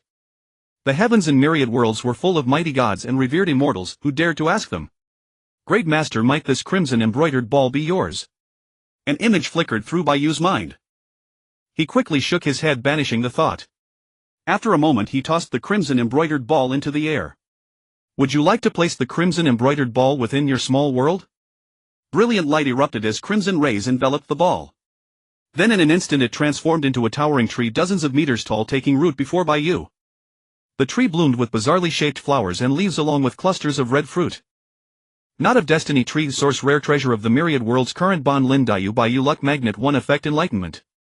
Effect details grants entry into an enlightened state with a high chance to elevate combat techniques and a small chance at receiving extra rewards. Cooldown every 24 hours. Conditions: Lin Daiyu and Bai Yu. Note: the master of this bond. All destinies of the within. Another form of the Crimson Embroidered Ball can grant me luck bonuses and combat technique growth. Bai Yu examined it carefully, a look of delight spreading across his face. He hoped Daiyu would gain much from the Knot of Destiny tree. Among the heavens and myriad worlds, enlightenment was not unheard of. Yet in any world those capable of enlightenment were few as phoenix feathers and Qilin horns, and they would ultimately stand at the pinnacle all dreamed of. This knot of destiny tree, however, allowed the world's master and all its residents to enter an enlightened state every day. Absolutely broken. Once quantified, the effects of enlightenment were unmistakable. It could directly boost experience and perhaps even allow comprehension of other abilities, such as attaining sword intent through sword-focused enlightenment.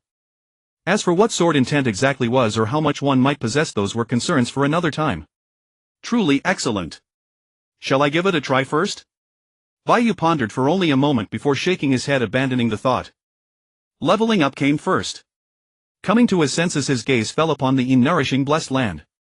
Upon the high wall, Lin Daiyu and Qin stood side by side, gazing toward Bai Yu.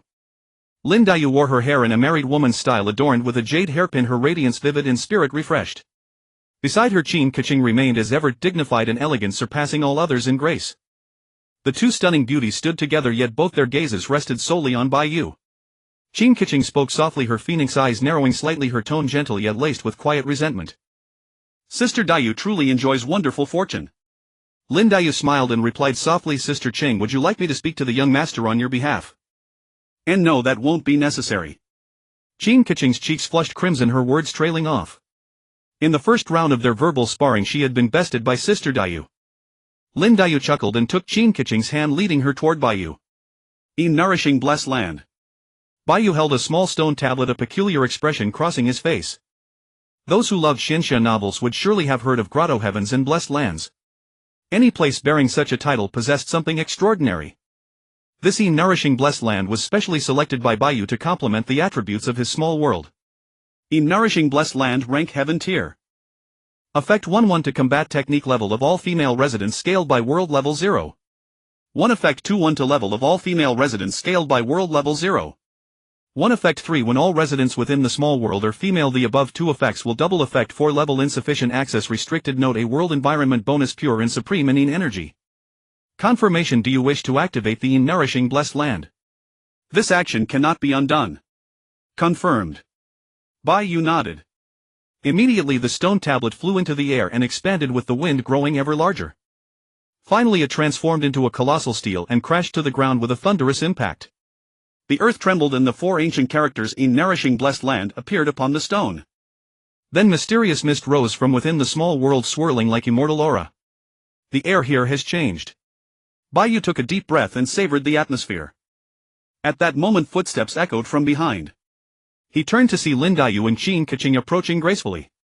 Young master, our strength has grown significantly once again. Is war imminent? Lin Mei smiled. Bai Yu shook his head and waved his hand. The conflict begins in a month's time. You may rest well for now. Understood. The two women nodded and curiously examined the stone tablet. Seeing this, Bai Yu casually explained the matter of enlightenment. Enlightenment. It can directly elevate combat techniques and even allow comprehension of profound meaning. Lin Daiyu's expression grew grave. Although she had unleashed her full power that day and slain the BOSS sword immortal, she clearly remembered the terrifying pressure radiating from the swordsman's arrival. Under sword intent, all else was but emptiness. Time seemed to stand still. Simply from the 6th form alone he had slaughtered all the demon spirits and destroyed the small world where everyone lived. If Bai Yu had not broken free from the suppression of sword intent during the 7th form, he would surely have died. Had that brief struggle not occurred, perhaps she too would have perished. I wish to comprehend sword intent as well. Sister Lin's eyes blazed with fighting spirit. It was not merely her desire for strength, more importantly she refused to lose Bai Yu. For without him she would lose all meaning of her existence. Young master, let this humble one give it a try. She hurried toward the knot of destiny tree. Very well. Bai Yu nodded, his gaze shifting to Qin. The latter was looking at Bai Yu, and for some reason this made him feel slightly guilty. Ka-ching. Bai Yu offered an awkward smile. Qin pressed her lips together and lowered her eyes, a touch of melancholy darkening her peerless beauty. Young master. She leaned close to his ear and exhaled softly. Sister Daiyu's phoenix crown and ceremonial robe suit me far better than her. Bai Yu's expression froze. Wait. Is there such an operation? After a moment's thought he mustered his courage and whispered into Qin's ear, shall we meet tonight? Whom? Tianqing paused, her face instantly reddening and her phoenix eyes filled with shyness. She looked at Bai Yu with a half-smile, then turned and ran. "None of you will escape," Bai Yu boasted with a smug smile. After the miniature world had breached through, he too was willing and somewhat eager to become a superpowered powerhouse. Not in a hurry. Bai Yu arrived at the gate of Gudo Wushering. Two warriors stood there. Upon seeing Bai Yu, they quickly bowed with deference. "Chief." Coincidentally, Chu Manman was on the list. Bai Yu nodded. "Manman, come with me." "Here." Chu Manman wore a cold expression, following Bai Yu without hesitation.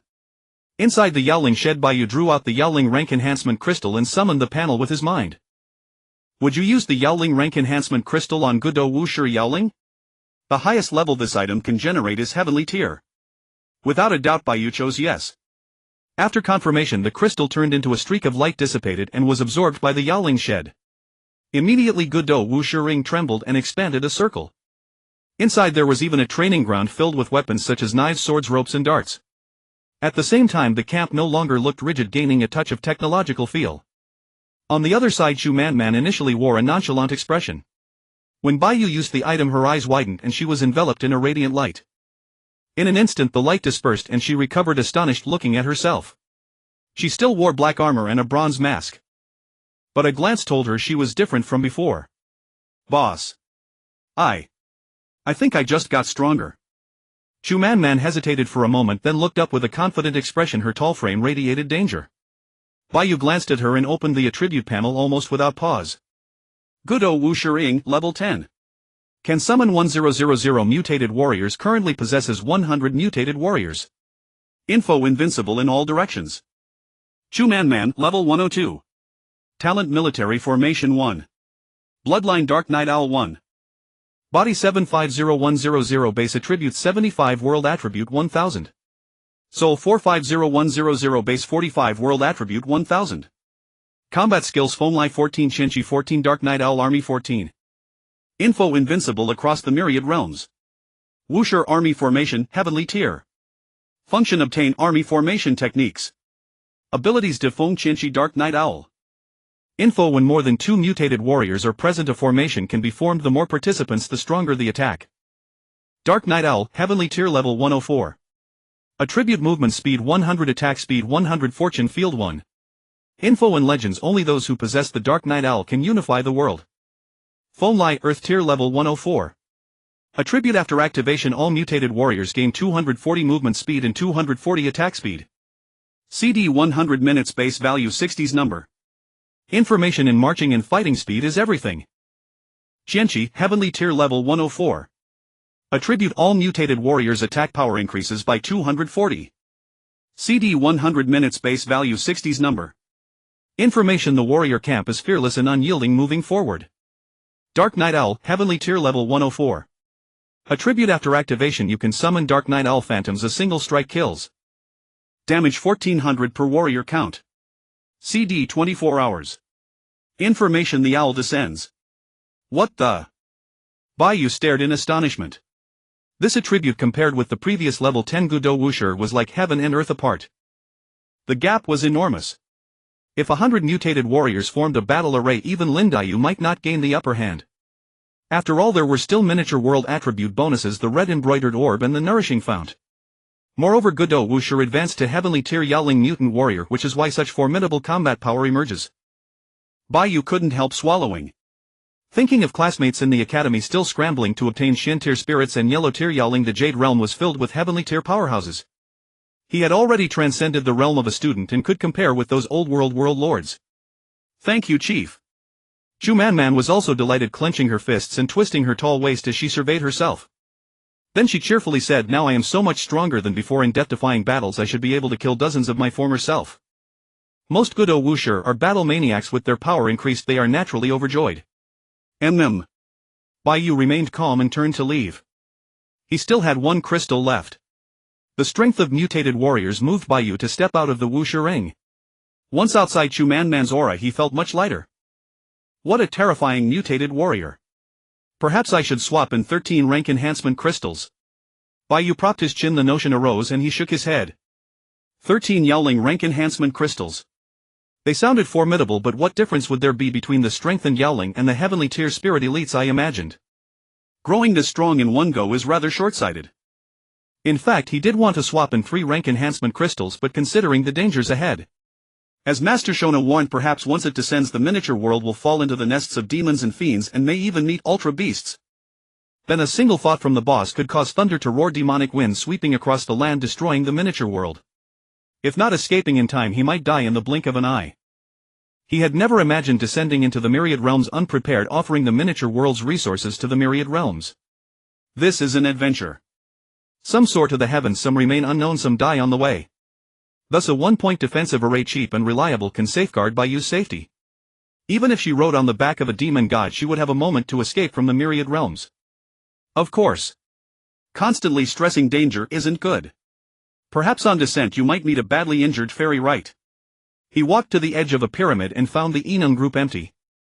Girls mostly like to play in hot springs and castles, few would stay in that dull training space idling. Bai Yu scanned the area and spotted a little girl not far from the Jade Realm Hotel eating pastries. There were crumbs on her mouth. Seeing Bai Yu approach, she hurried to wipe her mouth, her eyes glancing upward now and then at Bai Yu as if it had nothing to do with her. I didn't steal anything. I would never falsely accuse you, Chief, of stealing either. Bai Yu's face darkened instantly. The young girl was extremely embarrassed, her fingers interlaced. Looking at the lovely little girl, Bai Yu's heart softened and he wrapped his arms around her slender waist, asking, "What is your name?" Yangzi. The young girl nodded slightly. Bai Yu asked in surprise, "You have no surname?" Yangzi shook her head and said, "Back then our world was on the verge of destruction. All mages had to go to the battlefield. What use was a name?" She scratched her head foolishly. The Ability Group. A powerful organization of ability users had struggled desperately before the destruction of their world. The outcome was never in doubt. Bai Yu's eyes shifted slightly as he spoke gently, "From now on your surname is Bai." Take my surname. Really? Yay. Yangzi's eyes lit up with excitement and she cheered, "From today onward my name is Bai Yangzi." Chatting along the way with the lively and lovely young girl, the two of them arrived at the Ability Group. Bai Yu had the girl stand aside and activated the Demon Spirit Rank Advancement Crystal. Would you like to use the Demon Spirit Rank Advancement Crystal on the Wangxiang's Demon Spirit? The highest level this item can generate is Heavenly Rank. Yes. The crystal dissolved. In an instant the ability group expanded several times over its 2 massive gears, standing majestic and grand, their patterns growing increasingly intricate and mysterious. The girl gasped in amazement as light enveloped her completely. After a moment the radiance faded and she found herself floating in midair, her eyes wide with shock. Observing the girl's endearingly dazed expression, Bai Yu, reluctant to ask further questions, directly opened his attribute panel to examine it. Phantom Ability Group Level 10 Function Summoning Type Phantom Ability Wangxiang's 1000 Information and Advancement of Wangxiang's evolved from Ability. Ability Wangxiang's Level 12 Rank Heavenly Rank Talent Ability 1. Bloodline Wanzhou 1. Physical Body 670100 Base Attribute 67 World Attribute 1000 Soul 270-0100 Base Attribute 27 World Attribute 1000 Battle Skills Life Healing Moon Tide Binding Falling. Information Little Fairy with knowledge of abilities, you must be gentle. Ability Level 14 Rank Heavenly Rank Ability Life Healing Moon Tide Binding Falling. Information How can comprehending abilities compare to the World Lord's stat allocation? Get stronger while lying down. Wanjia Level 14 Rank Heavenly Rank Ability can simultaneously cast 3 ability witchcraft spells. Same faction attack 20 CD 120 minutes Information and extremely inclusive Fused Bloodline. Life Healing Level 14 Ability Cast Life Healing on teammates Physical Body 150 Damage 50 Duration 120 minutes Information The Power of Healing. Moontide Level 14 Ability deals damage to enemies equal to 60 of Soul 10. CD 120 minutes Information The Rage of the Bright Moon. Binding Level 14 Attribute uses Moonlight Power as ropes to bind enemies for 30s. CD 60's Information Tied Up Tightly Dominated. Falling Level 14 Attribute uses Moonlight Power to attack the enemy's soul, dealing damage of 10,010 lasting 15 CD 60's Information stuns the enemy, making them unable to move. Another terrifying transformation. But unlike the mutant warriors, they lean more toward support and are more versatile, their individual strength no less formidable. But on the battlefield their overall strength falls short of the mutant warriors. Once formations are deployed, even heavenly rank heroes can only dodge. Cannot directly engage. Of course, if it were one-on-one. Leader. Look. A pleasant lowly voice sounded in his ear. Bai Yu turned around and saw an even more beautiful girl floating in midair with 3 sigils spinning in her hands. I can now unleash all 3 abilities. She was extremely excited. Watching the girl's foolishly adorable demeanor, Bai Yu's heart was already settled. Even in one-on-one combat, these silly young women were no match for the mutant warriors. Bai Yu stood at the entrance of the 2 gear spaces admiring the petals on the lawn. The girls who gathered around him exuded noble temperament and otherworldly grace.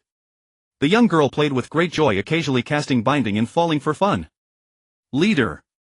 Look, I've learned a new spell. It feels like a new version of Moontide. So life healing was only a part. I can now use 3 witchcraft spells simultaneously. The cute little girls hopped and skipped over to Bai Yu, their small mouths open as they talked non-stop.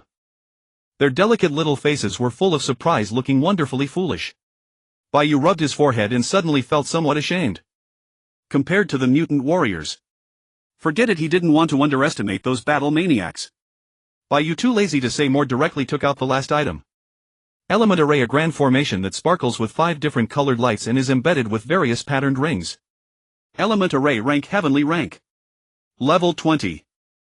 Functions: Phantom Array, Metal Killing Array, Wood Binding Water Flooding Array, Flame Burning Earth's Voice. Consumption: 10 World Crystals. Condition: Level 10 Small World. Information: Metal, Wood, Water, Fire, Earth. This is a set of level 20 heavenly rank arrays. It only costs 1 point value with the 5 elements converging plus array flags, array plates and array formations. Of course, after digitization, just use it directly. Bai Yu played with the 5 small flags in his hand, his gaze falling on the array plate, nodding slightly. Normally 10 world crystals per hour is not expensive. It only depletes when the array is operating, but normally it can be activated every day. Go. Bai Yu threw the small flags in his hand, which transformed into 5 streams of light shooting off in 5 different directions. Immediately after, the flags merged into the void. Bai Yu held the array plate in his hand, feeling the activation of the array. It was quite interesting. Now that he had the folding space, he didn't need to actively add world crystals. He just needed to place 10 initial world crystals inside and the array would automatically consume them.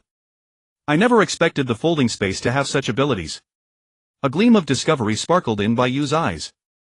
But when he thought about the origin of the folding space, it was probably crafted by some expert in spatial design using spatial energy from all worlds.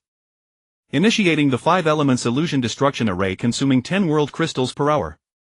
Please store sufficient world crystals, otherwise the array will automatically stop functioning. A prompt appeared on the small worlds panel, but Bai Yu already knew this and chose to ignore it. Inside the folding space there were still thousands of world crystals, enough for his use. After 30 days of growth, Bai Yu had already reached level 10 and there were plenty of remaining world crystals to use later. Wait. I haven't opened Sword Immortal's treasure chest yet. The 30-day reward can't be wasted. Bai Yu slapped his own forehead. Yesterday he had been tied down by Sister Lin, both exhausted and excited, so he hadn't paid any attention to the settlement rewards. But now everything was easily manageable. Of course. Jiangchun would definitely be the one to open the chest. Bai Yu brought Yangzi and arrived at the hot spring where Jiangchun was. At that moment she was lying in the warm waters, savoring the enveloping heat. Bai Yu walked to the shore and gazed at the beauties in court dresses playing joyfully in the spring. They were quite different from Lin Daiyu and Qin Keqing. Jiangchun was a docile and submissive person who never argued or made any demands. Thus her presence had always been faint. A tranquil beauty graced her delicate face like a blooming orchid. She lay quietly there, her graceful figure complementing the crystal-clear hot spring as if a breathtaking painting come to life.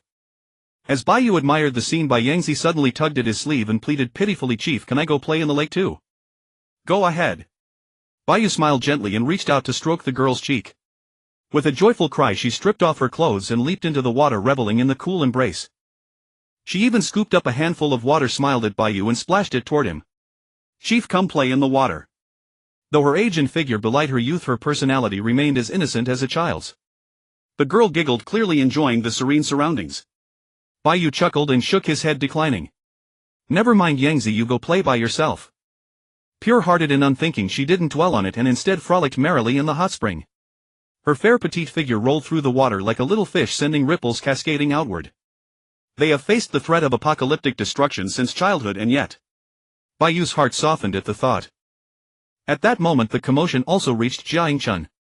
She snapped back to her senses and looked toward Bai Yu. My lord." Flushing crimson, she quickly sat upright, exposing only her head above the water. However, the hot spring water was so crystal clear that her gesture was utterly meaningless. Clearly Jiangchen soon realized this, her beautiful eyes filled with shyness. She crossed her arms over her chest and hurriedly swam over, grabbing a robe to drape around herself.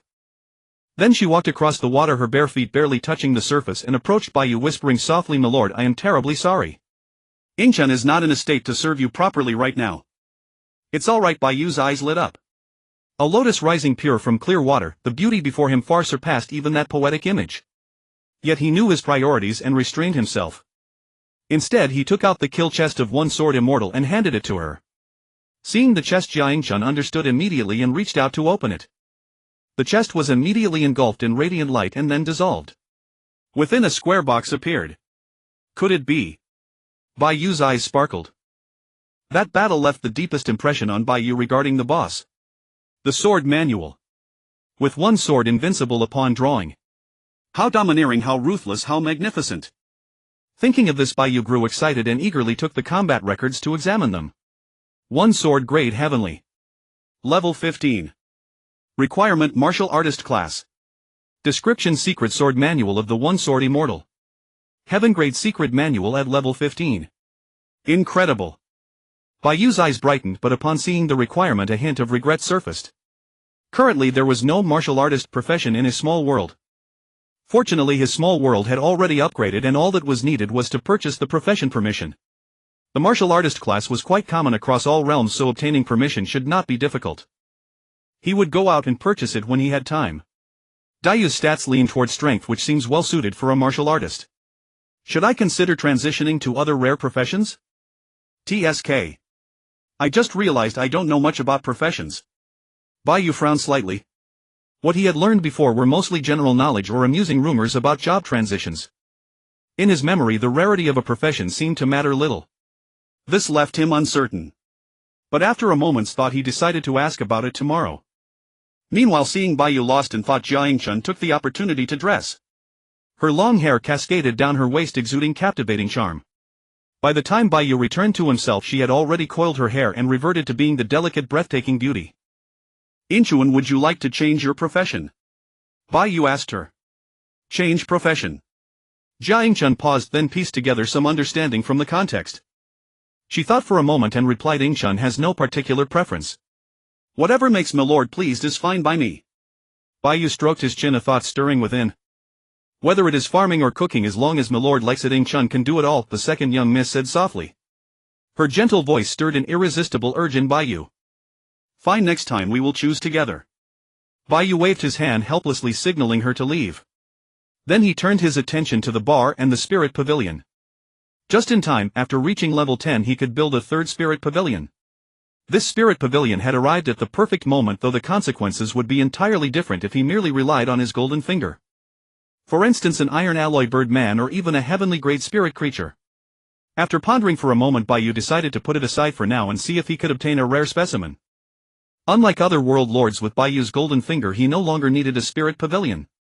In fact, during his growth period he had also accumulated several spirit puppets. Miracle Hero, Solver Bomb, Advanced Squad, Ray Warrior, 7 types in total. Among them the Ray Warrior was a prodigy grade spirit, while the rest were yellow grade. Of course Bai Yu dismissed them entirely. Heroic spirits and spirit creatures valued quality over quantity. If they were nothing but trash, they should certainly be cast aside.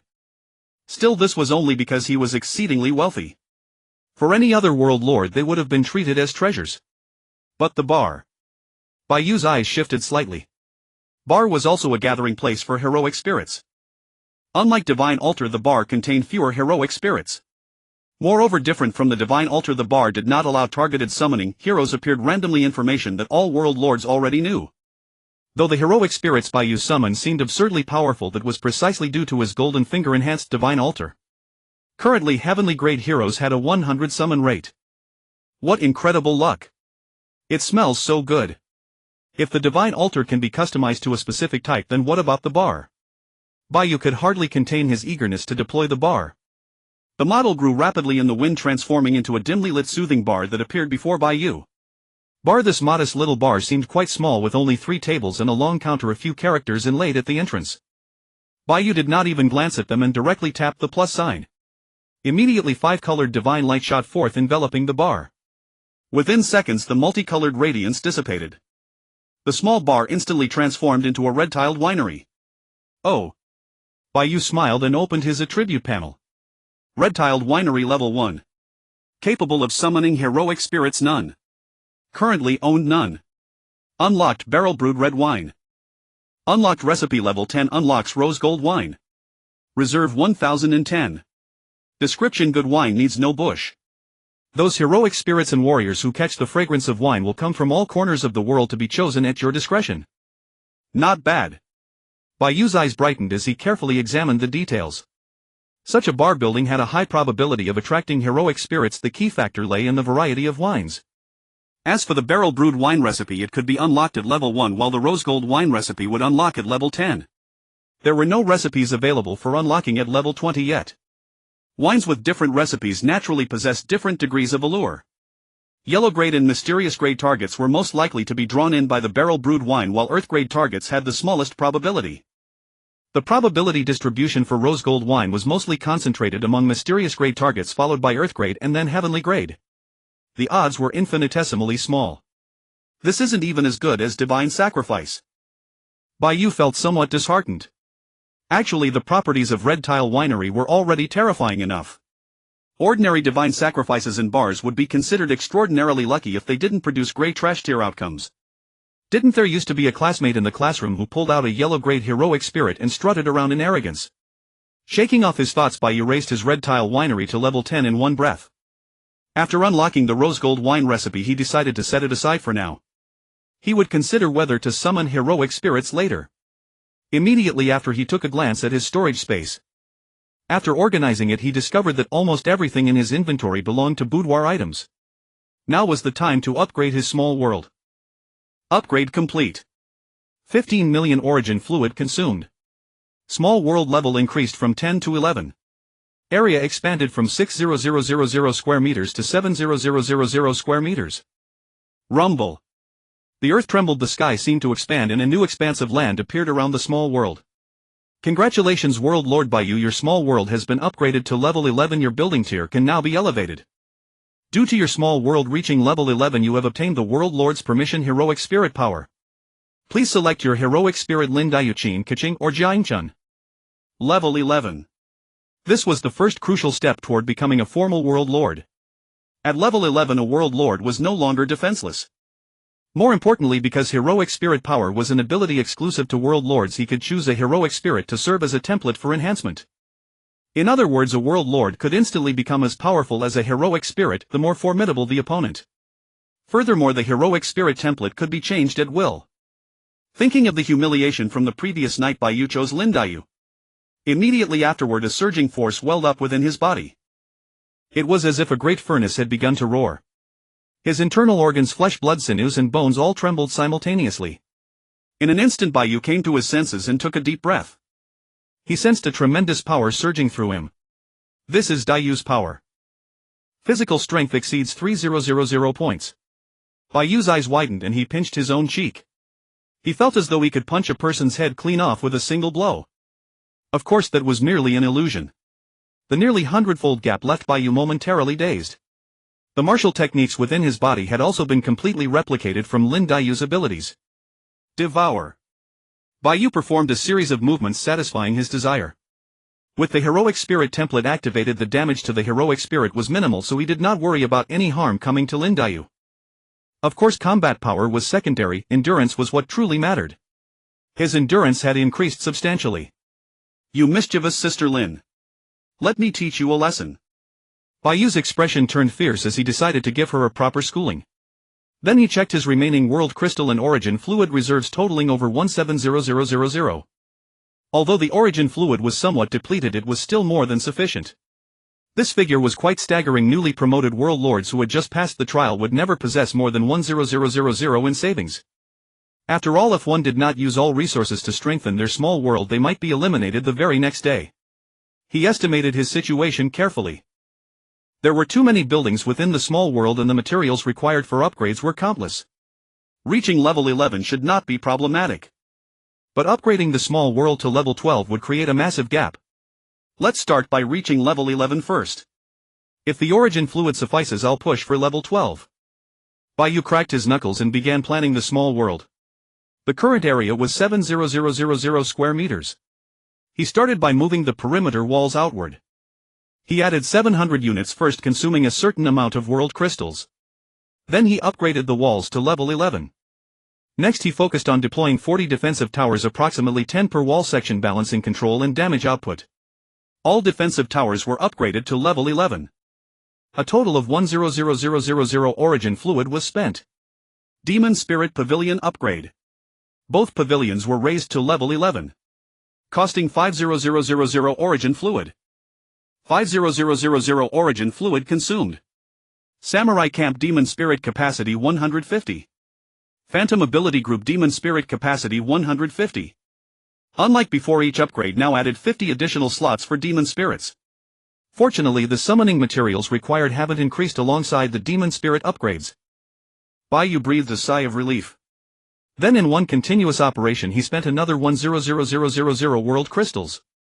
In the distance the pyramid and the enormous gear-shaped spatial gate shimmered.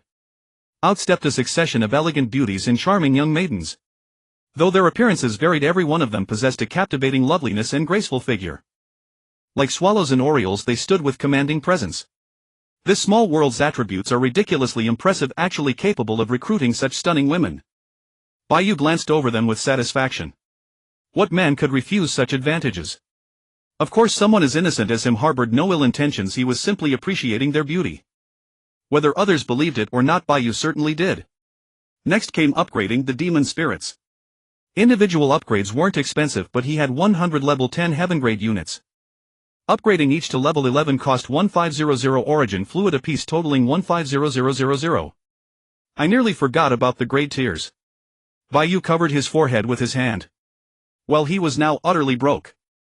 With another 100 level 1 heaven grade units once upgraded to level 5, Bai Yu had nearly exhausted all his origin fluid.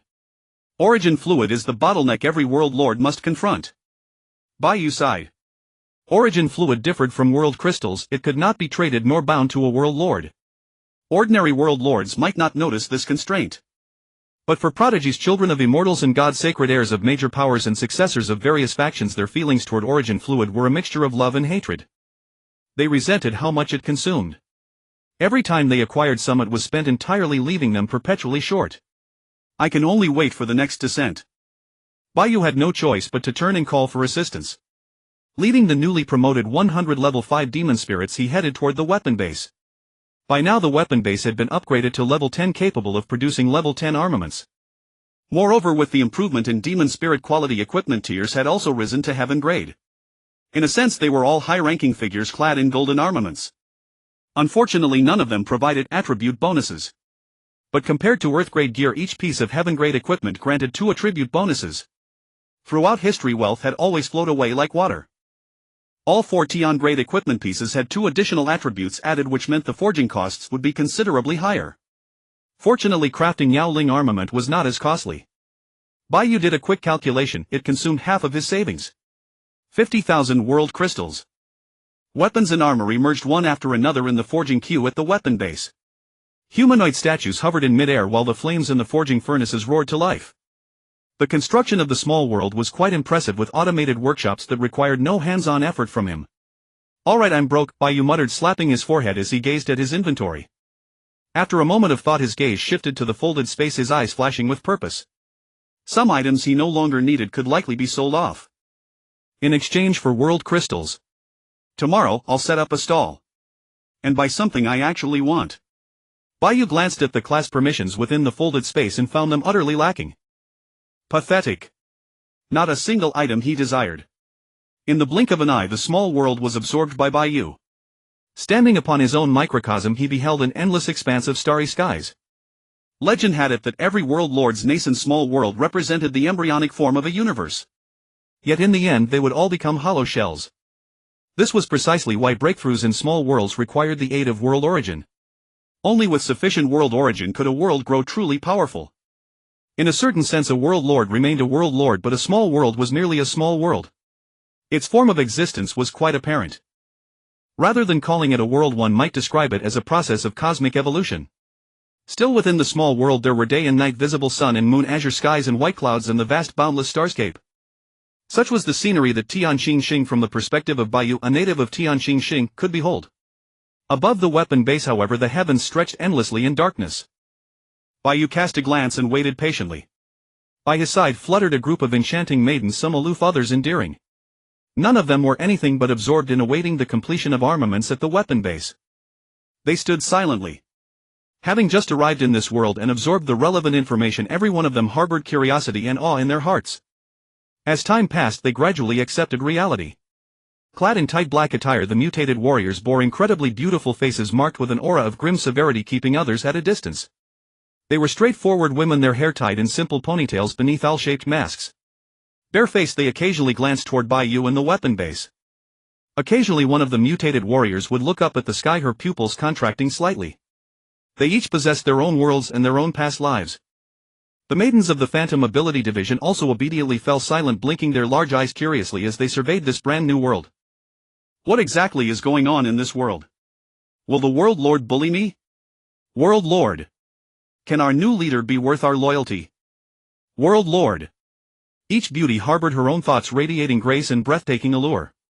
Having completed his arrangements, Bai Yu glanced over and was instantly captivated. He stared blankly for a while before snapping back to reality, a sweet warmth blooming in his heart. Recalling that day when he discovered his small world was merely of red grade, he had felt disappointed, helpless and frustrated. As the saying went, the greater the hope, the sharper the disappointment. Unlike the transmigrated Bai Yu, who held such lofty expectations for small world awakening, ordinary natives could scarcely imagine such things. One could only imagine how complex his emotions must have been at that time. But at that moment he had not collapsed. Instead he had rallied himself, ambition burning brightly. Thinking on this, Bai Yu grew suddenly calm, his heart ablaze with determination. Whether or not I have a cheat, I must remain composed. In chaotic times, geniuses are as numerous as fish in the river. In this era, gods and superpowered elites surround us. Myriad worlds, the infinite celestial realms. I must not grow arrogant, yet I must maintain sufficient confidence and fight with courage and vigor. With the heart of a tiger, yet delicately sniffing the roses. In that instant a galaxy sprang to mind. A fairy stood barefoot upon the river of stars, as if emerging from a dream. Bai Yu understood this was the effect of the Star River visualization. Clarifying his own nature, clarifying the future. At that very moment Bai Yu felt extremely fortunate to have been admitted to Tianqing Academy. The academy in Zone 1, most famous of them all, boasted depth of heritage far beyond any other institution. It seems that Goddess Swona never told us that the Star River visualization technique not only aids the World Lord in escaping but also brings tremendous benefits. No wonder the legendary treasure failed to stir up a massive uproar. Bai Yu pondered for a moment and couldn't help but smile. The Dean of Tianqing Academy, renowned as the most beautiful woman in Zone 1, was actually quite proud and ambitious. Though she spoke harsh words, she secretly utilized a supreme treasure to bestow enormous benefits upon the students. Including the commoner, Bai Yu advancing from level 0 to level 10. His soul intensity had now been enhanced. Its miraculous properties were gradually becoming evident. Since we have nothing better to do, why don't you all try the marriage tree? Bai Yu rubbed his hands together and said to the gathering of beauties still waiting. As everyone walked toward the marriage tree, watching Bai Yu depart, the maidens finally relaxed and began whispering amongst themselves. It seems this new leader is a good person. There's no impurity in his eyes, he should be a decent man. What terrifying leadership presence. That's not certain. Wherever our mutated warriors go, every hidden corner must bow in submission. Over by the marriage tree, Lin Daiyu wore a gloomy expression, her peerlessly beautiful face tinged with helplessness. Bai Yu approached with a smile and asked, is something wrong? Can't you achieve enlightenment? No. Lin Nini glanced back at Bai Yu and paused, stunned. Young master, what has happened to you? Bai Yu chuckled, why have I suddenly become so powerful? He reached out and grasped a sphere of devouring power rotating in his palm. Devour. Lin Daiyu's luminous eyes shifted and she giggled, clever. Bai Yu nodded. So that's how it is. Young master must have obtained the strength of your humble servant. Lin Nini gave a sly smile and whispered softly, young master. You're no longer the same person from yesterday, are you? Bai Yu's face darkened instantly. Are you asking for a beating? Lin Nini blinked, her beautiful eyes, a playful expression flickering across her face as she deliberately lowered her voice. Indeed, this servant's skin itches. That tone was unmistakably laced with playful mockery. Bai Yu was speechless and countered provocatively, just you wait. One day you'll regret this. Lin Daiyu smiled radiantly and fell silent once more, merely gazing at him as if silently conveying her thoughts. Bai Yu cleared his throat and asked directly, let's speak of serious matters. Did you gain anything from your enlightenment this time? Young master, don't mention it, this servant merely practiced a bit of the flowing light fist but hasn't grasped any profound insight yet. Lin Nini sighed deeply. Bai Yu shot her a sidelong glance and said, did you think it would definitely manifest?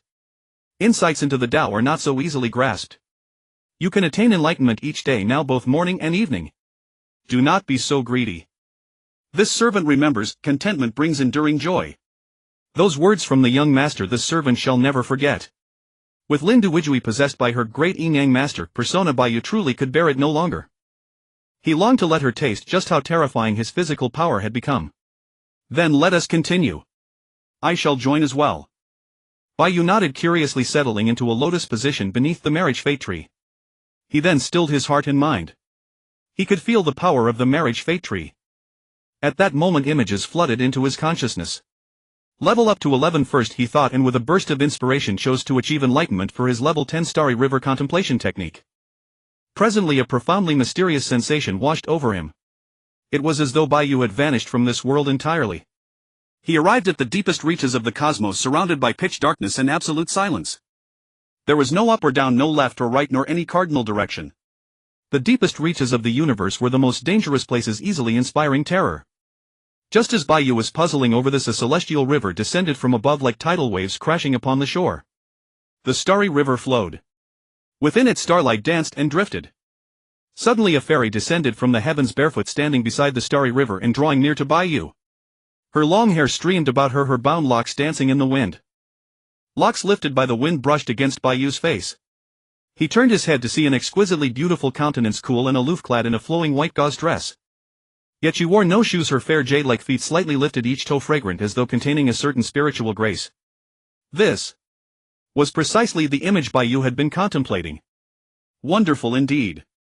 Bai Yu also concentrated fully, striving deeply in his visualization.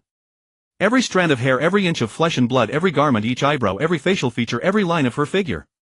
The starry river was ethereal and intangible. Attempting to visualize such a river was nearly impossible, but visualizing the goddess Suona was considerably easier. In his dazed trance, Bai Yu even harbored a bold thought. If the goddess Suona belonged to his own miniature world, then wouldn't it mean? Within the Jade Realm, atop a divine mountain soaring 1,000 zhang high, a woman in white stood barefoot on the cliff edge, gazing down upon the swamps below. Within the swamp lurked the western nine-headed hydra, the ferocious Jelong of the east, and even terrifying phantom images of divine demons writhing about. They perfectly matched the terrain of the swamp. The Jelong transforms into a true dragon. If given the chance, I must venture into that great world and slay dozens of ancient nine-headed hydras, extracting their bloodlines. The Temple of Zeus. The path of the sea god is far too perilous. What does it matter, even with divine beast bloodlines? Mentor Suona muttered to herself, her brows drawn tight in worry. Just then. Notification: the world sovereign of the Jade Realm Bai Yu invites you to join the Jade Realm. Should you agree, the Temple of Zeus miniature world shall belong to the Jade Realm and become a servant to Bai Yu? Mentor Suona was at a loss for words. She paused, then grasped the implications. A world sovereign could entirely abandon their miniature world to become another's servant. But under ordinary circumstances, only those without ambition or those driven to desperation would receive such a message. Suona was a renowned presence across the entire zone. No. One, her strength and her miniature world both unrivaled within the zone. How could anyone invite her to serve as a servant? In an instant, killing intent flashed within Mentor Suona's eyes. However, she quickly remembered. Bai Yu was precisely the student who had answered questions today. In a moment the killing intent dissipated. She furrowed her brow, feeling that something was amiss. How could a rookie world sovereign be able to contact her? After all, the world structure Myriad Realms Forum had not yet arrived from the Interstellar Alliance. Moreover, a newly arrived world sovereign truly did not possess such audacity. Interesting. Mentor Suona suddenly laughed as though discovering something rather amusing. Enlightenment complete. Bai Yu opened his eyes and regained his composure. Young master, you are awake. How do you feel? Standing nearby, Lin Daiyu hastily brought a bowl of water upon seeing Bai Yu awaken. Within was the essence of Myriad Realms energy, a genuine treasure. The self-purifying water pump was at level 10 and the daily yield of Myriad Realms energy essence was now plentiful with excellent taste. Almost everyone treated Myriad Realms energy essence as drinking water. Not bad. Bai Yu accepted the bowl and drained it in one gulp, then glanced at his attribute panel. Starry River Contemplation Technique had already reached level 11. It seemed this method truly held considerable possibility. Unfortunately, he had not comprehended any insights or Tao understandings of any sort. It appeared he needed to come here daily for contemplation. Even without advancing his combat techniques, who knew what else he might comprehend? Exactly. Let it be done. After a day of exertion, night fell. Bai Yu returned to his chambers within the castle. Turning on the light as the glaring brightness faded, someone was already inside. The woman sat at the table wearing upon her head a phoenix coronet and silk mantle, the very attire she had worn during the initial summoning. Unlike her terror and astonishment at that time, Tianqing's face was now filled with shyness, her phoenix eyes carrying an air of allure and anticipation. On the table sat a pot of wine and 2 cups. Having just finished bathing, Bai Yu saw his beauty arrive and smiled. I have come. The lovely Tianqing let out a low moan as if weeping. She picked up the wine pot and gently tapped it against a cup, her phoenix eyes lifting slightly toward Bai Yu. The latter understood, raised his cup and sat down. Tianqing raised her cup and whispered softly, "Young master, you understand my meaning. That was my original destiny. It was you, young master, who changed my fate." She lifted her head, her phoenix eyes trembling slightly, the corners of her mouth curving into a gentle smile. Life in this world is unpredictable. From Lin Daiyu, Tianqing had already learned of her original fate. Compared to a tragic future, she was far happier now. Moreover, this was an entirely new era, a magnificent age of turbulence. She had inexplicably become a heroic spirit and obtained tremendous power. Among all those she knew, Bai Yu was undoubtedly one of the most outstanding men. Throughout the 30 days of her cultivation period, Bai Yu had never once wielded authority tyrannically. Possessing absolute power, he had never deliberately oppressed anyone. Instead, he mingled with them as one, fought alongside them, and sometimes when weary would simply lean against a wall to rest. Therefore, toward Bai Yu, Tianqing's heart overflowed with mixed emotions. On one hand, profound gratitude, on the other, deep reverence. When Lin Daiyu had borrowed her phoenix crown and ceremonial robes, her first reaction had not been congratulation but a faint sourness. "There is nothing more to be said," Bai Yu smiled gently and waved his hand. "You are mine. The fact that I can alter your destiny is already my fortune. Young master." Tianqing's eyes shimmered and she turned her head away, her eyes brimming with emotion. As she shook her head, the golden ornaments on her phoenix crown trembled a crisp. Seeing this, Bai Yu removed her phoenix crown and set it on the table. Gazing at her long hair cascading over her shoulders, the peerless beauty who could topple kingdoms, his gaze grew hot with desire. "Young master." Tianqing blushed but mustered her courage. "Would you be willing to see through the marriage for Tianqing?" Bai Yu's eyes brightened. "If he learns you disappeared from the bridal chamber, he would be astonished. But since he cannot enter the bridal chamber, I will help him a little." Tianqing wore a helpless look. She sensed Bai Yu's words implied something and understood the meaning. She could only mutter a meek reproach. The two who opened their hearts to one another grew less formal. Tianqing chuckled softly, lifting a wine cup, her phoenix eyes brimming with mirth and allure. Bai Yu understood and took one of the cups, sliding past her arm. The two lowered their heads, content. They performed the cross-cup ritual, the ancient rite of Huagua. This signified that they were now formally married. "Rose gold wine." Bai Yu's eyes flashed with a keen light, his tone even and observant. "The taste is really good." Tianqing paused, then smiled brightly and nodded. "Yes." Bai Yu looked to his attribute panel, surprised to find that his information had changed.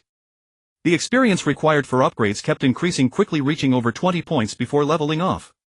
Could it be that this rose gold wine can upgrade as well? Bai Yu's eyes lit up, but after a moment's thought he abandoned the idea.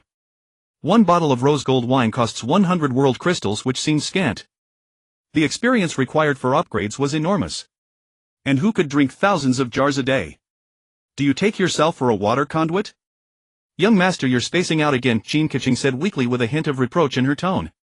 How could he resist such a captivating beauty? Cough. Bai Yu came to himself, awkwardly smiling. After a moment's thought he said, "The cup crossing has finished perhaps. The bridal chamber. Need to turn off the lights." Tianqing lowered her head, stunningly beautiful. "Turn off the lights." Bai Yu retorted, "What for?" "It would delay my appreciation of such beauty." Bai Yu firmly opposed, lifting the beauty into his arms and strode toward the window. Midway, the thick, luxurious wedding robes fell to the ground. Bai Yu's feet trod upon the azure veil, paying no heed to his wedding attire. The next day. 9 o'clock. Bai Yu slowly woke, sat up and stretched. Crack! A roar of tiger and leopard thunder surged within him. A breakthrough and you won't have to worry about your flesh anymore. Bai Yu grinned proudly, fists clenched. He felt his chi and blood roiling 3 days and nights of non-stop effort. Looking down, Tianqing hugged his waist, smiling sweetly, tears from last night glistening on her pale skin. Bai Yu tidied her tangled hair, gently releasing it to avoid waking her. He rose from the bed, dressed and prepared to take a bath to wake himself up. When he left, Tianqing suddenly opened her eyes, her phoenix eyes full of shyness. She hugged a pillow, tapped it with a small fist, but a smile curved at the corners of her mouth. Master, you are too gentle. The hot springs. At dawn people were bustling about. Bai Yu leaned against the rocks, comfortably lying there motionless. The warm spring waters rose and fell, washing over his body. The spring is after all a construct of the world, not a true warm current. The water inside would automatically renew, and it is living water that can cleanse the body and wash away dirt. Bai Yu bathed and felt refreshed. He was much cleaner. Phew! Bai Yu narrowed his eyes, about to lie down for a while. At that moment the spring rippled. Someone arrived. He turned his head and saw not far away a breathtaking beauty surfacing from the water. Her eyes shimmered as she glided to his side. Gongzi, how did you sleep last night? Lin Daiyu is here. Bai Yu cocked an eyebrow and smiled. Don't worry, only I will be victorious. Lin Daiyu pursed her lips, a trace of jealousy flashing in her eyes. Old flames have forgotten you truly are fond of novelty and weary of the old. Don't talk nonsense. If there's anything about me, it's that I am broadly affectionate. Bai Yu immediately retorted. Really?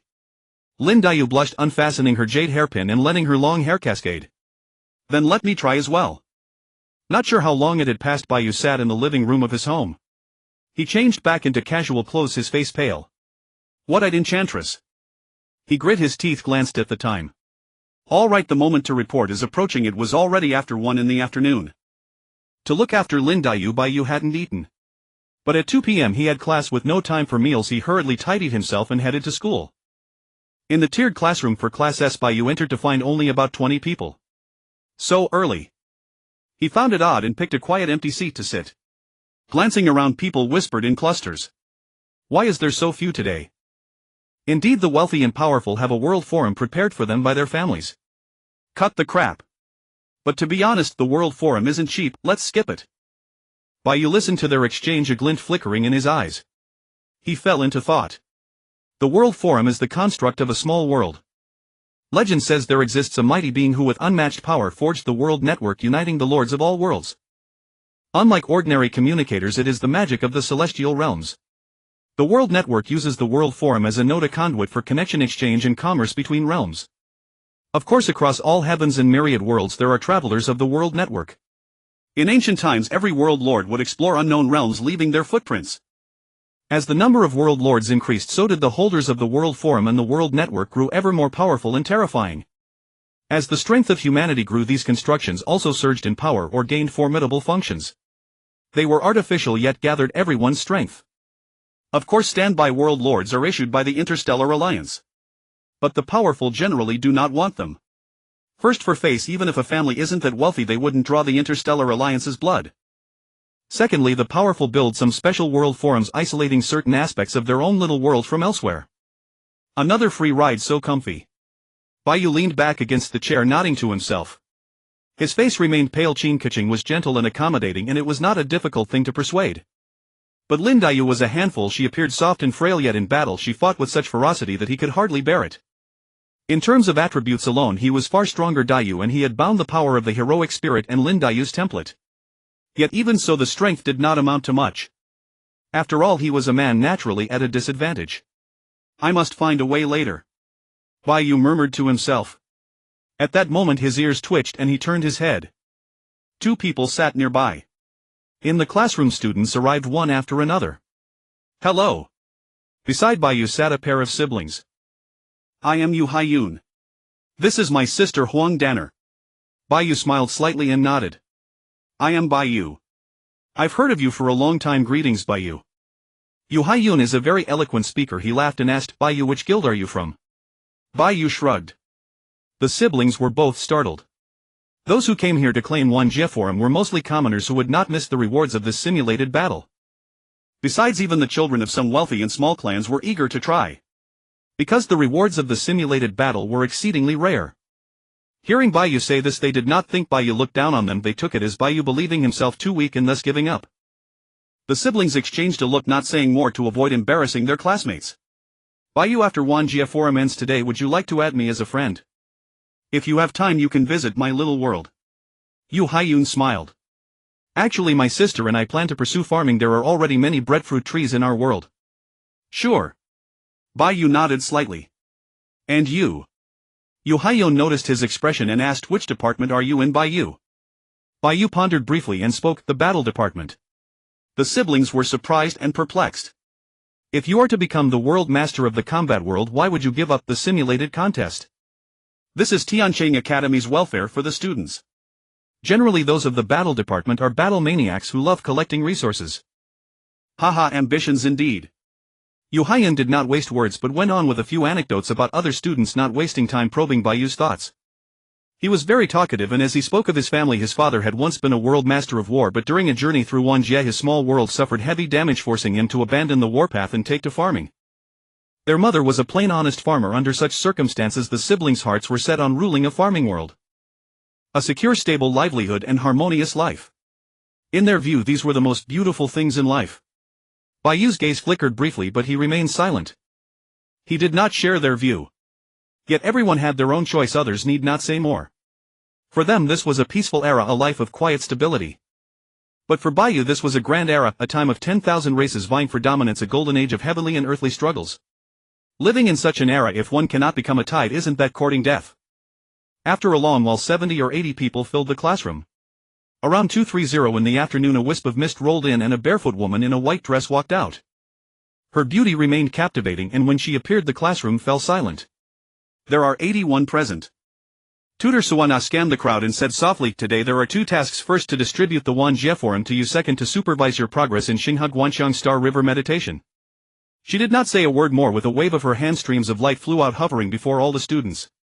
When the light faded a building model appeared. Wanjie Forum. Bai Yu casually pulled it into his backpack space. Then Tutor Suana said, Star River meditation, I will guide you, study it well. Another astral image of the Star River surfaced and the students hurriedly closed their eyes. Bai Yu closed his eyes and in his mind the image of the goddess stepping into the Star River appeared. The experience from Star River meditation had reached its cap, but due to level limits it could not advance. Waste of time. Bai Yu felt a twinge of regret as he exited the meditative state. Looking around, the other students were also diligently pondering. As for Tutor Suana, her face remained calm but in her eyes flickered a peculiar light. What if she were discovered?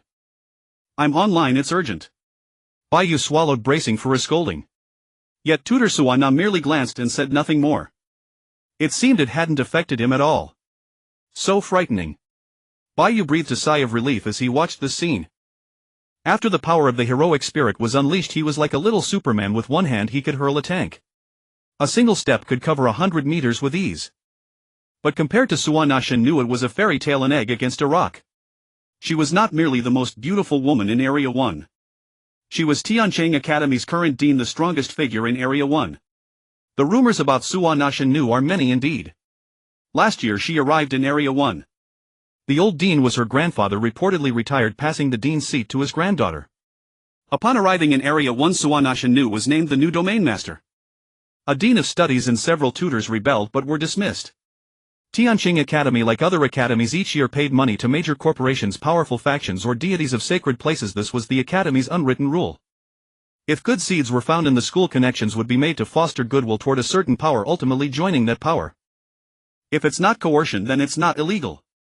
In their view it benefits all three sides. The great power gains fresh blood, the school's upper echelons receive money or other resources, and the students step into wider worlds. Hiss. In any case, these lofty domineering ideas could not be stopped. When Suana Shen Nu arrived, she shattered the unwritten rules, beating people wherever she went. In Area 1 a bloody storm rose as a terrifying existence fell. The world wept. Since then in Area 1 no one dared defy her commands. The only thing that could make Suana Shen Nu relent was not a mighty warrior or a great faction, but the rift between students and their parents. Just like the earlier investment contract incident, she is such a shrewd figure, capable of bloodshed yet willing to bow to the students. Many could not understand, for the sake of some self-degradation, students who would rather be pawns of the strong. Such a path brings 100 harms and no good. Why bother? But to be honest, Bai Yu greatly admired a woman like her. This kind of temperament had nothing to do with physical appearance. She was like a luminous pearl in the desert, emitting a dazzling radiance in the darkness. Since arriving at Tianqing Star, Bai Yu had heard of and encountered quite a few like her. An era where immortals, gods and superpowered figures gathered. Perhaps it was merely coincidence. But still he could encounter truly remarkable individuals of this caliber. Among them Goddess Suona was the most awe-inspiring figure Bai Yu had ever encountered in his entire life. Truly worthy of the title of goddess. Most importantly, she also possessed a pair of legs beautiful enough to drive men mad. Thinking of this, Bai Yu's eyes naturally grew intense with heat. Suona seemed to sense something, her brows furrowing slightly. From the moment she had entered, her attention had actually been fixed on Bai Yu. This audacious fellow actually dared to send her an invitation. How reckless. Yet, upon entering, she discovered something peculiar about Bai Yu. Clearly he had already cultivated the Star River contemplation art to perfection. She remembered now. Bai Yu was a world master at level 10. He had broken through the world restriction yesterday, so he should be at level 11 now, right? He likely couldn't advance through normal means, so he must have used the liquid of 10,000 worlds to boost himself directly, right? Suona seemed to have guessed correctly. A flicker of something unusual passed through her eyes. After a moment, the students gradually awakened, each having gained something from their cultivation in high spirits. Suona went over some key points of the Star River contemplation art before dismissing everyone to return home. Bai Yu thought for a moment, and seeing Suona preparing to leave, quickly followed after her. Suona seemed to sense something and turned to look at him with puzzlement. Instructor Suona. Bai Yu's expression remained calm as he spoke faintly. I wish to ask you something. Oh. Suona's eyes shifted slightly and she spoke faintly. Let us go. Clouds and mist surged, enveloping Bai Yu. The mist dissipated and Bai Yu looked left and right, discovering that he had already arrived at the office. Suona sat in her spacious chair, her legs crossed, arms resting on the armrests, tilting her head to gaze at him. For some reason Bai Yu's heart suddenly gave a violent throb. He took a deep breath before voicing his confusion. Career change. Suona raised an eyebrow at him. Bai Yu continued, the information stream records do not mention anything about career changes. They only say that the quality of career authority is not particularly important. Why? Suona pondered for a moment and explained, career authority is essentially a career inheritance which can be used to replace weaker professions. For example, if you have already used a yellow grade mage career authority, then after obtaining the mystic grade mage career authority you can use it directly and it will override your previous profession. Therefore there is no need to worry about the grade of career authority. As long as you possess a career authority you can use it. Bai Yu understood. So that is how it is. So that is how it is. However. Suona spoke faintly. However, the most crucial point is that it can only belong to one system. For instance, a high-grade mage can override a low-grade mage's authority but cannot override a high-grade warrior's authority.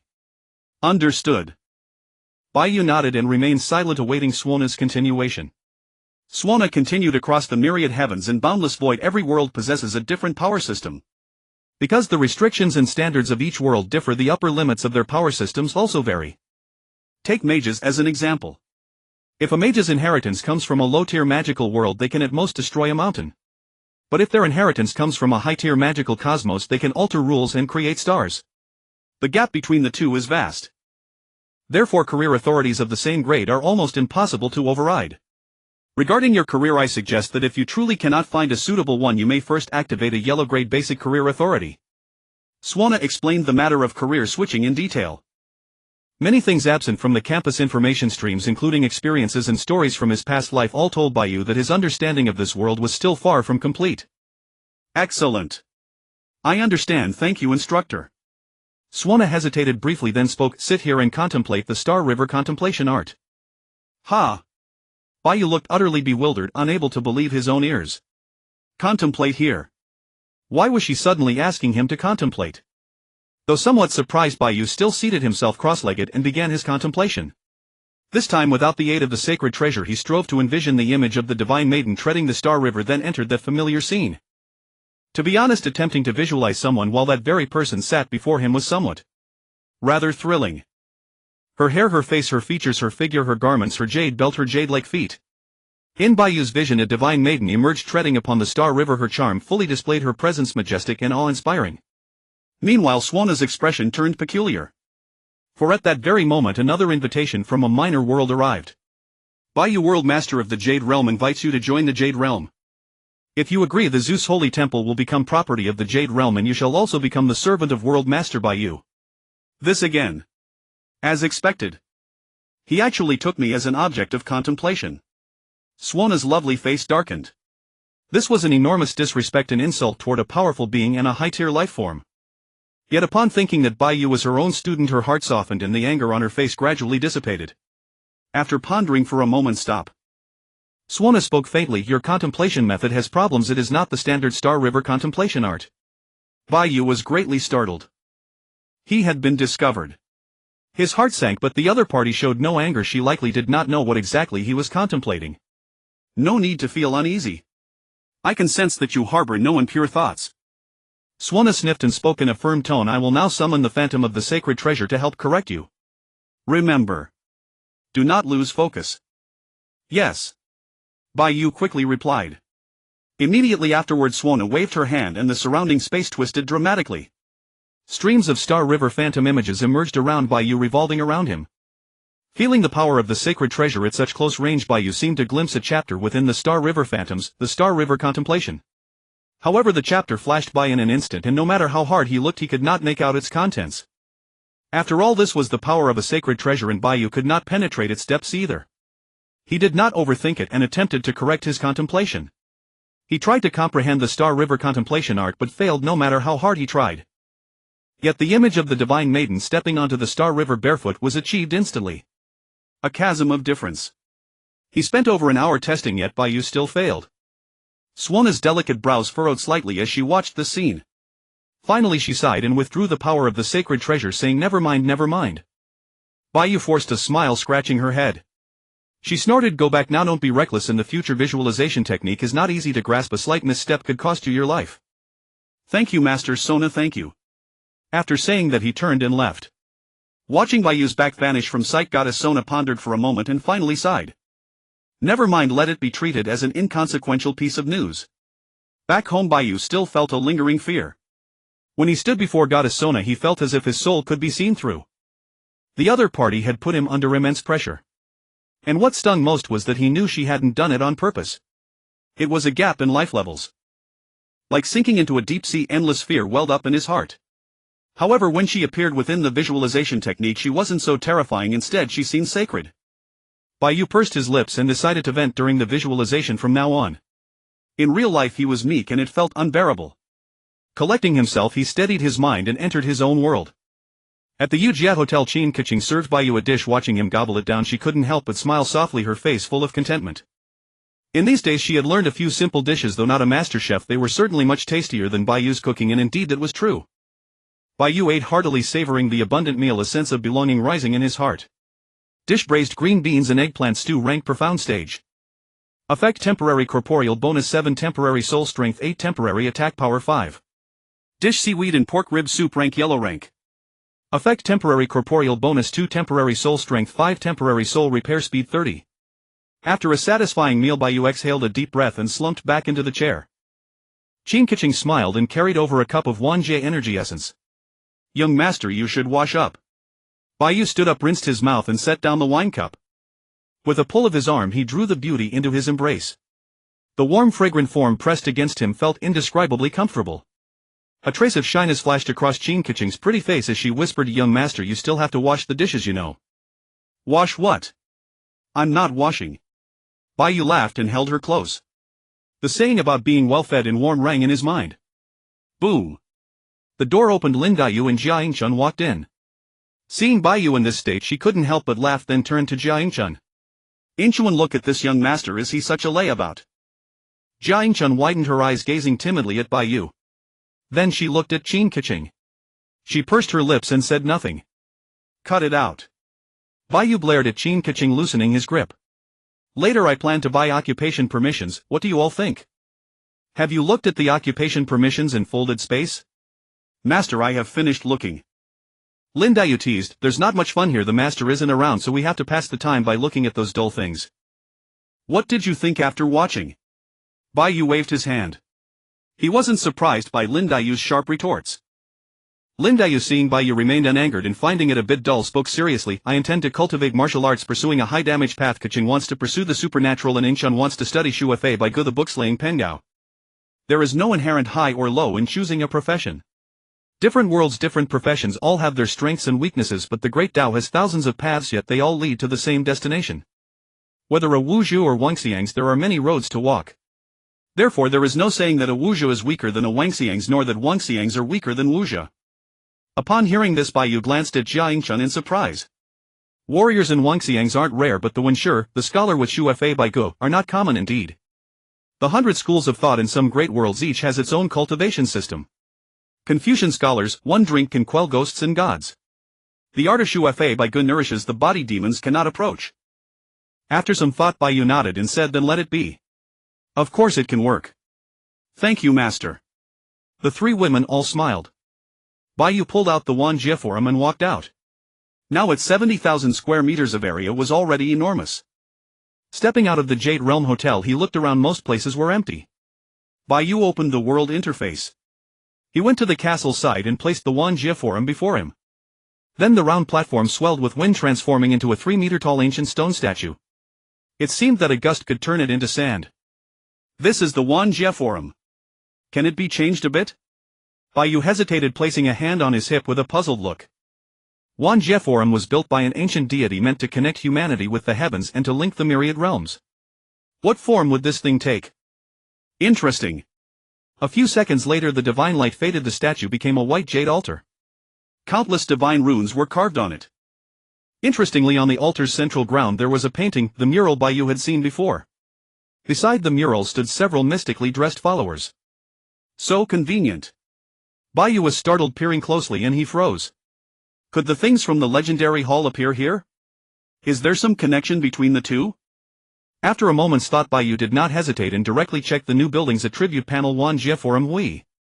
Rank none. Function Wanjie network non-upgradable. Information Wanjie interconnected. Bai Yu's face darkened. What difference does it make? Wanjie Forum and Wanjie Forum Hui are certainly not the same. Or perhaps Wanjie Forum Hui is better. For example, more functions. Bai Yu looked forward to Wanjie Forum Hui. Then mist swirled around and enveloped him. Bai Yu arrived at the strange stone platform above, where several paths branched. Each path had a plaque. Forum friends. There seems to be nothing special about them. Bai Yu looked helpless. In Tianqing Academy, in the dean's office, Sona sent the notices to all students.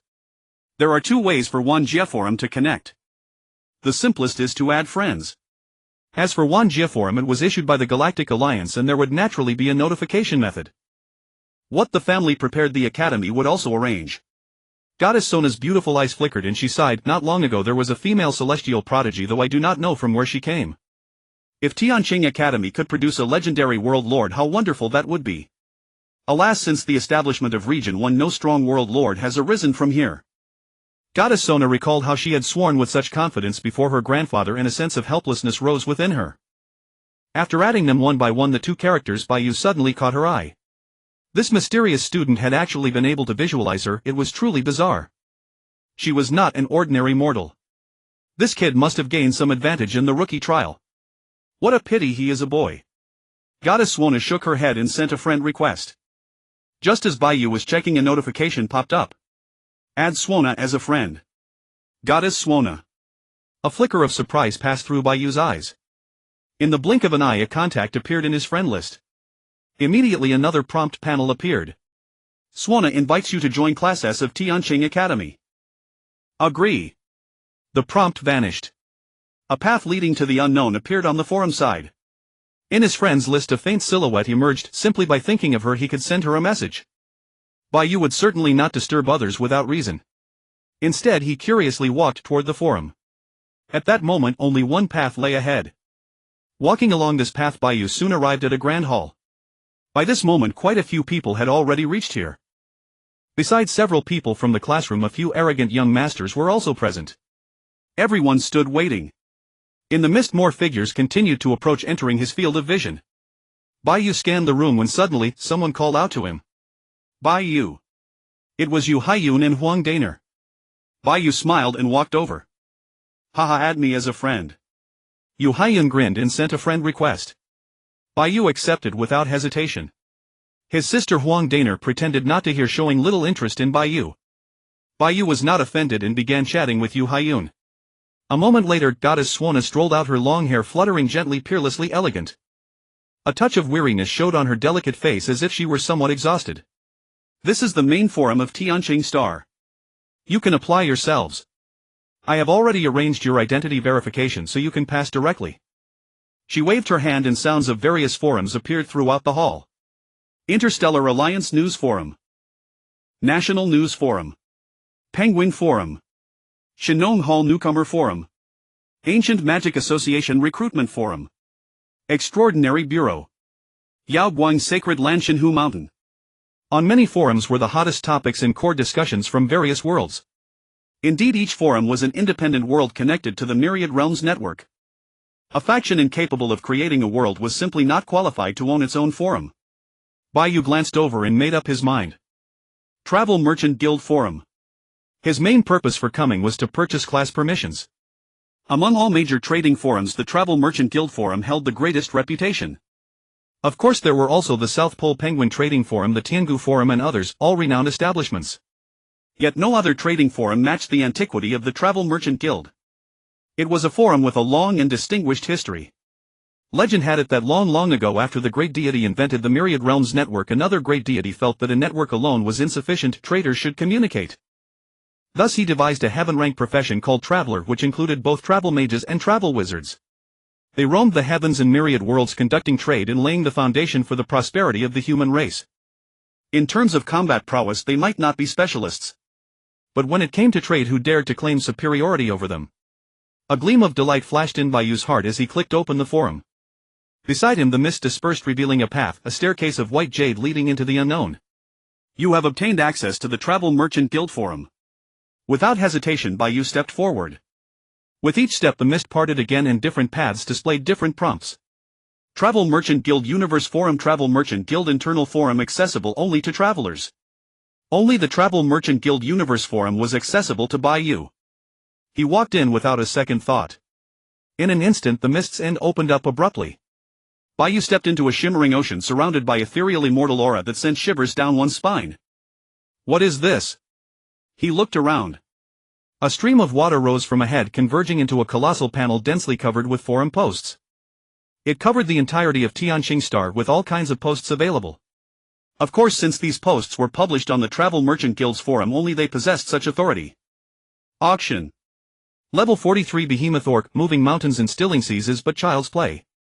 Buying rare treasures from all realms, prices negotiable, absolutely satisfying. Penguin Merchant Guild seeking combat simulation data for the spellbook Wrath of the Sky. Heavy gold offered for demon spirit puppets.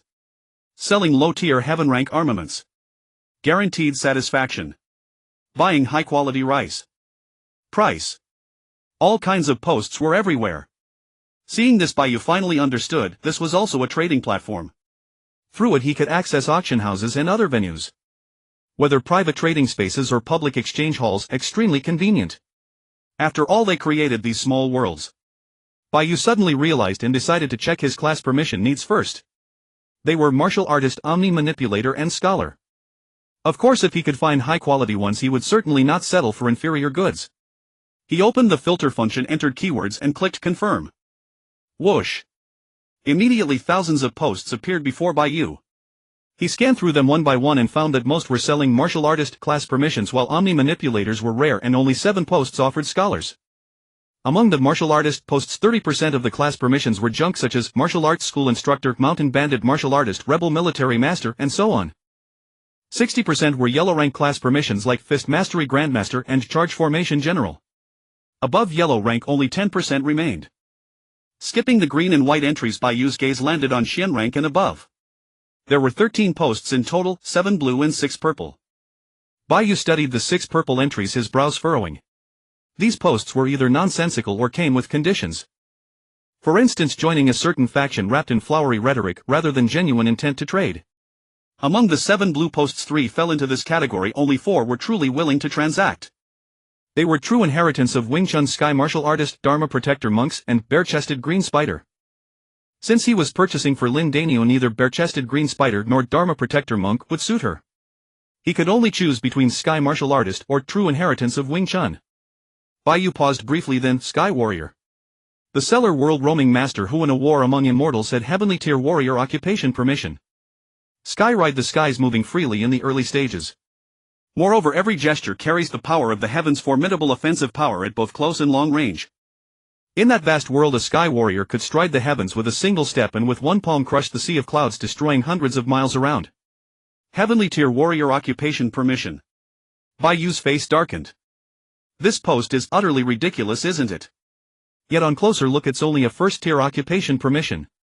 Look around, within a few hundred li where could there be something so strong?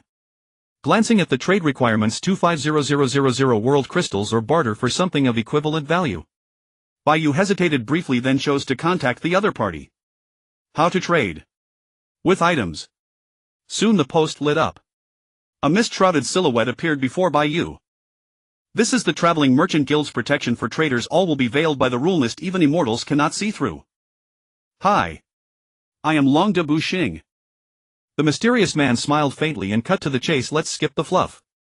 If we trade, use items of the Xuanjie tier. Of course if it's Yaoling Puppets World Constructions or Wanjie Treasures of the Myriad Worlds, even if the quality is a little lower, that's fine. Treasure of the Myriad Worlds. Bai Yu's face twitched a little, ignoring what he said next. Summon Tide Fishman Yellow Tier.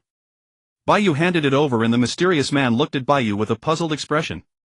He shook his head. Sorry, if that's the case you'll need to add 35000 more world crystals.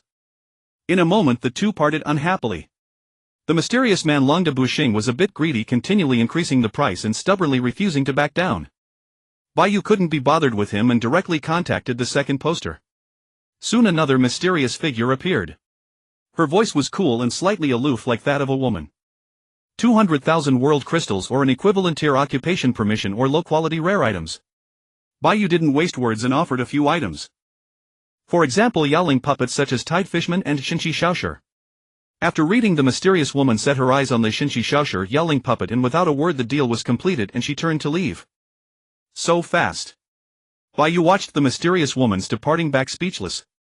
The previous man was not as quick and decisive as the girl. Curiously he looked at the woman's trading name. It was Shuang Wuxue. Bai Yu hesitated a moment and glanced at his own name.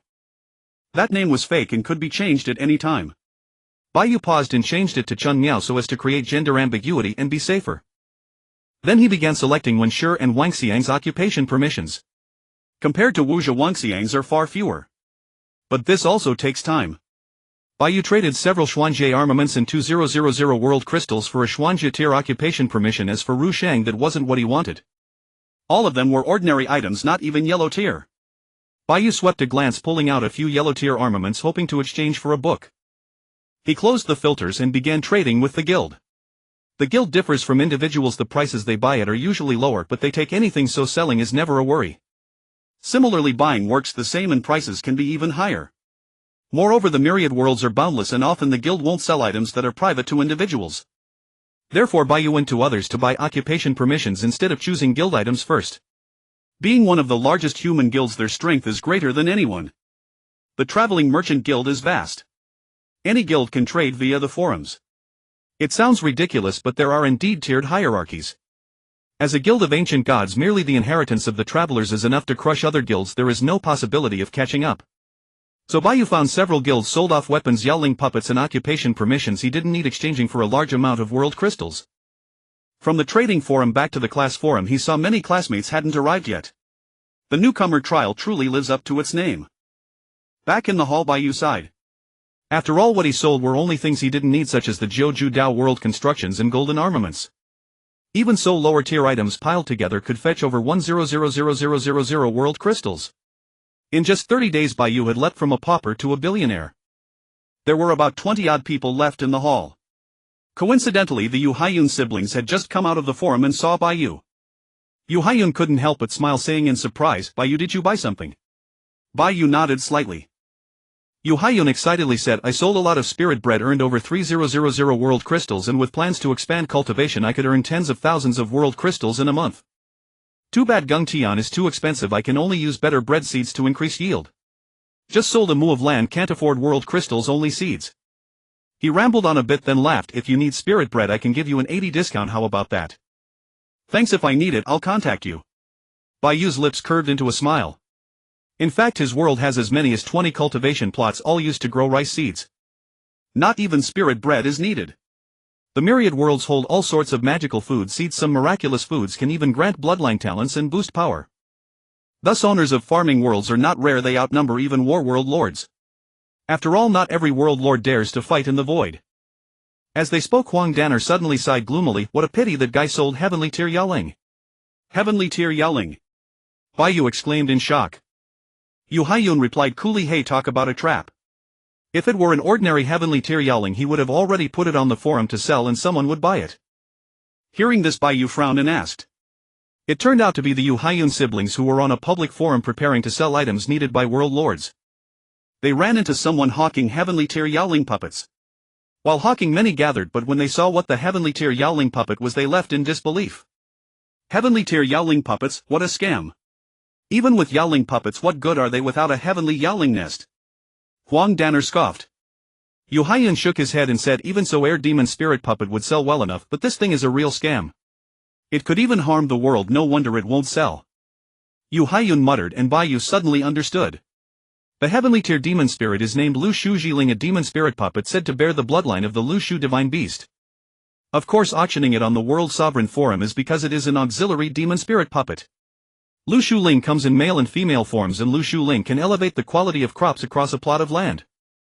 But Lu Shu Ling, once summoned, a parcel of land within the world would dry up irrecoverably. It is connected to the Lu Shu bloodline. One outcome is Lu Shu's joy, another is a breath of auspicious omen, another is Lu Shu's wrath, and another is an eternal drought. So the onlookers were first stunned, then speechless. The flaw of this Heavenly Tier demon spirit is indeed too great. Only those great powers who disregard losses would buy it. Bai Yu's eyes brightened with a hint of surprise. What kind of demon spirit puppet is this? He's decided. I still want to buy a few things, I'll go first. Bai Yu nodded and headed toward the trading forum. The siblings chatted to themselves without further thought. Shinon Society, Tianqing 7th Trading Forum. Bai Yu chose the place the siblings were headed to. As the mist cleared and a road appeared, he stepped onto the journey at once. Inside a vast square, so many people. Bai Yu looked around and finally found the merchant among the crowd. He was arguing with a buyer all for that Heavenly Tier demon spirit. I'll say it again, this demon spirit puppet has many flaws. Our family is willing to pay 50W, it's already quite good. Get lost. If you didn't like the Yaoling Peng shelter template, 900W could buy it. This is hilarious, a trashy demon spirit puppet can sell for 900W, why don't you go and snatch it? No matter how trashy the demon spirit puppet is, it is still a Heavenly Tier demon spirit. Even if you offered me 100 million, I wouldn't sell. The two argued fiercely. But under the protection of the rule mist, they weren't worried about being discovered. In a moment, the family envoy brushed his sleeve and departed. The others watched with keen interest, sighing. Some spectators even grinned. The merchant roared in anger, if you won't buy, get out. What are you looking at? You fool. To summon a Heavenly Tier demon spirit, you need a Heavenly Tier demon spirit shelter and a Heavenly Tier demon spirit puppet. What new thing are you talking about? There were strong figures nearby as well. But no one dared to act. Not because of the price, but because the Lu Shu Ling's negative buff was too terrifying. If luck is bad, summoning it too many times could ruin the world. In fact, this is a special demon spirit puppet akin to zombies, skeletal soldiers, liches, and so on. After summoning, the world within would surely become bleak and eerie. Moreover, the fields would be tainted with undead aura and thousands of crops would rot. Bai Yu stepped forward and said in a deep voice, I want your demon spirit puppet. Oh. The merchant was overjoyed and hurriedly said, that's wonderful, then let's trade. Damn, is this real? Surely it's someone from a great power who will spare no expense to cultivate him. That may not be the case, prices vary by buyer. 900W is actually quite cheap. The crowd whispered among themselves. Bai Yu remained silent. Seeing this, the merchant, thinking Bai Yu was hesitating, hurriedly said, dear friend, this price is fair. This is a Heavenly Tier army. 900W, I've really underestimated it. If I were not in urgent need of money, I wouldn't sell so cheaply. In a few days, tens of millions would be bought by others. What? Bai Yu did not waste a word, pulling out several Earth-tier armaments discarded by Lin Daiyu and the others, such as Tianqing Glove's victory armor and a few Earth-tier armaments she could not use. Because the growth trial itself is a special period, there would be many accidents. The last 20 bosses except the final one dropped a Heavenly Tier armament. Thus Lin Daiyu's gear was mostly Heavenly Tier with a handful of Earth-tier pieces, and Qin Keqing's gear was similar. Only Jia Yingchun wore nothing. After all, what she wore would be meaningless. Bai Yu had planned to reserve Earth-tier armaments for the arrival of the next heroic spirit, but now he must unveil a few. The merchant saw at a glance that trouble was brewing. Bai Yu's armaments ranged from level 10 to 15, though the levels were modest. Earth-tier armaments were undeniably valuable. He frowned, thinking for a moment, "Friend, I'm not in the business of armaments. I can take these items if you wish." He listed the pieces he wanted and said, "At market value these come to 1400000. Earth-tier armaments are valuable, but since they are below level 10, a little over $1 million is not bad. The armament attributes on Bai Yu's items are particularly fine." Only in this way would the merchant be moved. However, 1400000 compared to 9000000 is far too low. Bai Yu frowned and said, "I'll put down a 50W deposit." "No." Bai Yu fixed him with a cold look and turned to walk away. The surrounding people burst into laughter at the failed negotiation. Seeing this, the merchant gritted his teeth and said, "80W. Deal." They exited Wanjia Forum.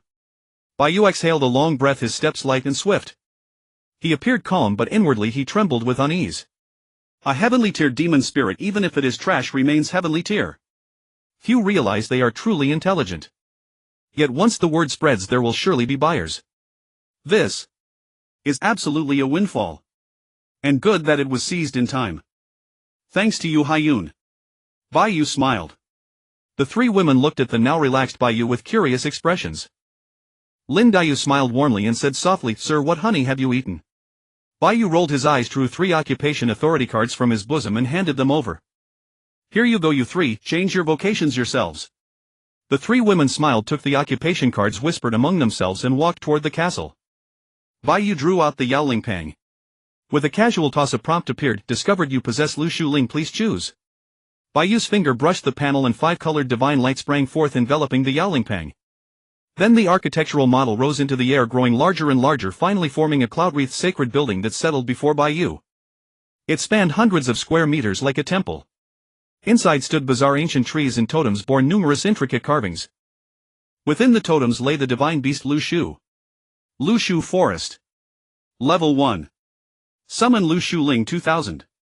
Delight, a demon spirit puppet bearing the bloodline of a divine beast, fortune or misfortune. I have 20 cultivation fields. Let's make them thrive. Bai Yu rubbed his hands together and raised the Lu Shu Forest to level 2, recruiting 20 subjects in one go. In the next instant, a gentle breeze swept through and the Lu Shu Forest rustled softly as branches and leaves danced wildly.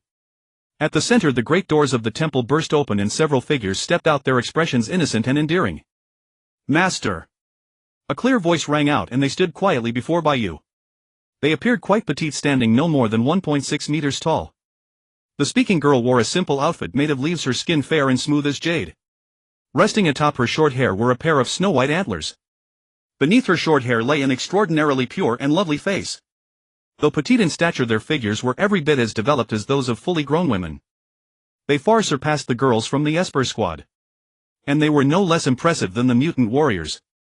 Each one was breathtakingly beautiful, their grace impossible to conceal beneath mere leaves, leaving onlookers breathlessly awestruck. Each of these women could truly be described as possessing beauty that could topple kingdoms. According to the world attributes of the Jade Realm, the Lu Shu Forest could only recruit female spirit automatons. Female spirit automatons.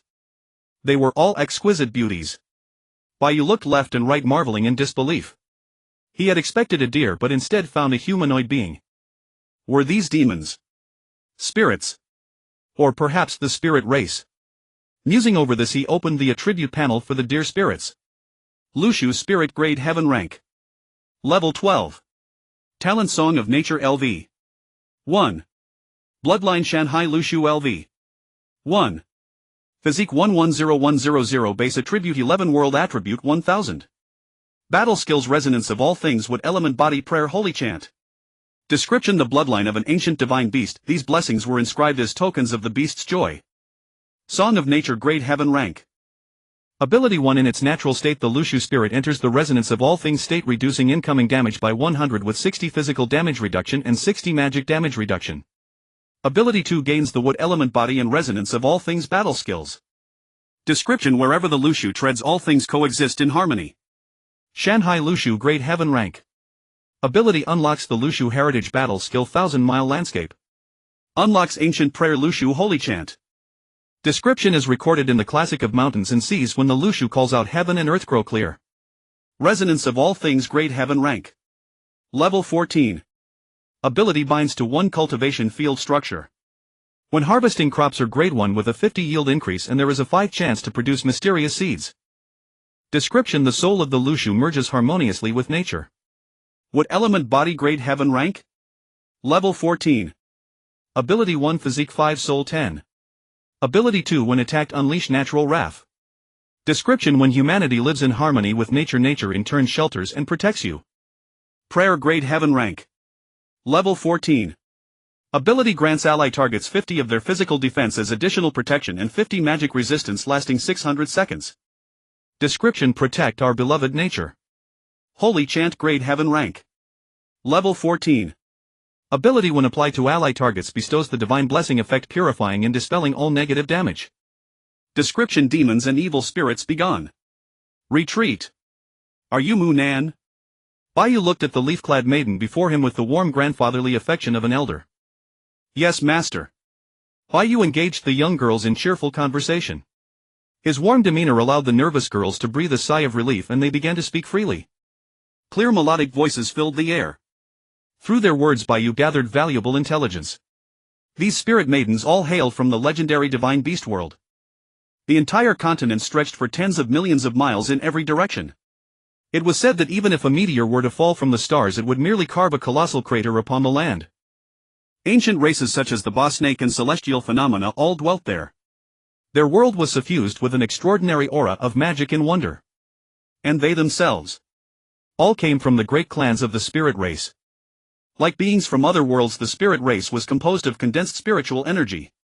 They were dear spirits bearing the noble bloodline of the Lushu, dwelling within an endless primeval forest.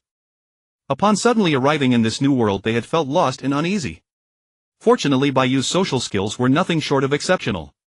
Drawing upon his unique ability as the lord of this world he soon bonded with the young girls. The young girls' anxieties gradually eased. Yet their leaf garments left much to be desired, making them appear rather disheveled. Bai Yu thought for a moment and waved his hand. Streams of luminous light poured forth from his fold space, settling before the girls. As the light dissipated, 20 sets of women's clothing lay before them. All of this came from the divine sanctuary. Indeed, there was a surplus of women's clothing. During the newcomer trial, as soon as Bai Yu had obtained the world crystal, he had tested numerous possibilities. The young girls gazed at the garments with mild bewilderment. Their small lovely faces looked innocent and pure, and combined with their tattered leaf clothes they resembled a captivating fusion of angelic grace and untamed wildness. There was a certain enchanting charm woven into their purity. With no other choice, Bai Yu patiently taught them how to dress, assisting each one personally until they emerged transformed and radiant.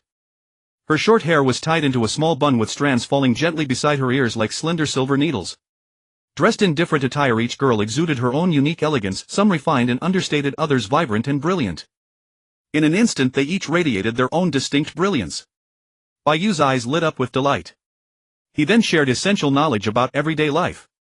Since summoning them had already flooded their minds with substantial information, Bai Yu found the task hardly burdensome. Being clever souls, they quickly grasped the key points for living in this world. In no time Bai Yu led the dozen Lushu spirit girls to the cultivation fields, 20 plots in total each assigned to them. No longer afraid, the Lushu spirit girls entered the fields with growing excitement. The moment they neared the farmland, their aura underwent a profound transformation, merging seamlessly with the cultivation base as though they belonged there all alone. At the same time, within the cultivation grounds, the new gene-modified rice emitted a faint glow. Their innate talent was taking effect. After completing the binding process, Bai Yu led them back to the castle and arranged their quarters. With 20 new inhabitants and room numbers insufficient for everyone to have their own, Bai Yu paired the spirit automatons 2 per room. Well within reasonable bounds, he mused. These creatures born of an ancient world had many habits quite different from modern people. Take the Lushu spirit girls for instance, they sustained themselves solely on spiritual energy and wild fruits, having never tasted anything else. In fact, they had never even taken a bath. As innate beings they were born pure and immaculate, requiring no cleansing. The moment they entered the castle, Bai Yu had to explain nearly everything: beds, tables, chairs, toilets. The list went on. Only after seeing to everything did Bai Yu finally feel at ease. At the Crimson Tile Winery he poured himself a glass of rose-gold wine and sat down to rest. At this moment dusk has faded and night has fallen. Suddenly 3 graceful silhouettes approached in unison. Each of them carried a... Bai Yu turned around with a slight smile. Have the professional permissions all been activated? Yes, master. Indeed. The activation succeeded. The three girls spoke in turn. Lin Daiyu stepped forward, snatching the wine cup from his hand and pouring herself a cup. This wine is very delicious, not at all intoxicating. Her beautiful eyes turned and she looked at Bai Yu with interest. Such fine wine, we should invite the sisters who came today to drink. Bai Yu's face twitched. Lin Daiyu asked again, are the newcomers all combat demon spirits? Yes, auxiliary troops. Bai Yu did not hesitate, outlining the attributes of the dear spirit girls, then said, they are mainly responsible for cultivating the fields. With them the fields will yield good things. Moreover, they can grant you buffs in battle. As a heavenly tier demon spirit army, if there were only the joy of Lu Shu and not the wrath of Lu Shu, the Lu Shu spirit would be a perfect demon puppet. Their core ability is to improve the quality of crops. Moreover, they can provide terrifying defensive buffs to combat units. On the other hand, they all possess purification. If the enemies are cursed or bearing negative buffs, purification is the best choice. He also remembered a boss from the growth stage trial who had a curse skill able to curse more than a dozen martial fighters. In the end, Tianqing seized him with Basu and Lin Daiyu hacked him to death. Therefore, purification combat arts are very important. As for the world, the Lu Shu spirit can rely on nature's power, sacrificing itself to grant high damage reduction plus strong defensive bonuses, greatly boosting its survivability. As for killing enemies, when struck it triggers natural fury, but there is no detailed information. Bai Yu does not know how vast nature's fury truly is. But on reflection, natural disasters are harder to overcome than humans. Nature's fury is no small matter. By contrast, the Phantasmic Ability Core and the Mutant Warriors are both heavenly tier demon spirits, but their attack methods differ. The Mutant Warriors each possess immense combat power, adept at killing with formations, even daring to strike at spirits. The Xiangs of the Phantasmic Ability Core are all omnipotent, capable of both killing foes and controlling output. However, after all, they are all late-stage heavenly tier demon spirits and something seems to be missing. Bai Yu was confused as well. I know now, the newcomers are just like the second sister. Sister Lin smiled playfully, glancing at Jiangchuan, who blushed furiously and stammered, "You. Watch your mouth." She looked at Bai Yu timidly, fearing Bai Yu might have another idea. Bai Yu smiled and didn't mind. The fragile beauty breathed a sigh of relief, secretly casting a sidelong glance at Lin Daiyu. Tianqing watched the scene, walked over to Bai Yu and softly said, "Master, after my profession is activated, I've gained a new skill." Her profession is Zuan Bingzu, which is clearly weaker than a psionic. Still, there was no better option, so he could only keep it for now. Bai Yu glanced at Tianqing's attribute panel. Tianqing, profession inner clan of Zuan Bingzu. Body 1650, heavenly tier, base 100, martial skill 20, world attribute 1000, bloodline 200, bond 100, equipment 150, soul 2540, base 150, martial skill 20, world attribute 1000, bloodline 200, bond 100, equipment 540, basic magic Xian Yishu. Martial techniques Xian Ning Shil Xuan Hu Xiaohua. Bai Yu nodded, saying, "Another spell and 2 combat techniques." The graceful beauty also learned from Bai Yu the Baijiao de Fa and was reluctant to let Bai Yu waste Wanjie Yuanyi on them. But it will require the help of the Yin Yuan tree. Master, once the level of basic magic reaches a certain point, it can give rise to new combat techniques, so I plan to meditate under the Yin Yuan tree every day. Yes, after last night a pair of Bai Yu and Tianqing had already appeared on the Yin Yuan tree. Amazing. Bai Yu gave a thumbs up in approval. Isn't freeloading wonderful? Let's spread it far and wide. After all, there's still a long road before the next descent. Not even Jesus can stop it. He then looked at Lin Daiyu, then at Jiangchun. Lin Daiyu's martial foundation Tianshui Lu also has 9 levels with a bit of extra attributes and 2 combat techniques, whereas Jiangchun has only 1 spell. This spell is very ordinary, called Yi Chang Gxin, with no additional skills. The matter of opening the profession was settled, and Bai Yu idling as he was joined the others for a meal. After a few casual chats, he opened the Wanjie forum and skimmed some posts. Midnight strikes. Bai Yu returns to the temple. The sky looks uncertain, so he checks the communicator and scratches his head. Like in the past life, once you browse social apps you can't stop. He muttered in annoyance, stretched and headed toward the hot springs. Forums are easy to become addictive. Especially in this world, there is a swarm of bizarre and fascinating content. Sometimes as he kept reading, time seemed to fly by. Who would have thought someone would so ruthlessly attack the pig people? It's hugely explosive. Bai Yu clicked his tongue in wonder. Night fell. The hot spring was quiet. He hurriedly washed and returned to his room to rest. The room was pitch black and he didn't bother turning on the lights. Using the divine sense of a spirit, he slipped easily into the covers, ready to sleep. But as soon as he lay down, Bai Yu's elbow bumped into something soft. A pillow. Bai Yu was startled. A pained groan echoed in his ears. He turned and in the dim bed a stunning woman rubbed her shoulder. Her exquisite face lifted into a slight frown of pain. Her hair hung loose, her cheeks flushed with a hint of rosy charm. In her eyes there was an inherent timidity. Bai Yu could recognize that fragile sense at a glance. Why are you here? He was surprised this was all too sudden. Jiangchen pursed her lips wanting to speak but stopping softly. Master Daiyu said. She gathered courage and whispered, although it was Daiyu who proposed it, I have thought it through carefully. In this life, I'm willing to be the one who serves you, master. As the words fell her pretty face reddened and she burrowed back under the covers. Bai Yu was stunned and after a moment he could not help but laugh, pulling back the covers. The night grew even more intoxicating. The next morning woke with Bai Yu feeling clear-headed and utterly refreshed. The morning sun had already begun to shine in. By the window soft light painted the ground with colorful dappled patterns. Under the morning sun Bai Yu drew a deep breath. The three heroic spirits were gentle, each was unique. Lin Nini's temperament was and she loved doing things within her reach. Qin Keqing was kind and always cooperative, a gentle lamb. Jiangchen was very obedient, never resisting, as water ripple that invites. Nevertheless Bai Yu liked it very much. Jiangchen seemed to have awakened but she lay under the covers like a bread roll, utterly still. Bai Yu laughed and clapped the bread roll in her hand, saying that it was time to rise. The others responded with muffled sounds from beneath the covers. A beautiful face emerged from the quilt, the small mouth slightly parted. I won't go, master, you go. Very well, since you said so I shall go. Bai Yu did not force the beauty to get up. After dressing she left the room. Coincidentally the adjacent room had opened as well. Two mutant samurai wearing tight outfits had their hair tied back and were chatting. Seeing Bai Yu, the two women hurried to bow and greeting leader. Leader. Good morning. Yes, good morning. Bai Yu nodded in acknowledgement and said, let us go eat breakfast together. The two women tied back their hair and stood by Bai Yu's side with a solemn air as if ready to set out. Bai Yu could not help but laugh, saying it was not necessary to act like they were on duty, breakfast would soon be gone. The two women, sensing something amiss, wore a trace of awkwardness on their cool faces, relaxed their posture and shed their soldierly bearing to become tall, graceful women. The three arrived at Yujia Hotel. The 10-story Yujia Hotel's restaurant was already spacious, with tables, chairs, furnishings and even the illusionary decorations being superb. Carrying a faint scent of mountains and waters, a subtle fragrance drifted in, refreshing the mind. Bai Yu carried a bamboo steamer of buns and several cups of milk. Leader, how could you? The two women were taken aback and hurried to take the items. Bai Yu waved a hand and smiled, saying it was fine and they could taste what she made.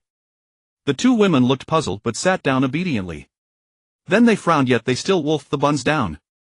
They drank the milk in one gulp. They had to stand guard later so they could not go hungry.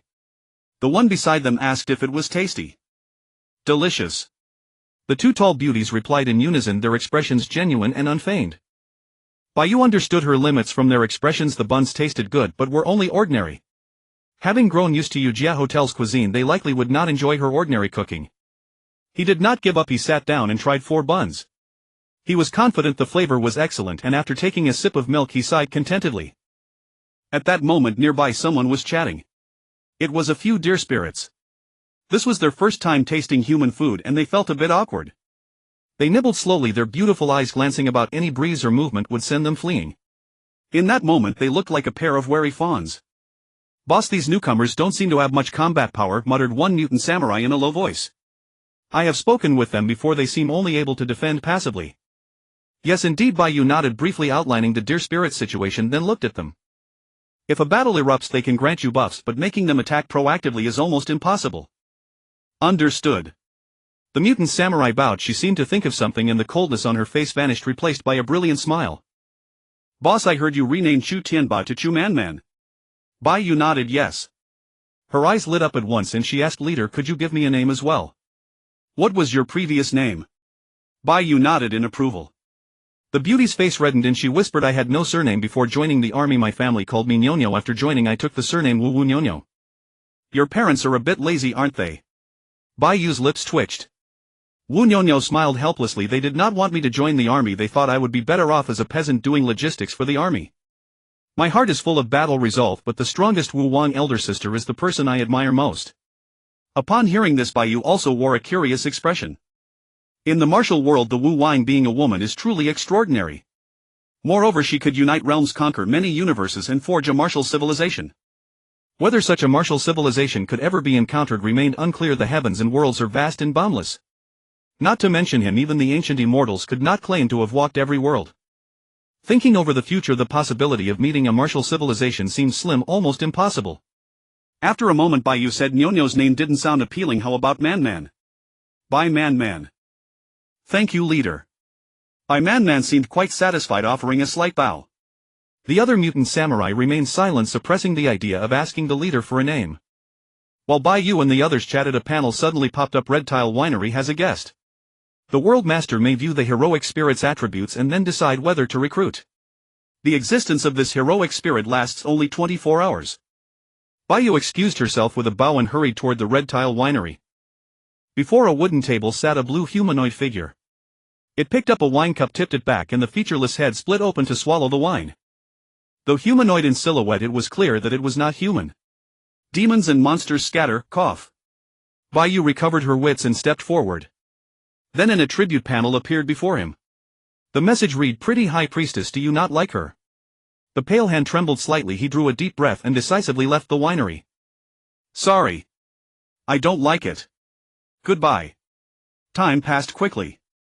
Day after day, Bai Yu went to the academy, her home and the little world.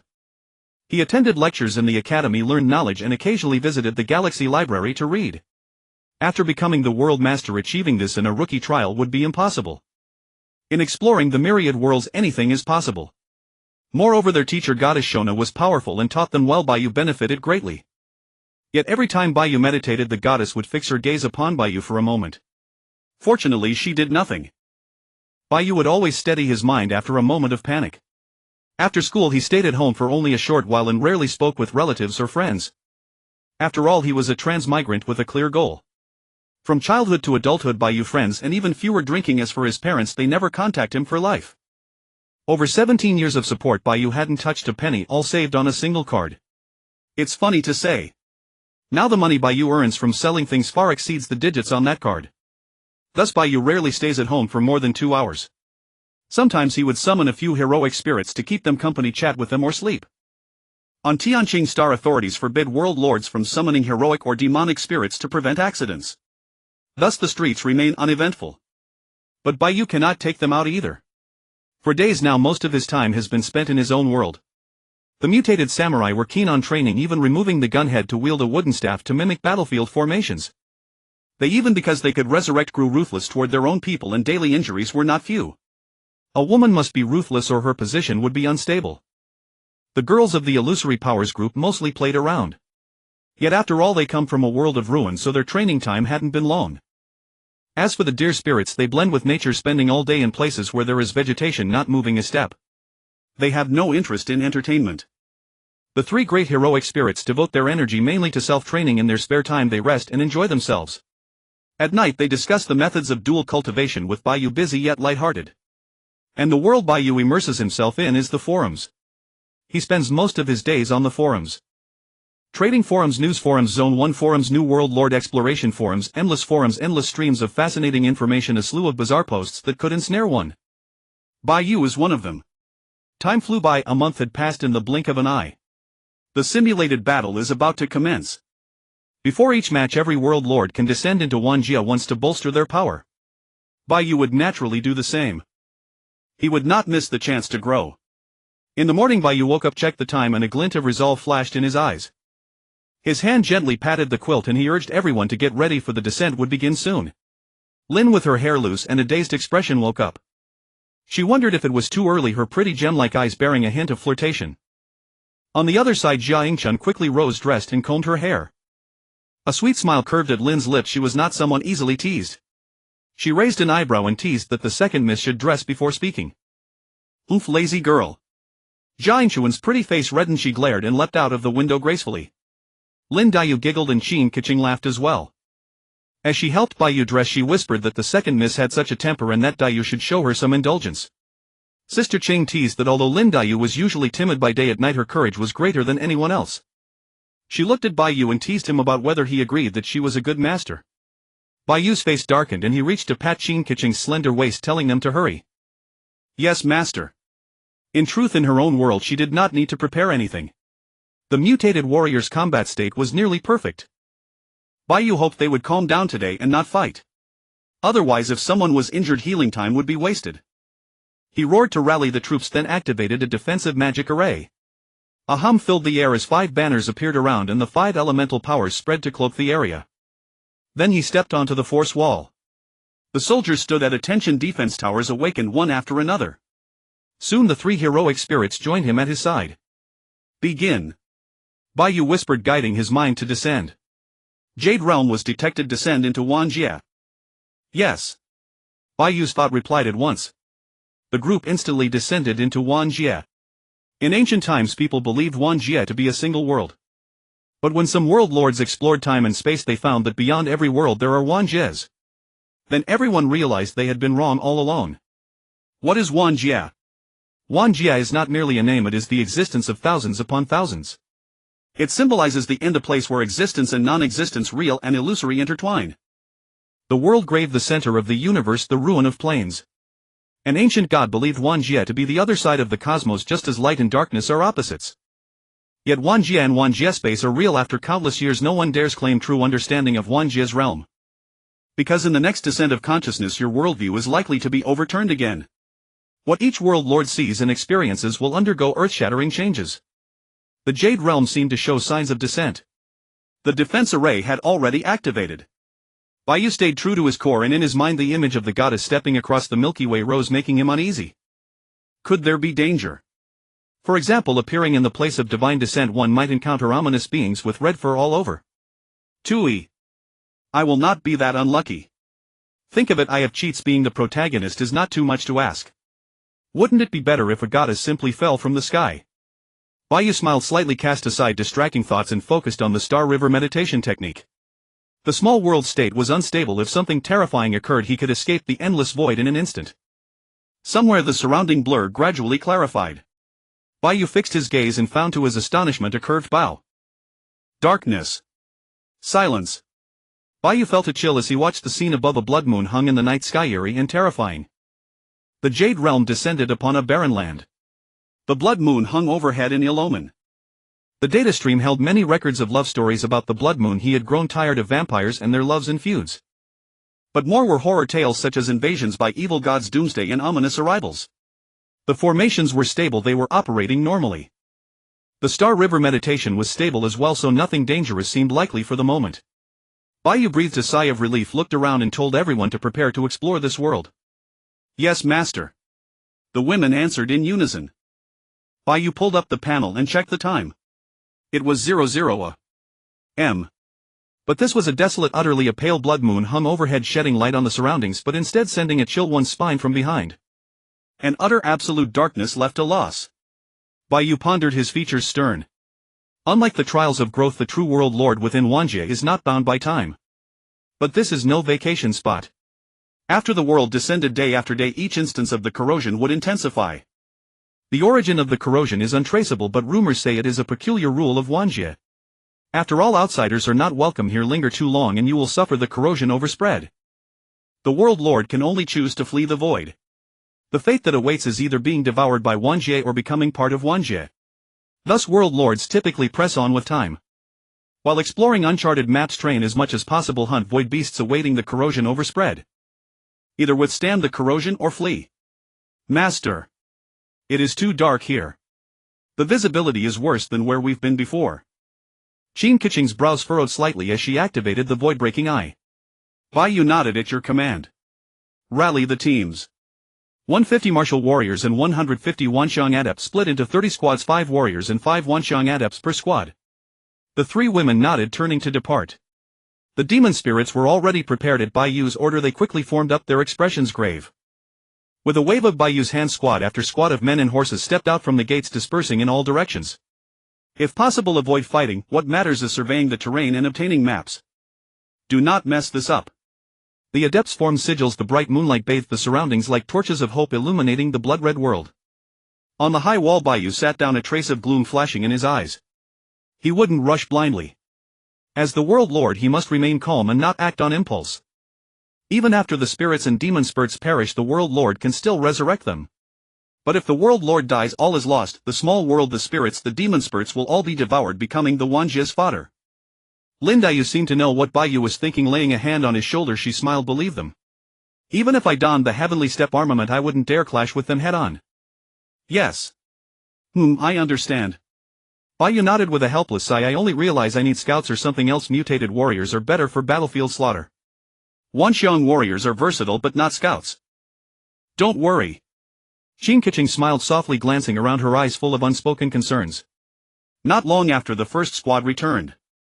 They found a withered forest under the blood moon. It looked grim and eerie, the trees heavy with dark aura concealing some enemy units. Many of them.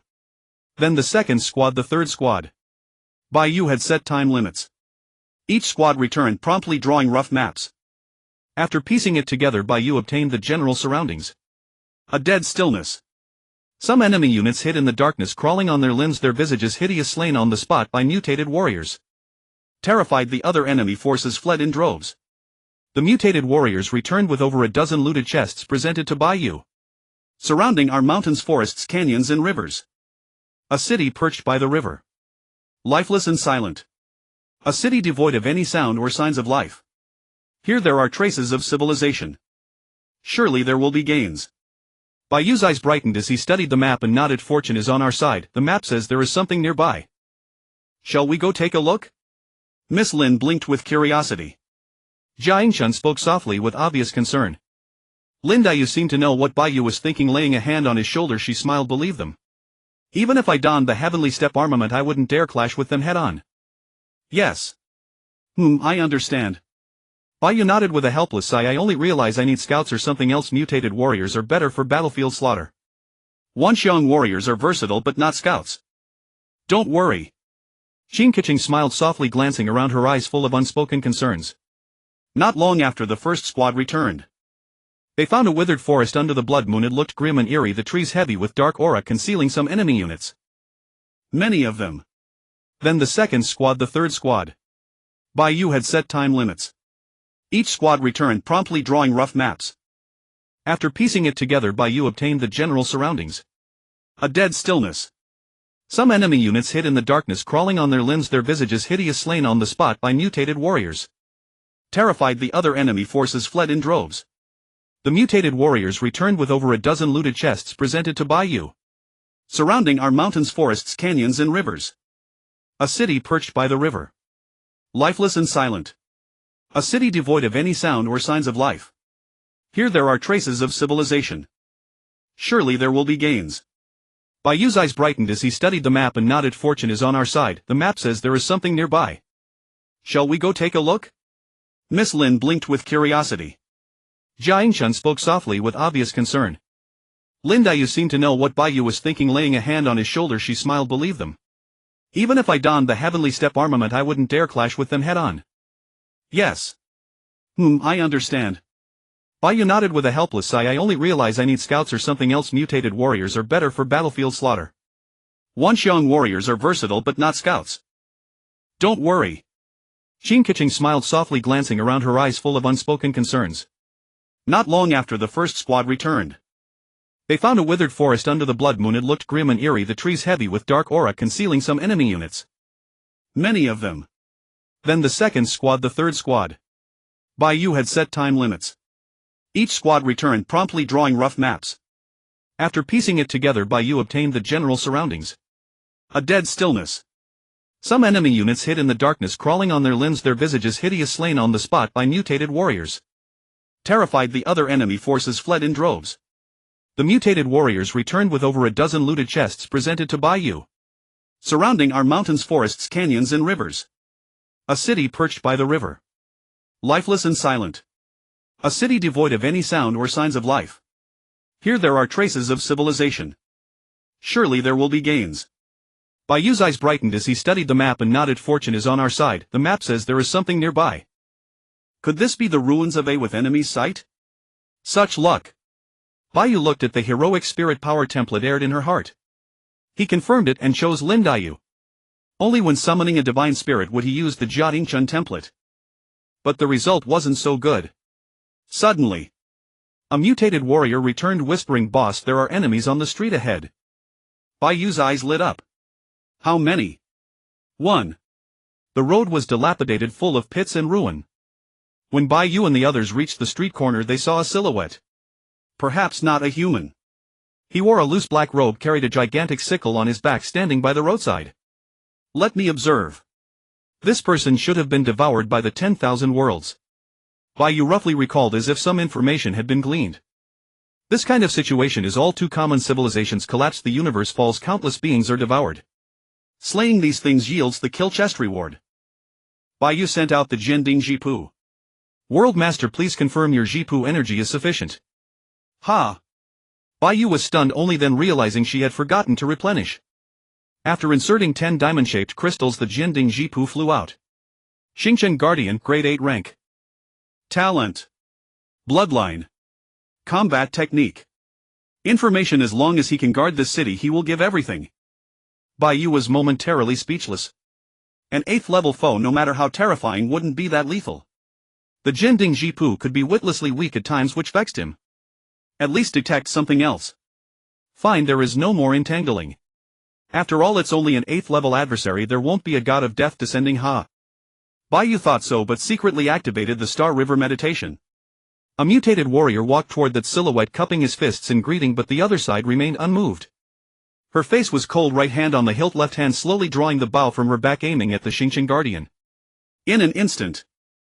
Whoosh! The sound of a snapped string rang out, crossbow bolts tore through the air, passing through the black-robed man. Crack! The black-robed man's body was punched full of holes, yet no blood flowed. He raised his head, turned toward them, revealing an aged face. It was a face that looked human, yet his chin bore starry patterns forming a mystical emblem. And a blood hole gaped in his brow. He remained silent, merely watching the mutated warrior's back, step by step advancing toward her. The mutated warrior remained unafraid, calmly drawing the longbow from his back. Continue the assault. Arrows usually come in bundles of 10. Once used up you can craft more at an armory. In the Jade Realms weapon base a bundle of crossbow bolts costs only 1 world stone. So the mutated warriors are not stingy with their arrows. Whoosh! Whoosh! Bolts shot forth, leaving bull-sized holes in the black-robed man's body. Yet the opponent remained as steady as a mountain, unharmed.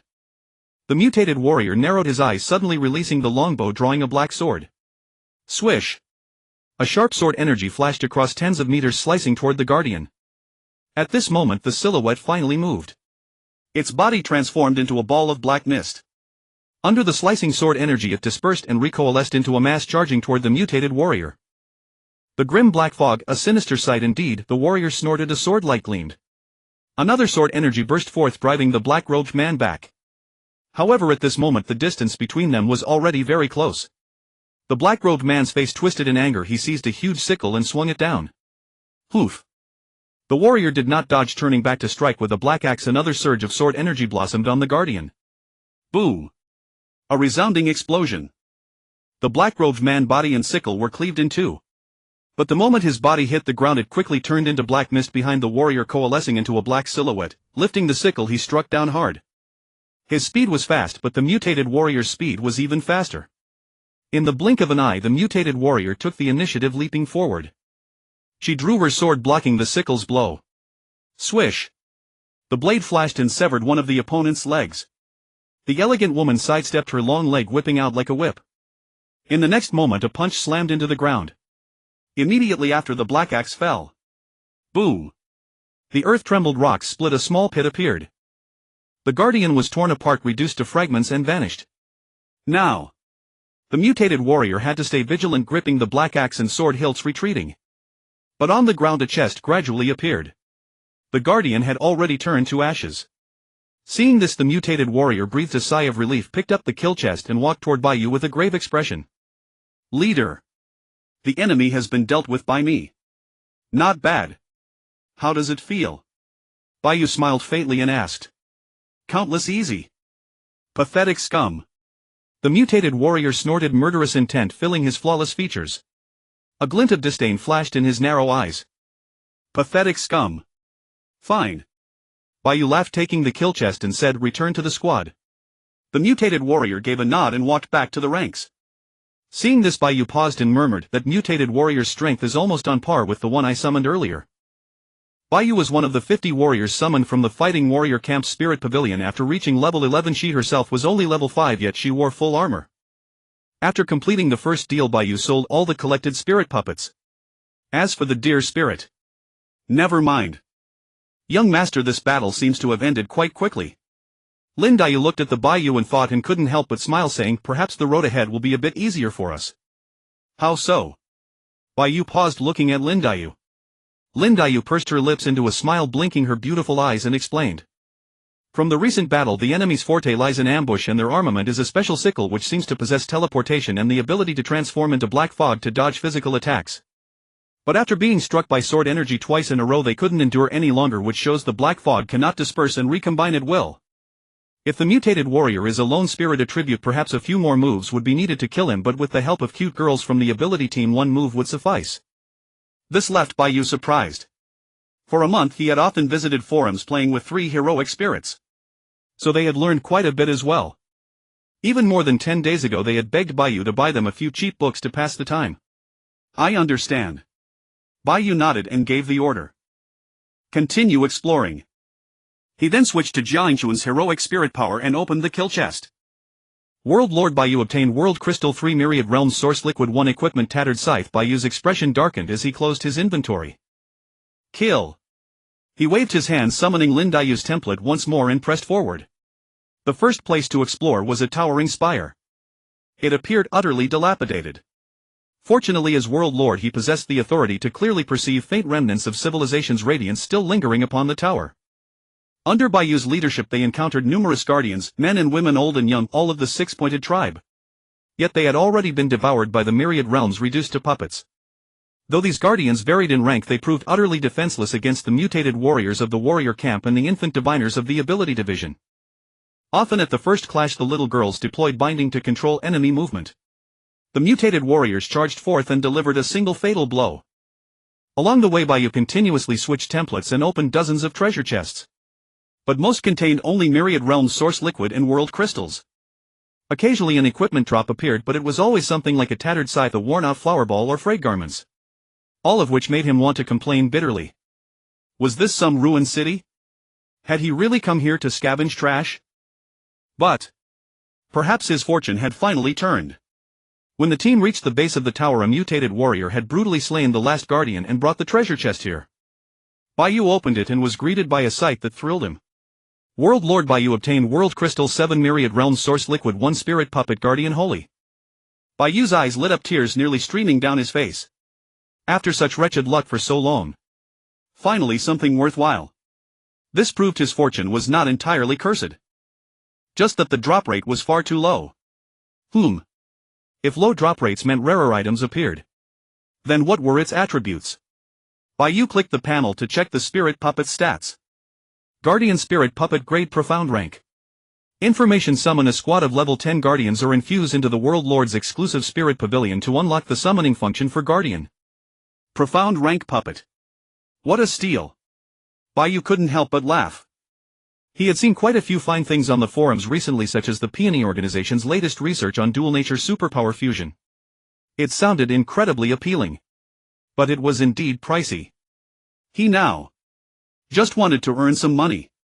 We have arrived, my lord. Shin Kiching reminded softly. Her gentle voice pulled Bai Yu back from his reverie. He glanced at the tower and said solemnly, let's go in. Kill all the enemies. Yes. Teams rushed inside one after another. The tower's remaining structure was but a third of its original form, yet still remarkably tall. It had perhaps only 7 floors left. Still standing nearly 50 meters high, its once glorious history seemed to echo from its walls. Now it lay in ruins, stripped of its former splendor, instead draped in an aura of desolation. The number of guardians within the tower was considerable, but against the heavenly grade spirit puppets these guardians were no match and were quickly swept aside. Along the way the spirit soldiers discovered new enemies. They were profound rank guardians and leader guardians. They were far more powerful. Having been reinforced by the rules of the Myriad Realms, their strength far exceeded that of ordinary spirit puppets by more than half, yet they were still annihilated by the combined assault of the mutated warriors and the girls of the ability division, with none escaping. Before long Bai Yu led a group to the 7th floor. A young diviner ran over her small face grave. Even when she spoke in her soft voice it could not diminish her dignified bearing. Lord of the realm. Let's go check over there, something seems amiss. I know. Bai Yu gently pinched her cheek and wrapped his arm around her slender waist as they walked over. Soon everyone arrived at a raised platform. This was the tower's summit, already completely destroyed and utterly bare. Upon the platform a figure clad in white robes knelt on the ground expressionless. His partially humanoid face was twisted, and though his hollow eyes could still convey his terror. As if he had witnessed something unbelievable. Lord of the realm, there is an invisible barrier on the platform. Even the warrior sisters cannot break through it. The girl deflated slightly, gently shaking Bai Yu's arm as she spoke in a soft voice. Then she pouted, seemingly frustrated with herself. At that moment a mutated warrior approached, saluting with clasped hands, and said solemnly, "Chief, I can confirm this is not an ordinary protective barrier. It is exceedingly difficult to breach. Shall we deploy a formation?" Bai Yu's brows furrowed. The mutated warrior nodded and said, "We've already tried. When we formed our military array and attacked head-on, we still could not pierce that invisible wall." No way. Not even the military array can break it. Bai Yu pondered briefly. The mutated warrior's formation charge even Lin Yu would not dare face head-on. If such a formidable enemy truly existed, he would simply turn and leave. Yet recalling the previous guardians, while their strength was decent compared to other races, they were still far inferior. Their boss shouldn't be this powerful, should it? Besides, this place. Could it be because of the ruin's radiance? His jade-like eyes flickered. Before his first official descent into the Myriad Realms, he had merely skimmed through some knowledge and noted key points. The actual situation would surely be far more complex than what the information flow had recorded. Let me take a look. Bai Yu stilled his mind and began to activate the microcosmic core of the World Lord. His mind shuddered violently, and that invisible barrier seemed to grow clearer. Faint traces of the ruin's radiance flickered upon its surface. Bai Yu stepped forward a few paces, examining from left to right. This was indeed a product of the ruin's radiance. Mysterious world structure. Information solved the fate illusion of the lost civilization, and you shall earn the recognition of the ruin's radiance. Is this a world structure? Could it be this tower that resembles the Tower of Babel? Bai Yu bowed his head in deep thought. My lord, what is happening? Lin Yu approached, her gaze slightly narrowing. The aura of devouring circulated within her palms as if she wished to strike. Attacking it is pointless. This is merely a trial stage. As long as you pass through, you shall obtain the treasure. Bai Yu explained in as plain terms as he could. Hearing this, the girl's eyes brightened with sudden understanding. Leader, let us give it a try first. A squad of mutated warriors stepped forward, their expressions solemn as if willing to die for Bai Yu. Bai Yu shook his head with a wry smile. It is but an illusion. No one will die, rest assured. Yes. The girls withdrew. After instructing everyone to exercise caution, he stepped forward and touched the ruin's radiance. The vision that followed was exactly as he had expected. Upon the raised platform, that eerie figure in white robes turned its head and stared straight at him. From the miniature world, countless subworlds reassembled across the 10,000 realms, and a city of the Lu Mangzu sank into endless scorched earth. At last darkness descended to devour them all. Bai Yu's gaze shifted. The luminous shield dissolved into ripples of water, scattering outward in a sudden surge as a tidal wave swept the heavens and the world. The once ruined city struck by the waves was restored to its former vitality, transformed from a dark death city into a vibrant, thriving metropolis of exotic peoples. The world will eventually come to an end. The world is doomed. Sunset fell, the moon vanished, the sky was swallowed by darkness, and the earth was threatened by endless black mist. The white-robed high priest roared, lifting his staff high, declaring that they would not yield and that they would crush the claws of darkness. Charge now. Slay. Fight for the light. A countless multitude roared, their blood boiling with fury. Armies surged forth, sweeping out of the city gates. This was a land of charred earth. The sudden arrival of a city of life disrupted the calm. Many monsters crawled from the darkness, their greedy and ferocious eyes fixed on the unfamiliar beings. With countless lives lost, the Lu Mangzu within the city began to counterattack. The battle raged on. Boom! The mages rose into the air, countless fireballs and fire serpents lit the surroundings. Creatures in the darkness wore savage visages, their hooves pounding. Their bodies, formed of black mud, resembled rotting corpses, yet exuded an intangible killing intent. Shield-wielding warriors roared as they cut down enemies, casters lit flames to burn away the darkness. The army surged like a tide, the Lu Mangzu were gradually swallowed by the darkness. Endless enemy units finally wore down the city's defenses, slaughtering Lu Mangzu warrior after warrior. At the critical moment, inside the city, a 7-story tower erupted in brilliant light. The white-robed high priest stood on the platform, staff in hand, shouting that they were the children of the stars, never to perish. Then the tower raised an elemental ring. 7 elemental powers surged forth, converging into a pillar of light that shot into the sky, driving away the darkness. This radiance swept over Bai Yu and the others as if it had broken through the barrier of time, letting past and future meet in the same spacetime point. It sent them back into the past. The horn blasts and explosions, once constant, faded away, and the roars of the Lu Mang Zu and the dark beasts disappeared at this moment. Bai Yu appeared instantly, drawing attention. Though their numbers were small, their sudden appearance occupied a corner of the battlefield. All the Lu Mang Zu warriors and the dark monsters turned their gazes toward him. The scene included Sandthorn tribe warriors and other diverse peculiar professions with powers ranging from weak to mighty. There was even a level 32 boss wielding a colossal sword whose strength could shake the earth. At that moment Bai Yu gleaned some information from the illusion. Mission: resist and destroy the enemy that once wrecked the Lu Mang Zu city. Success reward: Babel Tower. Failure penalty: misfortune doubled. You may attempt again. Bai Yu narrowed his eyes, his gaze on the battlefield like a wolf's. Stand your ground. Go meet death willingly. Charge. Now. The soldiers leaped into action. The Wanxiang Jabor magical implements suspended in mid-air. The mutated warriors formed up black axes like a forest, black swords poised, bows drawn. On the battlefield the Lu Mang Zu were few in number, only a few hundred, while the dark beings numbered over 10,000. The numerical gap was vast. If it were an ordinary world lord, he would have cursed and abandoned the challenge long ago. Yet Bai Yu's legion had endured more than one 10,000-strong battle in its formative trials. Formation. Gale. A warrior cried. Her form moved like a 9-day gale, a blur too swift for the enemy to track. Arrows rained down, cutting down every dark creature on the ground. Swish. A blade flashed and hundreds of monsters were cleaved in two. Wind blade. The warriors formed up, swinging their blades, tearing apart whatever stood before them. In an instant they ripped open a gap in the dark tide and charged forward. Bai Yu's face twitched as he watched from behind them. The gap in power was too great. Go fight freely.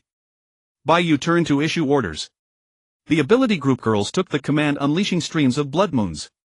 300 blood moons rained down, tearing enemies apart.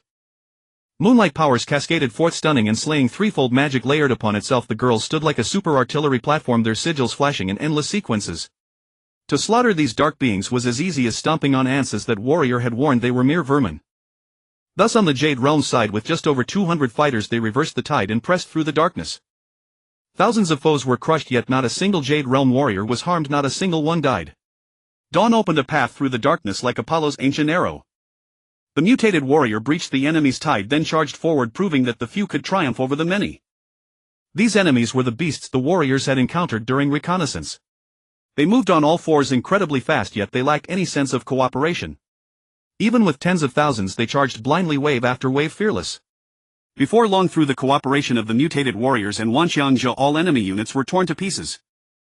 Nevertheless, the Lu Mang Zu fighters were all wiped out. The battlefield lay desolate. We did it. Bai Yu watched the returning soldiers, a hint of a smile on his lips, then turned toward the tower. Unlike the desolation around it, the tower stood sacred and intact, 7 rings hovering around its exterior, simmering with elemental power. Then outside, black mist surged, the dark forces reappeared in greater numbers.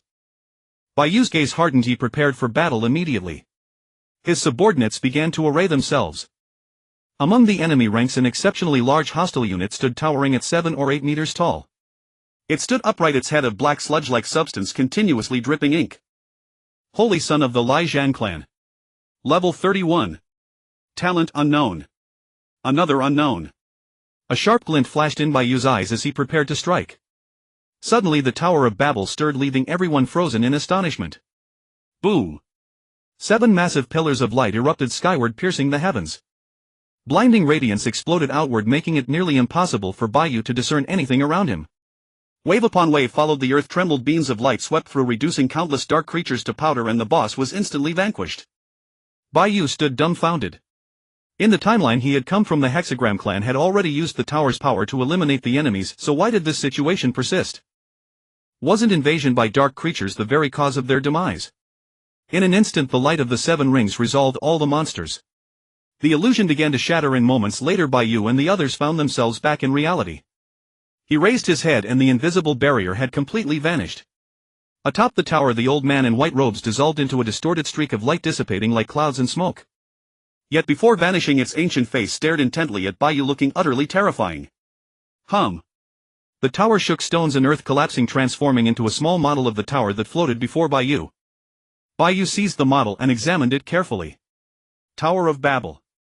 Bai Yu nodded and remarked with a sigh, "Tisk, what a shy tower," refusing to reveal the slightest information. Could it have developed sentience? But this certainly had to be kept for himself. It was already a type of defensive tower, and combined with the Golden Finger's devastating abilities, it would become even more formidable. As soon as he placed the item into his backpack space, he felt a stream of information flood into his mind. World Lord Bai Yu, current misfortune 1. Hint: the longer you remain, the higher it will continue to rise. Bai Yu nodded without giving it much thought and turned his gaze toward the dead city beyond the tower. The second beam of light originated from a seemingly ordinary house. Leading his team downward, they encountered guardians along the way. After dispatching nearly 200 foes, he had grown numb and no longer wished to watch. Soon he entered the ruined house where a package awaited. No need to clear levels. This bonus stage is wonderful, bring on more. Bai Yu immediately used spirit power to open it. World Lord Bai Yu acquired World Crystal X658 Myriad World Source Liquid X256 Armament Sharp Sight. Current misfortune 1. Bai Yu glanced at the armament's attributes. An 18th level yellow grade armament with the sharp edge talent capable of shearing iron as though it were mud. Although he had long since outgrown yellow grade equipment, it was still a modest fortune and he naturally would not squander it. Continue. Within the dead city, 7 beams of radiance appeared in total. The first level reward Bai Yu obtained was the Tower of Babel. The second, third and fourth levels were comparatively ordinary. The harvest was not substantial and nothing particularly extraordinary stood out, though each beam of light carried the negative effect of misfortune level 1. With his current strength, he harbored no fear of such misfortune whatsoever. He pressed deeper into the dead city for further exploration. A city already reduced to ruins naturally offered little in the way of collectible resources, so Bai Yu wasted no more time and headed directly toward the remaining sites where the radiance shone. Soon he arrived at the 5th location, which had once been a temple. The towering sacred structure had already succumbed to decay, with an ancient bell still hanging above. Bright Moon Grand Hall. Bai Yu pushed open the door and stepped inside. Soon certain visions materialized within the ruined temple, figures of priests clad in black robes. Their levels ranged from 12 to 20, lacking in combat prowess but possessing extraordinarily high survivability. The mutated warriors spent several minutes clearing all the illusions from the Grand Hall. Immediately afterward, Bai Yu collected the radiance. World Lord Bai Yu acquired Demon Spirit Puppet Bright Moon Priest. Current misfortune 1. Another puppet template. How impressive. Bai Yu lowered his eyes, secretly envious. Could it be due to Jia Yingxuan's fortunate aura? Actually, upon closer inspection, the Bright Moon Priest shared grade as the Guardian, both at the mysterious tier level, neither high nor low, yet absolutely not inferior. The rewards were excellent. His spirits lifted and he hastened toward the 6th location. Along the way he dispatched another 100+ guardians before arriving before a thoroughly dilapidated structure. As Bai Yu approached and gathered the radiance, he heard 7 distinct sounds. Bang. Bang. Bang. Be on guard. The women all turned their heads sharply toward every direction. The mutated warriors drew their weapons and formed a circle, sealing off every angular approach. The young girls from the Special Ability Division likewise formed hand seals, their expressions grave. However, the bell tolled 7 times, yet nothing occurred. The site's radiance transformed into a small architectural model hovering before everyone. Bai Yu stepped forward and seized the model. World Lord Bai Yu acquired World Structure Voice of Time.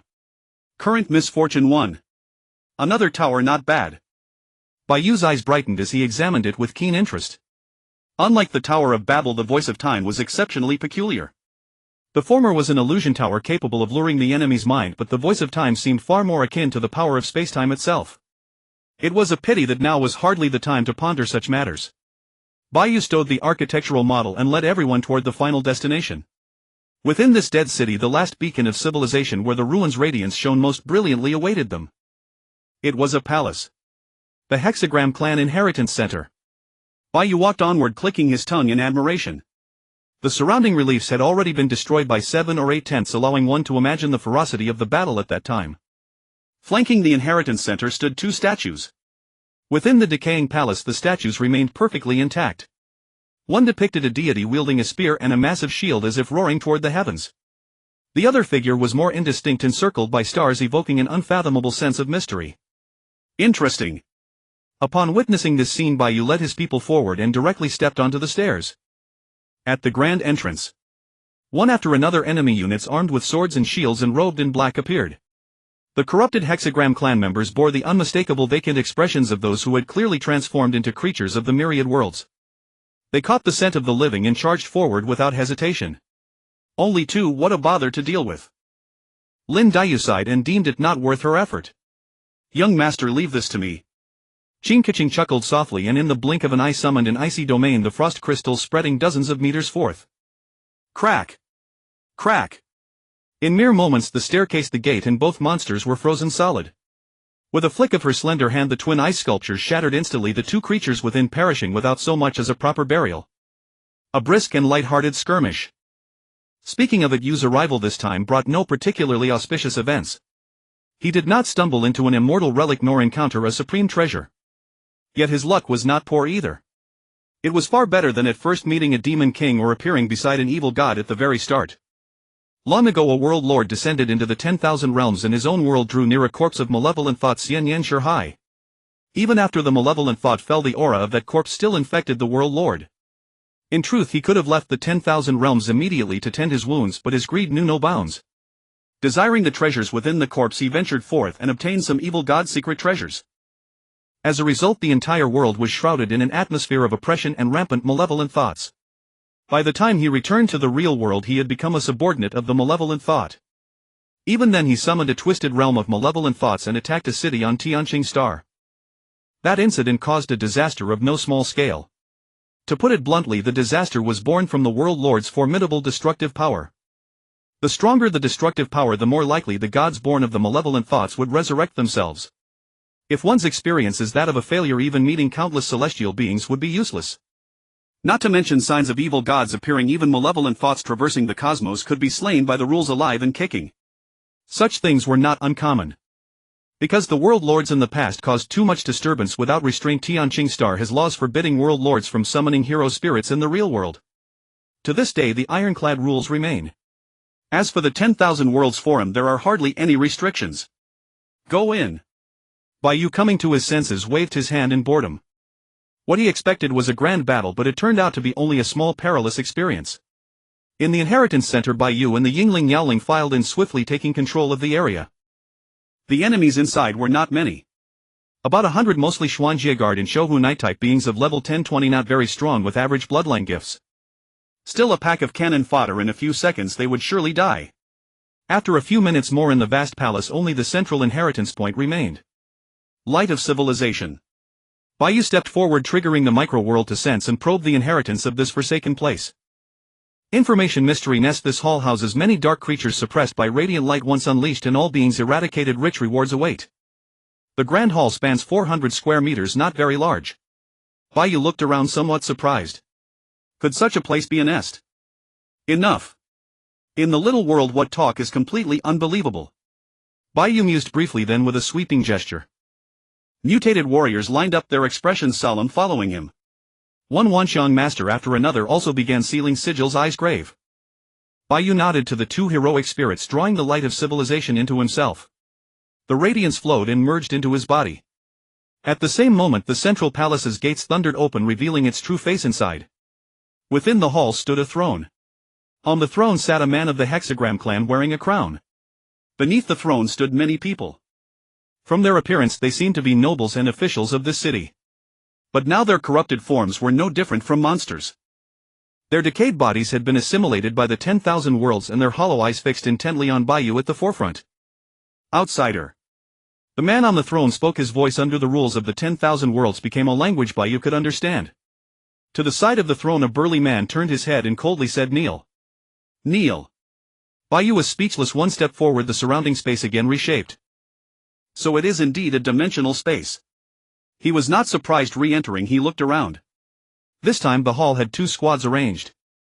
All of them were Hexagram clan people. An army from the illusion. With you bunch of waste, you think you can fight me? Bai Yu's expression twitched as the heroic spirits and soldiers behind him stepped forward. At that moment the burly man roared disrespect to the king. Damn you! Two fully armed soldiers walked to the hall doors with blank expressions. From their movements Bai Yu knew this inflexible king intended to kill him. Xuanjie Guard Knight Commander Level 20 Talent. As the king's personal guards, these two knight captains were immensely powerful in life. After being swallowed by the 10,000 worlds, their power surged, looking quite terrifying. Yet they hadn't moved close yet. A blood moon hung high and suddenly descended. Boo! Boo! Boo! The Xuanjie Guard Knight commanders could endure 1 or 2 rounds of attack, but not a dozen. Before they could take a few more steps, they all died on the ground. Disdain the king. Damn! Damn! In the hall, all the nobles and officials turned their heads, faces cold as ice. The burly man walked to the door and waved. The Hexagram clan army strode out, merciless as assassins heading toward Bai Yu. Hexagram Knight Commander Level 30. Talent. Second in command. Bai Yu watched with interest. Once everyone was present, he spoke. Go. Nod. Next moment, thunder boomed. One mutated warrior after another, charged with spears and sigil magic, descended from the heavens. The two armies collided. Kill. Sword chi bindings, throws. Bronze masks looked like specters and grim gods. The warriors moved with amazing speed. Black battle axes swept the ground, slaughtering Hexagram knights, breaking through with ease. Although their levels were not high, the Heaven-tier origin and the army's formation gave them the absolute upper hand. War between the armies was brief. It was time for the mutated warriors to unleash their might. Once the phalanx opened and combat arts flowed, they became merciless harvesters. Wherever they went, they showed no mercy. The world trembled. The opponents numbered many times more than the warriors, yet they were driven to the brink of defeat. At a critical moment, the second-in-command boss roared, raising a token high. Form. As the words fell, Hexagram clan knights roared and formed a formation, charging forward. Several mages gathered at a distance, beginning to chant spells. Good grief, so many tricks. Do you think I have none? Bai Yu gave the order. The psionic squad's girls also stepped forward, their hands quickly weaving sigils. Crimson moons rose one after another, striking through the void. The mages were still chanting, but moonlight blocked their spells. Most of their sorceries were interrupted, and elemental backlash sent them tumbling from the sky. They would likely be severely wounded. But after all, they are only monsters and do not require life energy themselves. So they quickly rose back into the sky, casting spells anew. Seeing this, the Wangxiangs of the ability group also joined the battle. Various long-range sigil blasts erupted. Although in number they were far fewer than their opponents. Yet through triple casting, the psionically gifted girls still unleashed considerable power. One after another, bright moons descended from the sky, stunning the soldiers. Crimson light from the blood moon shattered the monsters' bodies and bound the mages. An instant eruption followed, fierce beyond measure. It began with the clash of formations, then a sky full of spells. The battle lines parted and the armored warriors roared great wind and charged in waves. Despite being outnumbered, they still displayed unparalleled combat might. By contrast, they were the protagonists. The bronze masks were ancient and ferocious, wielding long spears and ebony swords within 5 feet. Everyone could feel the warriors' murderous aura. Power, speed and morale, the situation was clear. They had the upper hand. Qin smiled slightly and said that, Master, it seems our soldiers are formidable indeed. Lin Daiyu frowned, seeming to have another view on this matter. Bai Yu was about to speak when a glint in the corner of her eye revealed that the mini-boss had moved. He raised his spear and shield, leaped hundreds of meters to intercept the escort of Qin Rui Wang. Daiyu. Bai Yu narrowed his eyes. After all, the opponent was a level 30 great monster, a charge which of several mutated warriors aside. His spear burned with fire and his shield gradually wore a coat of rock. This was clearly power beyond mortals. This is the Hexagram tribe general. In life he was immensely powerful, and after death he became a hound of the myriad worlds, more terrifying still. Just as it raised its spear to pierce the formation and create an opening for its side, a swordlight flashed.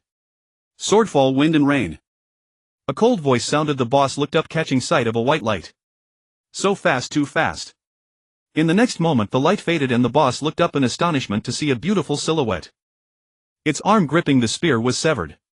Sword immortal, sword falls 9 heavens. Bai Yu saw this and felt a stir in his heart. Since Lin Daiyu changed her class, Bai Yu had passed swordfall 9 heavens to her. Her strength had surged greatly, not only in the martial arts she studied but in other combat arts as well. Lin Daiyu, profession Wing Chun, true transmission disciple. Body 4225, base 240, martial skill 160, world attribute 1000, armament 25, bond 200, soul 50, 10, base 300, martial skill 180, world attribute 1000, armament 10, bond 200, martial art Tianqing style. Skill swordfall 9 heavens. Information: Lin Daiyu cuts with a single stroke and mountains and rivers are shattered. As Bai Yu's principal heroic spirit Lin Yu owns the most heavenly tier armaments, even the golden armaments dropped by trial bosses if Lin Yu can wear them will be equipped for her. Meanwhile her martial arts and techniques had risen to a certain level. Swordfall 9 Heavens is indeed heavenly grade martial art, and with the enlightenment boost from the Tree of Fate she can rise a level in a day. Unfortunately later it would take days to rise a level and the experience required grew ever larger. But with daily enlightenment she soon reached level 6. Swordfall 9 Heavens under the blessing of the Yin nourishing blessed ground and Jiangquan's attached bonuses had reached level 10. Its might had grown terrifyingly high. Bai Yu. You are terrifying. Tianqing could not help but marvel. She could tell how formidable the enemy was. After all, they were 20 levels behind. Yes. By the way, Bai Yu's eagerness for battle is so intense now. Bai Yu's expression was odd. Once she appeared delicate, now she had become a little tyrant. Infiltrator. The mini-boss roared, flesh writhing on its arm as a new limb sprouted. Then it stepped forward and the earth cracked. A terrifying shockwave swept toward Lin Yu. The ground trembled. Shatter mountains and rivers. Lin Yu's gaze turned sharp. Devouring power swirled around her as her mighty martial mind and brutal techniques fused, radiating brilliant light. Slash. The sword light could be seen with the naked eye. In an instant ripples shattered. Ah! The mini-boss cried out, another arm severed. It quickly regenerates, flesh roars, and its body swells 7 or 8 times, turning into a giant. Howl. Die. It grabs a few hexagram tribe warriors beside it and swallows them whole. The blood and flesh monster grows larger, its oppressive aura becoming stronger. Its blood energy, strength and soul power keep rising, seemingly to metamorphose into an even more terrifying monster. Seeing this, Bai Yu frowned and changed the hero spirit power template to Lin Yu, hoping to lend her a hand. Although the hero spirit power template only grants spirit attributes and is not worth so much, the body had already reached 4,225. With Swordfall 9 Heavens her power would be terrifying at level 10. Yet before he could take a step, everything that had happened told him he had overestimated. Sever life and death. Point at the gods and ghosts. Slay destiny. The fifth form continued. The boss's body split into quarters, its soul shattered, and it collapsed to the ground. Clean up the small monsters as well. Bai Yu smiled helplessly. Lin Yu stepped forward with excitement and unleashed Slash Wind Moon, quickly taking down several hexagram tribe knights. Tianqing also smiled, joining in to scour the battlefield. The opponent's mini-boss is dead. Yet the one who should have become the great boss on the throne still has not appeared from the hall. The boss appearing on the opponent's side had already sealed the fate of this game. 10 minutes later the hexagram tribe army lay utterly defeated. Hero spirits and soldiers returned with one loot chest after another, their faces lit with joy. Victory was theirs. This over-level battle was not very difficult. Only a few were injured. 2 psionic girls, due to casting spells too hastily, bled internally. 7 mutated warriors were lightly wounded. But they did not mind, just as a warrior's will is steel. These minor injuries were of no concern. Great power comes from iron will. After the mutated warriors were injured, they looked indifferent. The 2 psionics, however, were already in tears, biting their lips and not speaking. Just by looking at their pitiful little faces, Bai Yu felt a surge of pity. Internal bleeding should not be underestimated. To prevent further harm, Bai Yu had the 2 girls follow him while he went to question the injured mutated warriors. A minor surface wound, leader, there is no need to worry. The cold beauty spoke with an air of nonchalance. The other warrior raised an eyebrow and added, leader, rest assured we still have 1 battle left in us. Not painful. Bai Yu's face twitched. If not for the mutated warriors' formidable physiques, a single blow from the boss would have shattered the earth within a 100-meter radius. I feel no pain, sir. Several women bore injuries, their armor stained with blood and bones broken. 2 had limp arms, unlikely to function again anytime soon. Watching this, Bai Yu sighed helplessly. He had them bandaged and administered some Thousand Realms energy essence whose healing effects were extraordinary. Yet it couldn't resurrect the dead. Injuries needed time to heal. Moreover, 2 mutated warriors had suffered severe wounds. They never feared death or considered self-preservation. They refused treatment, believing their leader could resurrect them. At worst, they would die in battle. Bai Yu scolded them sharply, finally quelling their eager spirits, and moved to the rear of the formation. Once free, he finally had time to observe the Grand Hall. In that moment chaos reigned within. The air itself seemed distorted, as if time and space had fractured. The aristocrats of the Hexagram clan wore expressions of sheer terror. Yet nothing they clamored about concerned him. The entire army is destroyed. Darkness has fallen. We are the children of the stars, why would the constellations forsake us? The Hexagram clan members could scarcely believe it. Time itself seemed warped, leaving everyone in bewildered turmoil. Bai Yu raised a hand signaling the women to prepare. Soon the grand hall transformed once more. The monarch seated upon his throne could no longer tolerate the squabbling among nobles, rising with a thunderous roar. Silence! What a pack of fools, he bellowed. The stars abandoned us long ago. With a deafening shout he drew his royal sword and pointed its tip toward the heavens. Behold! Good heavens! Indeed, the world was engulfed in absolute darkness. The stars had vanished, the sun and moon shed no light, and heaven and earth descended into utter chaos. A sea of darkness consuming the world. Despair. The monarch let out a howl of absolute despair, his eyes burning crimson as he intoned, "I shall descend into this darkness and uncover its deepest secrets." His appraisal servant darted forward and returned. Tagore Chang, race Hexagram clan, level 15. Class court swordsman. Objective: fight to protect. Bai Yu paused, then asked, "Can you appraise now?" Instantly the scene within the hall shifted. The nobles scrambled to flee, but darkness consumed them all. Under that overwhelming combat pressure, whether mage, warrior, or specialist, none could even struggle. The monarch marched into the darkness with his sword, summoning an energy unique to heaven and earth. When he reappeared, boom! The door left with a mere crack flung open. His face contorted, wielding a greatsword of living flesh, he advanced step by step. Tagore Chang, race 6, rune clan of all realms. Level 35. Class Berserker. Talent: bloodline power. Bloodline Berserker. Physique. Soul. Battle skill. Message: eternal night surrounds, plunging into the abyss. Still unsuccessful, Bai Yu sighed, confronting the monarch directly. From hundreds of meters away, standing within a besieged safe zone, he closed his eyes. The women cried out in unison, "Night Owl Formation." The formation's radiance converged into a colossal owl circling overhead. Though its glow was dim, it shimmered with an otherworldly purity. It swept away the surrounding terror and darkness before plummeting toward the monarch. "Ah!" The king screamed as his massive form shattered, yet limbs regenerated instantly. Flesh surged and mutated into a pair of horrifying battle axes. His eyes burned crimson, despair and fury warring within. He roared forward, facing them all alone. Driven by boundless resentment and bewilderment, his burning blood coalesced into a raging bull that shook the earth. Leaping 100 meters like a masterpiece carved from jade, this boss dwarfed the lesser ones before it. Yet Bai Yu remained unmoved, rooted like a mountain. Qin Keqing activated, her void-piercing eyes marking their target. Then they struck as one. Sword descends from the 9 heavens. Devour. Summon thunder domain. Gale formation deployed. Bind. Thunder crashed, swords flashed, moonlight snared, lunar tide surged, sword chi cut, waves of attacks rained down like a storm. Bai Yu opened his eyes, showing no trace of worry.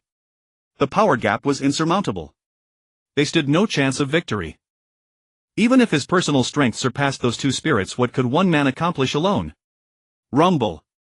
The great hall shattered in an instant. The earth collapsed, sonic booms echoing endlessly. Streams of moonlight wrapped around the monarch as his black battle-axe struck and sword chi sliced through. Suddenly violet lightning erupted without cease. Another sword beam slashed forth and the devouring power exploded, instantly annihilating everything within a kilometer. Any previous boss would have been instant killed by such frenzied assault. Yet Tagore, wielding his greatsword, merely regenerated flesh from the bloody holes tearing through him. Coughing blood, his body a map of wounds, he activated his healthlock cheat and advanced step by step toward Bai Yu, every movement heavy with despair and rage. Yet Bai Yu could sense his fury, his desperate need to protect his people. The monarch charged forward, gasping, raising his greatsword as if to strike. Bai Yu's expression remained calm as his grip tightened on his longsword. Devour. A flash of sword-like clang. The blade pierced the monarch's heart. Terrifying true damage erupted, robbing him of his final strike. Eyes wide, the monarch's grotesque face was marred by scars and blood. But in the next moment he fell and rose no more. The heavens. Darkness. He whispered, his body crumbling to ash before transforming into a kill chest. Bai Yu gazed at the chest lying on the ground, speechless for a long while. Then after a moment he suddenly laughed. Soon after, the dimensional space collapsed and everyone returned to their original positions. Within the great hall, clusters of brilliant civilization light emerged, rewards from this great battle. This was the city's final remnant point. Young master. Lin Daiyu and Qin Keqing hurried over. The mutated warriors stood watchfully at the ready. Bai Yu waved them off and turned toward the collapsed hall. At that moment, orbs of light appeared throughout the hall. These were the rewards for slaying the boss's lair and the gathering point for all the relics' radiance. After all, this had once been the Hexagram clan's heritage center. Very well, let me see what treasures await. Many light orbs floated among the ruins. Bai Yu touched each one, counting 17 in total. 14 yellow rank chests, 1 special golden chest. Though there were no silver chests, each contained something of note. Under normal circumstances, the rewards from boss chests, as for special cases I won't mention them. Bai Yu switched to Jiangchuan's spirit avatar template, her eyes brightening as she opened the chest. World Master Bai Yu obtained World Crystals X300 Multiverse Source Liquid X800. World Master Bai Yu obtained World Crystals X250 Multiverse Source Liquid X520 Armament General's War Armor. World Master Bai Yu obtained World Crystals X2000 Multiverse Source Liquid X1500 Combat Simulation Data Take True Dagger. In total, over 9900 World Crystals and more than 5200 droplets of Multiverse Source Liquid of fine haul. Why not head back first and have Miss Jia Air open it for you? The lucky aura too can yield even more source stones. Anyway, we were headed home. This wealth isn't something to pass up. Having grasped the key point, she tucked the chest away and turned to leave. The dead city was as silent as ever. A blood-red moon hung high and not a single bird sounded. All along the way everything went smoothly. The dark creatures did not attack, perhaps still dormant. Or perhaps Bai Yu's misfortune-enhanced corrosion wasn't strong enough, so they chose not to strike. Anyway, a large group advanced from the ruins heading toward the Jade Realm. After arriving at the small world, the group felt a sense of relief. This is their home and the safest place in their hearts. A harbor for all. Bai Yu did not immediately fetch Miss Jia Air to open the chest. Instead, she carried the wounded soldiers to the clinic, laid them down and obediently treated their injuries. The medical center couldn't stay long. Bai Yu didn't bother with formalities and left quietly. Outside the building, a mutated samurai bowed and said, "Leader, during your absence you were attacked by more than 700 dark creatures of varying strengths.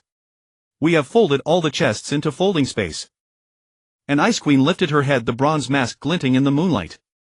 She spoke softly with little ripple in her heart. Indeed, 700 weak ordinary enemies, let alone a lone charge. Even if they swarmed the Jade Realm, the towers could wipe them out in one go. Facing the formidable firepower, net numbers held little meaning or advantage. Bai Yu wrapped her slender waist in an arm and walked while chatting. The samurai were tall, their prowess astonishing, their waists slender. It's hard to imagine how supple their bodies become in battle. They weren't particularly bulky, on the contrary, their figures were nearly perfectly proportioned. In truth, Bai Yu had visited many hot springs and knew these stunning beauties whenever they bathed wore tight outfits that accentuated their curves. It's a pity they're just demon spirits. Of course there are benefits too, this makes it easier for them to fight. After so long of training, they not only did not become muscle beauties, but their figures grew balanced, harboring immense strength within, capable of astonishing combat power even if not as bulky as muscular men.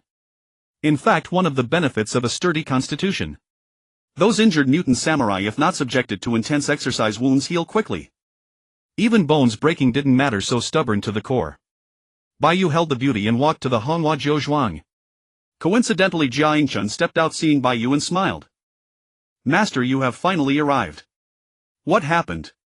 Bai Yu quietly loosened her grip. The mutated samurai stepped to his side, their faces grave. Samurai do not like to be indecisive. If given the chance, she would certainly become the leader's woman. "There is a guest." Jiangchun walked up to Bai Yu, bowing faintly. "Is this a human this time?" Bai Yu's face darkened instantly. Since the Honghua Jiuzhuang was established, more than 20 guests had visited. Compared to sacred rites, tavern-style buildings are indeed attractive. Yet, many were non-humans. Humans are not rare across the 10,000 realms. But compared to the myriad races, humans are far fewer in number. Honghua Jiuzhuang still welcomes all. Soft-bodied tribes, stone people, earth dragons, and so on. If it were monsters like cat-eared girls, Bai Yu could accept, perhaps even be pleased. But the problem is, cat people have appeared and they look nothing like humans, not even like the drawings from those old books he's read. The world is vast and the countless races numerous. Even within the same race, different worlds yield different appearances which Bai Yu cannot accept. Of course, if the rank were high enough, he could recruit them all. Yet most are of the profound rank. Occasionally there are ordinary and yellow ranks. Earth rank is rare. So much time has passed, he nearly gave up. It might be better to save up some money to spend at the sacred shrine. Surely heaven great spirits would appear. "Master, this time you will surely be interested." Jiangchun smiled warmly, her eyes flashing with a seductive charm that made one want to tease her. Bai Yu's eyes brightened with curiosity as she stepped inside. The inn was not empty. On the left another non-human sat nearby. Limb insect had 6 arms. These are the heroic spirits of the Mogu Zoo, their forms blurred in blue along the edges. On the chair to the right sat a small figure. That figure held a wine cup with both hands sipping and glancing around warily. It was clear that her guard was high. After Bai Yu chose observed, she glanced and nodded. She wore a Lolita dress with golden wavy hair. This was a woman of extreme unfamiliarity. Pure yet with a hint of seduction. Though she looked young, her figure was well developed and her dress nearly strained to the breaking point. "Fat Miss, I've brought our master here." Jia Yingchun smiled as she greeted. "Miss Jia, I told you I am Ai Li Si, not Fat Miss." She turned her head, her brows raised in a delicate frown, and harshly scolded in a vexed voice. When she saw Bai Yu, she seemed terrified, and the cup in her hand slammed onto the table with a crisp sound. She fumbled to lift the wine cup, the wine spilling everywhere, startling everyone in the inn. Ah! Ai Li Si stood up, a helpless expression on her face as she grabbed at her skirt. It must be said that when she stood up, her tall figure was revealed.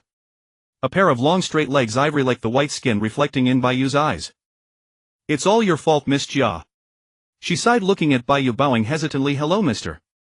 Bai." "Hello." Bai Yu, seeing her in such a mess, could not help but laugh, turning back. "Where did she get fat? Did you study Lin Daiyu?" "Of course she got fat, take a look at her there." Jia Yingchun fixed her gaze on Ai Li Si's upper body, her lips pursed, a touch of sourness and envy in her expression. Hearing this, Bai Yu regarded the two women with a thoughtful gaze. "That woman's figure exaggerated." "All right. At least Lin Daiyu isn't as good as you." Bai Yu smiled, trying to reassure Ai Li Si. Of the 3 heroic spirits, the most striking figure belonged to Tianqing, followed by Jia Yingchun. The least fortunate was Lin Daiyu. Her waist was slender, her legs long. "There's some truth to that." Jia Yingchun giggled, glancing around. Not seeing Lin Daiyu, she let out a light snort of laughter. Seeing this, Bai Yu shook her head, her gaze settling on the unfamiliar woman. "Hello. I am Bai Yu, Lord of the Jade Realm." "Hello, I am Ai Li Si." Ai Li Si clasped the hem of her dress with both hands, a wary glint flashing in her eyes.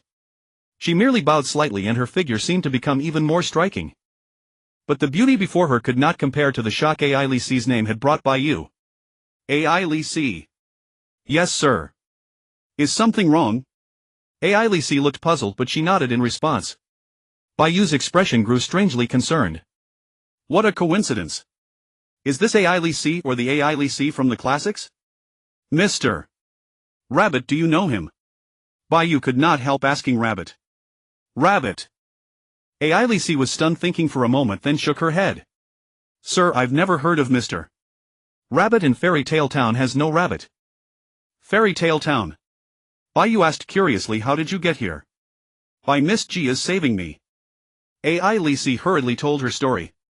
In another world she was a handmaiden in Fairy Tale Town, but not one who served a master. Rather, she was a weaver doing tasks like sewing and washing clothes. But beauty proved a curse. When she was still a child, she had not yet blossomed. People simply took her for a pretty girl. Because of her low status, no one bothered her. But as she grew older, her beauty blossomed. Even if she scrubbed her face with ash and dressed in thick layers, people would still fix their eyes on her. It was as if the mayor of Fairy Tale Town had set his sights on her. Without a word, he dragged her away to be his mistress. Ai Li Si tried to escape, but accidentally ran into the mayor's wife's courtyard. The mayor's wife seized her in a single grab. That woman was no saint. She shouted curses at the mayor and dragged Ai Li Si away, intending to lock her in the woodshed. To disgust the mayor, she even arranged to sell Ai Li Si. It was said she planned to sell her to a strange merchant who liked collecting beautiful women. Just as Ai Li Si despaired, the door to the woodshed suddenly gleamed with gold and splendor. She was dragged inside the woodshed by a group of burly men. Yet as soon as she stepped in, she found herself in this world, inside this Honghua Jiuzhuang.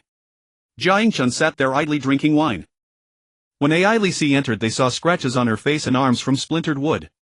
Jia Yingchun quickly led her to the hot springs to wash and finally gave her a set of clothes. And then Bai Yu arrived. Ai Li Si's gaze shifted slightly. There was an alluring aura about her even though she had done nothing. Bai Yu could hardly bear it any longer and cleared her throat. "The Mr. Rabbit I spoke of is a merchant with a collection habit." "HM. How do you know so much?" Ai Li Si was stunned for a moment. Bai Yu shook her head, smiling. "Don't overthink it. Welcome to the Jade Realm." Ai Li Si wanted to say more, but she kept silent, for she knew nothing of the attribute panel. After entering the Honghua Jiuzhuang, she had received some strange information. This attribute panel seemed to be intimately connected to her in some way. It must be very important. But Miss Jia is my lifesaver. If you have any demands, you may speak your mind. Ailisi bit her lip, a hint of sadness in her voice.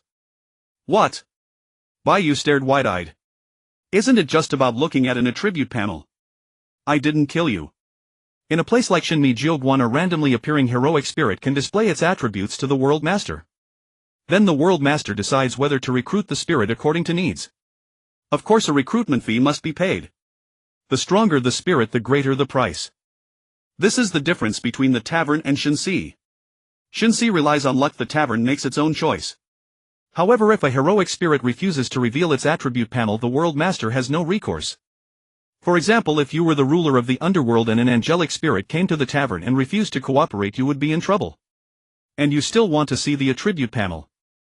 Usually a heroic spirit's attribute panel is visible.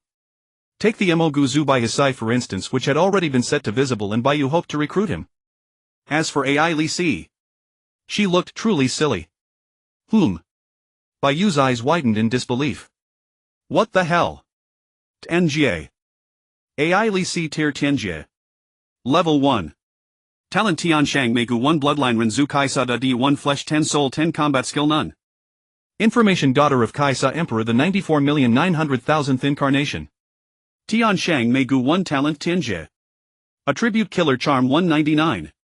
Information: A beauty who is a source of calamity. Kaisa Emperor rank Tianjie. Attribute: Locked Flesh 10 Soul 10. Information: The body of reincarnation and rebirth.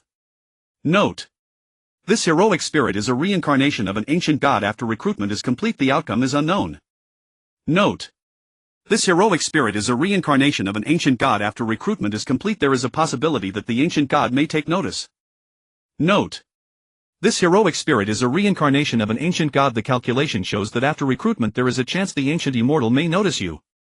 A cascade of red panels flashed up, painting Bai Yu's cheeks a bright red. Bai Yu was left utterly stunned. She was but a mortal, yet her bloodline could boost charm and carry negative effects. Moreover, the attribute panel indicated she was the daughter of Kaisa Emperor reincarnated. What's more, Ailisi's disappearance in her original world seemed to draw the notice of some ancient immortals. No one knows what might happen. Across the myriad worlds, countless immortals and gods. Bai Yu did not know what Gu Xian and Gu Shen truly were. But one thing he knew: immortals are terribly fearsome. Kaisa Emperor. I think I've heard legends about him somewhere. Some say he is the son of a deity, some say he is the eternal king, and others say he is a natural-born warrior. Different worlds hold countless myths about him. Bai Yu rubbed his brow, frustrated. Kaisa Emperor. If this ancient deity truly is as terrifying as he imagines, what horror lies ahead? In the information stream of Tianqing Star, it is recorded that Kaisa Didi's 9 children. He knows of 8 major planets and 1 star. Such an ancient, and her daughter reincarnates as Ailisi. If she were to be recruited, what consequences would follow? A vision rose in Bai Yu's mind. The next day, Kaisa Didi, Mercury the messenger, Venus the goddess of love, Gaia the earth goddess, Mars the god of war, Jupiter the supreme god, Saturn the agricultural god, Uranus, Neptune the sea god, and Pluto closed in on Bai Yu. Are you Bai Yu? I heard you are formidable. Bai Yu's face twitched, a sharp sting shot through. No way. An odd sound seemed to reach her ears. Bai Yu shivered, quickly banishing the vision from her mind. Young master. Jia Yingchun blinked and called out. Ailisi looked at the dazed Bai Yu, her face changing. Miss Bai Yu, am I making things difficult for you? Ailisi wore a sorrowful expression, tears glinting on her delicate face. I am only an ordinary person with meager strength. It is natural that you would look down on me, Mr. Bai Yu. Moreover, she and Jia Yingchun had talked for so long, and she knows what this place is. The all heavens and myriad worlds. The things she knew could ruin her worldview. Of course she knows that here she is but an ordinary person, not even worthy of the most common demon spirit. Yingling. How could she be an Yingling? In terms of status, she was only a maid in town. She looked around whether Jia Yingchun, tall women in black armor, were the mysterious adorable girls. None of them could compare to her. As for strength, that goes without saying. Not to mention fighting the enemy, even somewhat stronger women she couldn't beat. You're not an ordinary person. Bai Yu's lips twitched. Ailisi raised her head, a look of confusion. Bai Yu pondered for a moment, sinking into thought. The benefit of recruiting Ailisi is to gain Jusha melee. The so-called Jusha melee is like luck, an extra attribute. Everyone has their own charm. Charm is not only about looks and figure, it is also about temperament, conduct and methods. Once one reaches the transcendent otherworldly level, charm becomes a stat with great influence. Just as before, the lord of the undead world attempting to recruit angels would be a pipe dream. But if that world's lord possesses enough charm, it could even make the king of angels bow, let alone the angels.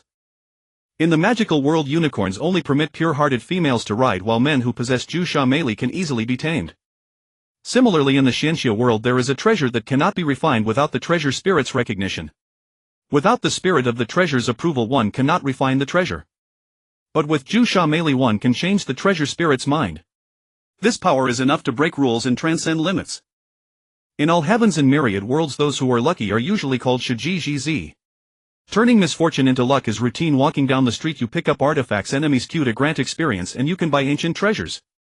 Those with high charm are called O Huang Jizi. When you want a drink, heavenly rain descends. When you sleep, clouds fill the sky. These two types of people are heaven's darlings. How astonishing that is! Of course, such people are rare. Most are prodigies who grow step by step through innate gifts. Ai Li Si's charm is 199, while Jiaing Chun's O Huang field is only 12 compared. What a humiliation! But on reflection, she is the reincarnation of an ancient god after all. Bai Yu's eyes glinted. He wanted to recruit her. Yet considering the unknown consequences, he hesitated. As the world lord of Tianqing Star, he naturally has backing. If external deities want to move against him, they must first breach the celestial beings on Tianqing Star. For countless years, anyone has had a chance to become a world lord. The strong have long transcended, crossing all heavens and myriad worlds to become beings of myth. If a fight truly breaks out, the result. Wait, why do I always think of the worst? Bai Yu suddenly returned to himself, tapping his forehead. This might not be a bad thing. But on this matter, perhaps I should go ask Goddess Sona. Bai Yu inwardly decided. Goddess Sona is the strongest he has ever met. Although her true power remains unknown, she can sweep a city. Even in Area 1, such strength would not be lacking. In the academy, rumors say she is a true god. You wait. I'll go ask Goddess Sona first. Bai Yu breathed a sigh of relief and spoke to Ai Li Si. Then he turned to Jiaing Chun. I'll leave this to you for now, I'll be back soon. With that he strode away. Watching Bai Yu's figure vanish, the two women were left in confusion. Ai Li Si's eyes were full of tears, her brows knitted softly. Miss Jia. Don't worry, the young master is a good man. Besides, with your beauty and figure, the young master will not give up. Just wait and see, you won't be able to escape. Ai Li Si's heart pounded, her pretty face blushing, lips bitten. The charm on her oval face seemed almost tangible, making Jiaing Chun ache with longing. Bai Yu strode to the Wanjie Forum altar and vanished. Seeing his back disappear, Lin Daiyu and Qin Keqing felt puzzled. The two returned to the red tile and puzzling over Bai Yu's true purpose. Wanjie Forum. Bai Yu glanced at his friends list, which showed only Sona Yu Haiyan and a few others. In the temporary friends list there were also previous trading partners. He was about to contact Sona. The panel suddenly displayed a prompt. Not just one. There were dozens. Yanxing Chamber of Commerce, Fu Tianxin Traveler, John Jiandong Elders. Applied to become your friends. A flood of information prompts, among them some were organizations, others individuals. He skimmed through them, their attributes were not low. Yanxing Chamber of Commerce, Fu Tianxin, Dear Chuan Miao, I would like to discuss a business deal that will profit everyone. I hope to contact you. Traveler John Chuan Miao, your name is truly beautiful. I hope to discuss the matter of demon spirit puppets with you. Trust me, you will be satisfied. Jiandong Elders, demon spirit puppets, if not yet used, please approve as a friend, otherwise. Everyone was discussing spirit puppets and trades with him. Undoubtedly, the flaw in the heavenly grade spirit puppet had already spread throughout the realm. Bai Yu paused, sighing inwardly. As expected of a heavenly grade spirit, even with such a glaring defect, there were still many who flocked to it just like him.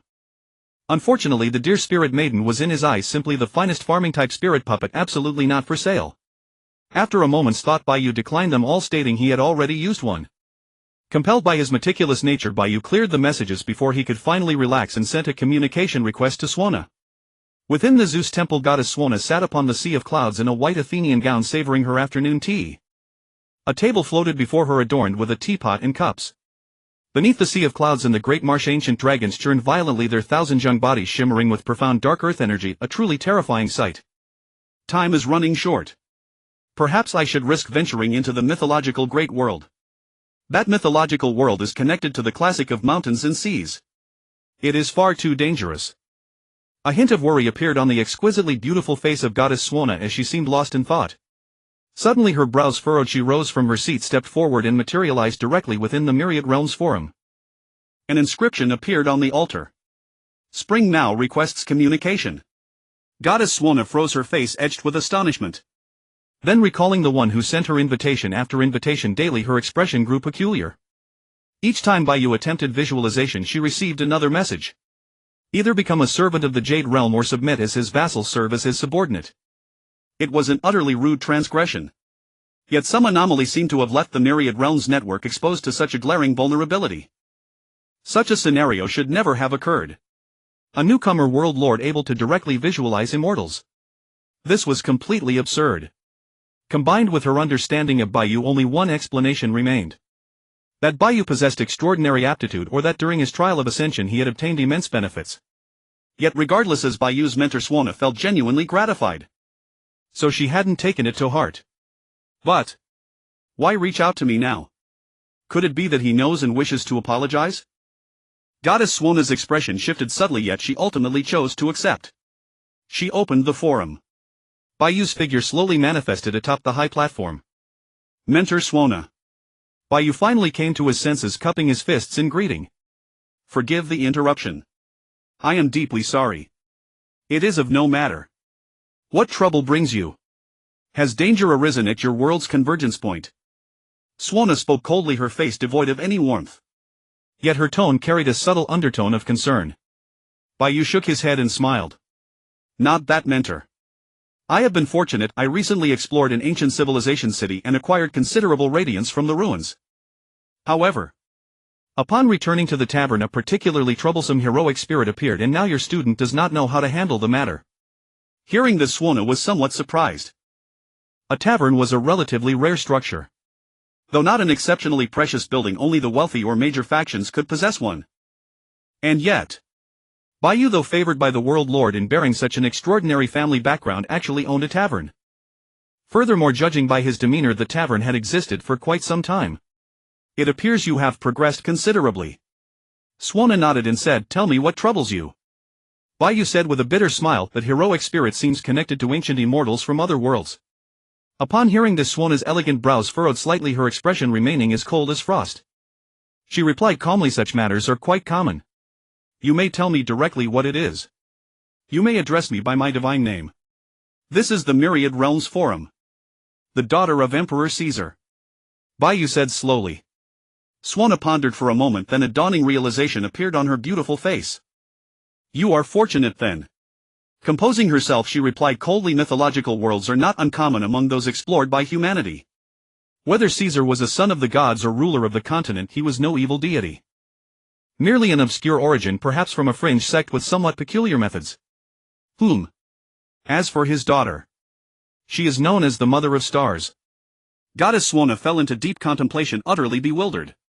Observing her earnest expression, peerless elegance, and the transcendent aura of a divine maiden, Bai Yu felt a fleeting attraction, but quickly suppressed it. Fear not. Recalling herself, Suona said flatly, "I just contacted a friend to investigate. Caesar's attitude toward humanity is quite favorable. Had you not deliberately provoked him, there would be no issue. On the contrary, should the world lord recruit his descendants, there would be benefits to be gained. Unfortunately, a low-tier heroic spirit even beneath the yellow grade would hardly aid your small world." In an instant, remembering Bai Yu as her disciple, she reverted to her cold demeanor. I see now. Thank you, Mentor Suona. Bai Yu took a deep breath and bowed slightly. Rest assured. At a critical moment I will protect you. Goddess Suona spoke coldly, her voice laced with chill. In this era our world is no insignificant presence. We are not weak. Returning to his small world and descending from the altar, Bai Yu remained somewhat stirred. Though Goddess Suona's conversation with him was brief, the exchange was sufficient to ease his mind. Perhaps this was his fortune. Live in the present. His strength had far surpassed many others. And he was after all a transmigrator with a cheat system. Could Alice's situation be related to that red tile vineyard? As he pondered, Bai Yu made his way toward the red tile vineyard. Most of Goddess Suona's analysis proved correct. But one point was wrong. According to her, a reincarnated god's heroic spirit should be grey trash. Yet in reality her bloodline seemed peculiar. Both body and soul would be forcibly reduced to 10 points, rendering any leveling attempts useless. Logically speaking, this made sense. Too low attributes naturally meant trash. However, Alice was a heavenly great existence with a charm value of 199. Is Alice somehow special, or does the red tile vineyard itself possess unique qualities?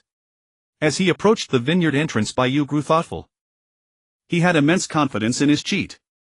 Transcending the trial of ascension rules across all heavens and myriad worlds already exceeded his expectations. Combined with the divine ancestor story of the stone, the red tile vineyard was likely an exceptionally magnificent structure. Bai Yu Gang entered the door in hardetishly delicate voice. Upon he saw Lin Daiyu and Tianqing sitting together chatting, Inshuan, Alice and others. His gaze shifted and he looked toward the alien beings nearby. The alien spirit noticed his sight. The voice processed by the Honghua winery became a language Bai Yu Gang could understand and hear. World Master, do you have any intention of recruiting me? No. Bai Yu Gang shook his head, a look of helplessness on his face. The alien did not utter another word and departed with a wave of the hand. This kind of scene wasn't a one-off occurrence. At first Bai Yu Gang would apologize, but as time passed he found it entirely unnecessary. Aliens did not understand morality. If they could not agree, they would simply run away, and some would even curse Bai Yu Gang as they left. Some astral spirits would even sneer, "How dare you look down on me? That is your loss." Thinking of those childish words, Bai Yu Gang felt at a loss for words. Young master is here. Lin Daiyu sat upright, a hint of flirtatious charm on her pretty face. She looked at Bai Yu Gang and whispered, "Master, did you go to seek counsel from Goddess Shona?" Bai Yu Gang was startled, not expecting a woman's intuition to be so accurate, and hurried to sit beside the four women. "Are you a worm in my belly?" Lin Daiyu's beautiful eyes flicked and she spoke softly, "Your servant does not understand Master's heart. How could I know what you were thinking?" "Just a guess." Okay. You're the cleverest." Bai Yu Gang's face darkened. Lin Daiyu giggled and nestled into Bai Yu Gang's embrace, an apology in a way. "Master, how did it go?" Tianqing could not help but laugh softly. "It went well." Bai Yu Gang nodded, holding Lin Daiu's hand, caressing it, then turned his gaze toward Alice. "Miss Alice, I formally invite you to join Yujia." "Ha!" Alice suddenly panicked.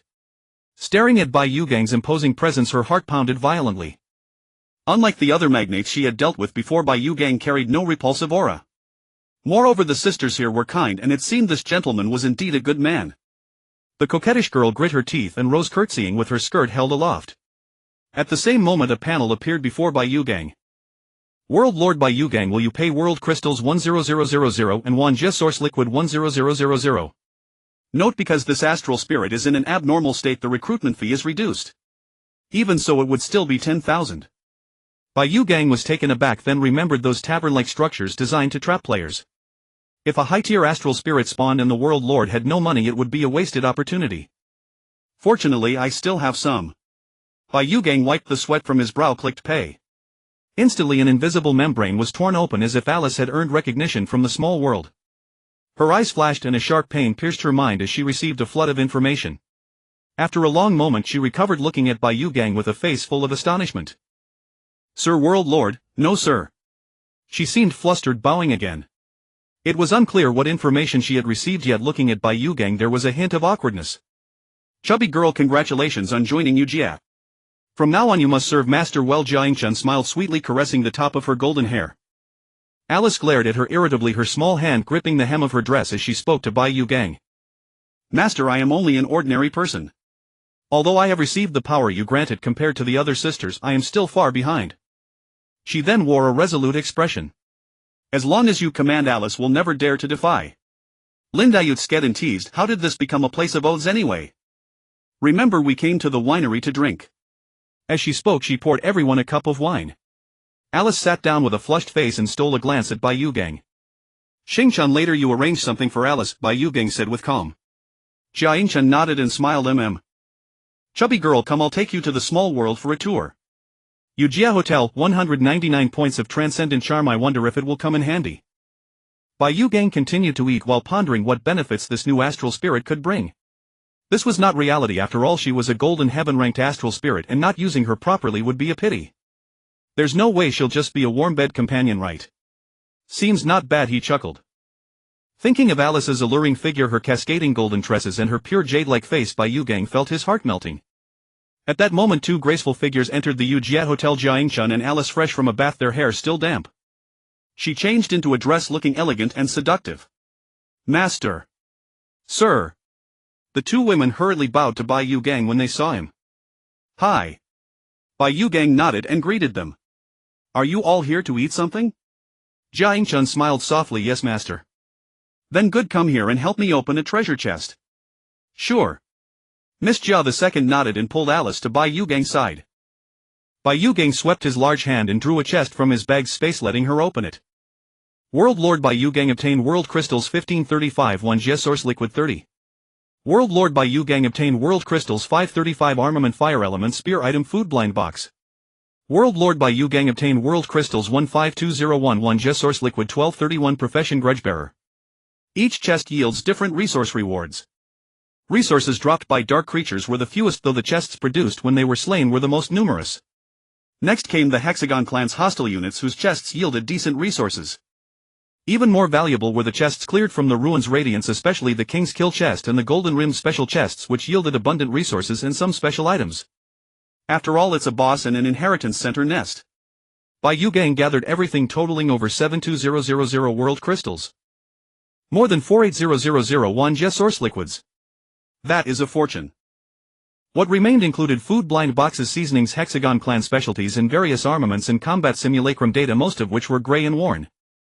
Gray, white and green armaments were utterly unimpressive to Bai Yu Gang. The terrifying drop rate rules of the growth trials could not be applied to the true world lord. For example, two bosses yielded only 2 Xuanjie great armaments and 1 Xuanjie combat simulacrum data.